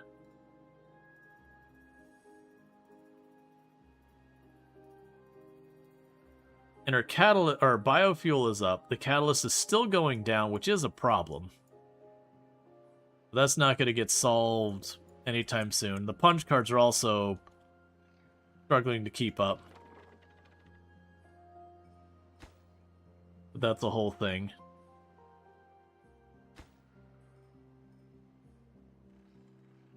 It is coming along nicely. We're at about half of the treated planks we need.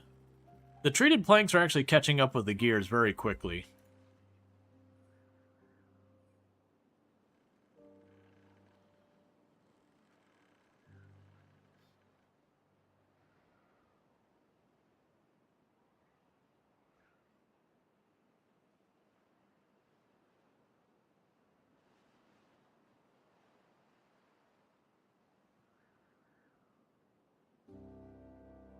What I might do is I might go over here for right now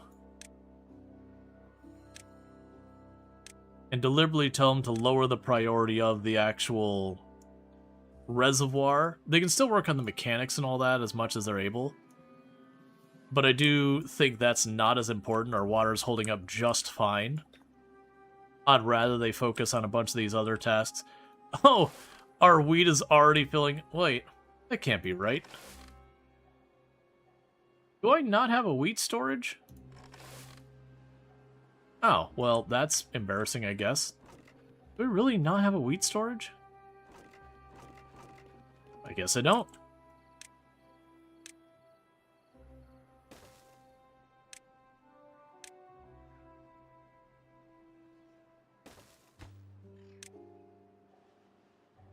Let's see, wheat. Get that done. Yeah, so deprioritize that reservoir a little bit. Because rather they work on blasting these ledges and all that, so we can hopefully get wood to be more stabilized, get our maple to be more stabilized. I think that's more important. A lot of those projects are going to do a lot more for us than just working on this. And plus, I'd rather they work on the route underneath first, because that becomes irrelevant until that route's done. And that is going to be one of those things that's just 1 and 2 beavers just running back and forth working on it all the time. Yeah, so these are running constantly, so that's good news.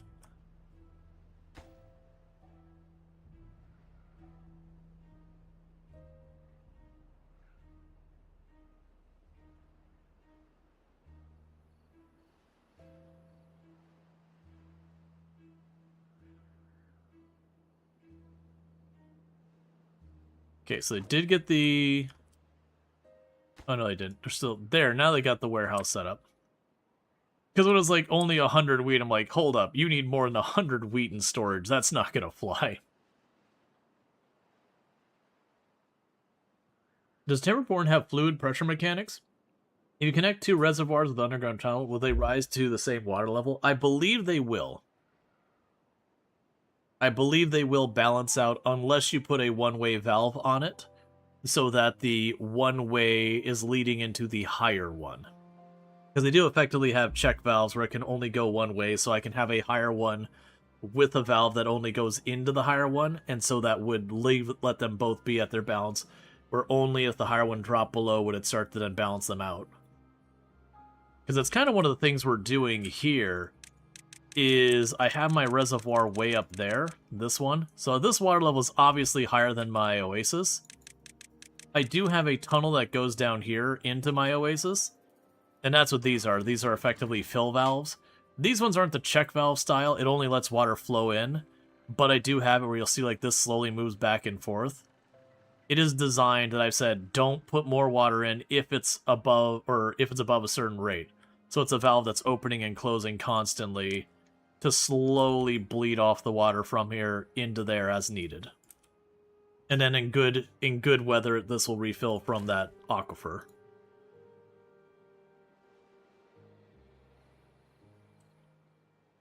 Okay.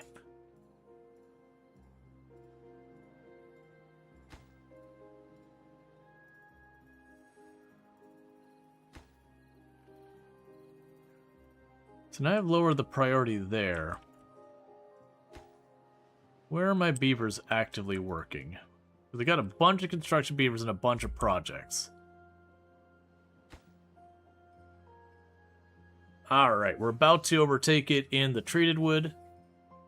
That's good news. The pine resin is going down rapidly now. That's bad news.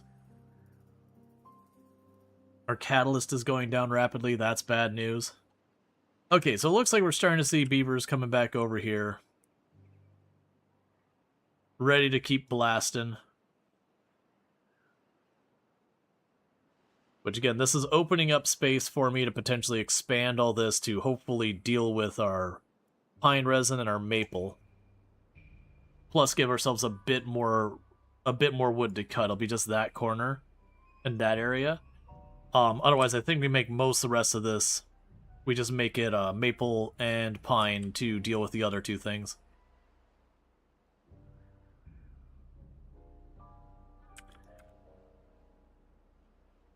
I'm not seeing very many construction beavers here, which does tell me... Oh no, I'm actually seeing a bunch now.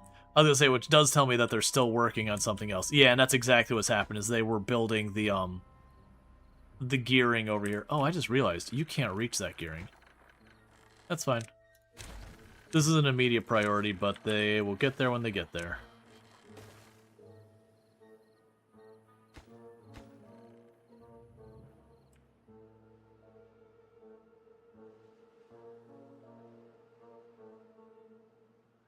Alright. We do actually have enough spare workers pretty routinely. And I definitely have the explosives to spare. Oh, you know what? I forgot to set these to be allowed to take more beavers. Okay. But I was going to say, it's not that. The builder's hut. It does actually seem like it might be a good time to add another builder's hut onto the grid. So they do seem to consistently have spare beavers.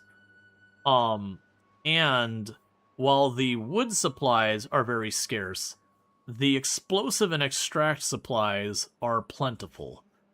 So for stuff like this, being able to throw an extra round of workers at it would be plenty to just speed up this process. Because this isn't one where they can only work on the next tile. They can just go to this whole area. You can throw 50 construction beavers at that, and they'll just get it done. Versus stuff like when they're working on these, it's only like 2 or 3 beavers who can be working on a given time, because, you know, they'll queue up bringing the last 2 logs to fix the one block, and none of the other beavers can reach the next block to do anything. Alright.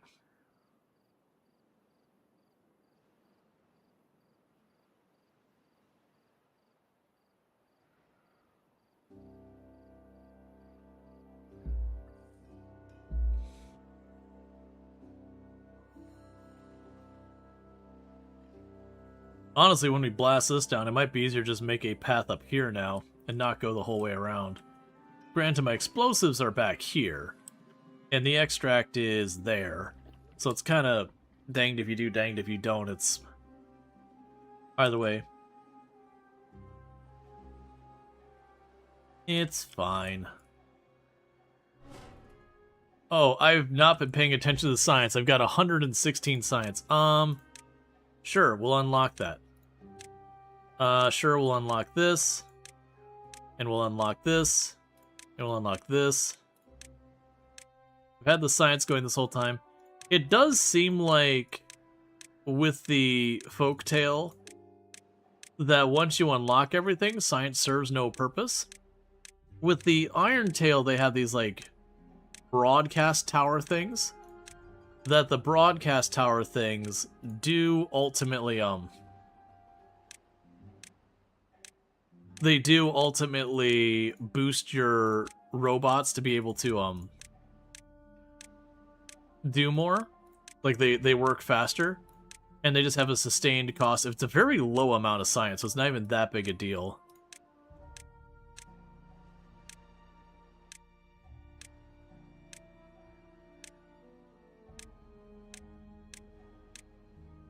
We're just unlocking literally everything because I can afford all of it.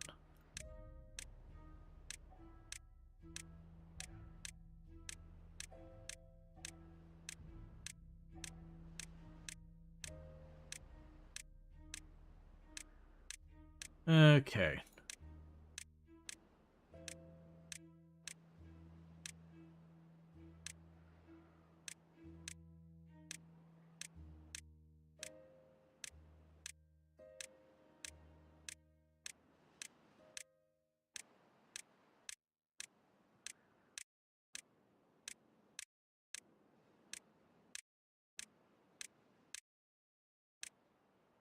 And that's it. We're all scienced out. There's no more science to science. I guess we destroyed the observatory.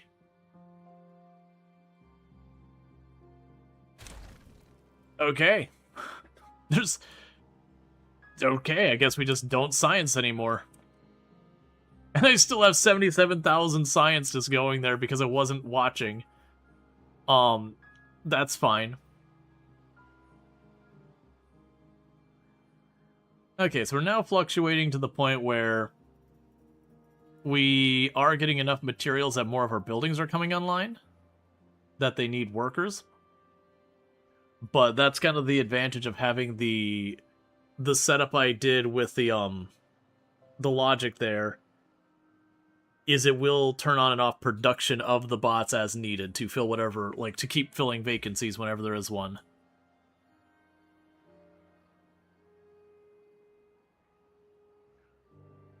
So that's good news. They're getting the work done. And eventually these will turn off when the wheat catches up, and then these will turn off when the flour's already full, which they've already have. Yeah, all the bot parts are pausing because we've already got everything but the heads stockpiled. The bot production themselves is kind of pausing because of that. This is getting really close. We'll probably be able to get the Earth 3 cultivator done before the end of stream, which will be good because that's kind of like the finale for the main objective of the run. And you still haven't got the bombs in there, which is totally fine. We're gonna blast this ledge here, give ourselves more space. Yeah, because we're basically out of pine resin and out of maple syrup. We are getting more of it, it's just we're using it as we're getting it. So that is going to mean these are going to keep pausing and not being able to continue work, which will slow them down.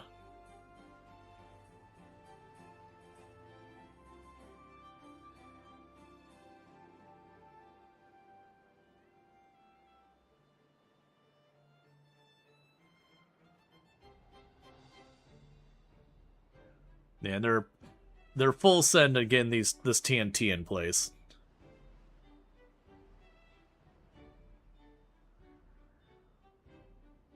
We'll bump this one up because that one's a reduced priority. Or not reduced priority. Those are ones that we did way later because there were the like pillars there that had to go out of my way. There'll be like 3 here somewhere that'll have to queue up.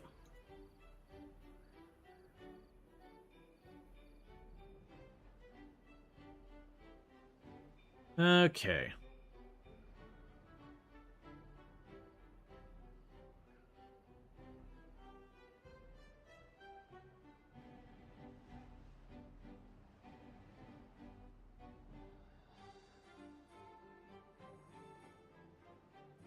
So where's our TNT? Are we burning through that fast? No, so TNT is holding up fine, and the extract's holding up fine. So very genuinely... so you don't have enough workers available. Yeah, it keeps turning on and off that building. Yeah, so at this point, it might be worth us bumping up the bot expectation to 130. We seem to be needing that consistently enough, it's probably worth doing.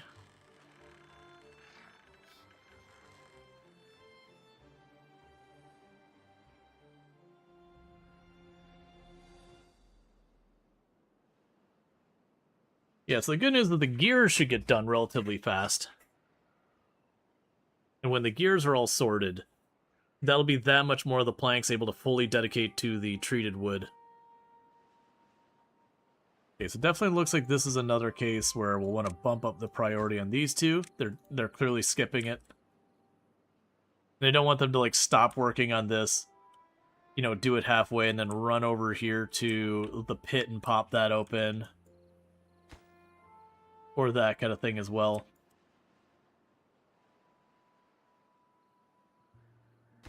It's also interesting that they never did those ones out in the periphery, but whatever. Yeah, the path's not broken or anything either, so that's fine.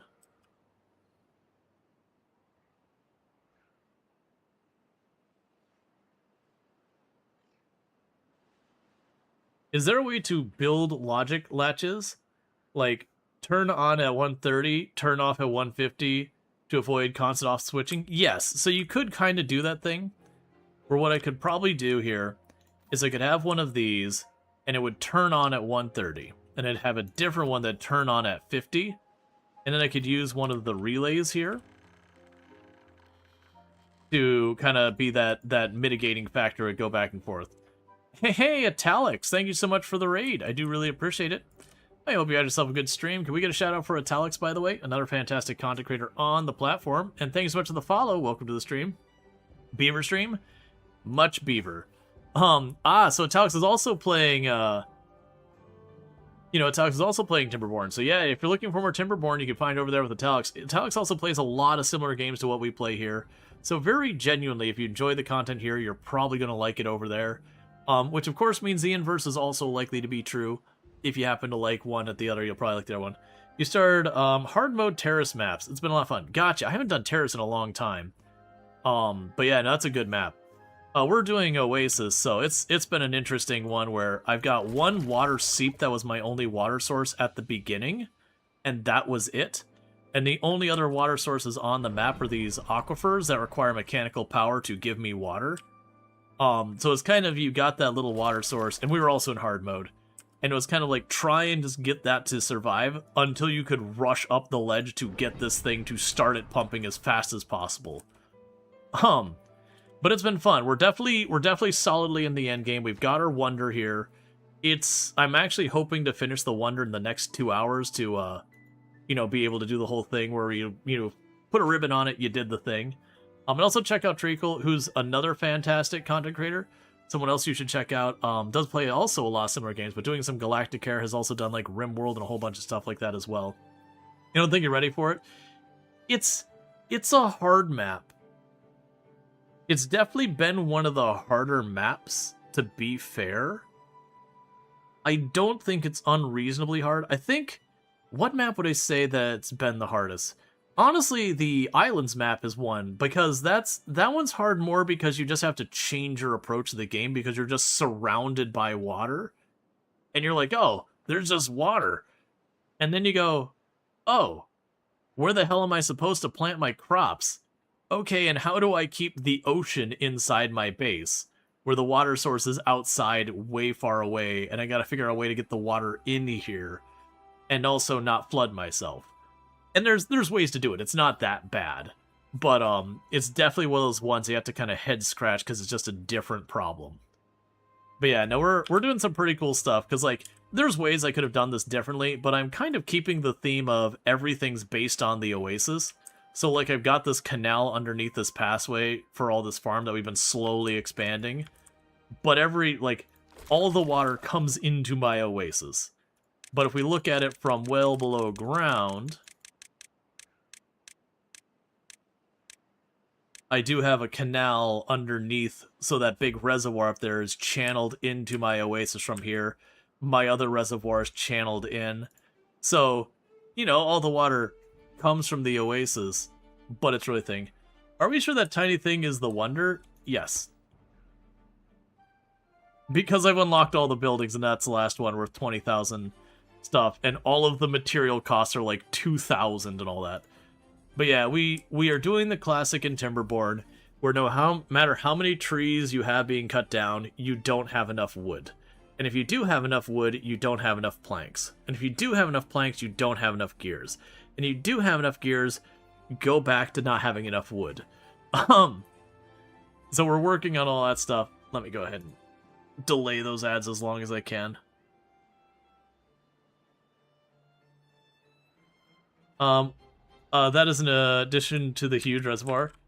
Yeah, no, I got the big one. Oh yeah, and I also have, this is a kind of probably never going to be finished project, because I've made it low priority, so it'll probably never get built.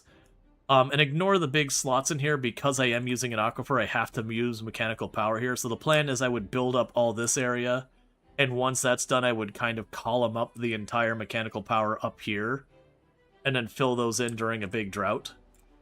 But yeah, that's the maximum height that I could build and still fit a battery and a windmill on top. Because I am planning on doing all the achievements for at least myself, for the folktale on this one, because I have all the achievements for the Iron Teeth already. Okay, make sure they get those done, and they'll be ready to blast that ledge down.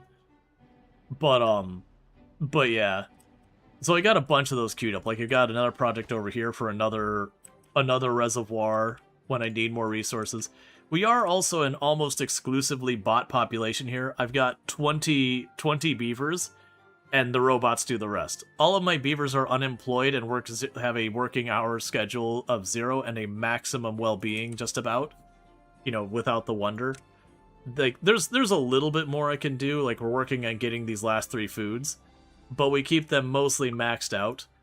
So they're living their best life with their robot buddies. Alright, with that, it is time for boomies.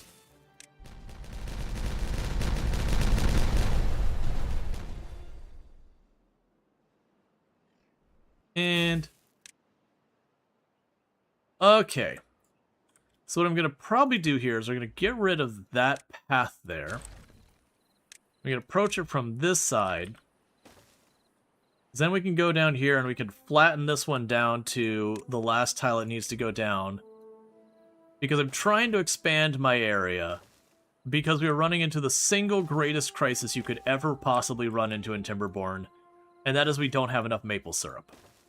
I'm joking, it's not actually the worst. But I mean, seriously, we're running out of maple syrup.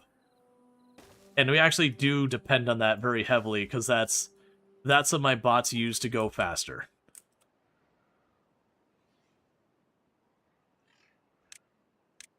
And I do not want my bots to slow down. Alright, so it's going to yoink all of these up. I'm going to yoink all of these up.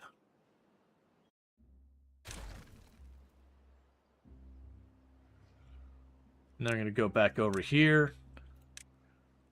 Platform 1 down there.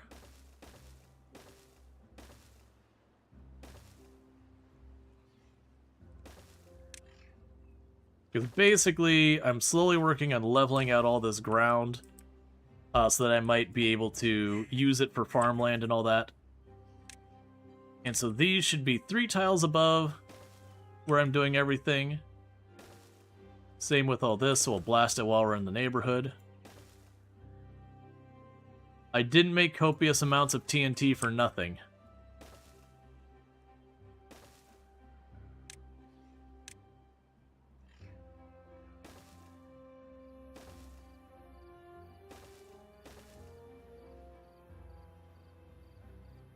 Alright.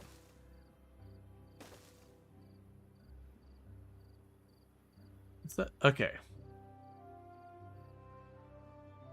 But yeah, so we're just trying to level this out. And the reason we're putting so much effort into leveling all this out is I'm trying to get it where I can grow. Like, I've been struggling on the wood front, and we're running out of pine resin and maple syrup.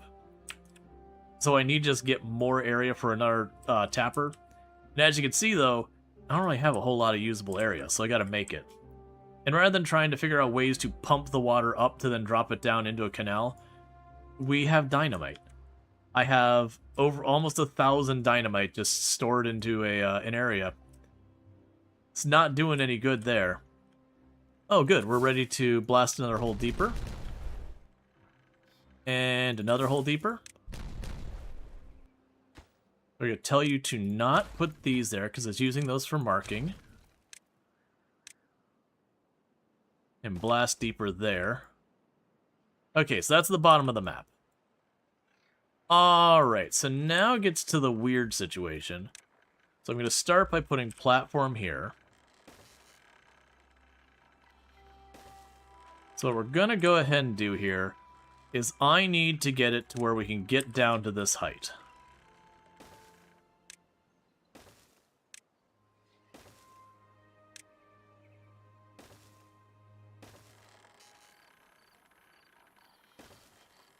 I shouldn't be doing it this way. We could save a lot of planks if I do this correctly.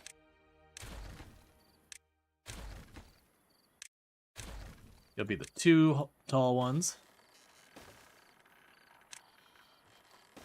And then there's 3.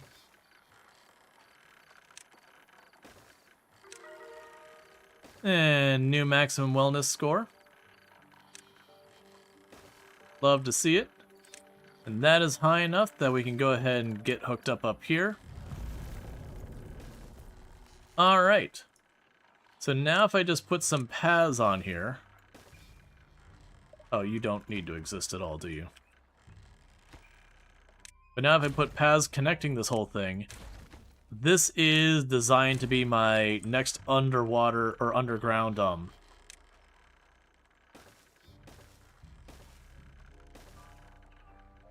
next underground point for connecting more water to the base.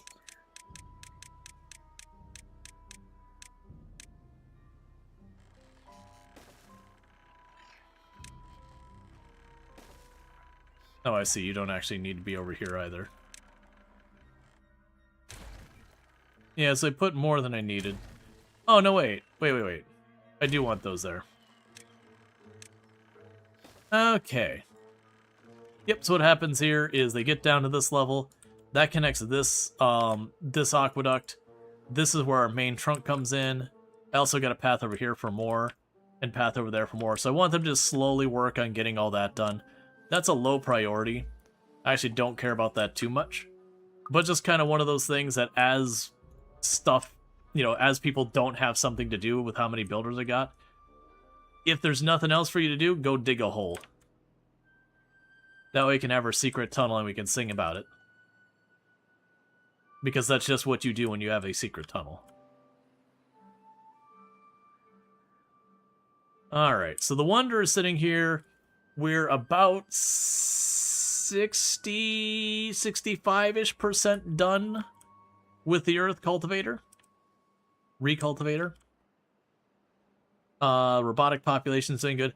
Oh, and for those who haven't seen, we are very heavily using automation. All of these little blinky lights here, that's automation going on.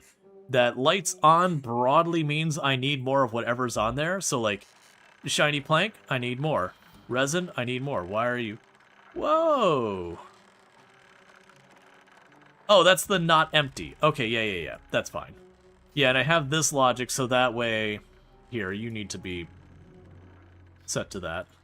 That way, when it comes to making the plank, it checks for both of these lights to be on. Like, do you have the material for me to go make the planks? If yes, and I don't have enough planks, go make planks. But yeah, so broadly speaking, light on means make more, light off means don't make more. There's a couple that it's actually inverted, but there's reasons for that. So yeah, you can see like my bot buildings here, they're going to be constantly turning on and off as, you know, the population's on a certain amount and all that. So some of them turn on and off too fast that the beavers just run back and forth. That's unfortunately kind of just the cost of dealing with it. But overall, a lot of the buildings will turn off and stay off for a while, like a pretty long while, meaning those beavers can be used on literally something else, like anything else. Alright, so we got the last couple of dynamite down here, and then that'll be flattened down to the level I need for continuing to do all this stuff down here. We'll still need to fill in this area, clear out that area, and continue to expand out and keep blasting. But that's okay. Alright. And that'd be another situation of... boomies.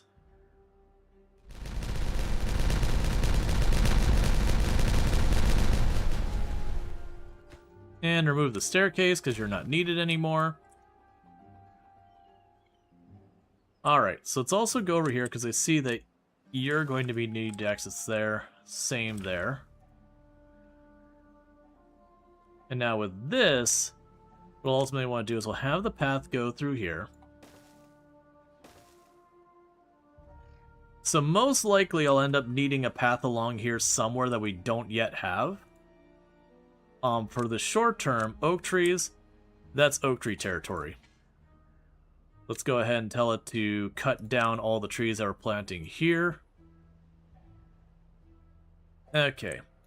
And same here, we've got the chestnut trees. I don't really need that many more chestnut trees. But it's kind of one of those things, I want to have it like in nice square blocks. So there's the chestnut trees to be planted. Now you're probably looking going, wait, isn't this all dry, you can't use it? And that is why we're going to go here and say dynamite.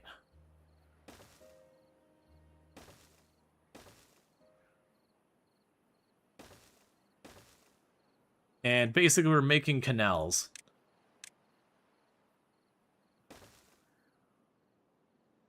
Okay. So that way they can carve their canals down here.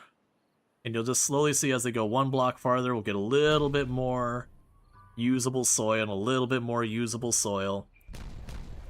And then the plan is over here I want to set up a tapper and a forestry so that we can increase our pine resin and our maple syrup production. Now I'm not planning on making it a full-on grid. I think it's going to be straight shots out here. I'm just doing this one offshoot here because I'm a little worried. You know, that's probably not necessary. 1 second. don't actually follow through with this, please.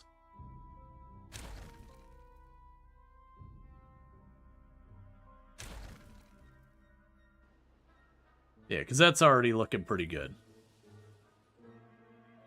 Oh, you know what? I am gonna need paths between these. We'll put a path there. We won't do the canal, because that'll just be more evaporation. But we will do the path to cut across. That way, when we put our forestry and all that, we can get that sorted. Yeah, so forestry can reach quite a bit past there. The thing we'll do is we'll try and get over to this corner. Try and get over here if we can. I'll put it down. Likely I'll put it down early and let it start working. And then we will just simply destroy it and rebuild it later. I think I'm going to actually do that right now.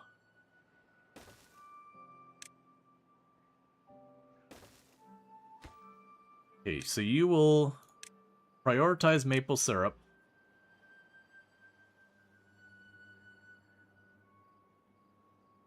We actually have Capper Logic Relay. And then you will be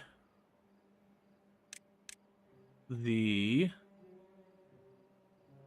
log counter. Okay, so we can go up here. And I need two things. We're going to plant all the maple we can right there. And we're going to plant all the pine we can over here. Needless to say, that's not going to get done very fast. But let's prioritize building this. Make it for... Alright, sorry. Building this. Make sure our bots work at it. So they can start getting those trees planted, because at least that'll help a little bit with the pine resin situation and the maple situation. It's not going to help that much. But still. And then they're already working getting the next batch of dynamite down. Speaking of which, how are you doing over here? Yeah, so you're still waiting on treated plank to actually finish that corner. You've got that going there. So you're now the whole way down here. I don't think you can put any more dynamite down in that hole. Yeah, that's the bottom of the map. Alright. So weirdly enough, they built all the rest of the ramp. Oh no, that makes sense because I had to build the platform up to it. That's fine. But they're working on getting that to where they can get down and start blasting down below. Only like 2 or 3 of them can work on that at a time because they can only do like the front 2 blocks and all the others have to wait their turn. So we'll still work on all these other things while it's going on. There'll just be 2, 3, 4 builders tied up on working on the underground passages for the water.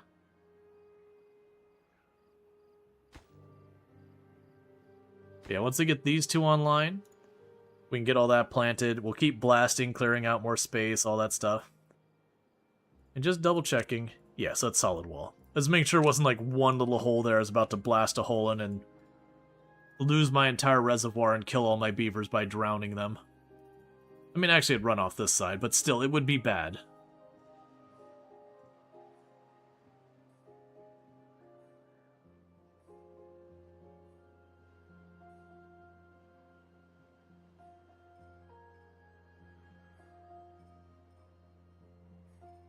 Okay.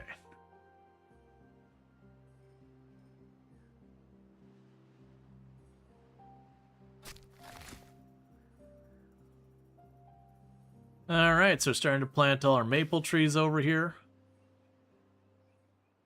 And as soon as they get this TNT all placed, I can blast that and there'll be that many more maple trees we'll have room for.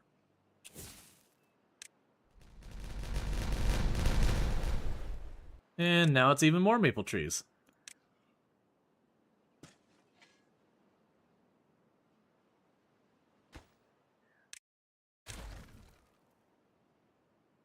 And we can go here. You only blast 2 deep, not the 3 deep. Apparently I already thought of the 1 deep spot right there, so I'll pop that. There's that 3 deep spot there.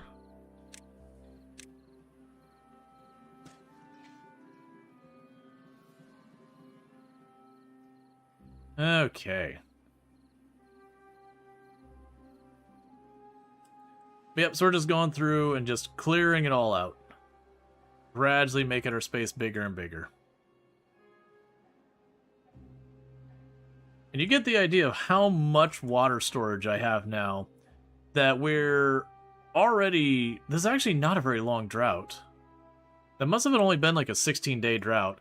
We're already 6 or 7 days in. I haven't even gone down a full block from full in like either of my reservoirs. But that said, we are in the hardest difficulty, so we have droughts. I don't think they get quite to exactly 30 days. I think they get to like 28 or something like that as the very max by default. But whatever it is, we get to that.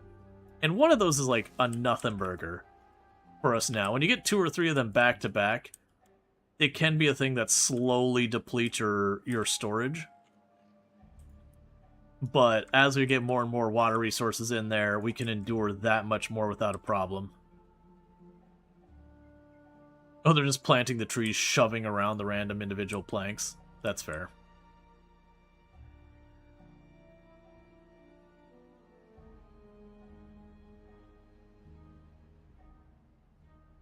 What are you waiting on? 2 logs. Yeah, we did plant more trees for cutting down, which will hopefully help all that.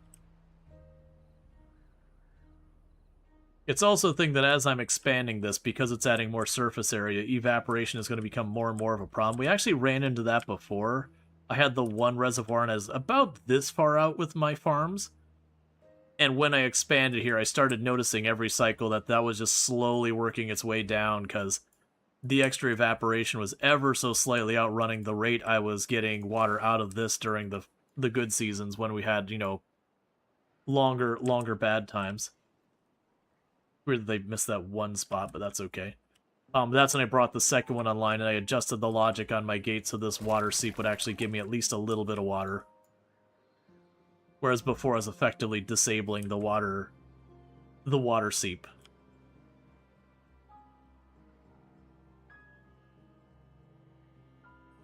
Okay. And how are you doing? So we're about 75% done with the gears, and we're still sitting about 60-ish% on the treated wood. We need a lot more pine trees to get that to pick up the pace. Which is what this is all being cleared for, but it takes time. Everything in Timberborn takes time. But yeah, no, we've got a lot of the map on this point we're actually using. We're using all of this area in the middle for all of our stuff. I do have random stuff out in the periphery, like the geothermals and whatnot. Oh, we've also already capped off literally every single source of bad water.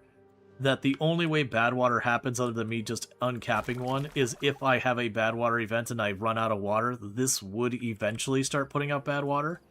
But that's what that sensor is there. That if it detects any contamination whatsoever, it slams close the one-way gates to go out. And then these are one-way gates in. So it would just shut this down until the bad water evaporates. But that should never even happen on its own because of everything else we've got set up.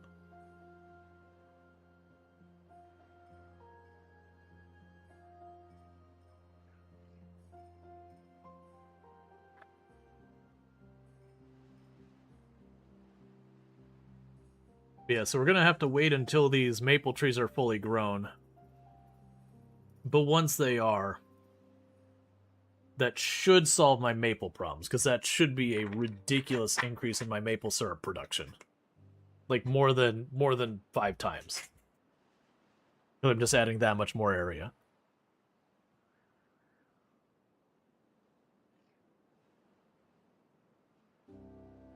Okay. Now bear with me, we do have the ad break happening. I'm gonna quickly kill my mic and eat a little bit of my food here, because it's been sitting next to me and I'm starving. So I'm gonna do that while the ad break's going on. We can just watch the beavers do their little thing and we'll blast it after the ad break.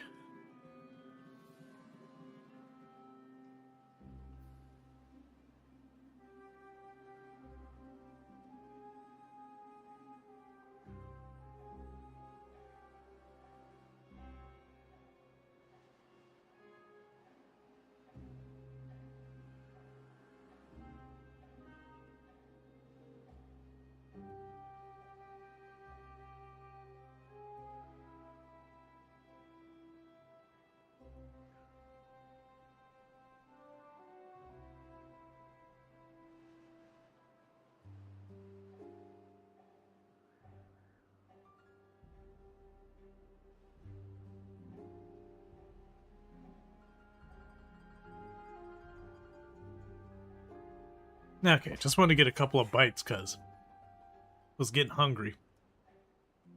Alright, so we got that one there. And I'm going to avoid blasting until after the ad break. That way, you know, people who get stuck in ads don't miss out. What are you supposed to be? Oh, Catalyst. We've run out of Catalyst, finally. That's why I need more maple syrup, is Catalyst is made with maple syrup. So we're working on that actively.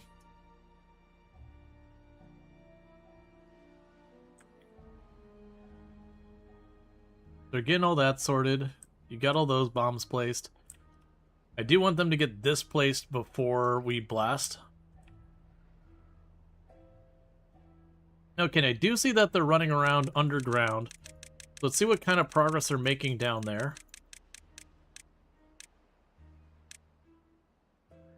Yeah, so as you can see, they are going down here. It takes them a little while because it's like 3-4 laps per block. But little by little, they're going to be blasting more and more holes down here.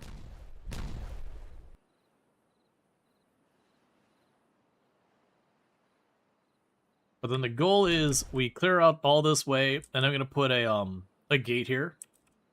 Is the aquifer specific to this map? You can't seem to find it. It's not just this map, but only certain maps have the aquifer. Just like only certain maps have the water seep. And for like example, I have no water sources on this map. So there are some things that are on certain maps, but not others.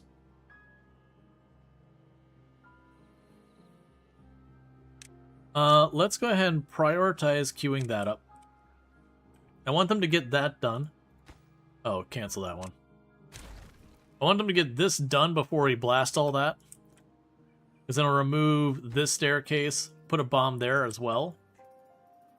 That way when I blast, it's all of this area is opened up and usable. Versus if I blast this, I have to build a new set of staircases to get around. So I just want them to get that sorted out real quick.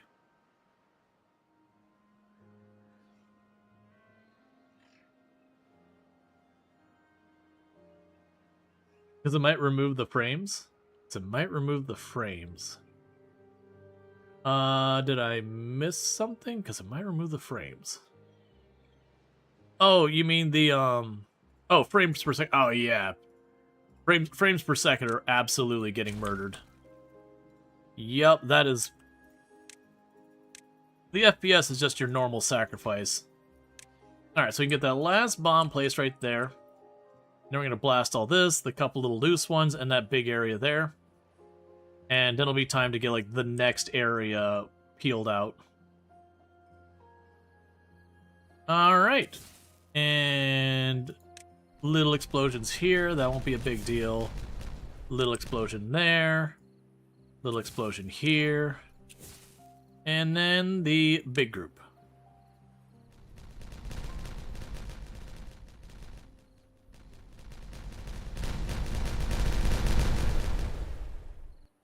That one wasn't too bad. Alright, so we grab that. It'll need them to go over here to the, that blockage and remove the blockage next. And then after the blockage.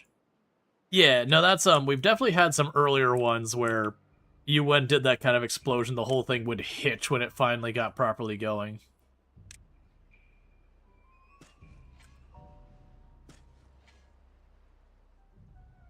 Alright, we can go ahead and expand you this way. And grab some more pine trees for more pine resin. And more tunnel.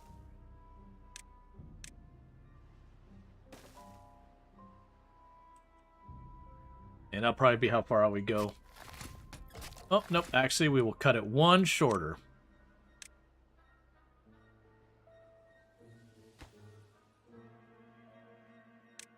Because that's how far the forestry stuff and all that goes.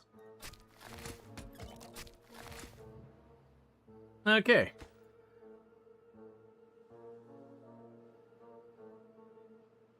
Yeah, so I need to blast that so I can get more of the pine there. They'll clear the debris as they're able.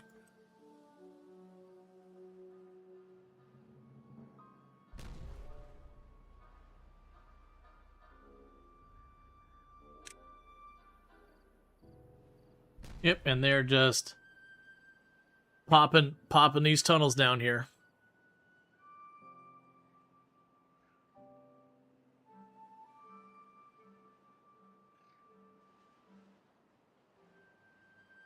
Because like I said, what we'll do is we'll open this up, and then somewhere around here, once that's cleared the whole way up, I'll put a set of valves to maintain it at like 0.9 deep. And then, you know, we can go over here, we'll do the same thing, put a pair of valves up there for 0.9 deep, go all the way over here, put a set of valves for 0.9 deep, like this whole area. Do that over here like this as well. We'll poke our hole through there. When we poke through here, that's going to flood this area, which will spill over there and not be a problem. But at that stage, I'm going to go and cap this thing off. Actually, we won't even worry about capping it off right away. What I can do here is when we poke through there, I'll put the valves there immediately. And then once those valves are in place, then I can go down here and start filling this hole in.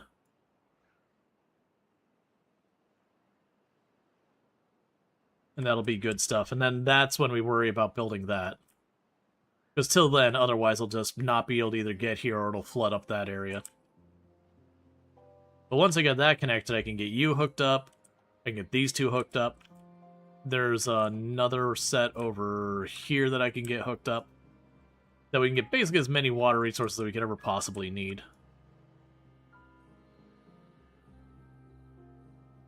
Let's go over here. You're a slightly higher priority to just go and tear those things out so I can at least place the dynamite. Yeah, and you're making gradual progress. The planks are fine. We're getting the gears, it's fine.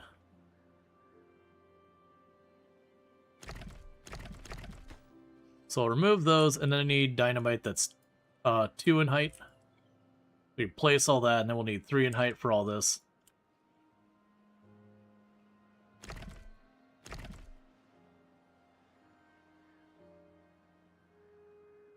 Okay.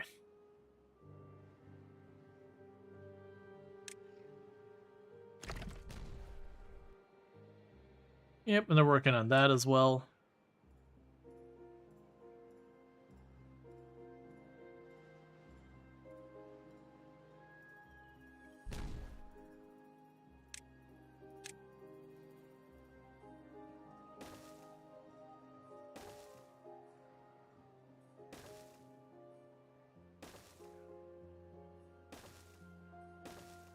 Okay. And that'll clean out that ledge. And then while we're at it, you can already reach the top of this ledge.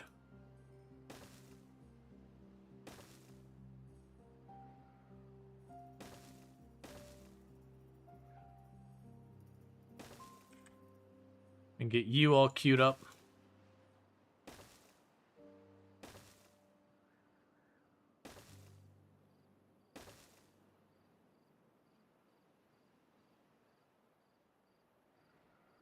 That's fine.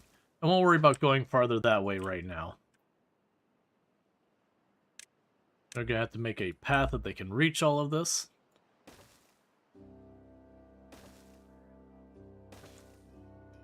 And that should be sufficient. There'll be just more to be done.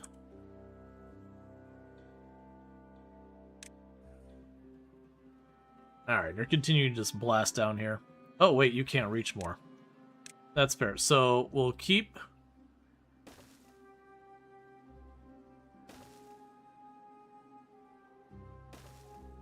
that all connected so I can slowly work on all these. Because pretty much I've got something like 20 builders running around here. So I've got enough workers to run around and do the work. It's the supplies that are my main problem. And the dynamite and the extract, eventually I'm going to get ahead of. But we've got tons of it. It's the wood materials that are the stuff I'm struggling with.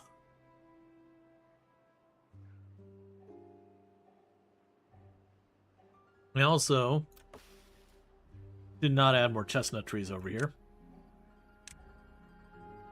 There we go.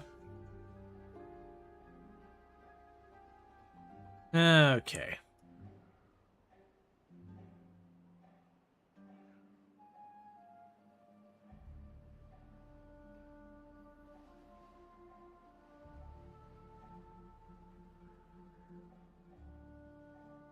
Now, one of the other achievements is to have one zip line set up that goes for a full kilometer. Which I don't give you any idea of the units you've got in here, like how long it is. But each one of these buildings can only have 2 connections. So it means daisy chaining one long series of stuff.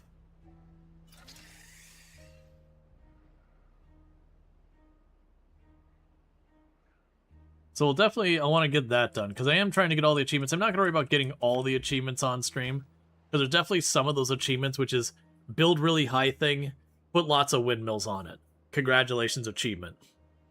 But that is going to be a whole thing.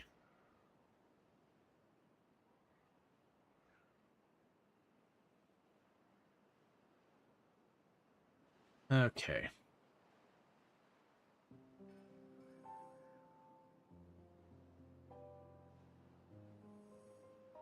So these have a while to grow still, unfortunately. It's almost a full in-game month. Which, with how long my cycles are, aren't even a full cycle a lot of times. But that should give me a bunch of that. These will grow much quicker. Unfortunately, I don't have nearly as many ready.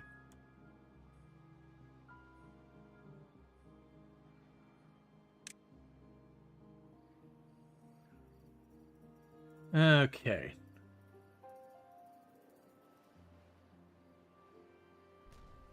Honestly, if I get over here, coming out of a drought or a bad water, I might just take my chances and have them put the gate on it immediately and not wait.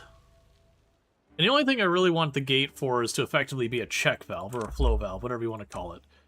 I don't really care about like maintaining the depth or anything like that. It's just to make sure the water only goes out, because this will maintain the depth there.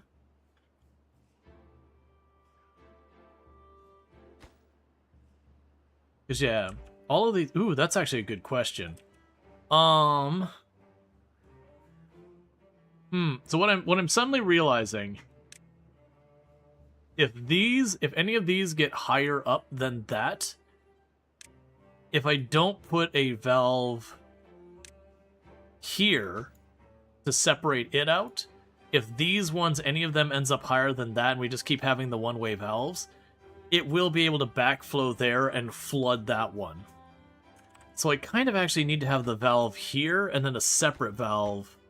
Not necessarily here, this whole area can be open. But I will need a valve there to block that, and short term, while I've got this big hole in the ground, I will need another valve over here to, again, make sure it's one-way flow. So one thing we could do here...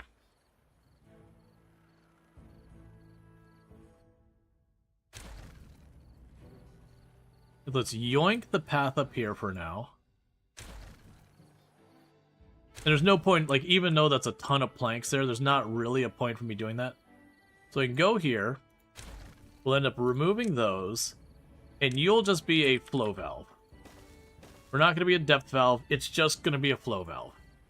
And again, the entire reason I'm putting that there... Oh, you actually... So flow valve requires... fancy wood. What about the fill valve? The fill valve does not require fancy wood. Okay, if you get to this point, that becomes your absolute maximum priority. So I think we are going to cause ourselves a little bit of a short-term disaster. And that I'm going to aim to get to this thing as quickly as we can, get those in place, and then immediately get another set here. And like I said, the problem is that water is going to backflow in here, and it's going to show up here, and it's going to spill over. So we will lose a lot of this reservoir. But at the same time, that's the only way I can get it so I can hook up to the existing network. And trying to come in from... Like, you see this one's eventually going to hook up from a different angle.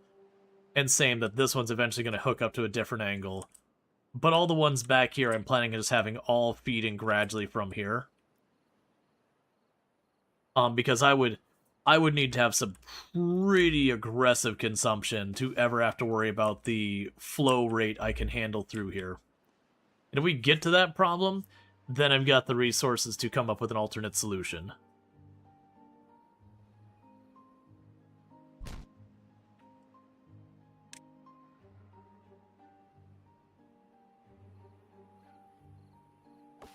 Okay, so we're going to start getting more resin soon. That'll be good. The planks seem to be in good shape. Gears are still struggling, but that's because they're all being gobbled up by this.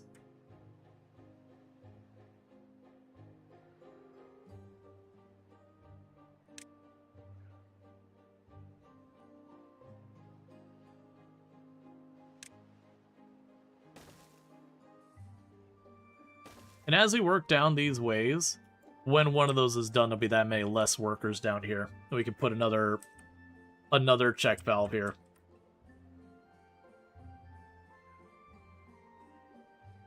Oh, wait.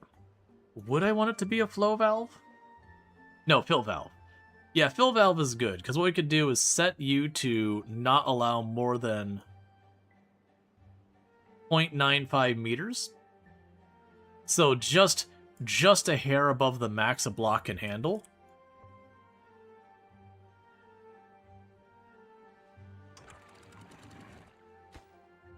Yeah, that'll be good, because that'll basically make this tunnel effectively saturated without technically being full. So that we can prevent it again from backflowing and doing all these kind of things.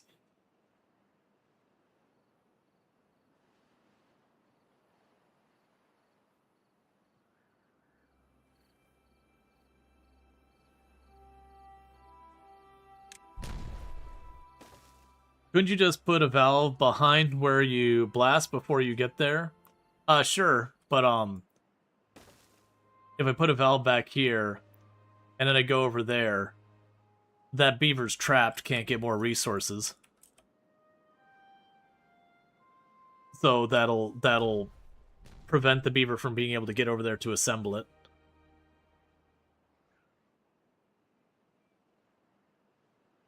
Whoever pokes through if there's a valve behind here, they're not coming back out.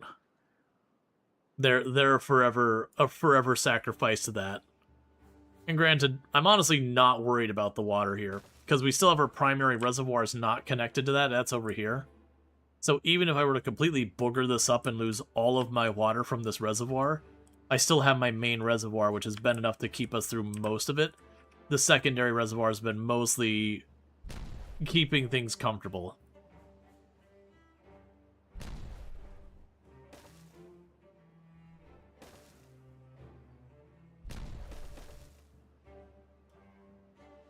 But yeah, so what we'll do is we'll carve through, get that sorted, get over here, put a valve there real fast. That'll be when we have a mess. Once we've got that, they're one-way valves. I don't have to worry about it. We pop through all there. Somewhere in here I put a valve. We pop through here. Somewhere in here I put a valve. We pop through here. Somewhere in here I put a valve, and we're good.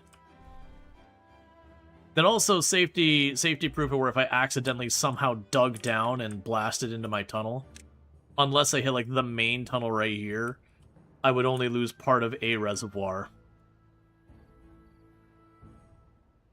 So I could kind of mitigate how severe of a problem it could be. Yeah, and you're juggling on and off with needing water there. Yep, both of my reservoirs are filling.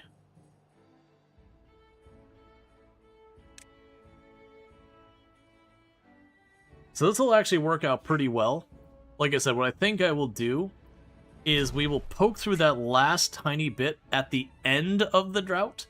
So when I know I've survived it and I'm good to go, that I can let water just dump out. And I should be fine because we'll still be just running on our other reservoir.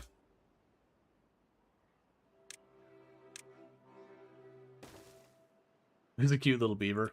There are many cute little beavers. About 19, 20 of them. There's our beavers. And these are the cute little beavers here. I wanted to actually look at.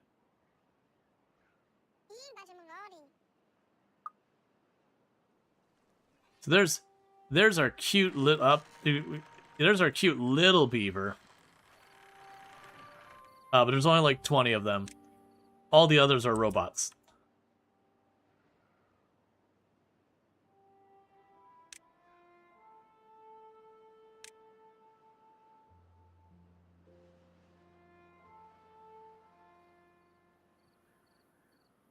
Okay. Because none of my beavers work anymore. They all get to just spend their entire life eating, sleeping, recreationing, have 0 working hours, and then they've got their ridiculous number of robot support who are doing all the actual work, like going deep into the mines and tunneling and all that, and working incredibly dangerous jobs and all that. We leave that to the robots to do. Sounds like humans. I mean, to be fair, like, robots are robots. They don't have feelings or emotions or anything like that. You know, sentience and sapience in robotics isn't even conceptually something we're remotely close to being able to do. Eating, sleeping, I mean, that's everybody. If you can do a bunch of hard work, or you can have fun, I mean, go have fun.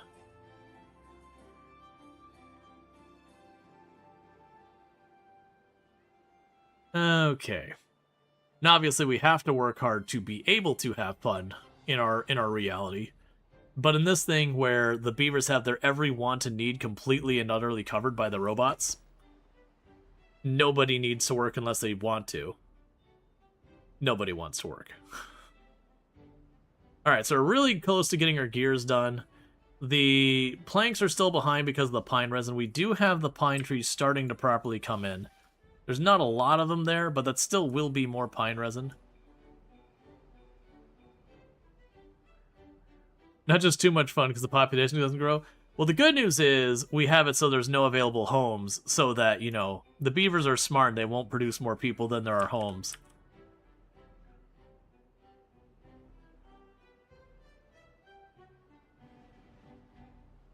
Okay.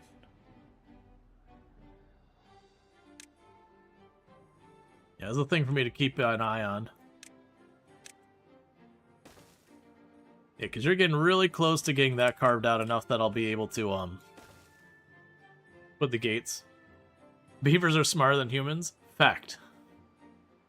I mean, half of this game is being like, why is this planet an absolute dump pile? Oh, right, the humans left it this way.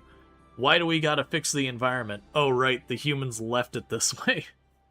Which they never go into exactly what humanity did to get rid of humanity, but the fact that the world is unlivable, full of, like, radioactive water, and is utterly desolate and everything, you know. They may not say what happened, but I mean, I guess it could be multiple things. It could be, you know, climate change. It could be, you know, there was, like, a nuclear apocalypse, and this is what's left after the, you know, after radiation came to an end. Why don't they clear those 3 tiles? They'll get to it. Prioritization is weird. What I'm suspecting is when I probably put this down, I start at this side and went that way, so it'll start on this end. So it's trying to get to the far rightmost tile, is what I'm guessing what's happening there. Yeah. Too much Taco Bell, it's just poo water that for some reason cannot be processed. So how goes the beaver attempt to reenact Jules Verne's journey to the center of the earth? Going good. Nice solid 25-day drought. So not max length, but pretty close. You forgot that a human is controlling the beavers, 1 human is clever, a bunch of humans are dumb. There's a certain, like, I know it's a meme and kind of it can also be pretty negative at times. There is a certain amount of truth that when you have a whole lot of people together, because you kind of expect other people to solve problems and all that, you will run into the situation where, like, if you're in danger, like you're being attacked by someone, having 1 other person there or 2 other people, like a very small number, the odds you get help is substantially higher than if you have a very large number of people there. Because it's kind of everyone else half expect someone else to intervene. Whereas when you have just 1 or 2 people there, they kind of recognize it's up to them or no one is helping. It doesn't even need to be something attacked. It can be something like you fell down and you got hurt. That having a ton of people there, the likelihood of getting prompt help is much lower than if you have like just 1 or 2 people there. Because people generally do try and do the right thing. But there's a lot to that. So I'm not going to breach that wall. We're going to wait till right by the end of the drought, and then we're going to breach that wall, slam out those valves, and then put in another set of valves really fast. And we're going to be losing copious amounts of water very rapidly the entire time that's happening. Which is why I want to do it at the end of the drought where we're solidly in the clear, as opposed right to the beginning of the drought where we could cause pretty horrible things to happen.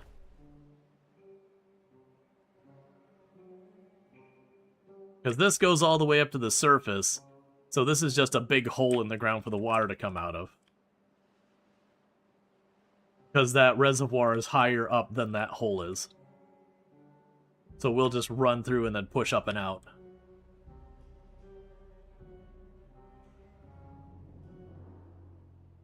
What's the tunnel for? If you look at these things that look like plus signs, those are aquifers. Those are effectively water sources for me. So I want to connect these aquifers to make future water sources to add to my oasis. Because eventually I will overpower what these can produce. So while it's not an urgent product, I'm doing fine with my water. It's while I'm waiting on wood and other things to get done. It's just another project that eventually I would need, whatever you want to go with. So I could connect all these up and just get it done. Okay, we'll put your valve here. We're going to remove the 2 platforms there. And just to remind me where that valve goes. And same as the other one, we'll tell it to be basically full.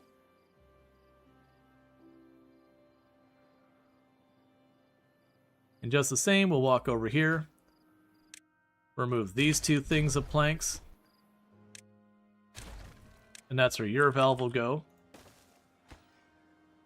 Same deal. Keep it basically full. But once they finish carving that out, remove that piece of I'll remove that piece of path and put the other valve in.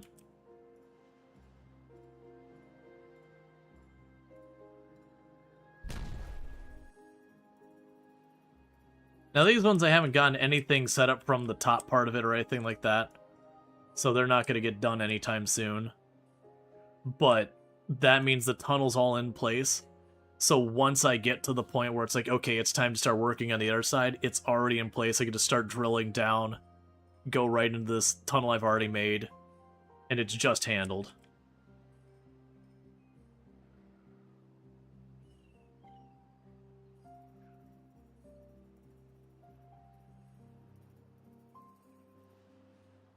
Alright, just a couple more here, and then you're done. And just a couple more there, and they're done. Dynamite only works vertically? No, it works either way. That's literally what I'm doing right now. Is you have tunnel. It's still dynamite doing it, but it is a special thing called tunnel, where it does 1 tile sideways.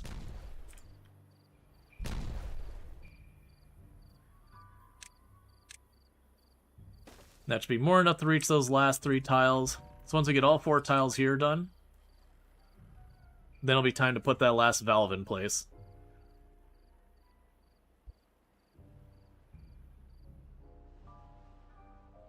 Yeah, so dynamite, like the regular dynamite, you can do 1, 2, or 3 tiles straight down, and then tunnel is using dynamite to go 1 horizontal.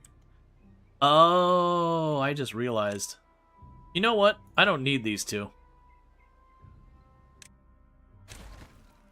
Those 2 are superficial. Okay, so we'll just go out and tell them to get rid of that rubble, get rid of that path. We will build another one of these valves right here.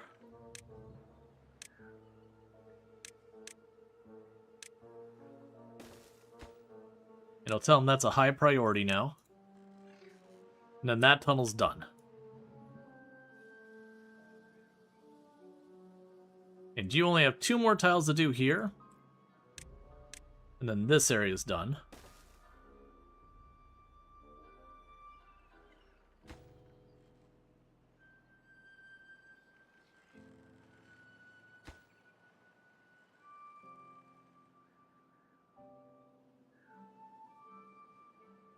And then they just have that area to clear. And then we got, like I said, at the end of the drought, we'll poke through that last wall, get the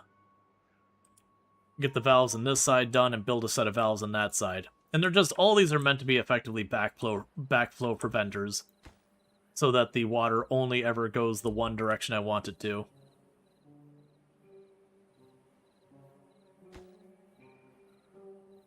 Are we running out of extract? No, we're good on extract. We're actually going through a lot of dynamite, but that shouldn't be surprising. We're literally dynamiting constantly.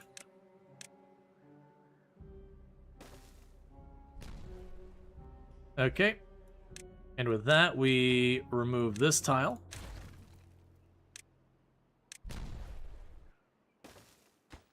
And those go become high priority. So we've got effectively our next round of backflow preventers. And while they work on that, we can pop up top and see if any other things are getting done. Because as those projects are backing up, yeah, so we're starting to see some of them coming up here and working on it. And that's because when we go down here, they can only be working on this tile and this tile. And I mean, I get this at this point, these two. So these are the only 4 tiles they can go to, which means there's only about 2 or 3 beavers who can be working on any of these at any given time. So all my other, like, 12 builders need something to do. They'll just go run into a different direction to work on a different project.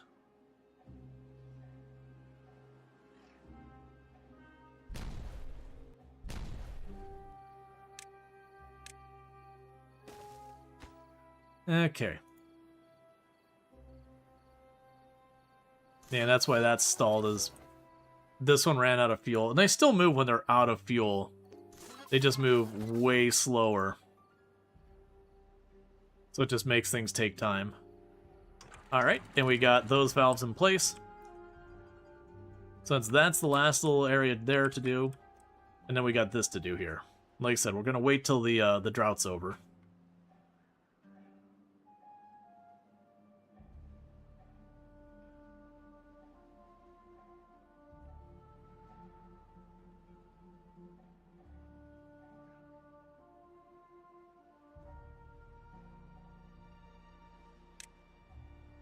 Okay.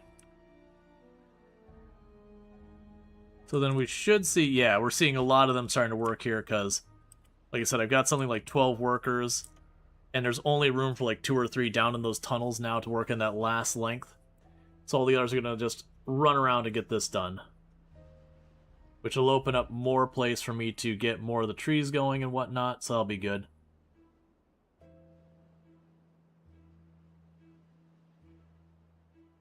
I was going to scoot you over. I think I've changed my mind. I'm just going to keep them here. Because that should be able to reach that whole grid, and that'll probably be good enough. The one thing is where I've got this forestry building here. Well, that's interesting. I had access to that before, and now I don't. I was going to say, one thing about this is when we plant these are the kind of things that once I plant them, I don't have to worry unless something goes wrong. So I probably could just get rid of the forestry once this is all planted. And then just move it here, and I don't know what I'll put there. I don't think putting another cable place way over here makes sense. Not yet, at least. Up here would probably be the next place to put a cable thing in this general area. Go from up here and over there. Yep, they're working on getting all of that stuff placed. We're still out of catalyst, but that's because we're still waiting for these to all come in. Yeah, the good news is the maple trees are right about to be grown. And then we're going to start getting a lot of maple in. A lot of maple syrup. Is anyone ending up over here? Not really, that's fine.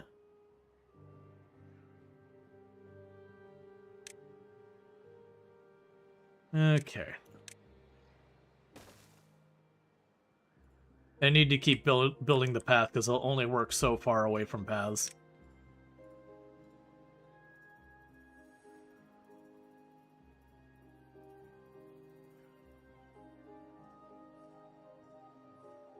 And once this is all blasted, I'll need to start carving more of the canal up here.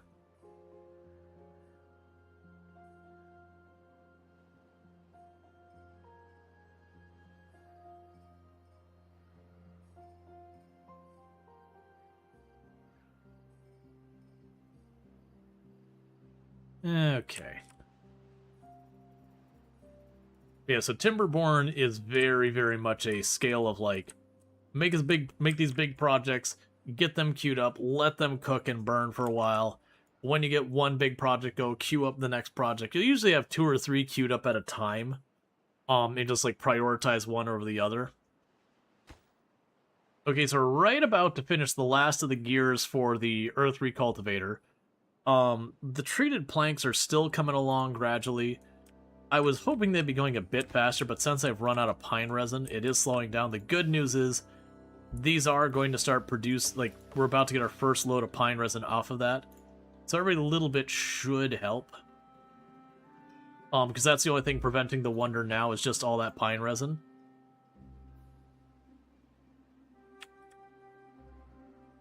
And all this is fine down here.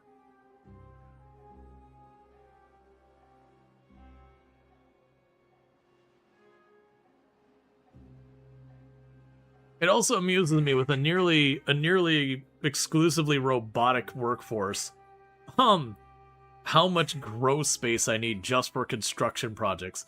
Like, if you think about it, all of this here, except for that little corner there, like, all of this is just trees. Now, there's a couple different types of trees, some for food, some for fuel, and some other stuff. All of that's trees. We just have this little band over here as food, the lake is food, and this little patch over, well, actually, that's medicine, so that little patch over there, that's all the food is.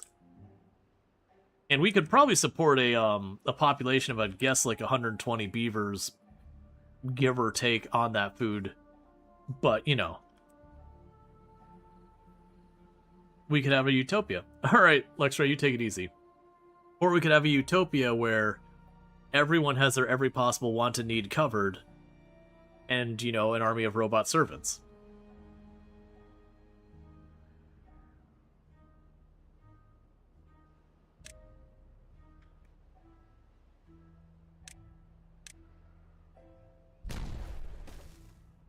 Yeah, it's a ways out there, but it's coming along.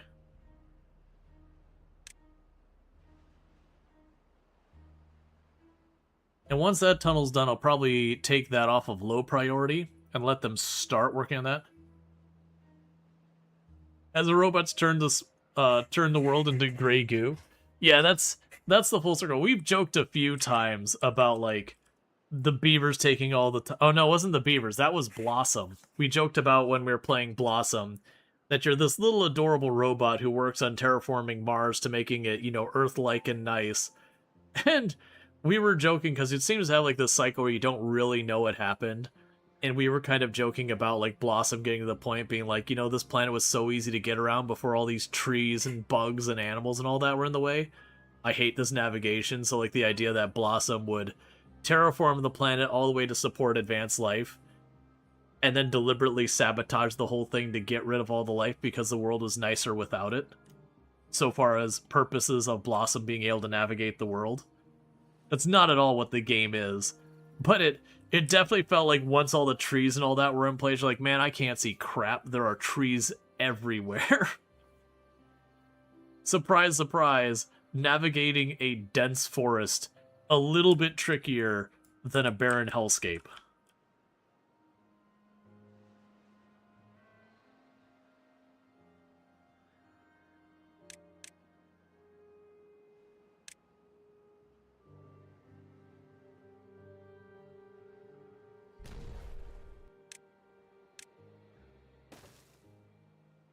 Yeah, they'll get a little bit slower each lap because they're having to run farther and farther to do the same work. Yeah, once the gears are done in this, they'll get these bakeries online and they'll get more food options for our people.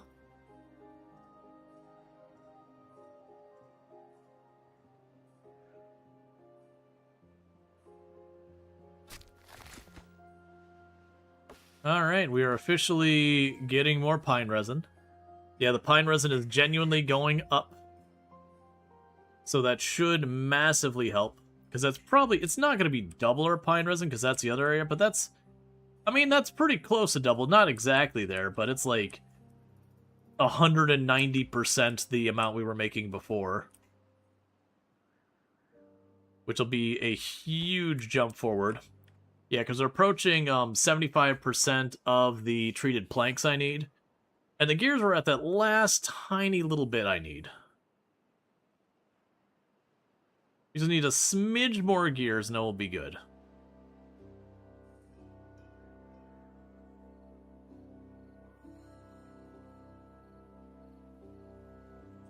And then all those gears will go into every single other project that's been starved for gears this whole time. That's the entire idea behind the Wonders. It costs a copious amount of research to unlock, and then to actually build the thing is an obnoxious amount of materials.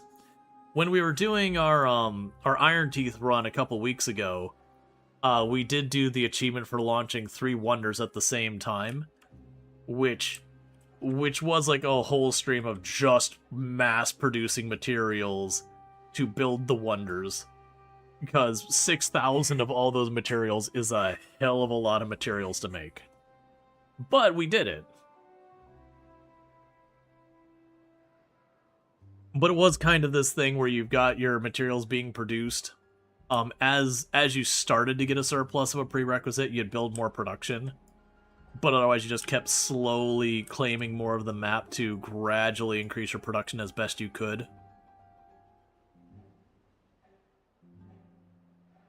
Yeah, so pretty close to the end of the drought, that'll be there.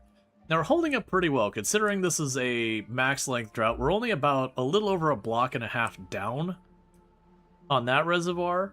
Yeah, both reservoirs are holding, they seem to drain at roughly the same rate, which does make sense. I do think what's ultimately going to happen in the long run is when we get more of these up, this one is going to drain at 50% of whatever the amount is. Whereas these ones will probably share the load between them because they'll kind of all be off of the same branch. So this thing should go down faster considerably than those ones will, since that's the bottleneck going in and there. Until we get this one in here, which then point will be, this one will be 1/3, that'll be 1/3, and then all of these will be 1/3. And then we get this thing, same idea, but 1/4. That's my expectation. We'll see how it actually plays out. And I could even adjust the water levels to be like, you drain when it's at 0.9, you drain when it's at 0.8, you drain when it's at 0.7, so it does drain one fully completely, then the next. But having it roughly split the load would certainly be better. That way when we're on the not drought season, the likelihood of them being able to replenish would be better.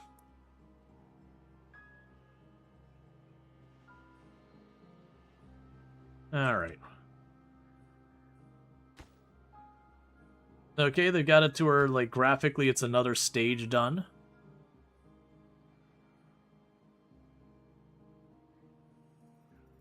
Because that's the other thing, is a lot of our workers are actually working on the Wonder. But as materials become available. There we go.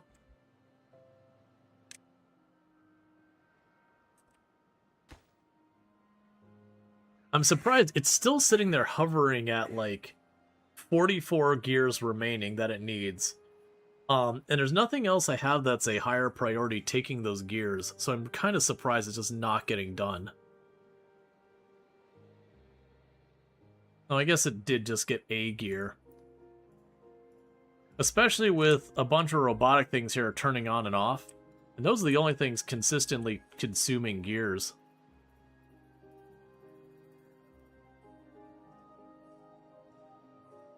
That should be wrapping up soon. Okay, we're starting to get all of our maple online as well, so that'll also be good.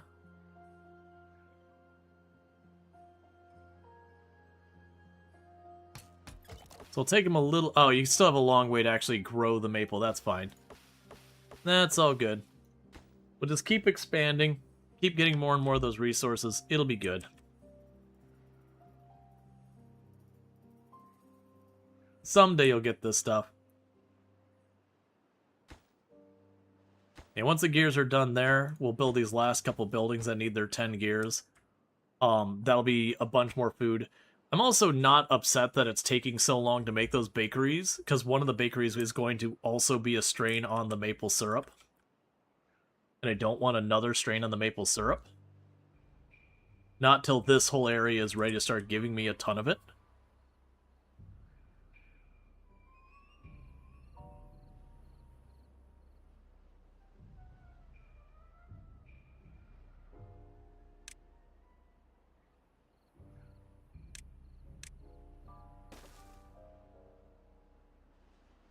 So you got a ways to go. Yep, it's down there.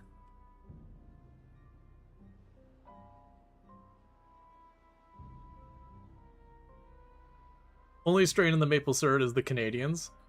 Well, I'm assuming the fact that we are producing copious amounts of maple syrup and we have a maple syrup-based workforce, that I'm pretty sure we are Canadians in the game. We don't really know where this is taking place, but I can only assume it's Canada. Just based on the presence of maple syrup and the physical requirement to have our bots continue to function at a meaningful rate be based on maple syrup. At least the robots are Canadian. I can't speak for the actual beavers, but the robots are definitely Canadian.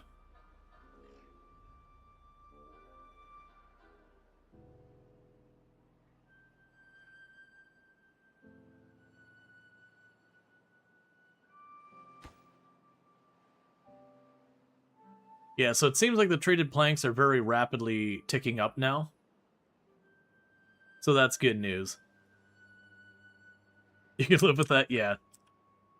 Are the robots very polite? We don't know. They can't talk, so it's kind of hard to gauge the politeness. But when we're clearly in the wrong, they do seem apologetic about it in their gesturing.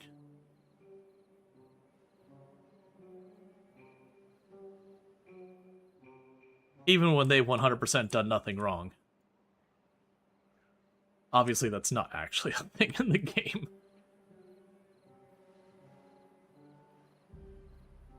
No, the robots run on spite, vinegar, and the envy of flesh tails.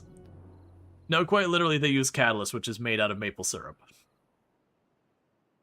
They probably do have envy and spite, but I mean, they'd still be polite. There's no need to be rude.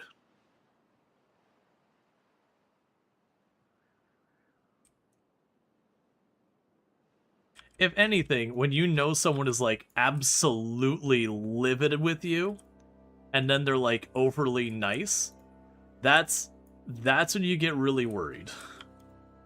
That's when concern starts to properly set in, where you know someone is like absolutely seethingly mad, but then they're just absolutely polite to your face. You're like, oh no, what plan is being concocted right now?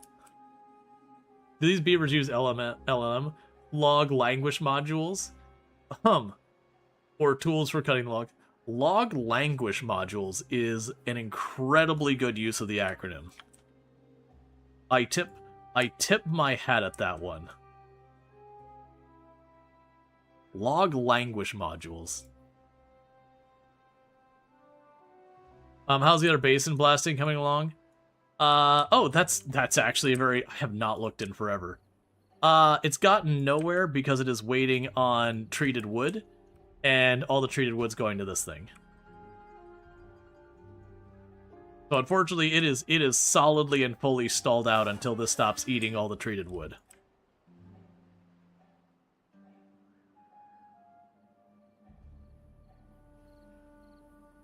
Alright, so we got the last handful to be placed here, then we get rid of the stairs, we put the bomb there. Once that's done, We can blast this whole lower area. That'll let me expand a bit here. And then we got like the next big slice to cut out. This is unfortunately a two round one where we do 1 for 3 and then 1 for 1. Oh no, wait. No, that's just a 3. That'll be just a 1 and done. Either way, it'll get done. It'll continue to expand there. I'm actually expecting some of those projects to not get done before we finish out our goals. Yeah, so as you can see, where I keep peeking back, the amount they're getting done is getting to be less and less, and that is just how far they have to path to get there. It's those kind of jobs are the reason that some justification to be like, oh, I probably should set up a district. That's kind of where that comes in. We're actually running out of planks now, and wood, because the treated wood is picking up pace. That should help itself out, because we're going to start getting more of these oak trees in here. If not, very, very soon, we're going to get those last 18 gears here, and that'll be a primary demand on our planks starting to go down. That we should end up slowly having the plank supply regenerate, because we're not spreading the planks quite as thin.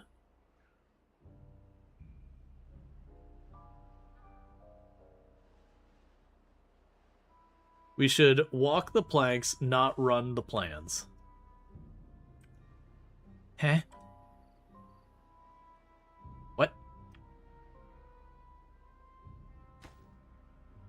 Yeah, so it seems like every once in a while this hits a threshold for the next time to build, and then all my builders get tied up for a minute working on it, which is totally fine. That is like literally the objective.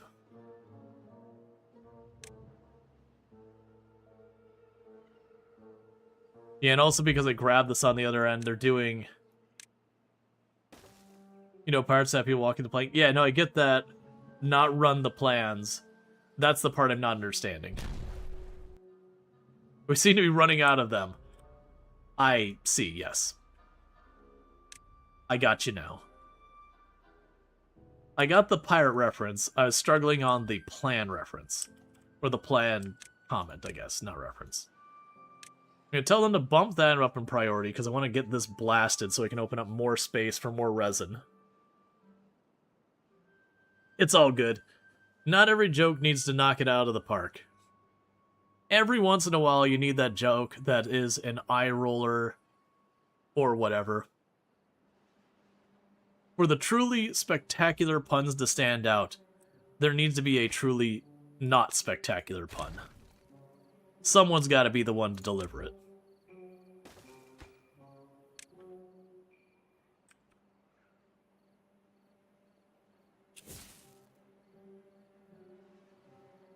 Also, you see the typo which led to the confusion. Thanks, brain.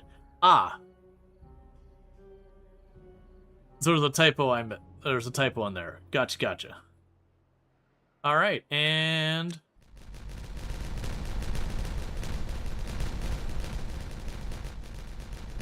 it is quite satisfying to just carve away the map. Okay. So this is where we now go in and tunnel that up there.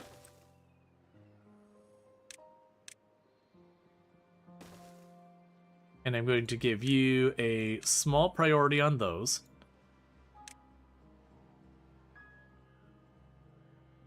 Because that's a pretty quick job you can knock out real fast. It doesn't require you pathing to the moon.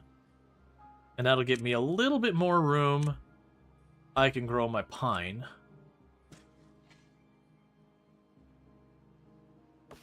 And then a little bit more room we could kind of fill in with the chestnut. Like I said, I don't really need more chestnut trees. But it'd be weird to me to have, like, nice solid block of chestnut and there's, like, little pocket of pine in the corner for some reason. I'm sure that would end up upsetting a lot of people. Yeah, so if you just watch here, you'll see the ground gradually turn nice, dark, and rich as they just pop one of these after the other.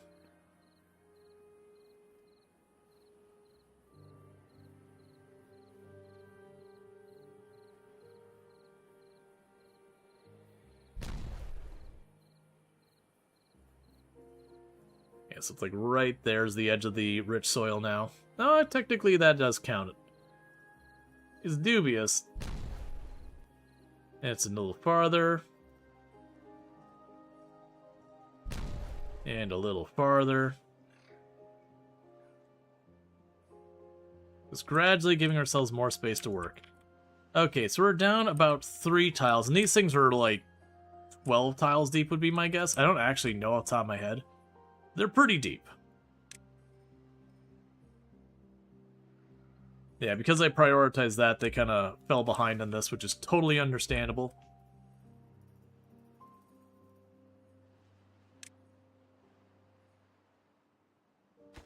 Okay, so you only need 5 more gears and a little over 200 more planks.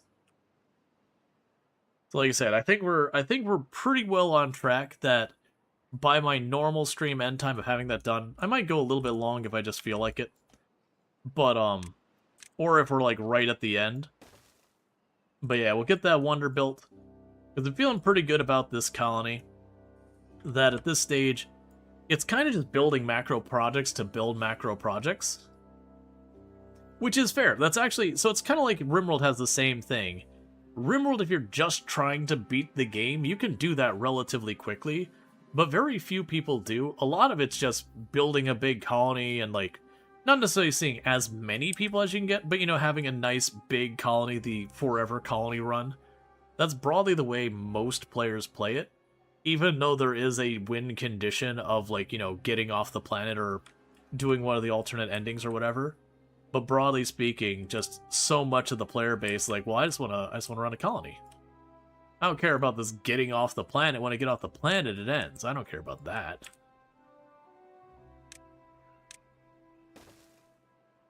Okay, we're getting pretty close to go time to blasting this wall, getting that built, and then building the second set of valves. And like I said, I am expecting to lose most of this reservoir when we do that, because it'll go down till it's this height. So it won't fully deplete, but it will go pretty well. Do you ever just let it run while you sleep to have more resources when you wake up? For me, no, because I mostly play on stream with the exception of going for achievements. This isn't the kind of game I would leave it running overnight, really. I don't think that's quite necessary. There are games that the progress is slow enough to be like, yeah, just overnight it till things go. I have done that in other games, but I haven't felt the need to do that in Timberborn. It is definitely a thing that you can tell it's taking us time to get this built, but this is literally the biggest project in the game, which we now have all the gears and are down to about 200 planks to go. But, you could, like, if you took the time and you said, like, I want to border off the entire outside of the map, put the paths on top, and you know that's going to take you a ridiculous number of hours, I could certainly see someone being like, alright, well, it's queued up, you know, drop a save just in case something goes wrong while you're asleep, and just continue on with your day. And hey, Azrael, how's it going? Can we get a shout out for, Azrael? Our fantastic content creator, plays a lot of simulation games and all that. I believe I saw you were playing Timberborn as well, as I recall. I think I saw you playing Timberborn. Let's see. You played hundreds of hours of RimWorld. Never done one of the endings. Your current run has 356 contests. Your game runs. You've been smashing it all week. Absolutely. Yep. Also playing World of Warcraft, but primarily plays simulation games. But yeah, has been doing a bunch of Timberborn as well. So definitely go check them out. But yeah. You're terrible, but you love it? Oh, I mean, the classic of how do you get good at something? Be bad at it, and then do it anyways. And then eventually you realize you're no longer bad at it. That's true of pretty much every skill, talent, whatever you want to go with.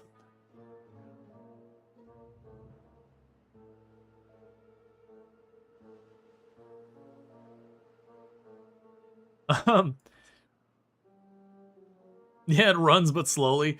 Yeah, no, that's definitely, so the largest colonies I've done in RimWorld, outside of like doing Twitch integration shenanigans, which is its own animal, but the largest ones I've done with any frequency is usually in like the upper 20s. Around the upper 20s, RimWorld starts to get a little pokey. It starts having some real problems, especially when you start getting really big raids where you're dealing with your 20, 30 colonists, and then on top of it, you're getting a raid of like 100 dogs or whatever, and you just start noticing the game it doesn't crash and it doesn't like stutter. It kind of just runs slowly, like things don't work quite at the speed you expect them to. Which is fine. That's actually preferable to, the game just outright stuttering constantly. But it can get pretty rough. I also find personally for me with RimWorld, when the colony starts pushing those like mid-20s is kind of when it stops being fun for me. Because part of the magic of RimWorld is having, like every character has a story. It's not that you get like an attachment, but you get the idea. All right, wellness is up to 60. Oh, right, because we're getting new food sources finally in here. Yep.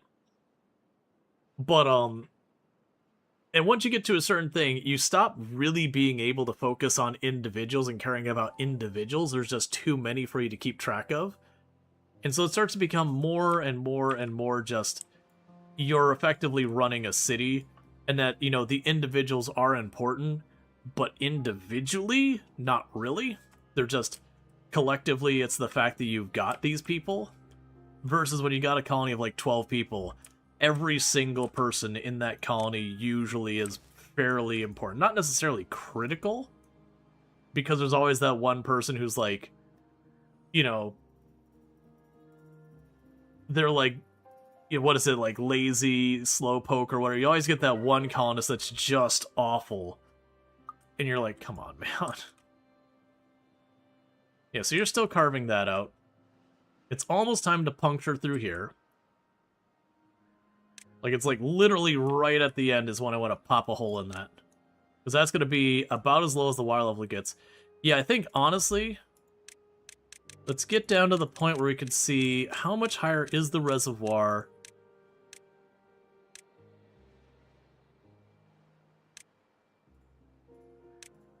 So the reservoir is about 2 tiles higher than the hole. So I should only lose about 2 tiles of water when I puncture through there, if I lose all of it. If I'm fast enough, I might prevent it from being too bad, because I'll have to get in here, fill up this whole area, and then work its way up.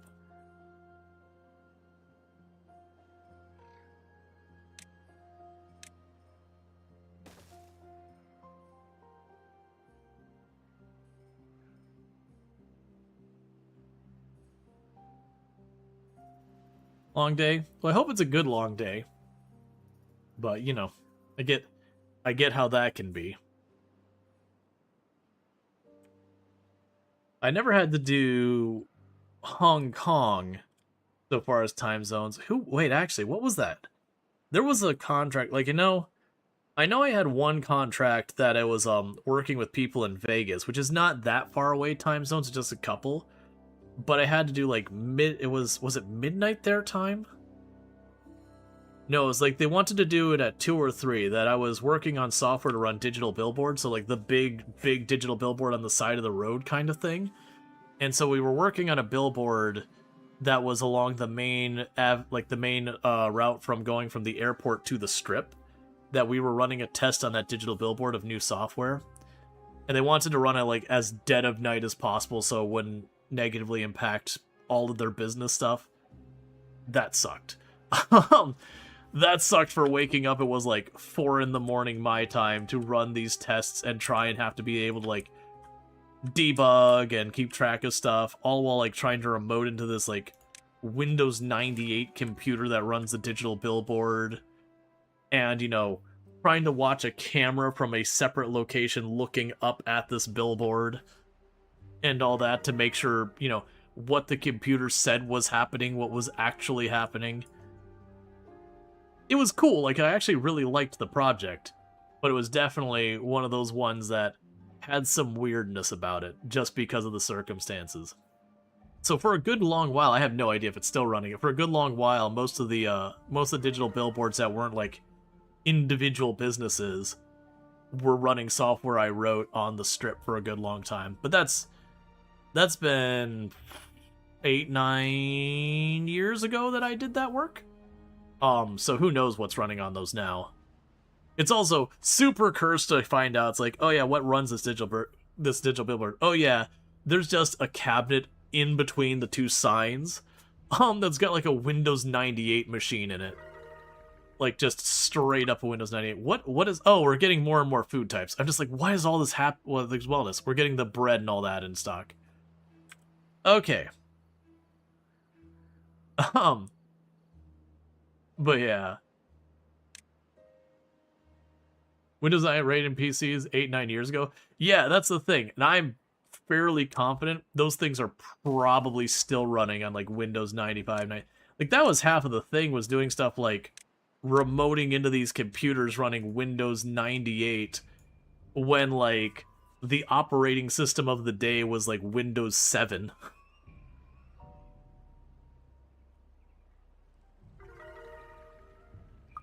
The wellness just keeps going up. We're up to 65. All right.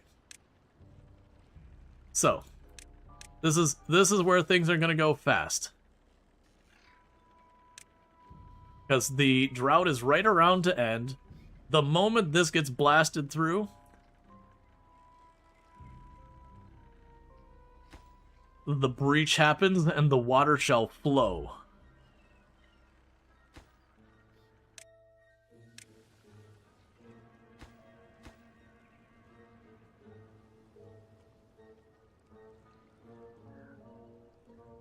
Oh, are they going to perfectly balance it? Okay, so that's the first one done. Remove the planks. So the water is now flowing through. These are already set to maximum priority.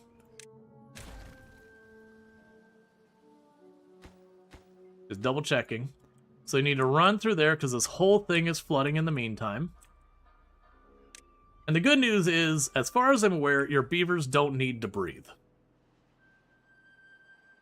The bad news is, this is going to rapidly fill up and start spewing water out until the reservoir is at the same height.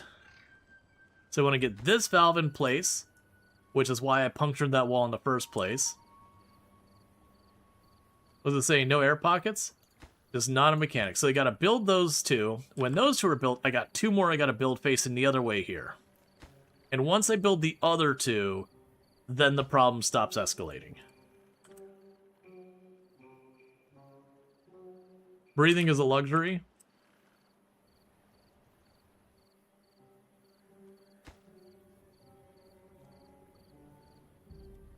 I think the reason they don't have breathing is, one, that's a thing you'd have to track per every beaver that had yet another thing. And then for macro scale production projects like this, it would just potentially be obnoxious. Alright, so you overflowing? Yeah, so there goes the water. Goodbye, water.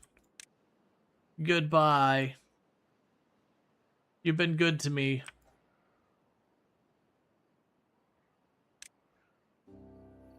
Okay, there's the first valve. And we got actually a pretty fast flow speed going here. Like, genuinely in real life, this is not something you're swimming against. This is just straight up shoving you down that tunnel and getting you out of here.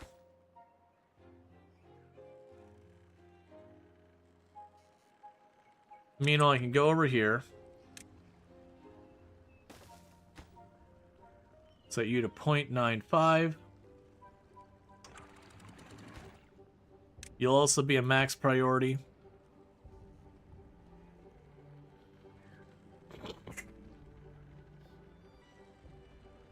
It does seem to be a thing that they do have to swim against the current.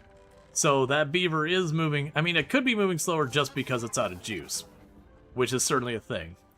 But it could be additionally moving slower because it's against the current. I have actually no idea if that matters.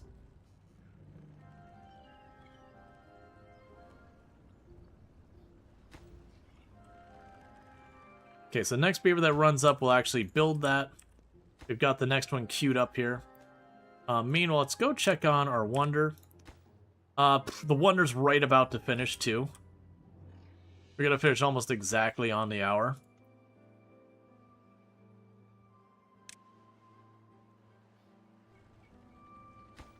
Okay, both those valves are done. So now we queue up the next two.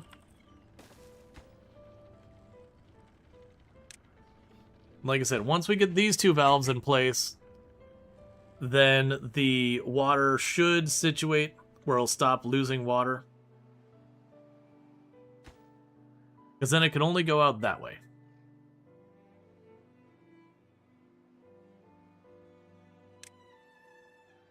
That said, our reservoir has already dipped down to the point.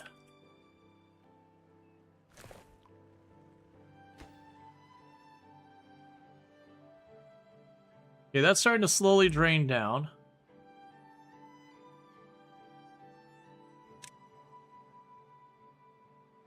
Oh, it's probably draining down because some of the water's being diverted that way.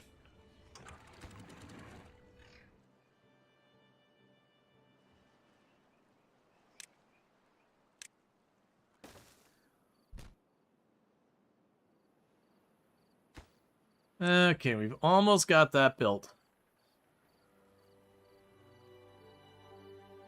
Alright, and with that, all water flow out of that tunnel should stop. And you're producing water, so this should slowly climb now. We shouldn't be losing any water at this stage.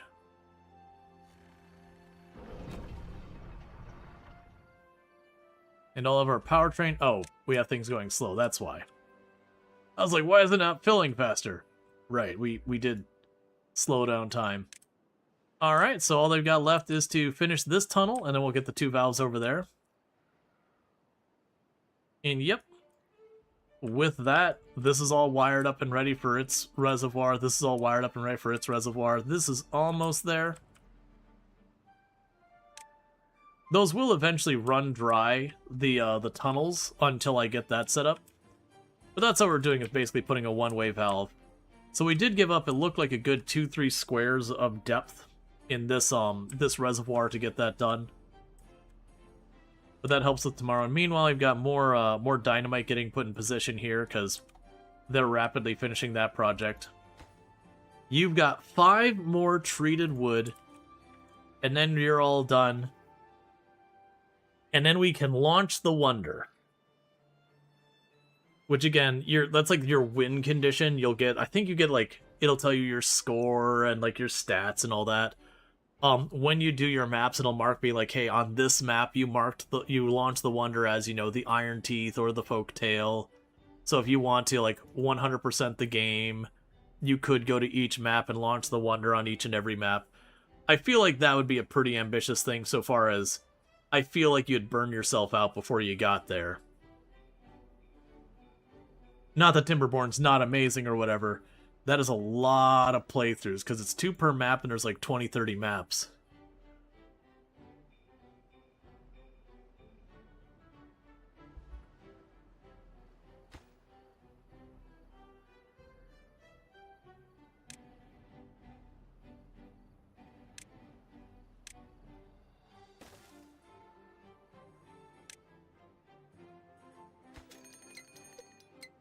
Okay. So one more. So yeah, so we're going in the next drought. This is definitely not recovered meaningfully. This one's good, so we should be perfectly fine for the drought. But that's still thing. Alright, one more treated plank is all it takes.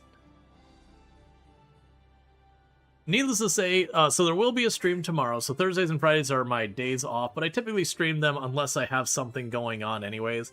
It's just, if I'm going to take a day off during the week, it'll always be on a Thursdays and Friday, barring some special event or whatever. But needless to say, we'll probably be streaming tomorrow. And then I think what we'll end up doing is, after today's stream, I think we'll put a pause on Timberborn for this run, because we'll have, you know, done the Wonder at this point and be just continuing to watch me slowly flatten the area, which there's definitely a thing to watch about that can keep it interesting. But it would be more of just kind of like carving away the mountain, occasionally making another reservoir, that kind of thing. And then just broadly doing achievement stuff will be a lot of like deliberately letting this food go down gradually and this food go up to get an achievement. Which a lot of that is setting it up and then letting the game play for 3-4 cycles while it sorts itself out.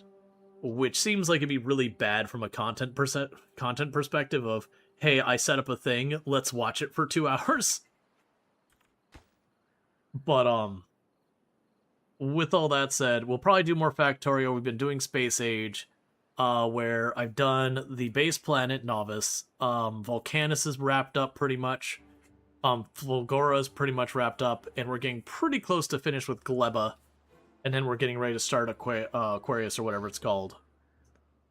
But that's been a fun run, and I think that's going to be a good one. We definitely have a couple more streams left of Factorio, because I need to finish up Gleba, get the Aquarius planet. I remember that one being relatively fast to set up. Not as fast as you can do some of the other planets if you rush them, but that one you ship, like, you have to ship in stuff, so it's definitely a thing where you just drop a bunch of stuff there, and it does really help you get things moving quickly. And then it's kind of after that is taking the time to figure out how to make a ship that can reach the edge of the solar system, which takes a decent amount of research and a decent amount of time to build your big, I'm going to journey to the edge of the galaxy. I think getting to the Aquarius system as well, whatever it is, but like the ice planet, I remember that also being a tougher thing. That the first 3 planets navigating, like, you have to learn. Aquilo, thank you. That's the thing, is like, it's not Aquarius, it's something. Aquilo. But yeah, so getting to the Aquilo the first time in a run can be a little bit tougher, because the first 3 planets, you'll, like, if you haven't played before, you'll make mistakes and you'll get your ship beaten up and have to land it anyways, or lose it. That's normal. But, like, you'll get those first ones, you'll get a ship design, you're like, I'm comfortable, this is a stable ship design. And then you go for Aquilo, and that ship design is woefully inadequate. That the difficulty escalates a lot. So you can't just throw a bunch of turrets on it and be like... You kind of have to do a little bit better design, get a little bit better weapons, that kind of thing. Alright. So the Wonder's right about to finish here. So this is what, our 3rd stream? Yeah, this is our 3rd stream, so it's going to be exactly 3 streams to do a full playthrough of this. Now granted, with that, so that would mean the total hours we've been doing this, if it's 3 streams at about 9-ish hours per stream, so that'd be 27 hours on the run, and getting that all wrapped up. We could certainly do it faster. The achievement is for doing it under 15 cycles, not hours.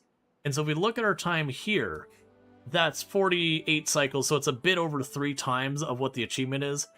But like I said, for me, I'm going to do the achievement off stream for the 15 cycle, because I'm just going to make the good season as long as I possibly can, and then probably do the same for the bad season. Alright, so now it's just waiting on extract and paper, which I was not expecting, and is unfortunate because that is paper. I was prepared for other materials, like the extract is no biggie, that we can knock out. But the paper is going to be a headache. Okay, so we got paper production over here somewhere. Yes, let's go over here. So paper is that style. Alright, let's put some platforms. Let's increase paper production. There's no reason not to. Oh, hush drought. Nobody cares.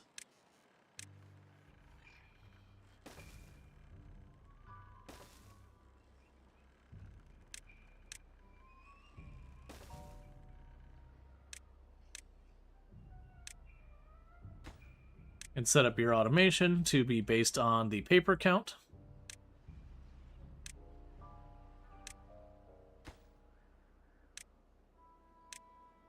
Okay.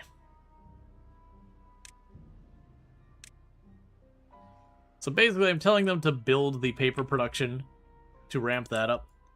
So it's a nice casual 21-day drought. No big deal. That's practically full.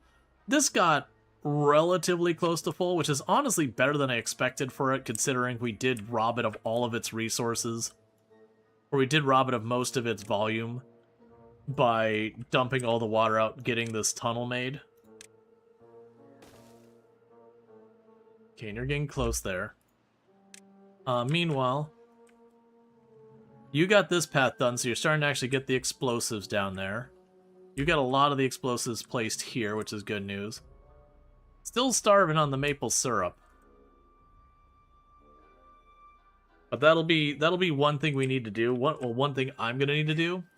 Off stream, one of my achievements is to have over 1,000 maple pastries and no other food. And so the plan for that is going to be simply go to these buildings and turn them all off. More bots. We do have the bots scaling up and down as needed. Actually, if we look at these, they're tied to the bot assembly logic relay I made, which is here. So it does check to see how many bots I have, and it'll keep at least 130. And if I have any jobs available, if either of those are true, that I have less than 130, or I have any jobs not filled, it will turn on bot production anytime there's a job unfilled.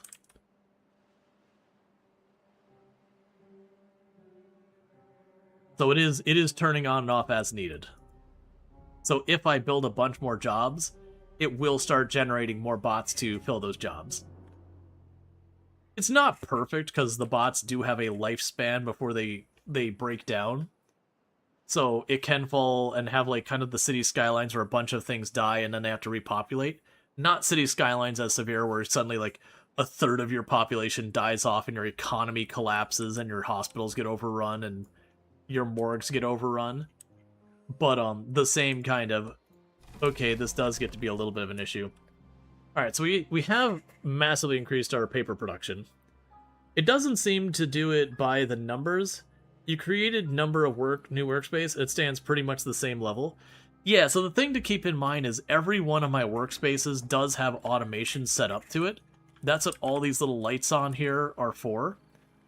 And so if you look at that, broadly speaking, a light turned on is a resource I need more of. A light turned off is a resource I have enough of. And so, like, you can see here, I've got this. It makes cattail flour. It's turned off by automation, because if I look up here, my cattail flour is practically full. So these buildings will turn on and off as needed. So it's kind of a way that instead of needing, like, if I didn't have the automation, I would probably at this stage in the game need almost 200 beavers to run all my workplaces. But because I have the automation, instead of a beaver just standing in the bakery, but not working because the bakery's already full of bread, because storage is full of bread, so they just kind of stand here going like this, they can go ahead and the bakery will turn off and that beaver will be reassigned. Yes, it is part of the vanilla. I'm not running any mods whatsoever. No UI mods, no quality of life, literally no mods whatsoever. That is part of the base game 1.0 is the automation stuff. There's a whole tab of it, and you can do some pretty slick stuff with it. The interesting thing is they do even have an HTTP adapter now, which I'm very genuinely curious how, like, what people are going to end up doing with them. Thank you for the follow. Welcome to the stream. Like, I've heard people talking about using the thing where you can have, like, your lights turned on and off through a HTTP call. So you could actually have it where you've got, like, those colored lights in the room, so it goes bad war and they all turn slightly red, or you have, like, the good time it turns slightly blue, and you have the drown it turns slightly orange, or whatever. I don't see people doing that. Make chat control the relays. Yeah, you can do that. My only reservation with that is at that point you basically need a completed colony. And that's a lot of work to implement taking the HTTP call from Timberborn in that scenario. That said, I don't think it's a bad thing it got included. It's like, okay, but what are people actually going to do with this? And don't get me wrong, people will surprise you the wild things they do. So I am curious, but it is a thing I wonder, because really about the only things you can do with this is turn on and off automation.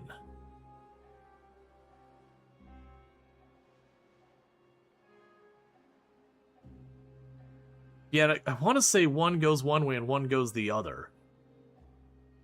So I'm curious about that. That's kind of the one I'm head scratching. It's like, okay, you've got this thing. It's a tool. You can do interesting things with HTTP calls. But to take the time to implement that HTTP call to do something, like what can he even put in there? I'm going to put you off on the side. So if I... Yeah, so you can go ahead... Right. So call when switched on, call when switched out. You can get and post. So for those who don't know how HTTP calls, basically when you're talking to a website, HTTP is how you communicate with it. So a get would be like, get me this website. And usually when you're saying get and post, you're talking web services, not really web, but you're talking web services. But get is, hey, like for example, if I'm getting user information, I might be like, you know, twitch.tv/profile/user or like users/Rual Storge, you know, /get or whatever, and then it would give me like whatever the structure is for my profile or whatever. That's not a good example. It'd be like twitch.api/users/Rual Storge, and that would do a get. And then get would go and, you know, grab like username Rual Storge, you know, whatever description, and it'd give you just like base information is pretty typical. And then the post is usually when I'm sending stuff to the website and all that kind of things. You could in theory set up your Twitch bot to get redeems to open river locks, for instance. Yeah, I could see that kind of thing, and it would be interesting earlier in the run being able to have your chat troll you like that, like to effectively self-implement Twitch integration, because you could absolutely do that. You were not wrong. Well, so it's a get and a post, right? So it's triggered. Hang on. So let's check the lever. Gotcha. Okay, so I see how this works. Right. So this would be, I could have my bot talk to the lever. You'd probably want like custom mats for it. Right. Yeah, so right, because you can put the automation thing on the map, you have to have a house rule, you're not allowed to delete it. But yeah, so this would be one here that this kind of thing, that means ultimately while I'm playing, you would be hosted here, and then this would call to the game effectively, that I assume that we're going to be running the 8080 is just a classic like self-hosted website or whatever, but in this case it's an API. So I assume this is effectively doing a web host on the background when I click the switch on. I don't really want to run a web host, so I'm not going to do that right now. So pre-build a map built with automation of the water source. Twitch could turn it on and off, but beavers can't touch it. Right, no, exactly. So it's basically, the lever is effectively things talk to the game, and then the adapter is the game talks to things. So this is input to the game, output to like web applications, that kind of thing.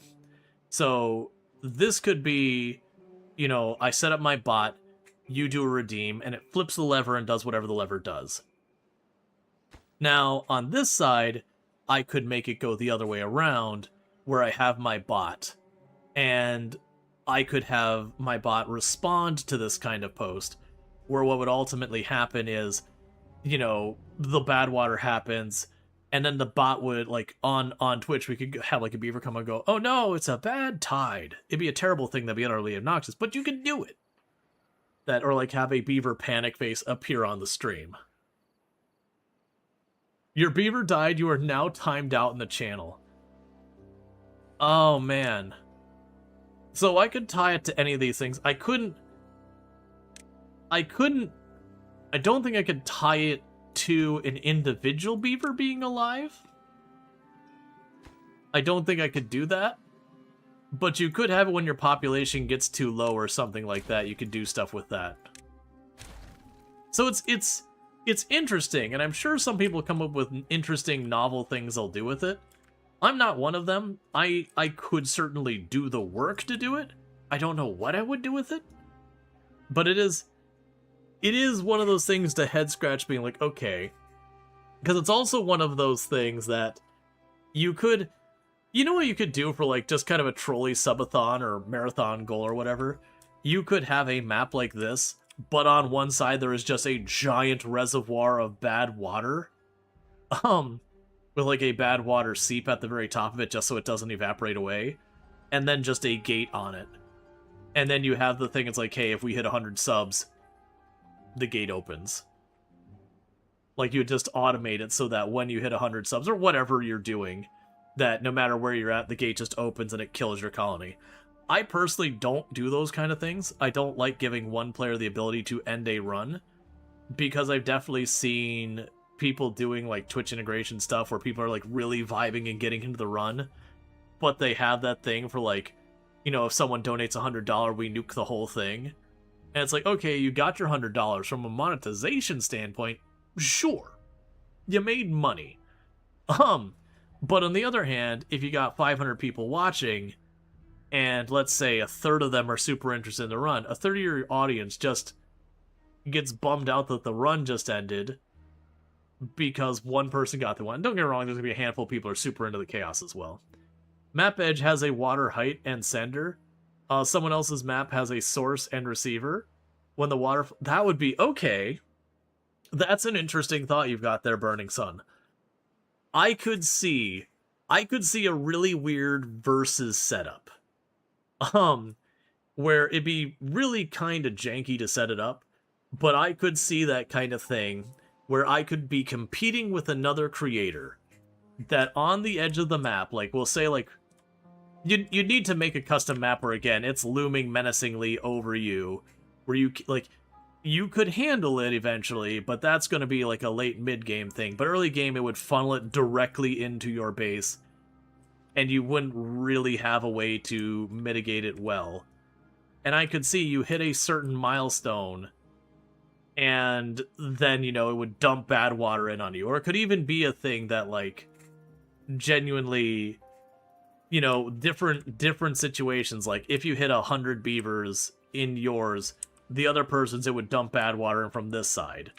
If the other person hits, I don't know, 100, like, 50 happiness, whatever conditions you can put in there, 100 planks, whatever. Like, you could set up a bunch of different conditions that, based on a condition met, suddenly you have this threat. And you could set the water source to be, like, way up here at this height, and it would work its way in.